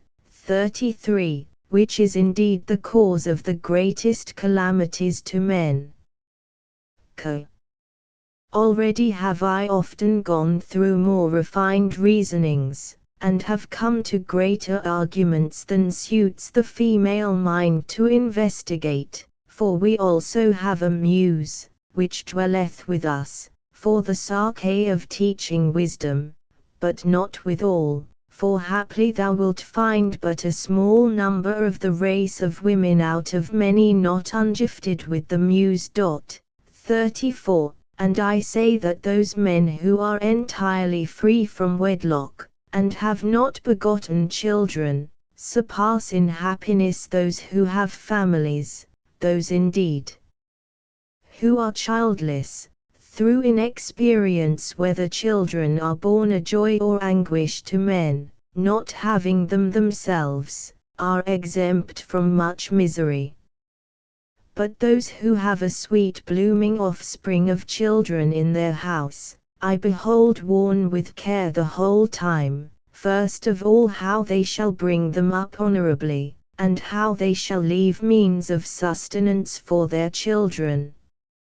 And still after this, whether they are toiling for bad or good sons, this is still in darkness. But one ill to mortals, the last of all, I now will mention. For suppose they have both found sufficient store, and the bodies of their children have arrived at manhood, and that they are good, but if this fortune shall happen to them, death, bearing away their sons, vanishes with them to the shades of darkness. How then does it profit that the gods heap on mortals yet this grief in addition to others, the most bitter of all, for the sake of children? Mede, Messenger, Chorus. Med. For a long time waiting for the event, my friends, I am anxiously expecting what will be the result thence. And I see indeed one of the domestics of Jason coming hither, and his quickened breath shows that he will be the messenger of some new ill. Mess. O thou, that hast impiously perpetrated a deed of terror, Mede, fly, fly, leaving neither the ocean chariot, 35, nor the car whirling o'er the plain. Med. But what is done that requires this flight? Mess. The princess is just dead, and Creon her father destroyed by thy charms. Med. Thou hast spoken most glad tidings, and hereafter from this time shalt thou be among my benefactors and friends. Mess. What sayest thou? Art thou in thy senses, and not mad, lady? Who having destroyed the king and family, rejoicest at hearing it, and fearest not such things? Med. I also have something to say to these words of thine at least, but be not hasty, my friend, but tell me how they perished, for twice as much delight wilt thou give me if they died miserably. Mess. as soon as thy 2 sons were come with their father, and had entered the bridal house, we servants, who were grieved at thy misfortunes, were delighted, and immediately there was much conversation in our ears, that thy husband and thou had brought the former quarrel to a friendly termination. One kissed the hand, another the auburn head of thy sons, and I also myself followed with them to the women's apartments through joy. But my mistress, whom we now reverence instead of thee, before she saw thy 2 sons enter, held her cheerful eyes fixed on Jason. Afterward however she covered her eyes, and turned aside her white cheek, disgusted at the entrance of thy sons. But thy husband quelled the anger and rage of the young bride, saying this, Be not angry with thy friends, but cease from thy rage, and turn again thy face, esteeming those as friends, whom thy husband does. But receive the gifts, and ask thy father to give up the sentence of banishment against these children for my Sake. But when she saw the ornaments, she refused not, but promised her husband everything, and before thy sons and their father were gone far from the house, she took and put on the variegated robes, and having placed the golden chaplet around her tresses she arranges her hair in the radiant mirror, smiling at the lifeless image of her person. And after, having risen from her seat, she goes across the chamber, elegantly tripping with snow-white foot, rejoicing greatly in the presence, looking much and oftentimes with her eyes on her outstretched neck. 36. After that however there was a sight of horror to behold. For having changed color, she goes staggering back trembling in her limbs, and is scarce in time to prevent herself from falling on the ground, by sinking into a chair. And some aged female attendant, when she thought that the wrath either of Pan or some other deity, 37, had visited her, offered up the invocation, before at least she sees the white foam bursting from her mouth, and her mistress rolling her eyeballs from their sockets, and the blood no longer in the flesh, then she sent forth a loud shriek of far different sound from the strain of supplication, and straightway one rushed to the apartments of her father, but another to her newly married husband, to tell the calamity befallen the bride, and all the house was filled with frequent hurryings to and fro. And by this time a swift runner, exerting his limbs, might have reached, 38, the goal of the course of 6 plethora winking sad smiley 39, but she, wretched woman, from being speechless, and from a closed eye having grown deeply writhed in agony, for a double pest was warring against her.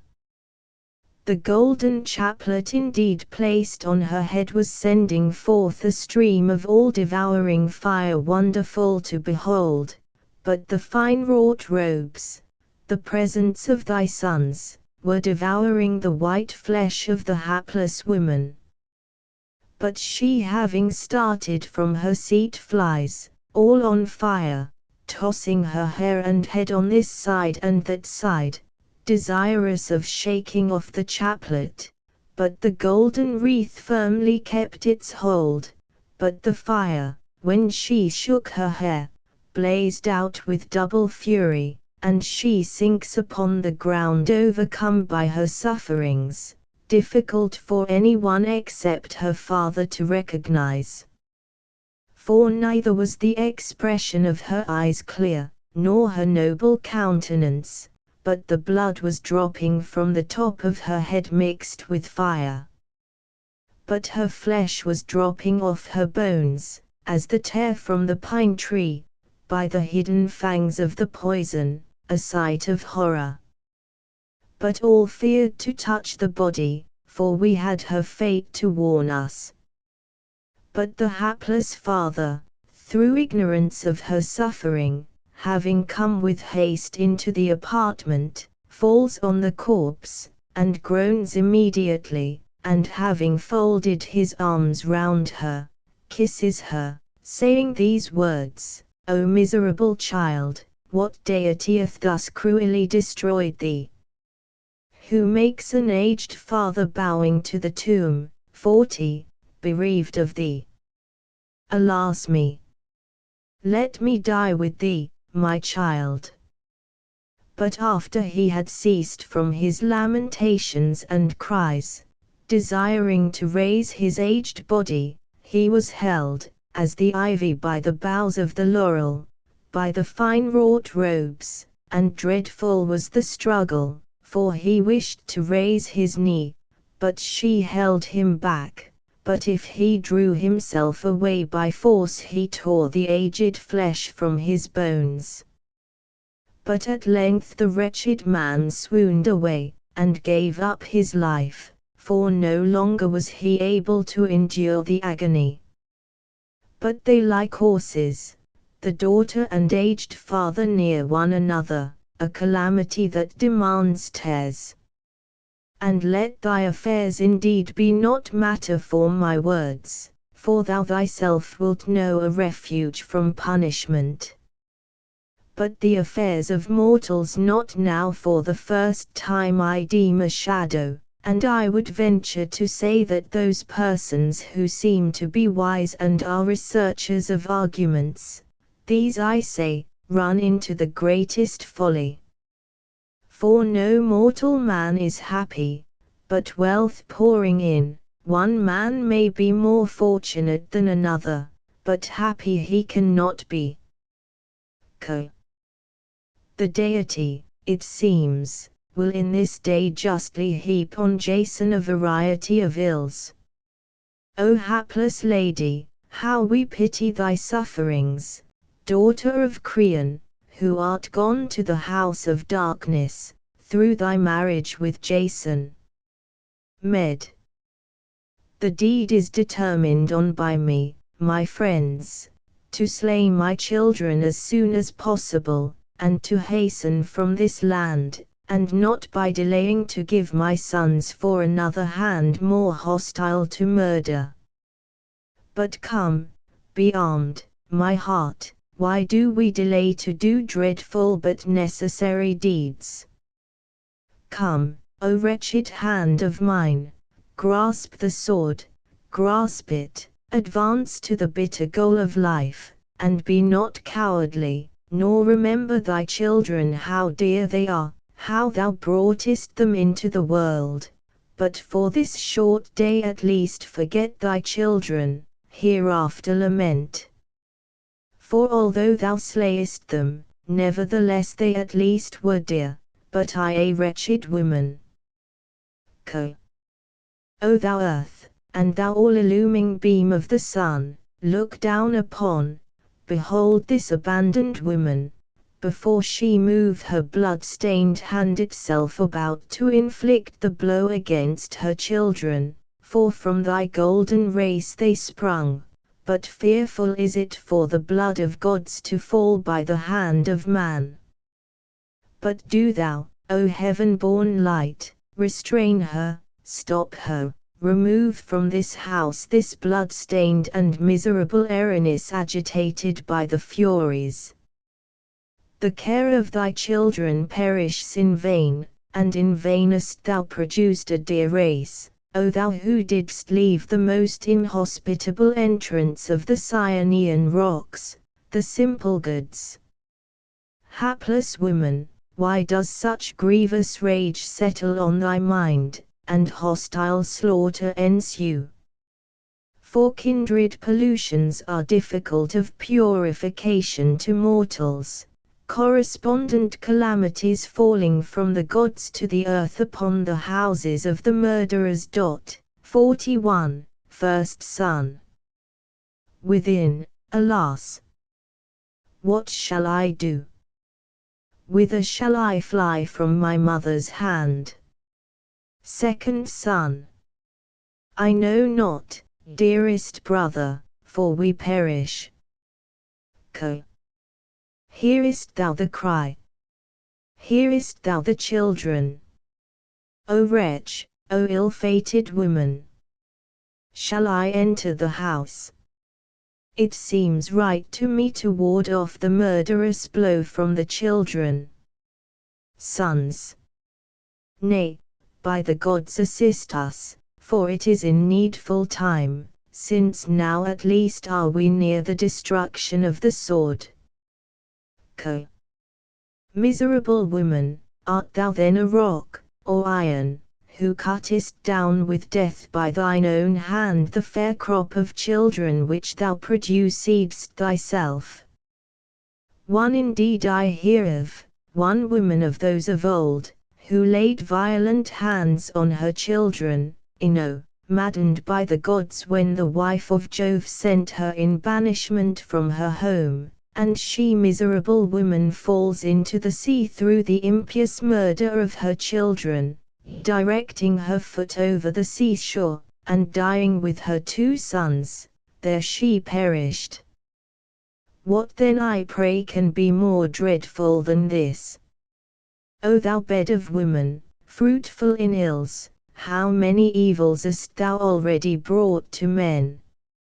Jason, Chorus. Jas. Ye females, who stand near this mansion, is she who hath done these deeds of horror, Mede, in this house, or hath she withdrawn herself in flight? For now it is necessary for her either to be hidden beneath the earth, or to raise her winged body into the vast expanse of air, if she would not suffer vengeance from the king's house. Does she trust that after having slain the princes of this land, she shall herself escape from this house with impunity? But I have not such care for her as for my children, for they whom she has injured will punish her. But I came to preserve my children's life, lest, Creans, relations by birth do any injury. 42. Avenging the impious murder perpetrated by their mother. Co. Unhappy man! Thou knowest not at what misery thou hast arrived, Jason, or else thou wouldest not have uttered these words. Jas. What is this? Did she wish to slay me also? Co. Thy children are dead by their mother's hand. Jas. Alas me! What wilt thou say? How hast thou killed me, woman? Co. Think now of thy sons as no longer living. Jas. Where did she slay them, within or without the house? Co. Open those doors, and thou wilt see the slaughter of thy sons. Jas. Undo the bars, as quick as possible, attendants, unloose the hinges, that I may see this double evil, my sons slain, and may punish her. Med. Why dost thou shake and unbolt these gates, seeking the dead and me who did the deed?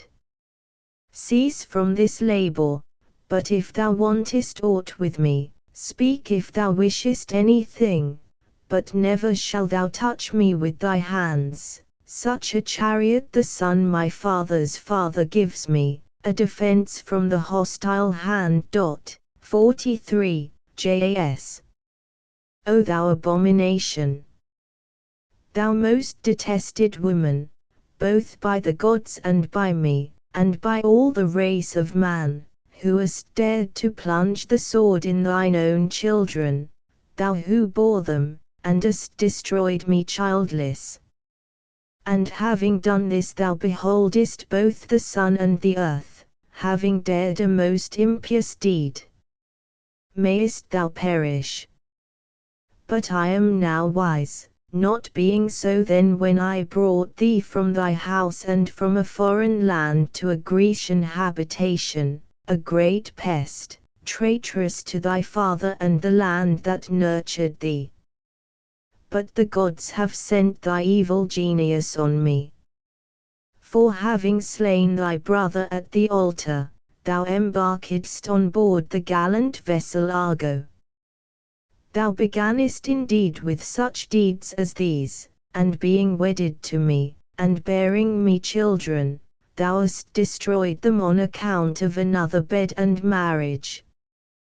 There is not one Grecian woman who would have dared a deed like this, in preference to whom at least, I thought worthy to wed thee, an alliance hateful and destructive to me, a lioness, no woman, having a nature more savage than the Tuscan Scylla. But I cannot gall thy heart with 10,000 reproaches, such shameless confidence is implanted in thee. Go, thou worker of ill, and stained with the blood of thy children. But for me it remains to bewail my fate, who shall neither enjoy my new nuptials, nor shall I have it in my power to address while alive my sons whom I begot and educated, but I have lost them. Med. Surely I could make long reply to these words, if the sire Jupiter did not know what treatment thou receivedst from me, and what thou didst in return, but you were mistaken, when you expected, having dishonored my bed, to lead a life of pleasure, mocking me, and so was the princess, and so was Creon, who proposed the match to thee, when he expected to drive me from this land with impunity. Wherefore, if thou wilt, call me lioness, and Scylla who dwelt in the Tuscan plain. For thy heart, as is right, I have wounded. Jas. And thou thyself grievest at least, and art a sharer in these ills. Med. Be assured of that, but this lessens, 44, the grief, that thou canst not mock me. Jas. My children, what a wicked mother have ye found. Med. My sons, how did ye perish by your father's fault? Jas. Nevertheless my hand slew them not. Med. But injury, and thy new nuptials. Jas. And on account of thy bed didst thou think fit to slay them. Med. Dost thou deem this a slight evil to a woman? Jas. Whoever at least is modest, but in thee is every ill. Med. These are no longer living, for this will gall thee. Jas. These are living, alas me. Avenging furies on thy head. Med. The gods know who began the injury. Jas. They know indeed thy execrable mind. Meo.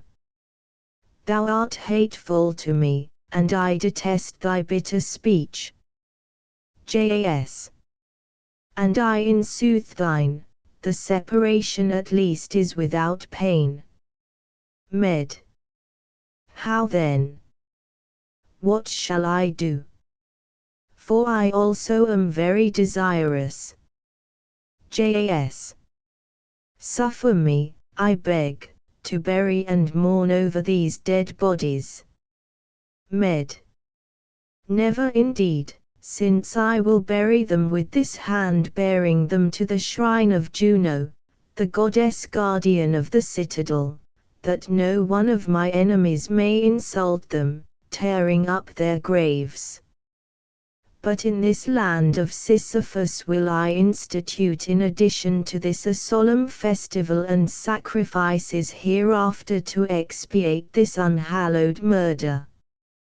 But I myself will go to the land of Erexheus, to dwell with Igeus son of Pandion. But thou, wretch, as is fit, shalt die wretchedly, struck on thy head with a relic of thy ship Argo, having seen the bitter end of my marriage. Jas. But may the fury of the children, and justice the avenger of murder, destroy thee. Med. But what god or deity hears thee, thou perjured man, and traitor to the rights of hospitality? Jas. Ah! Thou abominable woman, and murderer of thy children. Med. Go to thy home, and bury thy wife. Jas. I go, even deprived of both my children. Med. Thou dost not yet mourn enough, stay and grow old. 45, Jas. O my dearest sons. Med. To their mother at least, but not to thee. Jas. And yet thou slewest them. Med. To grieve thee. Jas. Alas, alas! I hapless man long to kiss the dear mouths of my children. Med. Now them addressest, now salutest them, formerly rejecting them with scorn. Jas. Grant me, by the gods, to touch the soft skin of my sons. Med. It is not possible. Thy words are thrown away in vain. Jas. Dost thou hear this, O Jove, how I am rejected, and what I suffer from this accursed and child-destroying lioness? But as much indeed as is in my power and I am able, I lament and mourn over these, calling the gods to witness, that having slain my children, thou preventest me from touching them with my hands, and from burying the bodies, whom, O that I had never begotten, and seen them thus destroyed by thee. Co. Jove is the dispenser of various fates in heaven, and the gods perform many things contrary to our expectations, and those things which we looked for are not accomplished, but the God hath brought to pass things unthought of. In such manner hath this affair ended. Notes on Mede. 1. The Cyanee Petra, or simple goods, were two rocks in the mouth of the Euxine Sea, said to meet together with prodigious violence, and crush the passing ships. See Pindar. Pyth. 4386. 2. Signifies to make to row, to row. In the same sense the two verbs derived from are used, signifying ad bellum exito, bellum shro. 3. Elmsley reads in the nominative case, a flight indeed pleasing etc., for, literally, before we have drained this to the very dregs. So Virgil, in 4:14 qua bella exhausta canabat. 5. Ter and Act 2 Sc. 5. Omnes sibi mal malius es quam alteri. AC 4 Sc. 1. Proximus sum ego mamii. 6. Elmsley reads for, and their father etc., 7, in Elms. Dind. For the being accustomed etc., 8, here signifies, and in this sense it is repeatedly used, in this place, is not to be interpreted intempestive, but immoderate, supramodum. For this signification consult Stephens' Thesaurus, Word. Emsley. 9. Is used in this sense v. 49, 687, 901, of this play. 10. Is best taken with risk as the accusative plural, though the scholiast considers it the nominative singular. Elmsley. 11. Need not be translated as. The sense is Greek, ontos, so, line 225. 12. That is, the character of man cannot be discovered by the countenance, so juvenile, fronti nullifides. Though in the singular number, refers to in the plural, a similar construction is met with in Homer, Ill. Gamma 279. Omicron Kappa. 13. Grammarians teach us that is applied to the husband, to the wife, and this rule will generally be found to hold good. We must either then read etito, which Pawson does not object to, and Elmsley adopts, or understand in an ironical sense, in the spirit of Marshall's Uxori nubia nolo mii. In the latter case to should be read, not to, as being the proper syntax. 14. The primary signification of is absonus, out of tune, hence is easily deduced the signification in which it is often found in Euripides. The word occurs in the Phoenici, L 1669. 15. Elmsley approves of the reading adopted by Pawson, though he has given in his text, Kappa. We are oppressed with cares, and want not other cares as being more likely to have come from Euripides. So also Dindorf. 16. Is here used for the more common expression. So Herodotus, Clio, CLV. See also Hecuba, 801. 17. Beck interprets this passage, me quidem vita ut non habet laudem, fama obstat. Heath translates it, jam in contrarium partem tendens fama efficit, ut me quoque vita laudem habet. We are told by the scholiast, that by is to be understood. 18. Iolcos was a city of Thessaly, distant about 7 stadii from the sea, where the parents of Jason lived. Pelion was both a mountain and city of Thessaly, close to Iolcos, whence Iolcos is called Peliotic.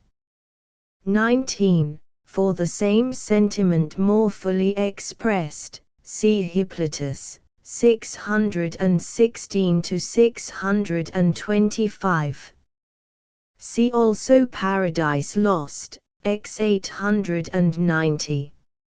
Oh, why did God, Creator wise, that peopled highest heaven with spirits masculine, create at last this novelty on earth, this fair defect of nature, and not fill the world at once with men, as angels, without feminine? 20. Pawson rightly reads with Wittenbach. 21. Elmsley has, that these things appear good to me, and that the alliance with the princes, which he, having forsaken me, has contracted, are both advantageous and well determined on. So also Dind. But Pawson omits the line. 22. In Elmsley this line is omitted, and instead of it is inserted, offering them to the bride, that they may not be banished from this country which Dindorf retains, and brackets the other.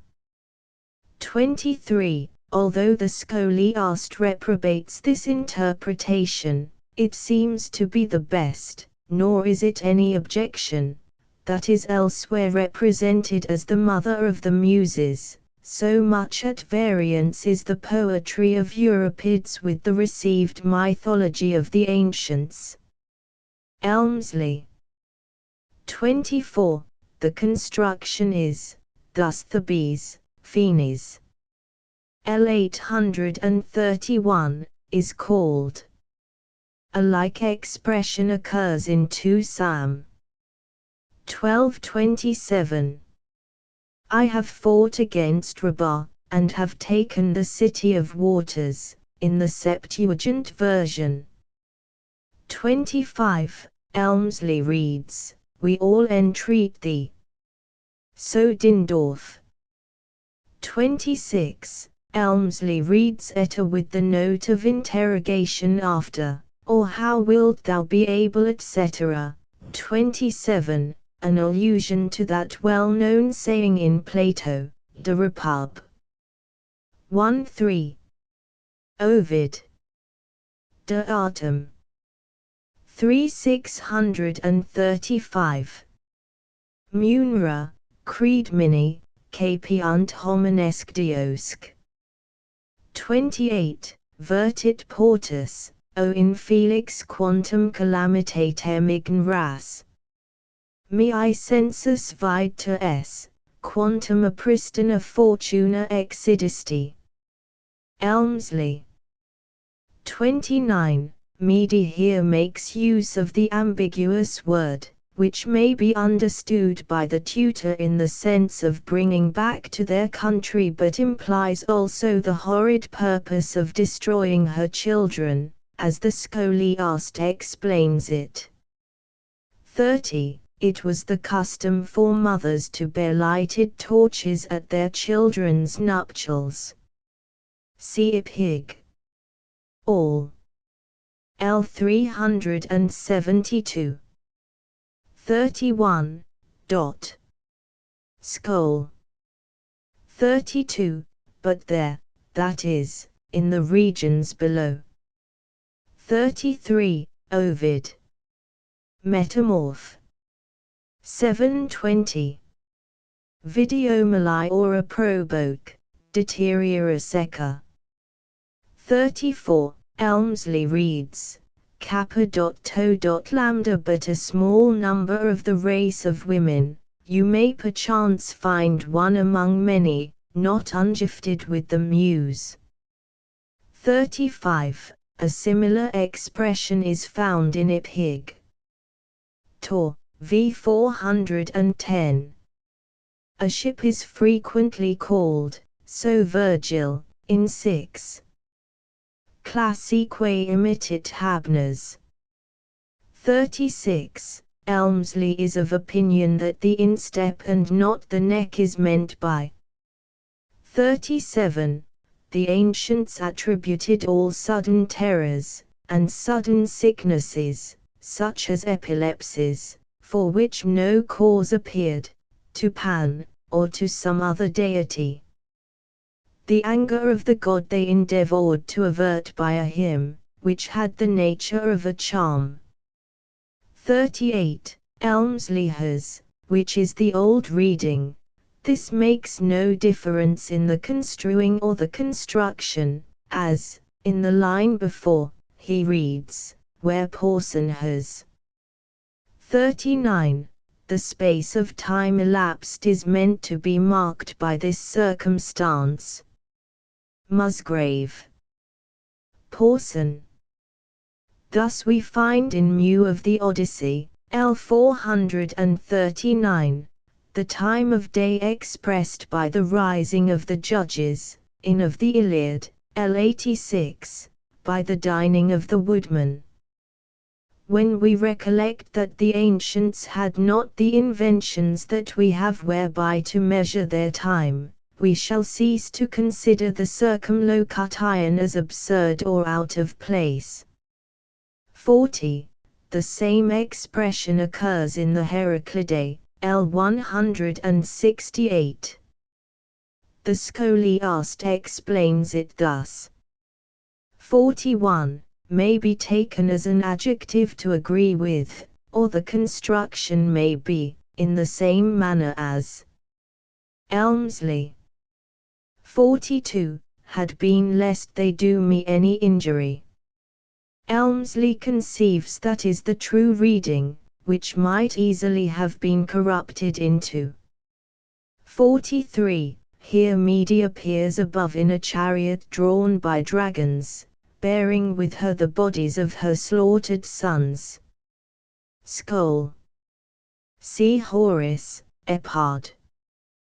3 Hoc dilibutis alta dornis pellissum, serpent fugit alite. 44. May also be interpreted, with the scholiast, in the sense of, the grief delights me.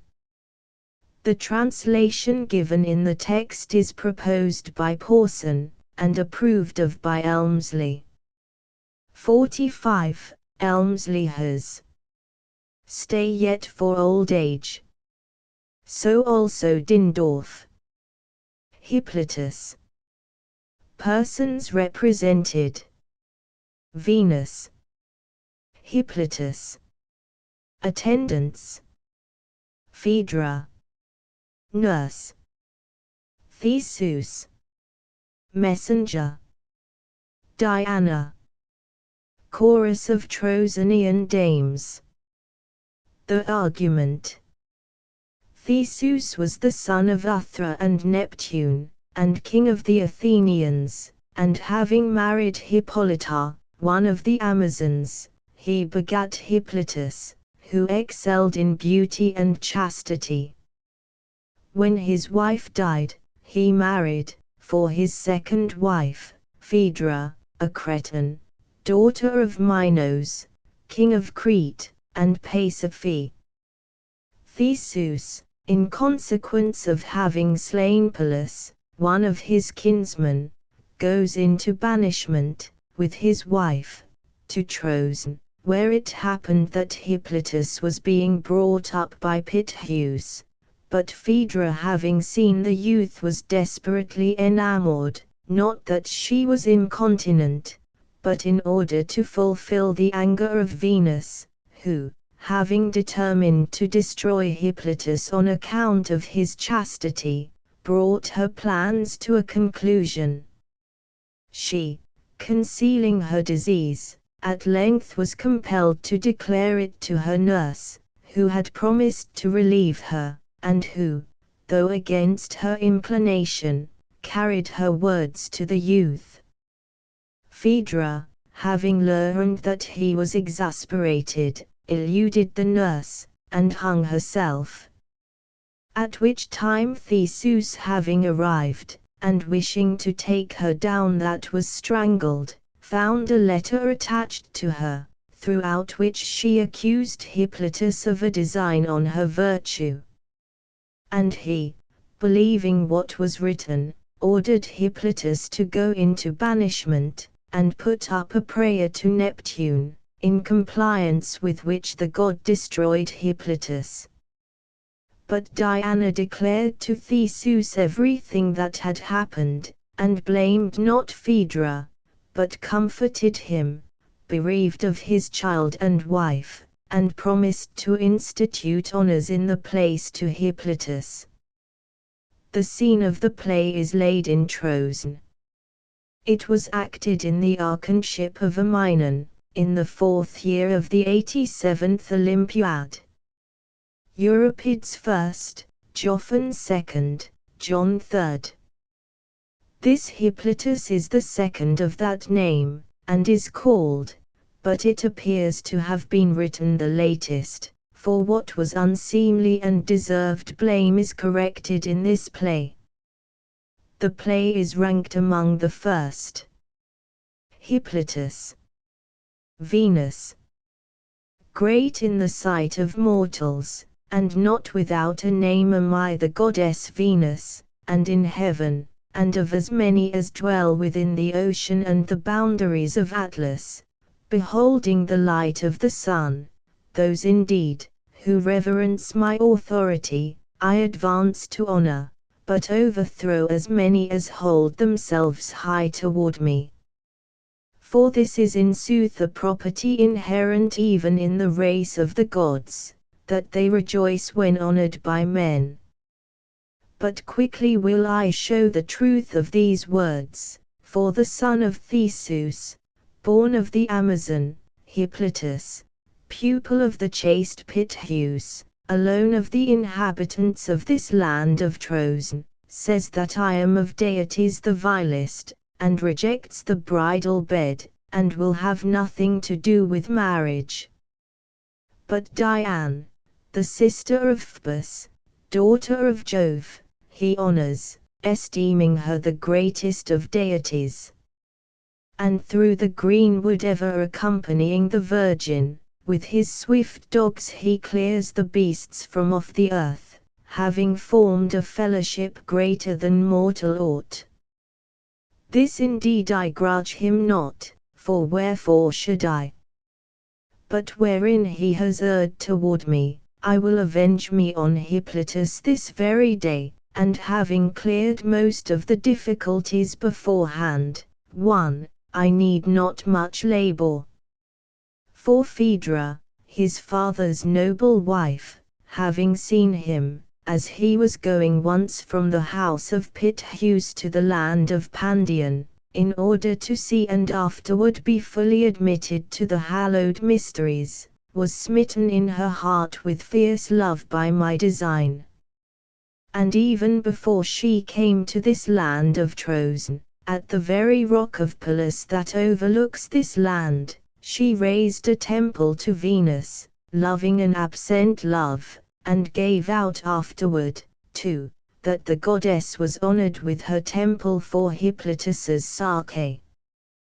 But now since Theseus has left the land of Cecrops, in order to avoid the pollution of the murder of the sons of Pallas, and is sailing to this land with his wife, having submitted to a year's banishment from his people, there indeed groaning and stricken with the stings of love, the wretched woman perishes in secret, and not one of her domestics is conscious of her malady.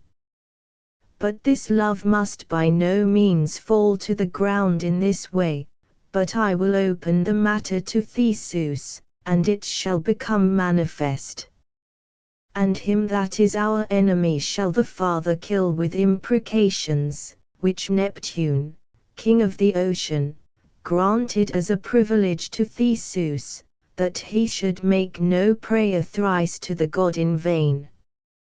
But Phaedra dies, an illustrious woman indeed, yet still, she must die, for I will not make her ills of that high consequence, that will hinder my enemies from giving me such full vengeance as may content me.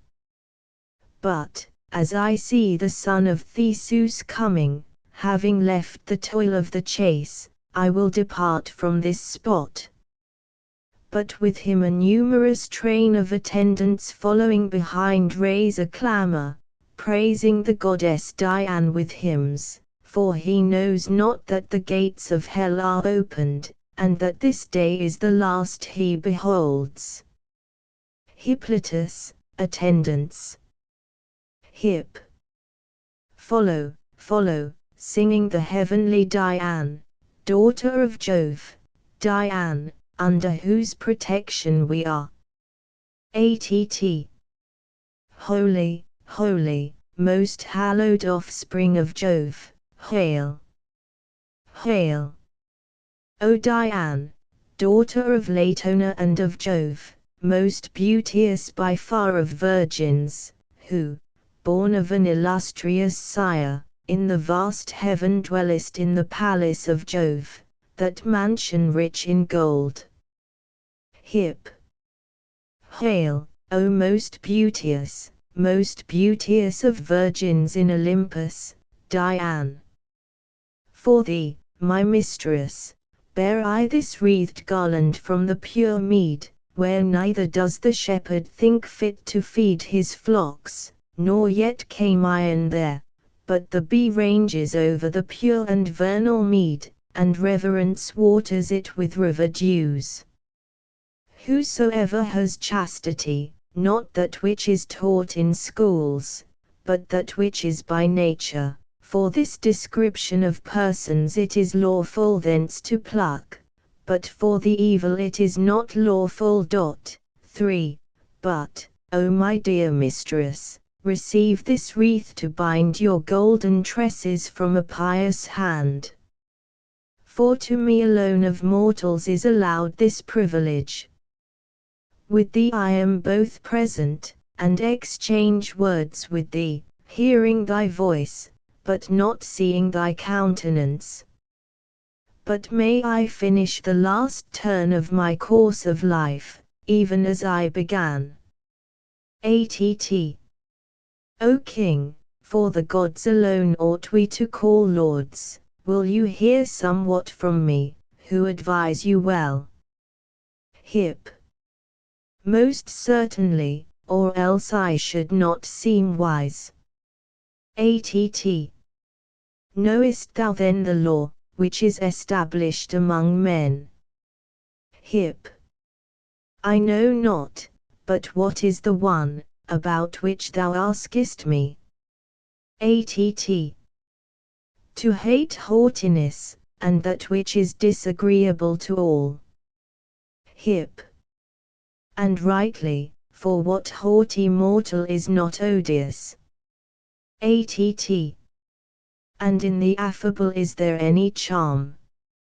Hip. A very great one indeed, and gain with little toil. ATT. Dost thou suppose that the same thing holds also among the gods? Hip. Certainly, forasmuch as we mortals use the laws of the gods. ATT. How is it then that thou addressest not a venerable goddess? Hip. Whom? But take heed that thy mouth err not. 4. ATT. Venus, who hath her station at thy gates. Hip. I, who am chaste, salute her at a distance. ATT. Venerable is she, however, and of note among mortals. Hip. Different gods and men are objects of regard to different persons. ATT. May you be blessed, having as much sense as you require. 5. Hip. No one of the gods, that is worshipped by night, delights me. ATT. My son, we must conform to the honors of the gods. Hip. Depart, my companions, and having entered the house, prepare the viands. Delightful after the chase is the full table. And I must rub down my horses, that having yoked them to the car, when I am satiated with the repast, I may give them their proper exercise. But to your Venus I bid a long farewell. ATT. But we, for one must not imitate the young, having our thoughts such, as it becomes slaves to give utterance to, will adore thy image, O Venus, our mistress, but thou shouldest pardon, if any one having intense feelings of mind by reason of his youth, speak foolishly, seem not to hear these things, for gods must needs be wiser than men. There is a rock near the ocean, 6, distilling water, which sends forth from its precipices a flowing fountain, wherein they dip their urns, where was a friend of mine wetting the purple vests in the dew of the stream, and she laid them down on the back of the warm sunny cliff. From hence first came to me the report concerning my mistress, that she, worn with the bed of sickness, keeps her person within the house, and that fine vests veil her auburn head. And I hear that she this day for the third keeps her body untouched by the fruit of Ceres, which she receives not, into her ambrosial mouth, wishing in secret suffering to hasten to the unhappy goal of death. For heaven possessed, O lady, or whether by Pan, or by Hecate, or by the venerable Corybantes, or by the mother who haunts the mountains, thou art raving. But thou art thus tormented on account of some fault committed against the Cretan huntress, profane because of unoffered sacred cakes. For she goes through the sea and beyond the land on the eddies of the watery brine. Or some one in the palace misguides thy noble husband, the chief of the Athenians, by secret concubinage in thy bed. Or some sailor who put from port at Crete, hath sailed to the harbour most friendly to mariners, bringing some message to the queen, and, confined to her couch, she is bound in soul by sorrow for its sufferings. But wretched helplessness is wont to dwell with the wayward constitution of women, both on account of their throes and their loss of reason. Once through my womb shot this thrill, but I invoked the heavenly Dian, who gives easy throws, who presides over the bow, and to me she came ever much to be blessed, as well as the other gods. But lo! The old nurse is bringing her out of the palace before the gates, and the sad cloud upon her brows is increased. What it can possibly be, my soul desires to know, with what can be afflicted the person of the queen, of colour so changed.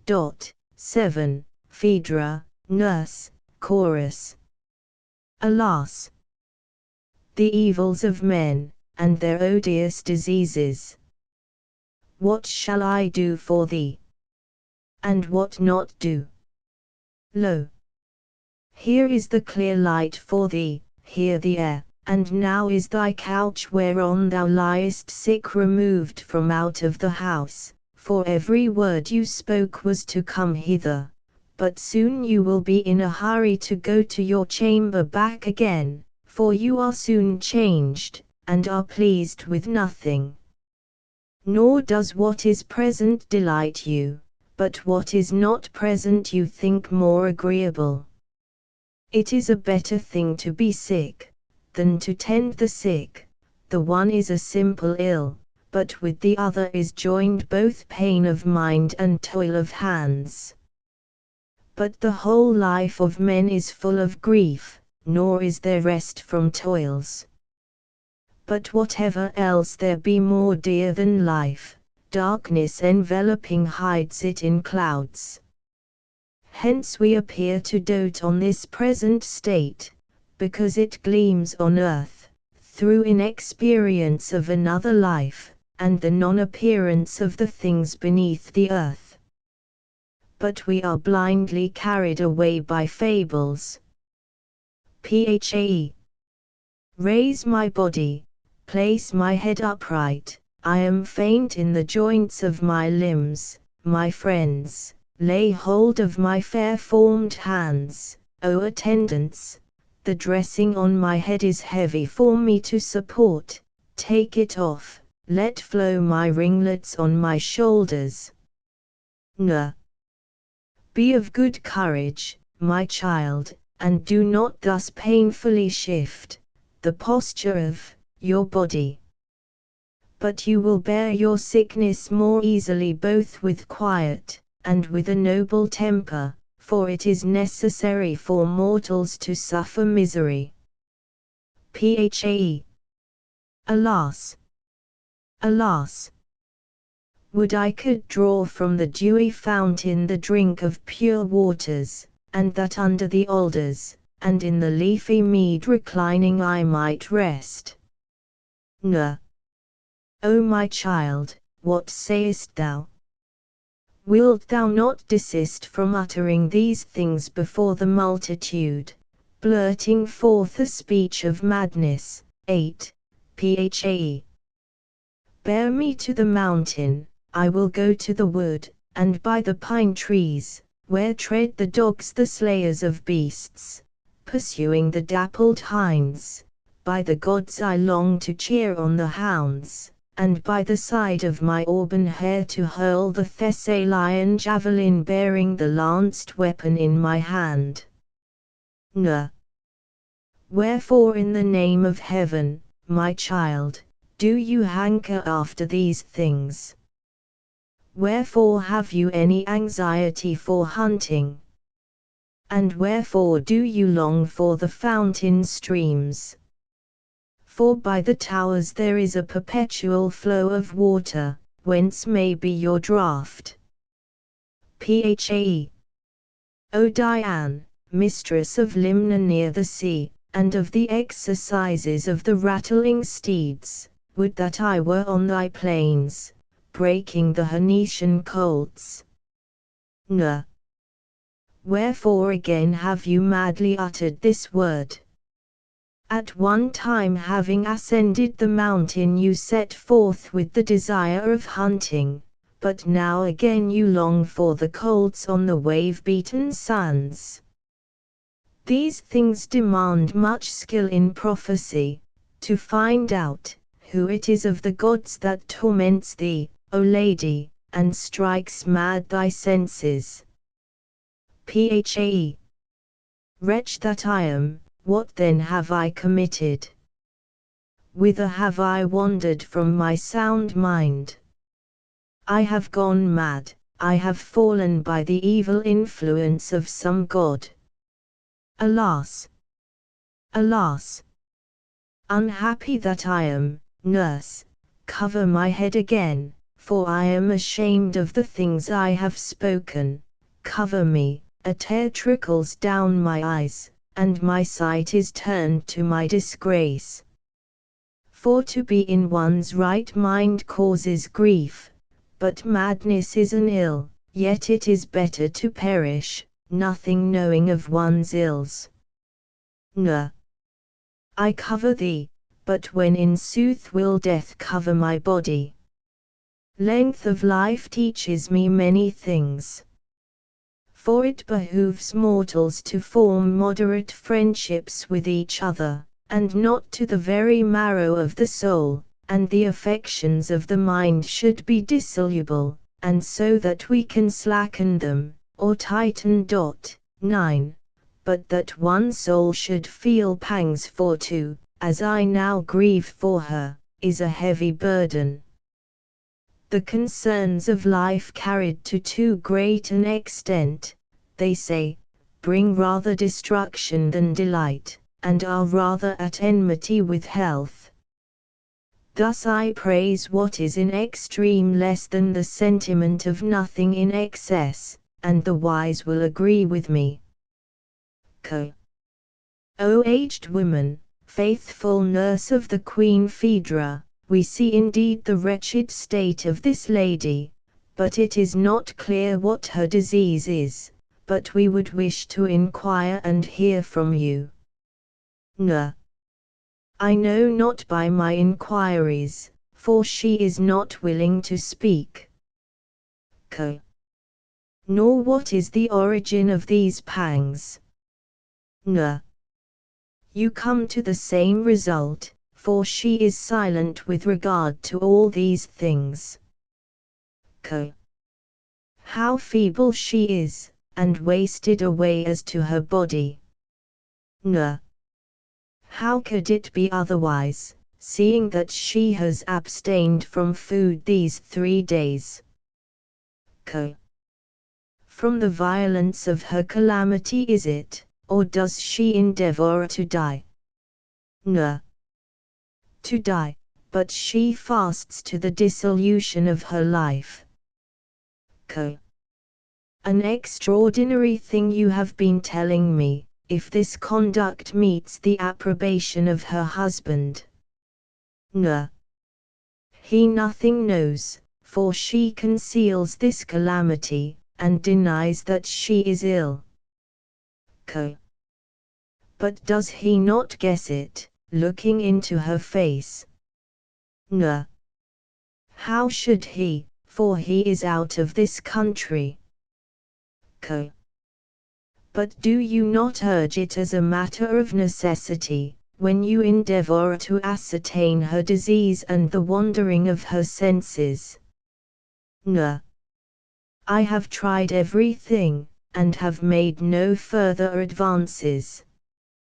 I will not however abate even now from my zeal, so that you being present may bear witness with me, how I behave to my mistress when in calamity. Come, dear child, let us both forget our former conversations, and be both thou more mild, having smoothed that contracted brow, and altered the bent of your design, and I giving up that wherein I did not do right to follow thee, will have recourse to other better words.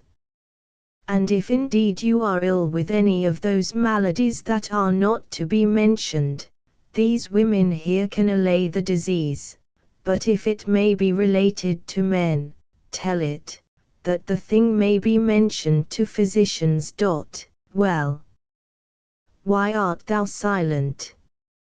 It doth not behoove thee to be silent, my child, but either shouldst thou convict me, if aught I say amiss, or yield to words well spoken. Say something. Look hither, O wretch that I am. Ladies, in vain do we undergo these toils, while we are as far off from our purpose as before, for neither then was she softened by our words, nor now does she give heed to us.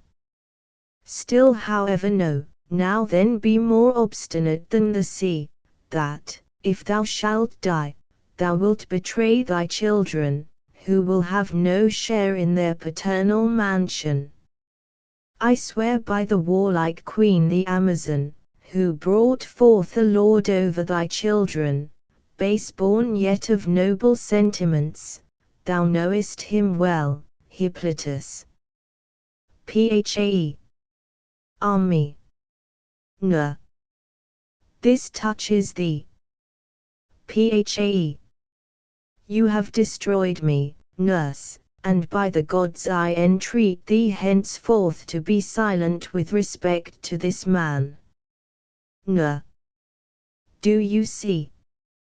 You judge well indeed, but judging well you are not willing both to assist your children and to save your own life. Phae.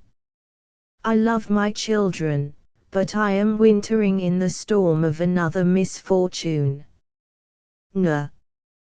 You have your hands, my child, pure from blood. Phae.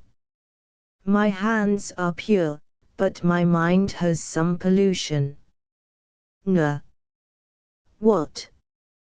From some calamity brought on you by any of your enemies. Phae. A friend destroys me against my will, himself unwilling. No. Has Theseus sinned any sin against thee? Phae. Would that I never be discovered to have injured him. No. What then this dreadful thing that impels thee to die? Phae. Suffer me to err, for against thee I err not. No. Not willingly, dost thou do so, but 'tis through thee that I shall perish. 10. Phae. What are you doing? You oppress me, hanging on me with your hand. No. And never will I let go these knees. Phae. Ills to thyself wilt thou hear, O wretched woman, if thou shalt hear these ills. No. Still will I cling happy smiley, for what greater evil can befall me than to lose thee? Phae. You will be undone. 11. The thing however brings honor to me. No. And dost thou then hide what is useful, when I beseech thee. Phae. Yes, for from base things we devise things noble. N. Wilt not thou, then, appear more noble by telling it? Phae. Depart, by the gods, and let go my hand. N. No, in sooth, since thou givest me not the boon that were right. Phae. I will give it, for I have respect unto the reverence of thy hand. N. Now will I be silent, for hence is it yours to speak. Phae. O wretched mother, what a love didst thou love? N. That which she had for the bull, my child, or what is this thou meanest? Phae. Thou, too, O wretched sister, wife of Bacchus. N. Child, what ails thee? Thou speakest ill against thy relations. Phae. And I the third, how unhappily I perish. N. I am struck dumb with amazement. Whither will thy speech tend? Phae. To that point, whence we have not now lately become unfortunate. N. I know not a whit further of the things I wish to hear. Phae. Alas! Would thou couldst speak the things which I must speak. N. I am no prophetess so as to know clearly things hidden. Phae. What is that thing, which they do call men's loving? 12. N. The same, my child, a most delightful thing, and painful withal. Phae. One of the two feelings I must perceive. N. What sayest? Thou lovest, my child. What man? Phae. Him whoever he is. 13. That is born of the Amazon. N. Hippolytus dost thou say? Phae. From thyself, not me, you hear, this name. N. Me. What wilt thou go on to say? My child, how hast thou destroyed me? Ladies, this is not to be borne, I will not endure to live, hateful is the day, hateful the light I behold. I will hurl myself down, I will rid me of this body, I will remove from life to death, farewell, I no longer am.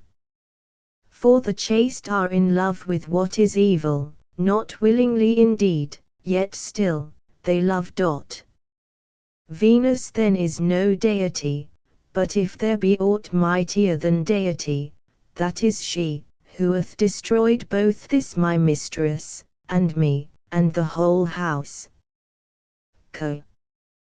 Thou didst hear, O thou didst hear the queen lamenting her wretched sufferings that should not be heard. Dear lady, may I perish before I come to thy state of mind. Alas me! Alas! Alas! O hapless for these pangs!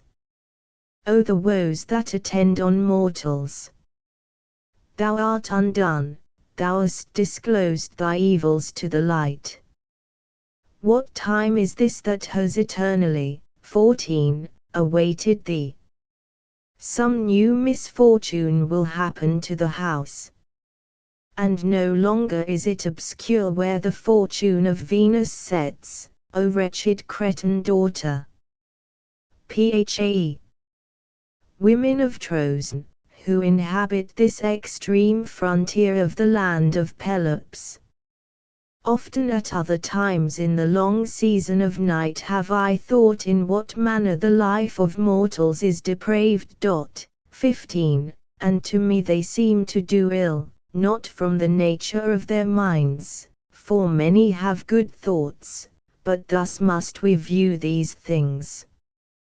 What things are good we understand and know, but practice not, some from idleness, and others preferring some other pleasures to what is right, for there are many pleasures in life, long prates, and indolence, a pleasing ill, and shame, but there are two, the one indeed not base, but the other the weight that overthrows houses. But if the occasion on which each is used were clear, the two things would not have the same letters. Knowing them as I did these things beforehand, by no drug did I think I should so far destroy these sentiments, as to fall into an opposite way of thinking. But I will also tell you the course of my determinations. After that love had wounded me, I considered how best I might endure it. I began therefore from this time to be silent, and to conceal this disease. For no confidence can be placed in the tongue, which knows to advise the thoughts of other men, but itself from itself has very many evils. But in the second place, I meditated to bear well my madness, conquering it by my chastity. But in the third place, since by these means I was not able to subdue Venus, it appeared to me best to die. No one will gainsay this resolution. For may it be my lot, neither to be concealed where I do noble deeds, nor to have many witnesses, where I act basely. Besides this I knew I was a woman, a thing hated by all. Oh, may she most miserably perish who first began to pollute the marriage bed with other men. From noble families first arose this evil among women, for when base things appear right to those who are accounted good, surely they will appear so to the bad. I hate moreover those women who are chaste in their language indeed, but secretly have in them no good deeds of boldness, who, how, I pray, O Venus my revered mistress, look they on the faces of their husbands, nor dread the darkness that aided their deeds, and the ceilings of the house, lest they should some time or other utter a voice. For this bare idea kills me, friends, lest I should ever be discovered to have disgraced my husband, or my children, whom I brought forth, but free, happy in liberty of speech may they inhabit the city of illustrious Athens, in their mother glorious. For it enslaves a man, though he be valiant-hearted, when he is conscious of his mother's or his father's misdeeds. But this alone they say in endurance compares with life, an honest and good mind, to whomsoever it belong. But time, when it so chance, holding up the mirror as to a young virgin, shows forth the bad, among whom may I be never seen. Alas! Alas! In every way how fair is chastity, and how goodly a report has it among men. Nay, my mistress, just now indeed thy calamity coming upon me unawares, gave me a dreadful alarm. But now I perceive I was weak, and somehow or other among mortals second thoughts are the wisest. For thou hast not suffered anything excessive nor extraordinary, but the anger of the goddess hath fallen upon thee. Thou lovest, what wonder this? With many mortals. And then will you lose your life for love. There is then no advantage for those who love others, nor to those who may hereafter, if they must needs die. For Venus is a thing not to be borne, if she rush on vehement. Who comes quietly indeed on the person who yields, but whom she finds haughty and of lofty notions, him taking, how thinkest thou, she chastises. But Venus goes through air, and is on the ocean wave, and all things from her have their birth. She it is that sows and gives forth love, from whence all we on earth are engendered. As many indeed as ken the writings of the ancients, or are themselves ever among the Muses, they know indeed, how that Jove was formerly inflamed with the love of Semele, they know too, how that formerly the lovely bright Aurora bore away Cephalus up to the gods, for love, but still they live in heaven, and fly not from the presence of the gods, but they acquiesce yielding, I ween, to what has befallen them. And wilt thou not bear it? Thy father then ought to have begotten thee on stipulated terms, or else under the dominion of other gods, unless thou wilt be content with these laws. How many, thinkest thou, are in full and complete possession of their senses, who, when they see their bridal bed diseased, seem not to see it? And how many fathers, thinkest thou, have aided their erring sons in matters of love? For this is a maxim among the wise part of mankind, that things that show not fair should be concealed. Nor should men labor too exactly their conduct in life, for neither would they do well to employ much accuracy in the roof wherewith their houses are covered, but having fallen into fortune so deep as thou hast, how dost thou imagine thou canst swim out? But if thou hast more things good than bad, mortal as thou art, thou surely must be well off. But cease, my dear child, from these evil thoughts, cease too from being haughty, for nothing else save haughtiness is this, to wish to be superior to the gods. But, as thou art in love, endure it, a god hath willed it so, and, being ill, by some good means or other try to get rid of thy illness. But there are charms and soothing spells, there will appear some medicine for this sickness. Else surely men would be slow indeed in discoveries, if we women should not find contrivances. Phaedra, she speaks indeed most useful advice in thy present state, but thee I praise. Yet is this praise less welcome than her words, and to thee more painful to hear. Phae. This is it that destroys cities of men and families well governed, words too fair. For it is not at all requisite to speak words pleasant to the ear, but that whereby one may become of fair report. N. Why dost thou talk in this grand strain? Thou needest not gay decorated words, but a man, as soon as possible must those be found, who will speak out the plain straightforward word concerning thee. For if thy life were not in calamities of such a cast, I never would have brought thee thus far for the sake of lust, and for thy pleasure.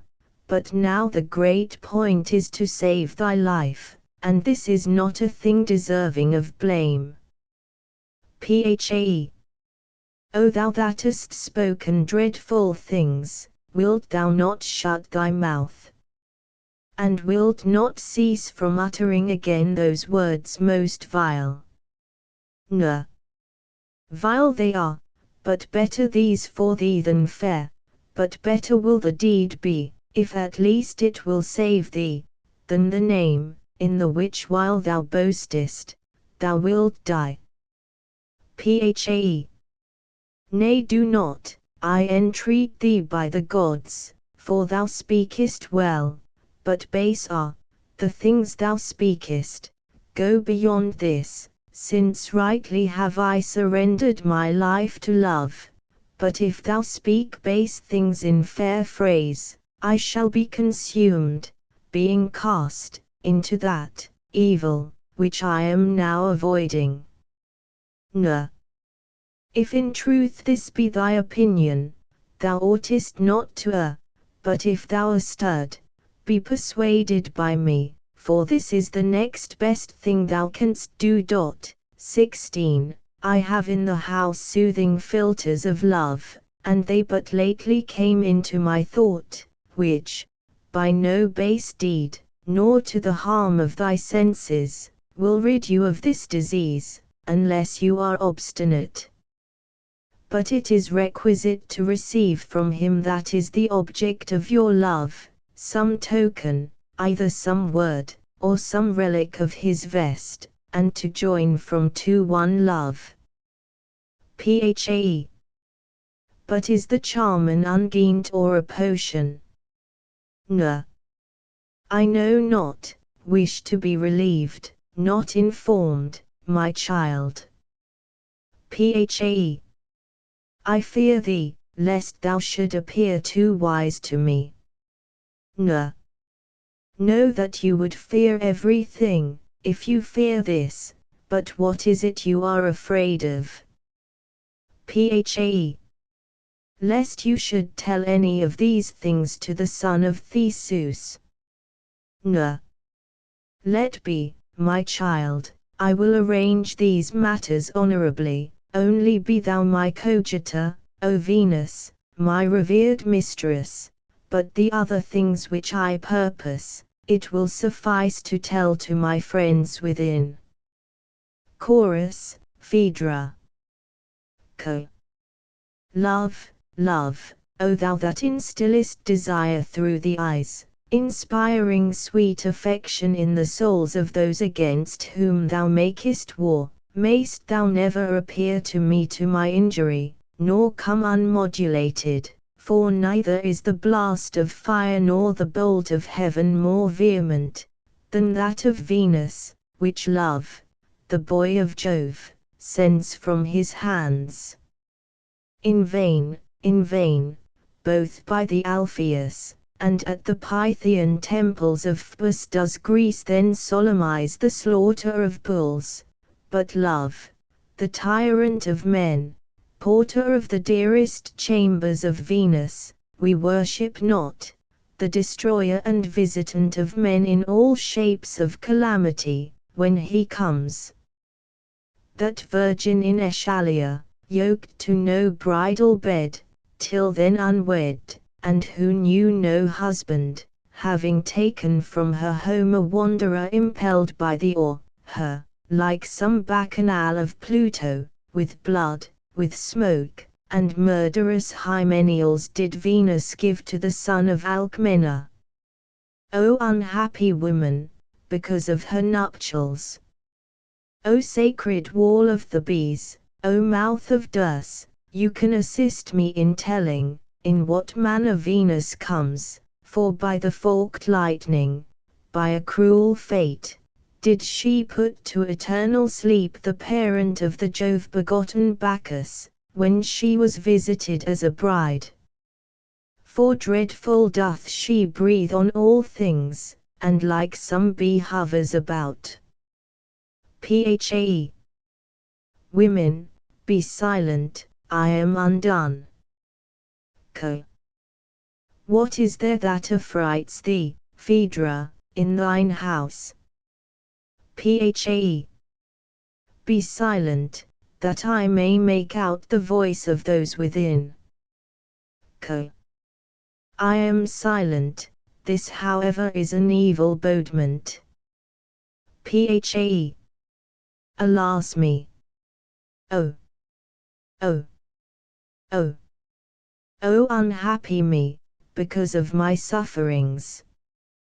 Co. What sound dost thou utter? What word speakest thou, Tell me what report frightens thee, lady, rushing upon thy senses. Phae. We are undone. Do you, standing at these gates, hear what the noise is that strikes on the house? Co.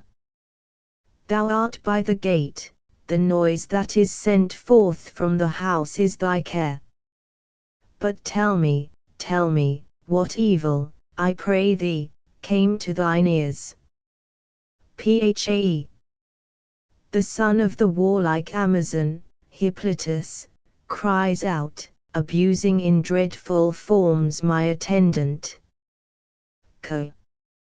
I hear indeed a noise, but cannot plainly tell how it is. The voice came, it came through to the door.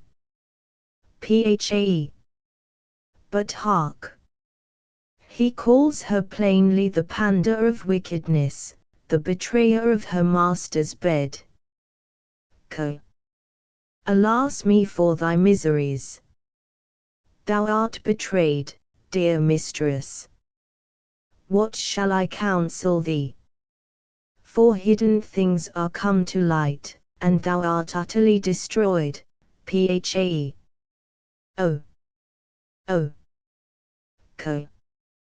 Betrayed by thy friends. Phae. She hath destroyed me by speaking of my unhappy state, kindly but not honorably endeavoring to heal this disease. Co. How then? What wilt thou do, O thou that hast suffered things incurable? Phae. I know not, save one thing, to die as soon as possible is the only cure of my present sufferings. Hippolytus, Phaedra, Nurse, Chorus. Hip. O Mother Earth, and ye disclosing rays of the sun, of what words have I heard the dreadful sound? N. Be silent, my son, before anyone hears thy voice. Hip. It is not possible for me to be silent, when I have heard such dreadful things.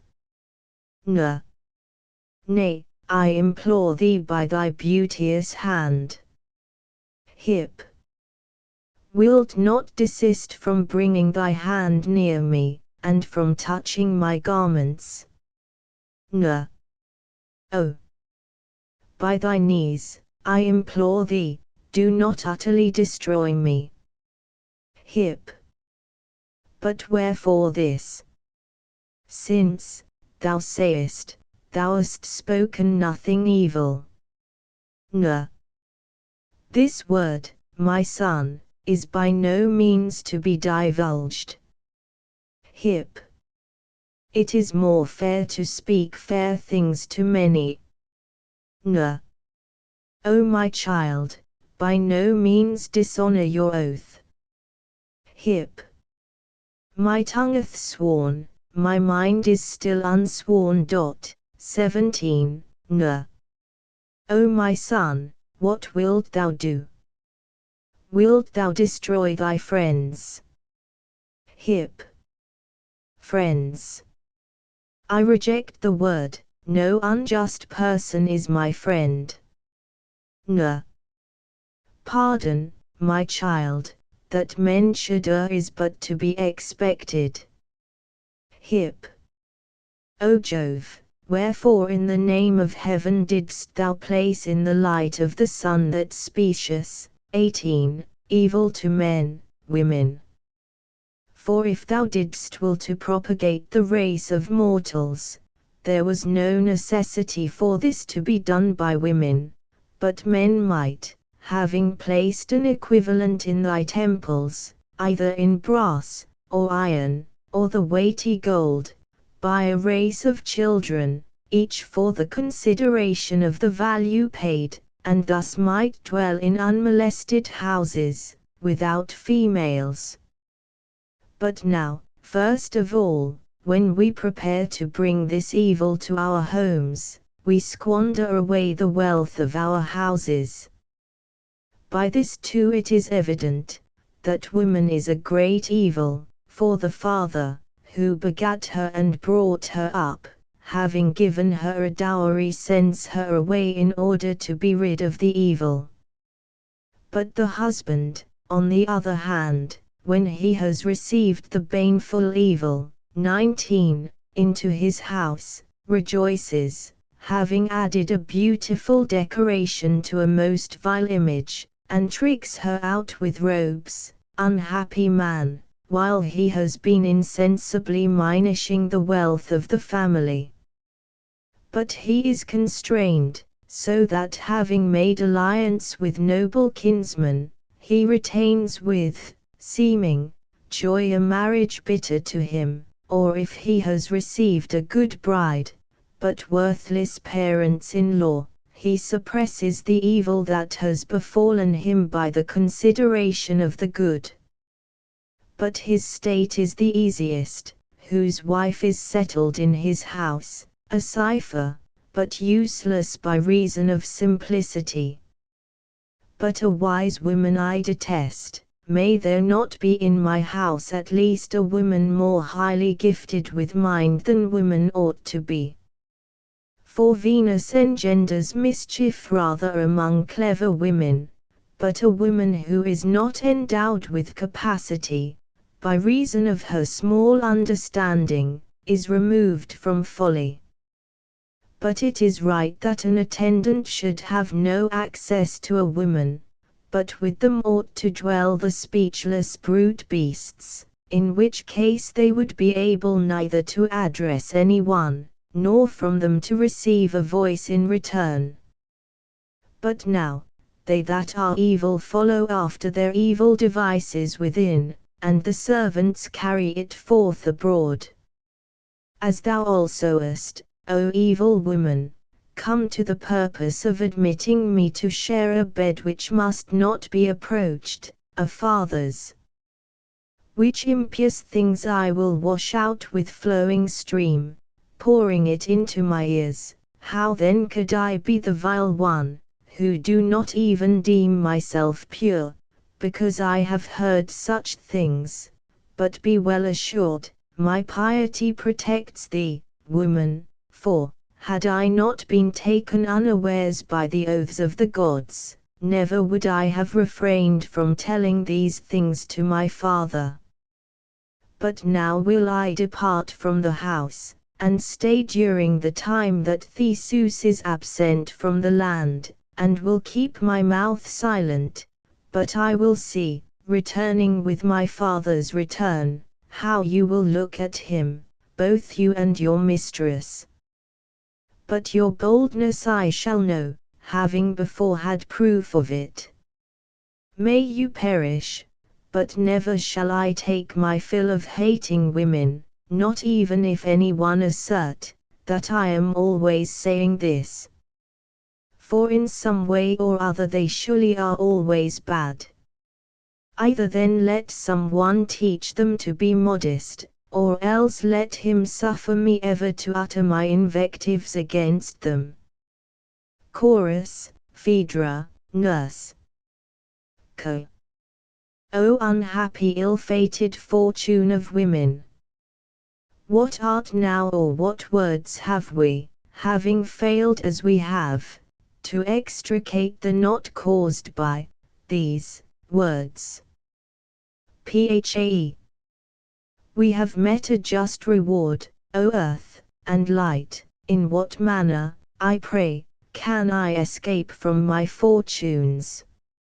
And how, my friends, can I conceal my calamity?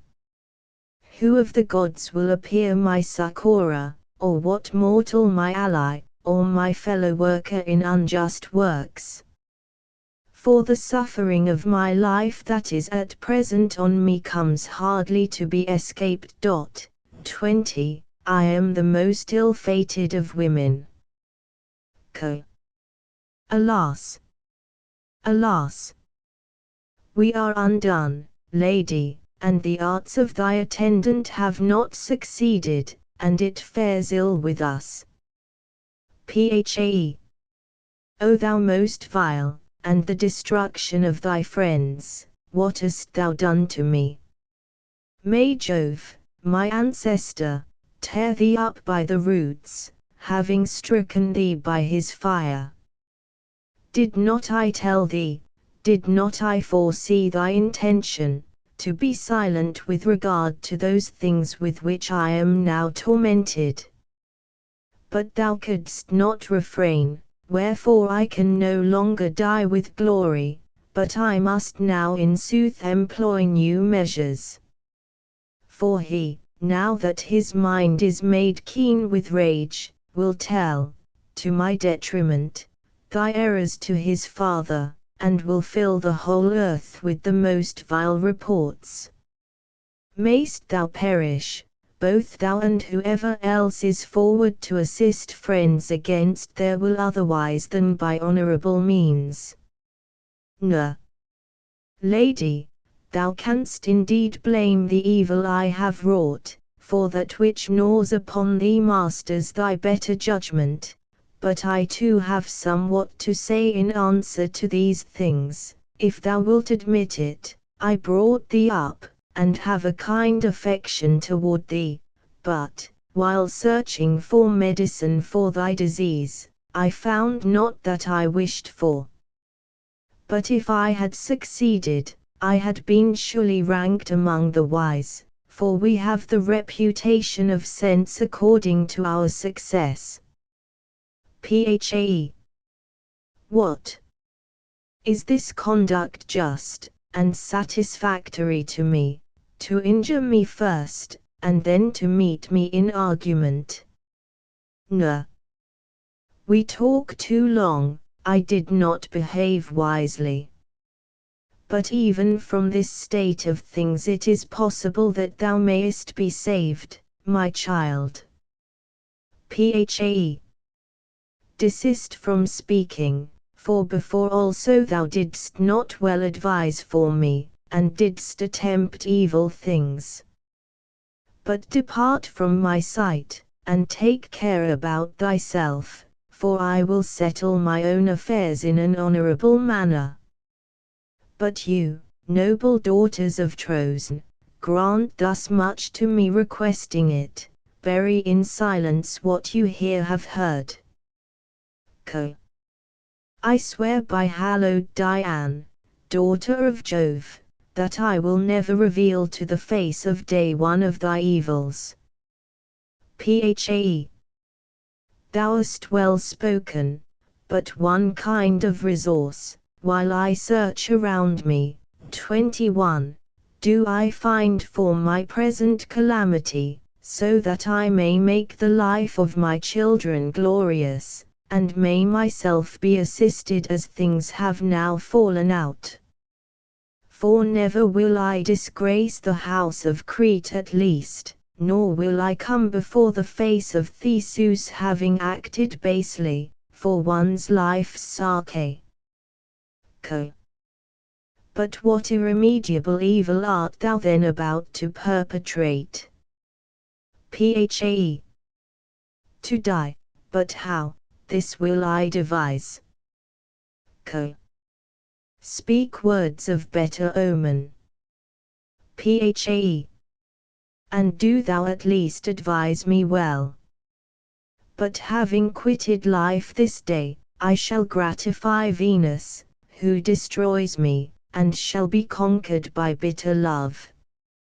But when I am dead, I shall be an evil to another at least. 22. So that he may know not to exult over my misfortunes, but, having shared this malady in common with me, he shall learn to be modest. Co. Would that I were under the rock's vast retreats, 23, and that there the god would make me a winged bird among the swift flocks, and that I were lifted up above the ocean wave that dashes against the Adriatic shore, and the water of Eridanus, wherefore grief of Phaethon the thrice wretched virgins let fall into their fathers below the amber beaming brightness of their tears, and that I could make my way to the shore where the apples grow of the harmonious daughters of Hesperus, where the ruler of the ocean no longer permits the passage of the purple sea to mariners, dwelling in that dread bourne of heaven which Atlas doth sustain, and the ambrosial founts stream forth hard by the couches of Jove's palaces, where the divine and life-bestowing earth increases the bliss of the gods.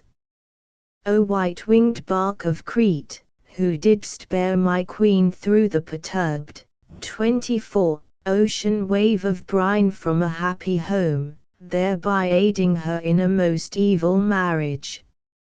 For surely in both instances, or at any rate from Crete she came ill-omened to renowned Athens, when on the Munichian shore they bound the plaited ends of their cables, and disembarked on the continent. Wherefore she was heartbroken with the terrible disease of unhallowed love by the influence of Venus, and now that she can no longer hold out against the heavy calamity, 25, she will fit around her the noose suspended, 26, from the ceiling of her bridal chamber, adjusting it to her white neck, having revered the hateful goddess, and embracing an honorable name, and ridding from her breast the painful love. Female servant, chorus, Theseus. Serve. Alack! Alack! Run to my succor all that are near the house, my mistress the wife of Theseus is hanging. Alas! Alas! The deed is done, the queen is indeed no more, she is suspended in the noose that hangs there. Serve. Will ye not haste? Will not some one bring a two-edged sword, with which we may undo this knot around her neck?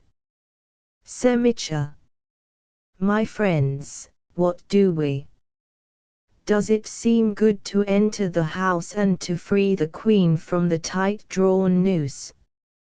Semicha. Why we? Are not the young men servants at hand? The being over-busy is not a safe plan through life. Serve. Lay right the wretched corpse, pull her limbs straight. A grievous housekeeping this for my master. The unhappy woman, as I hear, has perished, for already are they laying her out as a corpse. Thes. Know ye, females, what noise this is in my house? A heavy sound of my attendants reached me. For the family does not think fit to open the gates to me and to hail me with joy as having returned from the oracle. Has any ill befallen the aged Pittheus? His life is now indeed far advanced, but still he would be much lamented by us, were he to leave this house. This that has happened, Theseus, extends not to the old, the young are they that by their death will grieve thee. Thes. Alas me! Is the life of any of my children stolen from me? They live, but their mother is dead in a way that will grieve thee most. Thes. What sayest? My wife dead? By what fate? She suspended the noose, wherewith she strangled herself. Thes. Wasted with sorrow, or from some sudden calamity. Thus much we know, nothing further, for I am but just come to thy house, Theseus, to bewail thy evils. Thes. Alas! Alas! Why then have I my head crowned with entwined leaves, who am the unhappy inquirer of the oracle? Servants, undo the bars of the gates, unloose the bolts, that I may behold the mournful spectacle of my wife, who by her death hath utterly undone me. Alas! Alas! Unhappy for thy wretched ills, thou hast been a sufferer, thou hast perpetrated a deed of such extent as to throw this house into utter confusion. Alas! Alas! Thy boldness, O thou who hast died a violent death, and, by an unhallowed chance, the act committed by thy wretched hand. Who is it then, thou unhappy one, that destroys thy life? Thes. Alas me for my sufferings. 27. I have suffered, unhappy wretch, the extreme of my troubles. O fortune, how heavy hast thou come upon me and my house, an imperceptible spot from some evil demon. The wearing out of a life not to be endured. Winking sad smiley. 28. And I, unhappy wretch, perceive a sea of troubles so great, that never again can I emerge from it, nor escape beyond the flood of this calamity. What mention making can I, unhappy, what heavy-fated fortune of thine, lady, saying that it was, can I be right? For as some bird thou art vanished from my hand, having leaped me a sudden leap to the realms of Pluto. Alas! Alas! Wretched, wretched are these sufferings, but from some distant period or other receive I this calamity from the gods, for the errors of some of those of old. Not to thee alone, O King, have these evils happened, but with many others thou hast lost an excellent wife. 29. Thes. In the shades beneath the earth, I unhappy wish, dying, to dwell in darkness, reft as I am of thy most dear company, for thou hast destroyed rather than perished. What then do I here? Whence came the deadly chance, lady, to thine heart? Will any speak what has happened, or does my royal palace contain to no purpose the crowd of my attendants? Alas me on thy account! Unhappy that I am, what grief in my house have I seen, intolerable, indescribable. But, we are undone. My house left desolate, and my children orphans. Thou hast left us, O dear among women, and most excellent of those, as many as both the light of the sun, and the star-visaged moon of night behold. O unhappy man! How great ill doth the house contain! With tears gushing over, my eyelids are wet at thy calamity. But the woe that will ensue on this I have long since been dreading. Thes. Alas! Alas! What I pray is this letter suspended from her dear hand? Does it mean to betoken some new calamity? What, has the unhappy woman written injunctions to me, making some request about 30, my bridal bed and my children? Be of good courage, hapless one, for no woman exists, who shall enter the bed and the house of Theseus. But lo!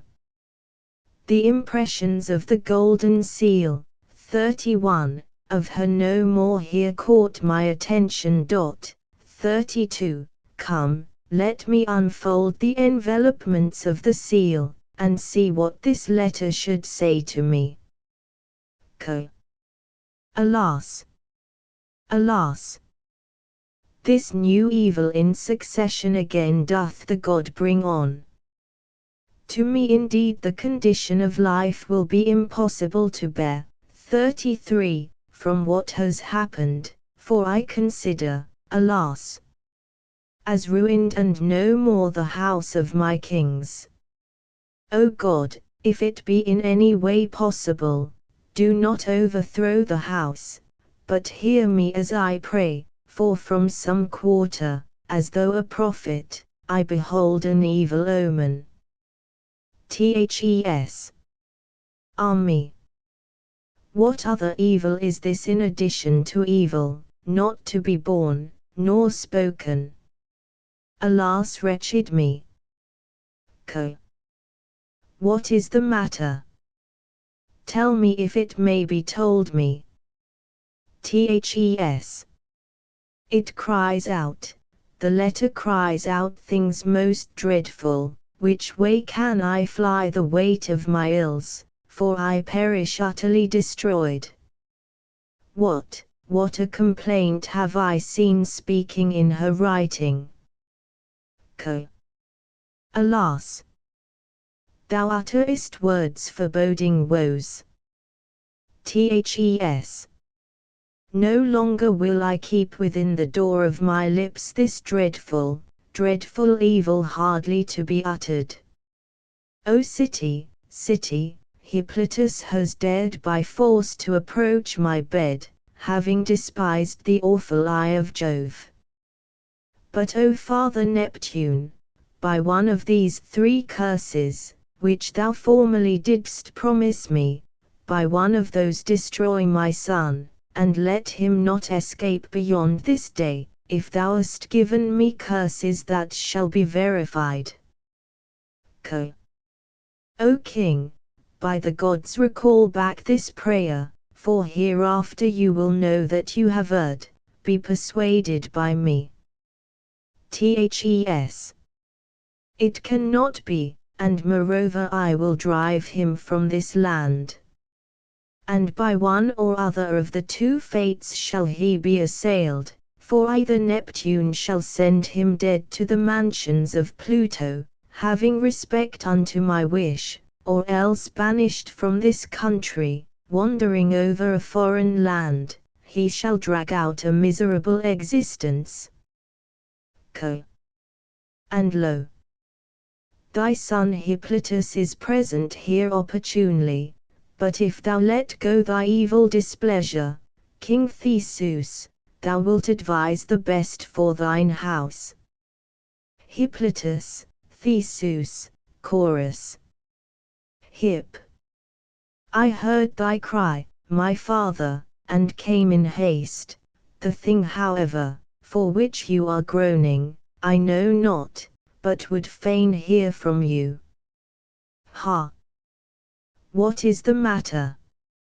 I behold thy wife, my father, a corpse. This is a thing meet for the greatest wonder. Her, whom I lately left, her, who beheld the light no great time since. What ails her? In what manner died she, my father? I would fain hear from you. Art silent? But there is no use of silence in misfortunes, for the heart which desires to hear all things, is found eager also in the case of ills. It is not indeed right, my father, to conceal thy misfortunes from friends, and even more than friends. Thes. O men, who vainly go astray in many things, why then do ye teach 10,000 arts, and contrive and invent everything? But one thing ye do not know, nor yet have investigated, to teach those to be wise who have no intellect. Hip. A clever sophist this you speak of, who is able to compel those who have no wisdom to be rightly wise. But, for thou art arguing too refinedly on no suitable occasion, I fear, O Father, lest thy tongue be talking at random through thy woes. Thes. Alas! There ought to be established for men some infallible proof of their friends, and some means of knowing their dispositions, both who is true, and who is not a friend, and men ought all to have two voices, the one true, the other as it chanced, that the untrue one might be convicted by the true, and then we should not be deceived. Hip. Has someone then falsely accused me in your ear, and am I suffering who am not at all guilty? I am amazed, for your words, wandering beyond the bounds of reason, do amaze me. Thes. Alas! The mind of man, to what lengths will it go? What will be the limit to its boldness and temerity? For if it shall increase with each generation of man, and the successor shall be wicked a degree beyond his predecessor, it will be necessary for the gods to add to the earth another land, which, 34, will contain the unjust and the evil ones. But look, ye on this man, who being born of me hath defiled my bed, and is manifestly convicted by the deceased of being most base. But, since thou hast come to this attaint, show thy face here before thy father. Dost thou forsooth associate with the gods, as being an extraordinary person? Art thou chaste and uncontaminated with evil? I will not believe thy boasts, attributing, as I must, if I do believe, to the gods the folly of thinking evil. Now then vaunt, and with thy feeding on inanimate food retail your doctrines upon men, and having Orpheus, 35, for your master, revel it, reverencing the emptiness of many letters, which avail you not, since you are caught. But such sort of men I warn all to shun, for they hunt with fair-sounding words, while they devise base things. She is dead, dost thou think this will save thee? By this thou art most detected, O thou most vile one. For what sort of oaths, what arguments can be more strong than what she says, so that thou canst escape the accusation? Wilt thou say that she hated thee, and that the bastard race is hateful forsooth to those of noble birth? A bad housewife then of life you account her, if through hatred of thee she lost what was most dear to her. But wilt thou say that there is not this folly in men, but that there is in women? I myself have known young men who were not a whit more steady than women, when Venus disturbed the youthful mind, but their pretense of manliness protects them. Now however, why do I thus contend against thy words, when the cause, the surest witness, is here? Depart and exile from this land as soon as possible. And neither go to the divine-built Athens, nor to the confines of that land over which my scepter rules. For if I thus suffering by thee be vanquished, never will the Isthmian Sinis bear witness of me that I killed him, but will say that I vainly boast. Nor will the Cyronian rocks, that dwell by the sea, confess that I am formidable to the bad. I know not how I can say that any of mortals is happy, for the things that were most excellent are turned back again. Hip. Father, thy rage indeed, and the commotion of thy mind is terrible. This thing, however, though it have fair arguments, if any one unravel it, is not fair. But I am unadorned with phrase to speak to the multitude, but to speak to my equals and to a few, more expert. But this also has consistency in it, for those, who are of no account among the wise, are more fitted to speak before the rabble. But yet it is necessary for me, since this calamity has come, to unloose my tongue. But first will I begin to speak from that point where first you attacked, as though you would destroy, and as though I should not answer again. Dost thou behold this light and this earth? In these there is not a man more chaste than me, not even though thou deny it. For, first indeed, I know to reverence the gods, and to have such friends as attempt not to be unjust, but those, to whom there is modesty, so that neither they give utterance to evil thoughts, nor minister in return base services to those who use their friendship, nor am I the derider of my associates, O Father, but the same man to my friends when they are not present, and when I am with them. But of one thing by which thou thinkest to crush me, I am pure winking sad smiley 36, for to this day my body is undefiled by the couch of love, and I know not the deed except hearing of it by report, and seeing it in a picture, nor even am I forward to look at these things, having a virgin mind. And perhaps my modesty persuades you not. Behooves it thee then to show in what manner I lost it? Did this woman's person excel in beauty all women? Or did I hope to rule over thine house, having thy bridal bed as carrying dowry with it? I must in that case have been a fool, and not at all in my senses. But did I do it as though to reign were pleasant to the modest? By no means indeed is it, except monarchy have destroyed the minds of men who are pleased with her. But I would wish indeed to be first victor in the Grecian games, but second in the state ever to be happy with the most excellent friends. For thus is it possible to be well circumstanced, but the absence of the danger gives greater joy than dominion.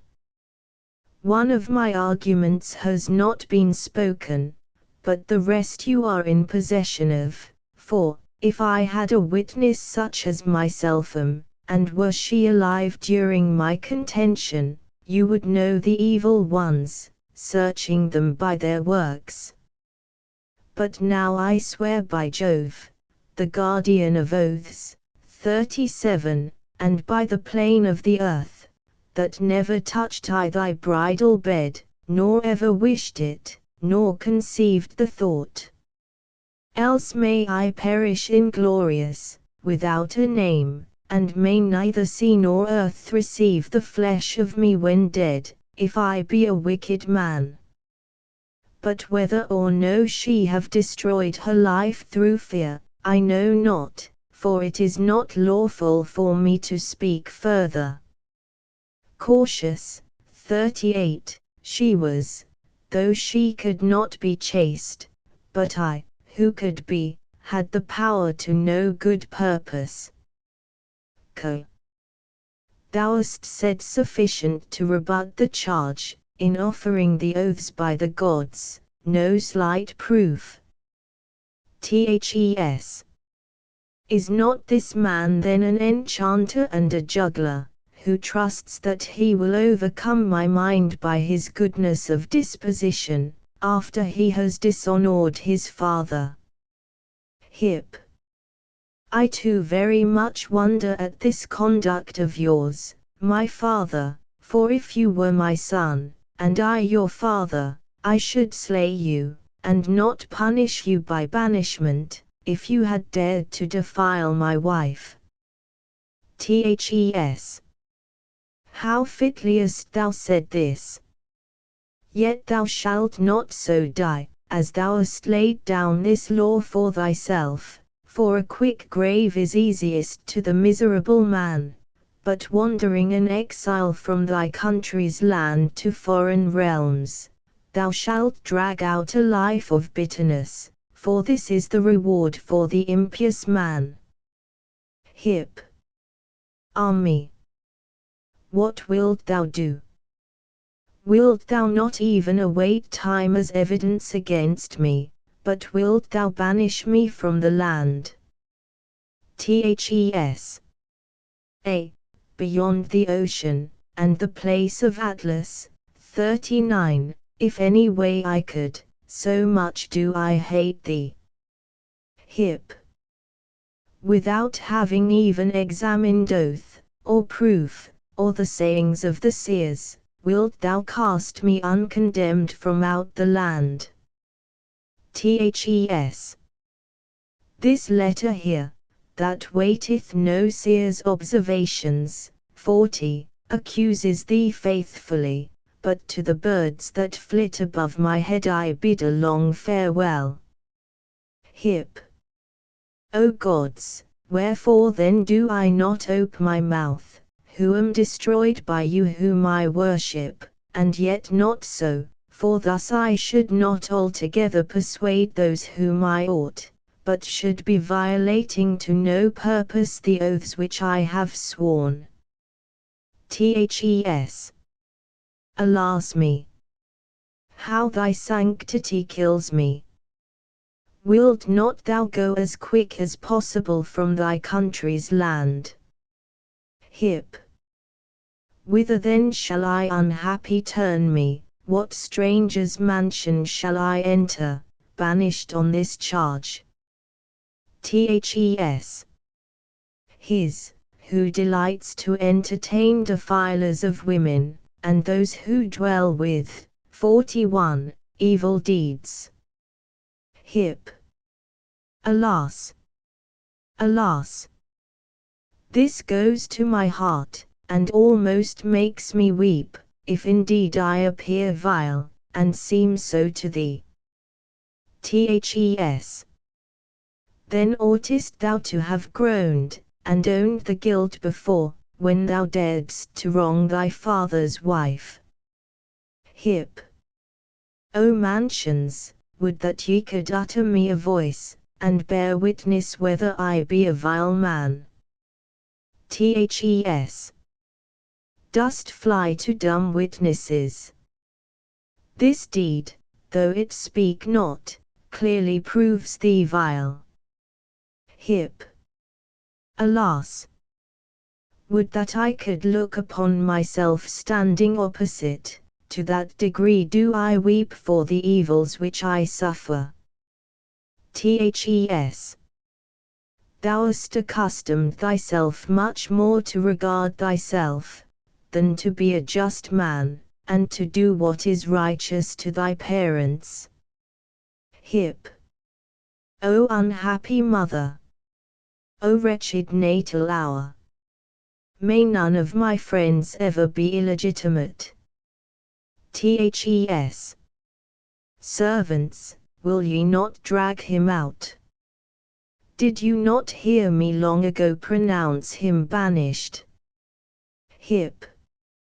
Any one of them shall touch me to his cost however, but thou thyself, if it be thy desire, thrust me out from the land. Thes.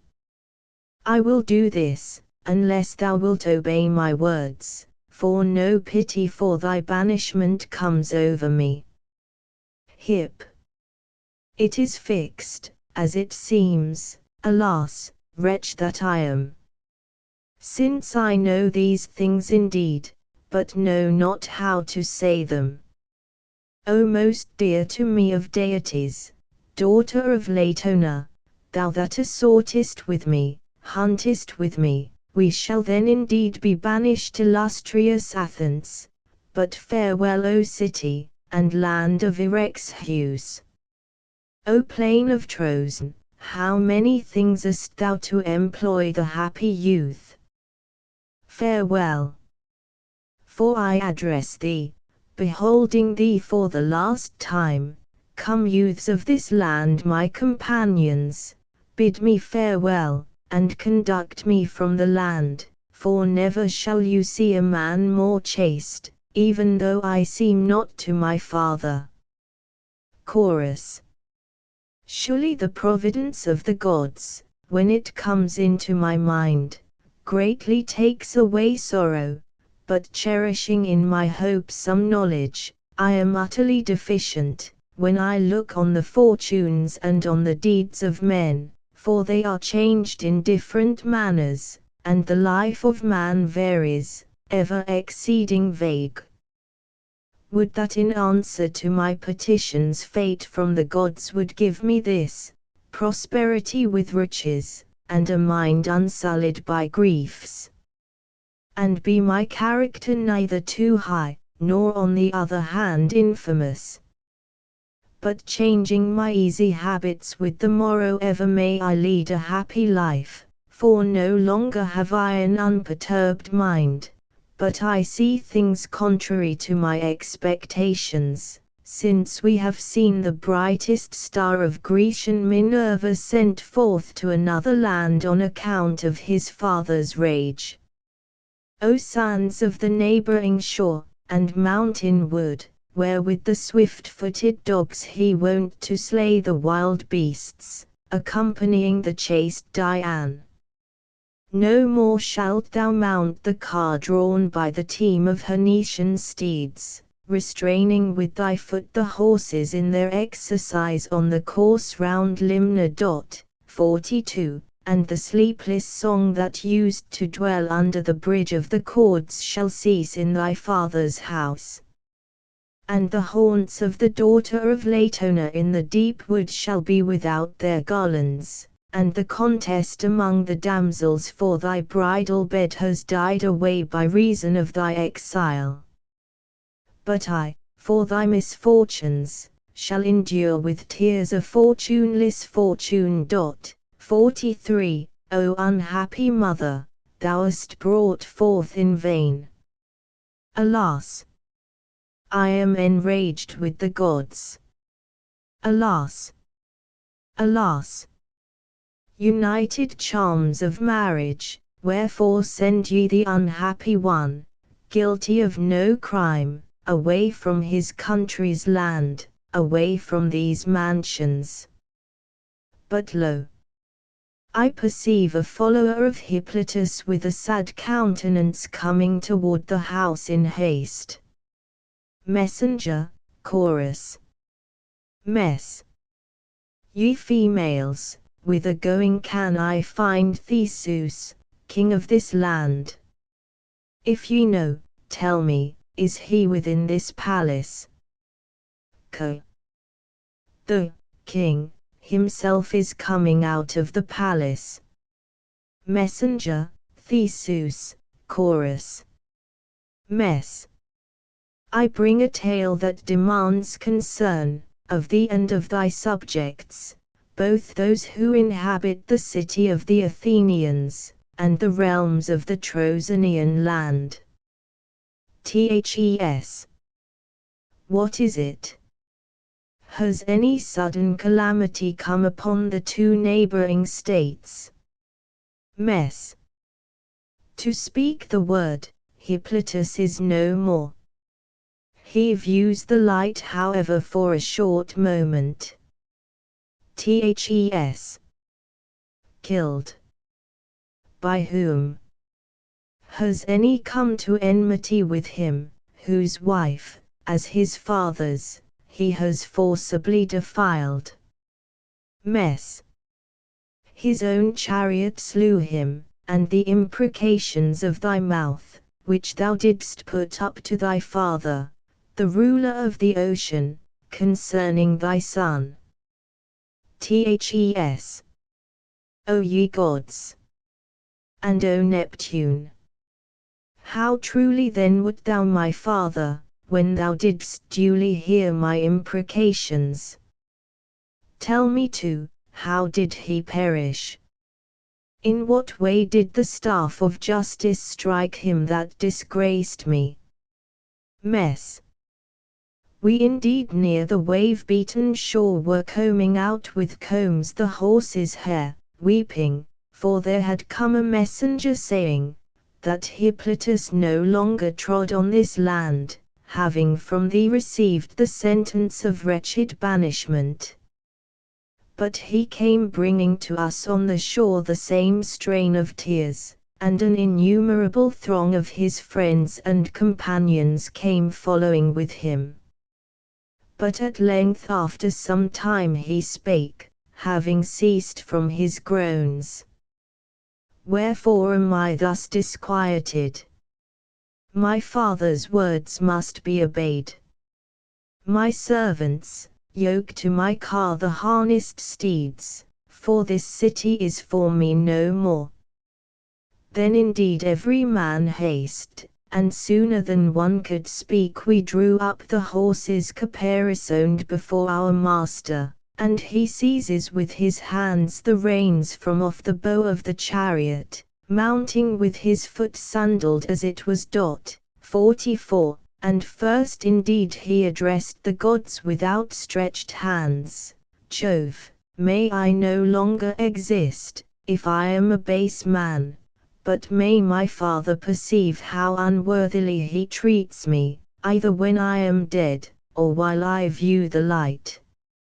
And on this having taken the whip in his hands he struck the horses both at once, and with the attendants followed our master by the chariot close to the reins, along the road that leads straightway to Argos and Epidaurus. But when we came into the desert country, there is a certain shore beyond this land which slopes even down to the Saronic Sea. From thence a voice like the subterraneous thunder of Jove sent forth a dreadful groan appalling to hear, and the horses pointed their heads erect and their ears toward the sky, and on us there came a vehement fear, whence possibly the voice could come. But looking toward the sea-beaten shore we beheld a vast wave pillared in heaven, so that the view of the heights of Siren was taken from mine eye. Sad Smiley 45, and it concealed the isthmus and the rock of Aesculapius. And then swelling up and splashing forth, 46, much foam around in the ocean surf, it moves toward the shore, where was the chariot drawn by its 4 horses. But together with its breaker and its tripled surge, 47, the wave sent forth a bull, a fierce monster, with whose bellowing the whole land filled resounded fearfully, and to the lookers on a sight appeared more dreadful than the eyes could bear. And straightway a dreadful fear comes over the steeds.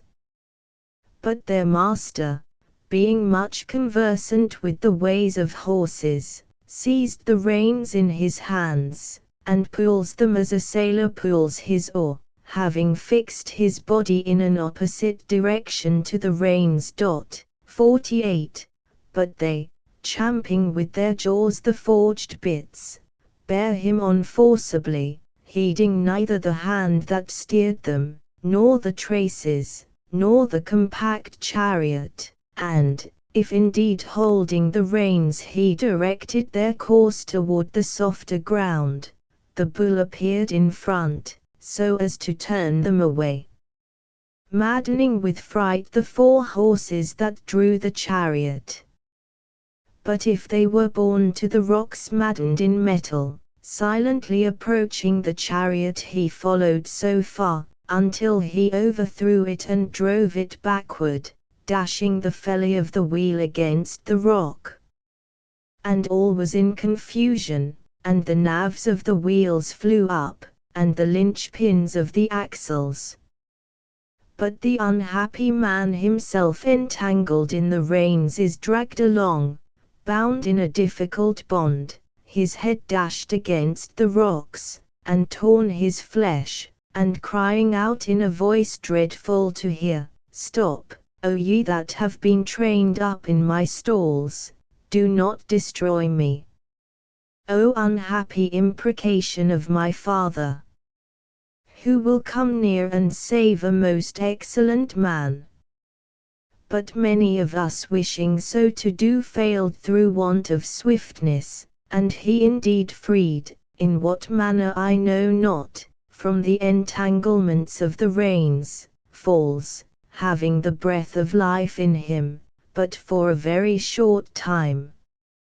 And the horses vanished, and the woeful monster of the bull I know not where in the mountain country.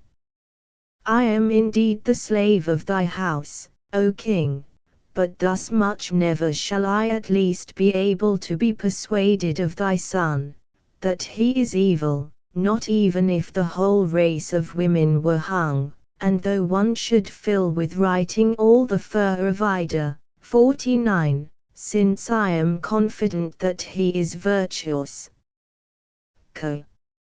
Alas! Alas! The calamity of new evils is consummated, nor is there refuge from fate and from what must be. Thes.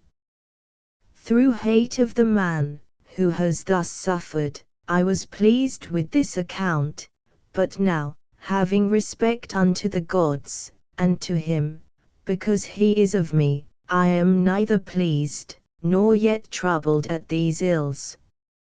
Mess. How then?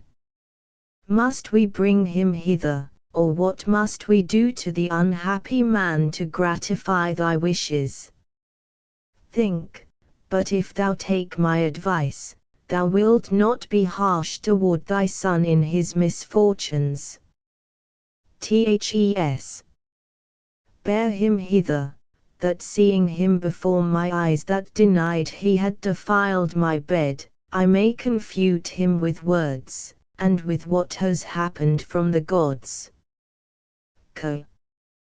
Thou, Venus, bendest the stubborn mind of the gods, and of mortals, and with thee he of varied plume, that darts about on swiftest wing, and flies over the earth and over the loud resounding briny ocean, and love charms to subjection, on whose maddened heart the winged urchin come gleaming with gold, the race of the mountain whelps, and of those that inhabit the sea, and as many things as the earth nourisheth, which the sun doth behold scorched, with its rays, and men, but over all these things thou, Venus, alone holdest sovereign rule.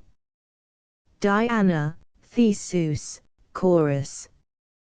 Thee, the noble son of Aegeus, I command to listen, but it is I, Diana, daughter of Latona, who am addressing thee, Theseus. Wherefore dost thou, wretched man, take delight in these things, seeing that thou hast slain in no just way thy son, being persuaded by the lying words of thy wife in things not seen? But the guilt that has seized on thee is manifest. How canst thou, shamed as thou art, refrain from hiding thy body beneath the dark recesses of the earth? Or from withdrawing thy foot from this suffering, by changing thy nature, and becoming a winged creature above? Since among good men at least thou hast not a part in life to possess. Hear, O Theseus, the state of thy ills.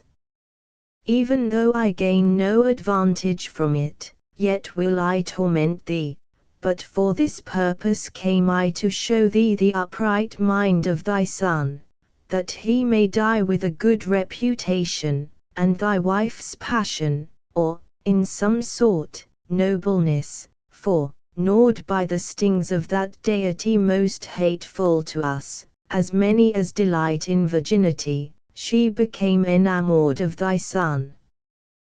But while she endeavored by right feeling to conquer Venus, she was destroyed not willingly by the means employed by the nurse, who having first bound him by oaths, told thy son her malady. But he, as was right, obeyed not her words, nor, again, though evil entreated by thee, did he violate the sanctity of his oaths, being a pious man. But she, fearing lest her conduct should be scrutinized, wrote a false letter, and by deceit destroyed thy son, but nevertheless persuaded thee. Thes. Army. Di my tale torments thee, Theseus, but be still, that having heard what follows thou mayest groan the more. Knowest thou then that thou receivedst from thy father 3 wishes with a certainty of their being granted? Whereof one thou hast expended, O most evil one, on thy son, when thou mightest have done it on some of thine enemies. Thy father then that dwelleth in the ocean, gave thee as much as he was bound to give, because he promised. But thou both in his eyes and in mine appearest evil, who neither didst await nor examine proof, nor the voice of the prophets, didst not leave the consideration to length of time, but, quicker than became thee, didst vent thy curses against thy son and slay him. Thes. Mistress, let me die. Di thou hast committed dreadful deeds, but nevertheless, it is still possible even for thee to obtain pardon for these things. For Venus willed that these things should be in order to satiate her rage. But among the gods the law is thus, none wishes to thwart the purpose of him that wills anything, but we always give way. Since, be well assured, were it not that I feared Jove, never should I have come to such disgrace, as to suffer to die a man of all mortals the most dear to me. But thine error, first of all thine ignorance frees from malice, and then thy wife by her dying put an end to the proof of words, so as to persuade thy mind.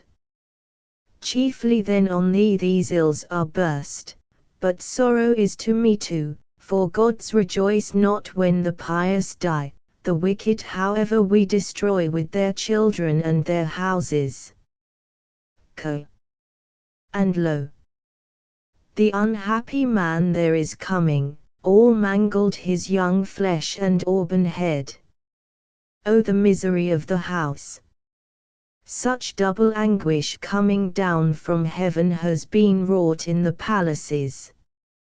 Hippolytus, Diana, Theseus, Chorus. Hip. Oh! Oh! Oh! Unhappy I was thus foully mangled by the unjust prayers of an unjust father, I am destroyed miserably. Army. Army.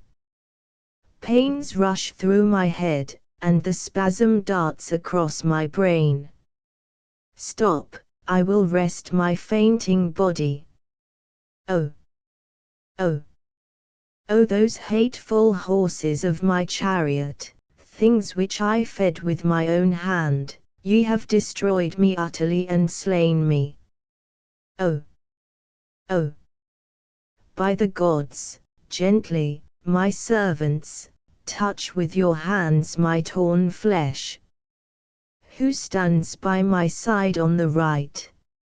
Lift me up properly, and take hold all equally on me, the unblessed of heaven, and cursed by my father's error. Jove, Jove, beholdest thou these things? Lo! I, the chaste, and the reverencer of the gods, I who in modesty exceed all, have lost my life, and go to a manifest hell beneath the earth, but in vain have I labored in the task of piety toward men. Oh! Oh! Oh! Oh! And now the pain comes upon me, loose unhappy me, and let death come to be my physician. Destroy me, destroy the unhappy one, I long for a two-edged blade, wherewith to cut me in pieces, and to put my life to an eternal rest. O unhappy curse of my father! The evil too of my blood-polluted kinsmen, my old forefathers, bursts forth, 50, upon me, nor is it at a distance, and it hath come on me, wherefore, I pray, who am nothing guilty of these ills. Alas me! Me! What can I say? How can I free my life from this cruel calamity? Would that the black and nightly fate of Pluto would put me wretched to eternal sleep. Dio unhappy mortal, with what a calamity art thou enthralled! But the nobleness of thy mind hath destroyed thee. Hip. Let be. O divine breathing of perfume, for, even though being in ills, I perceived thee, and felt my body lightened of its pain. 51. The goddess Diane is in this place. Dio unhappy one. She is, to thee the most dear of deities. Hip. Mistress, thou seest wretched me, in what state I am. Dic, but it is not lawful for me to shed a tear down mine eyes. Hip. Thy hunter, and thy servant is no more. I know in sooth, but beloved by me thou perishest. Hip. And he that managed thy steeds, and guarded thy statutes. Dia, for the crafty Venus hath so wrought. Hip. Ah me! I perceive indeed the power that hath destroyed me. Di she thought her honor aggrieved, and hated thee for being chaste. Hip. One Venus hath destroyed us three. Di thy father, and thee, and his wife the third. Hip. I mourn therefore also my father's misery. Di he was deceived by the devices of the goddess. Hip. O unhappy thou, because of this calamity, my father. Thes. I perish, my son, nor have I delight in life. Hip. I lament thee rather than myself on account of thy error. Thes. My son, would that I could die in thy stead. Hip. O the bitter gifts of thy father Neptune. Thes. Would that the prayer had never come into my mouth. Hip. Wherefore this wish? Thou wouldst have slain me, so enraged wert thou then. Thes. For I was deceived in my notions by the gods. Hip. Alas! Would that the race of mortals could curse the gods. Di let be, for not even when thou art under the darkness of the earth shall the rage arising from the bent of the goddess Venus descend upon thy body unrevenged, by reason of thy piety and thy excellent mind. For with these inevitable weapons from mine own hand will I revenge me on another. 52. Whoever to her be the dearest of mortals. But to thee, O unhappy one, in recompense for these evils, will I give the greatest honors in the land of Trozen, for the unwed virgins before their nuptials shall shear their locks to thee for many an age, owning the greatest sorrow tears can give. But ever among the virgins shall there be a remembrance of thee that shall awake the song, nor dying away without a name shall Phaedra's love toward thee pass unrecorded. But thou, O son of the aged Aegeus, take thy son in thine arms and clasp him to thee, for unwillingly thou didst destroy him, but that men should err, when the gods dispose events, is but to be expected, and thee, Hippolytus, I exhort not to remain at enmity with thy father, for thou perceivest the fate, whereby thou wert destroyed. And farewell. For it is not lawful for me to behold the dead, nor to pollute mine eye with the gasps of the dying, but I see that thou art now near this calamity. Hip. Go thou too, and farewell, blessed Virgin.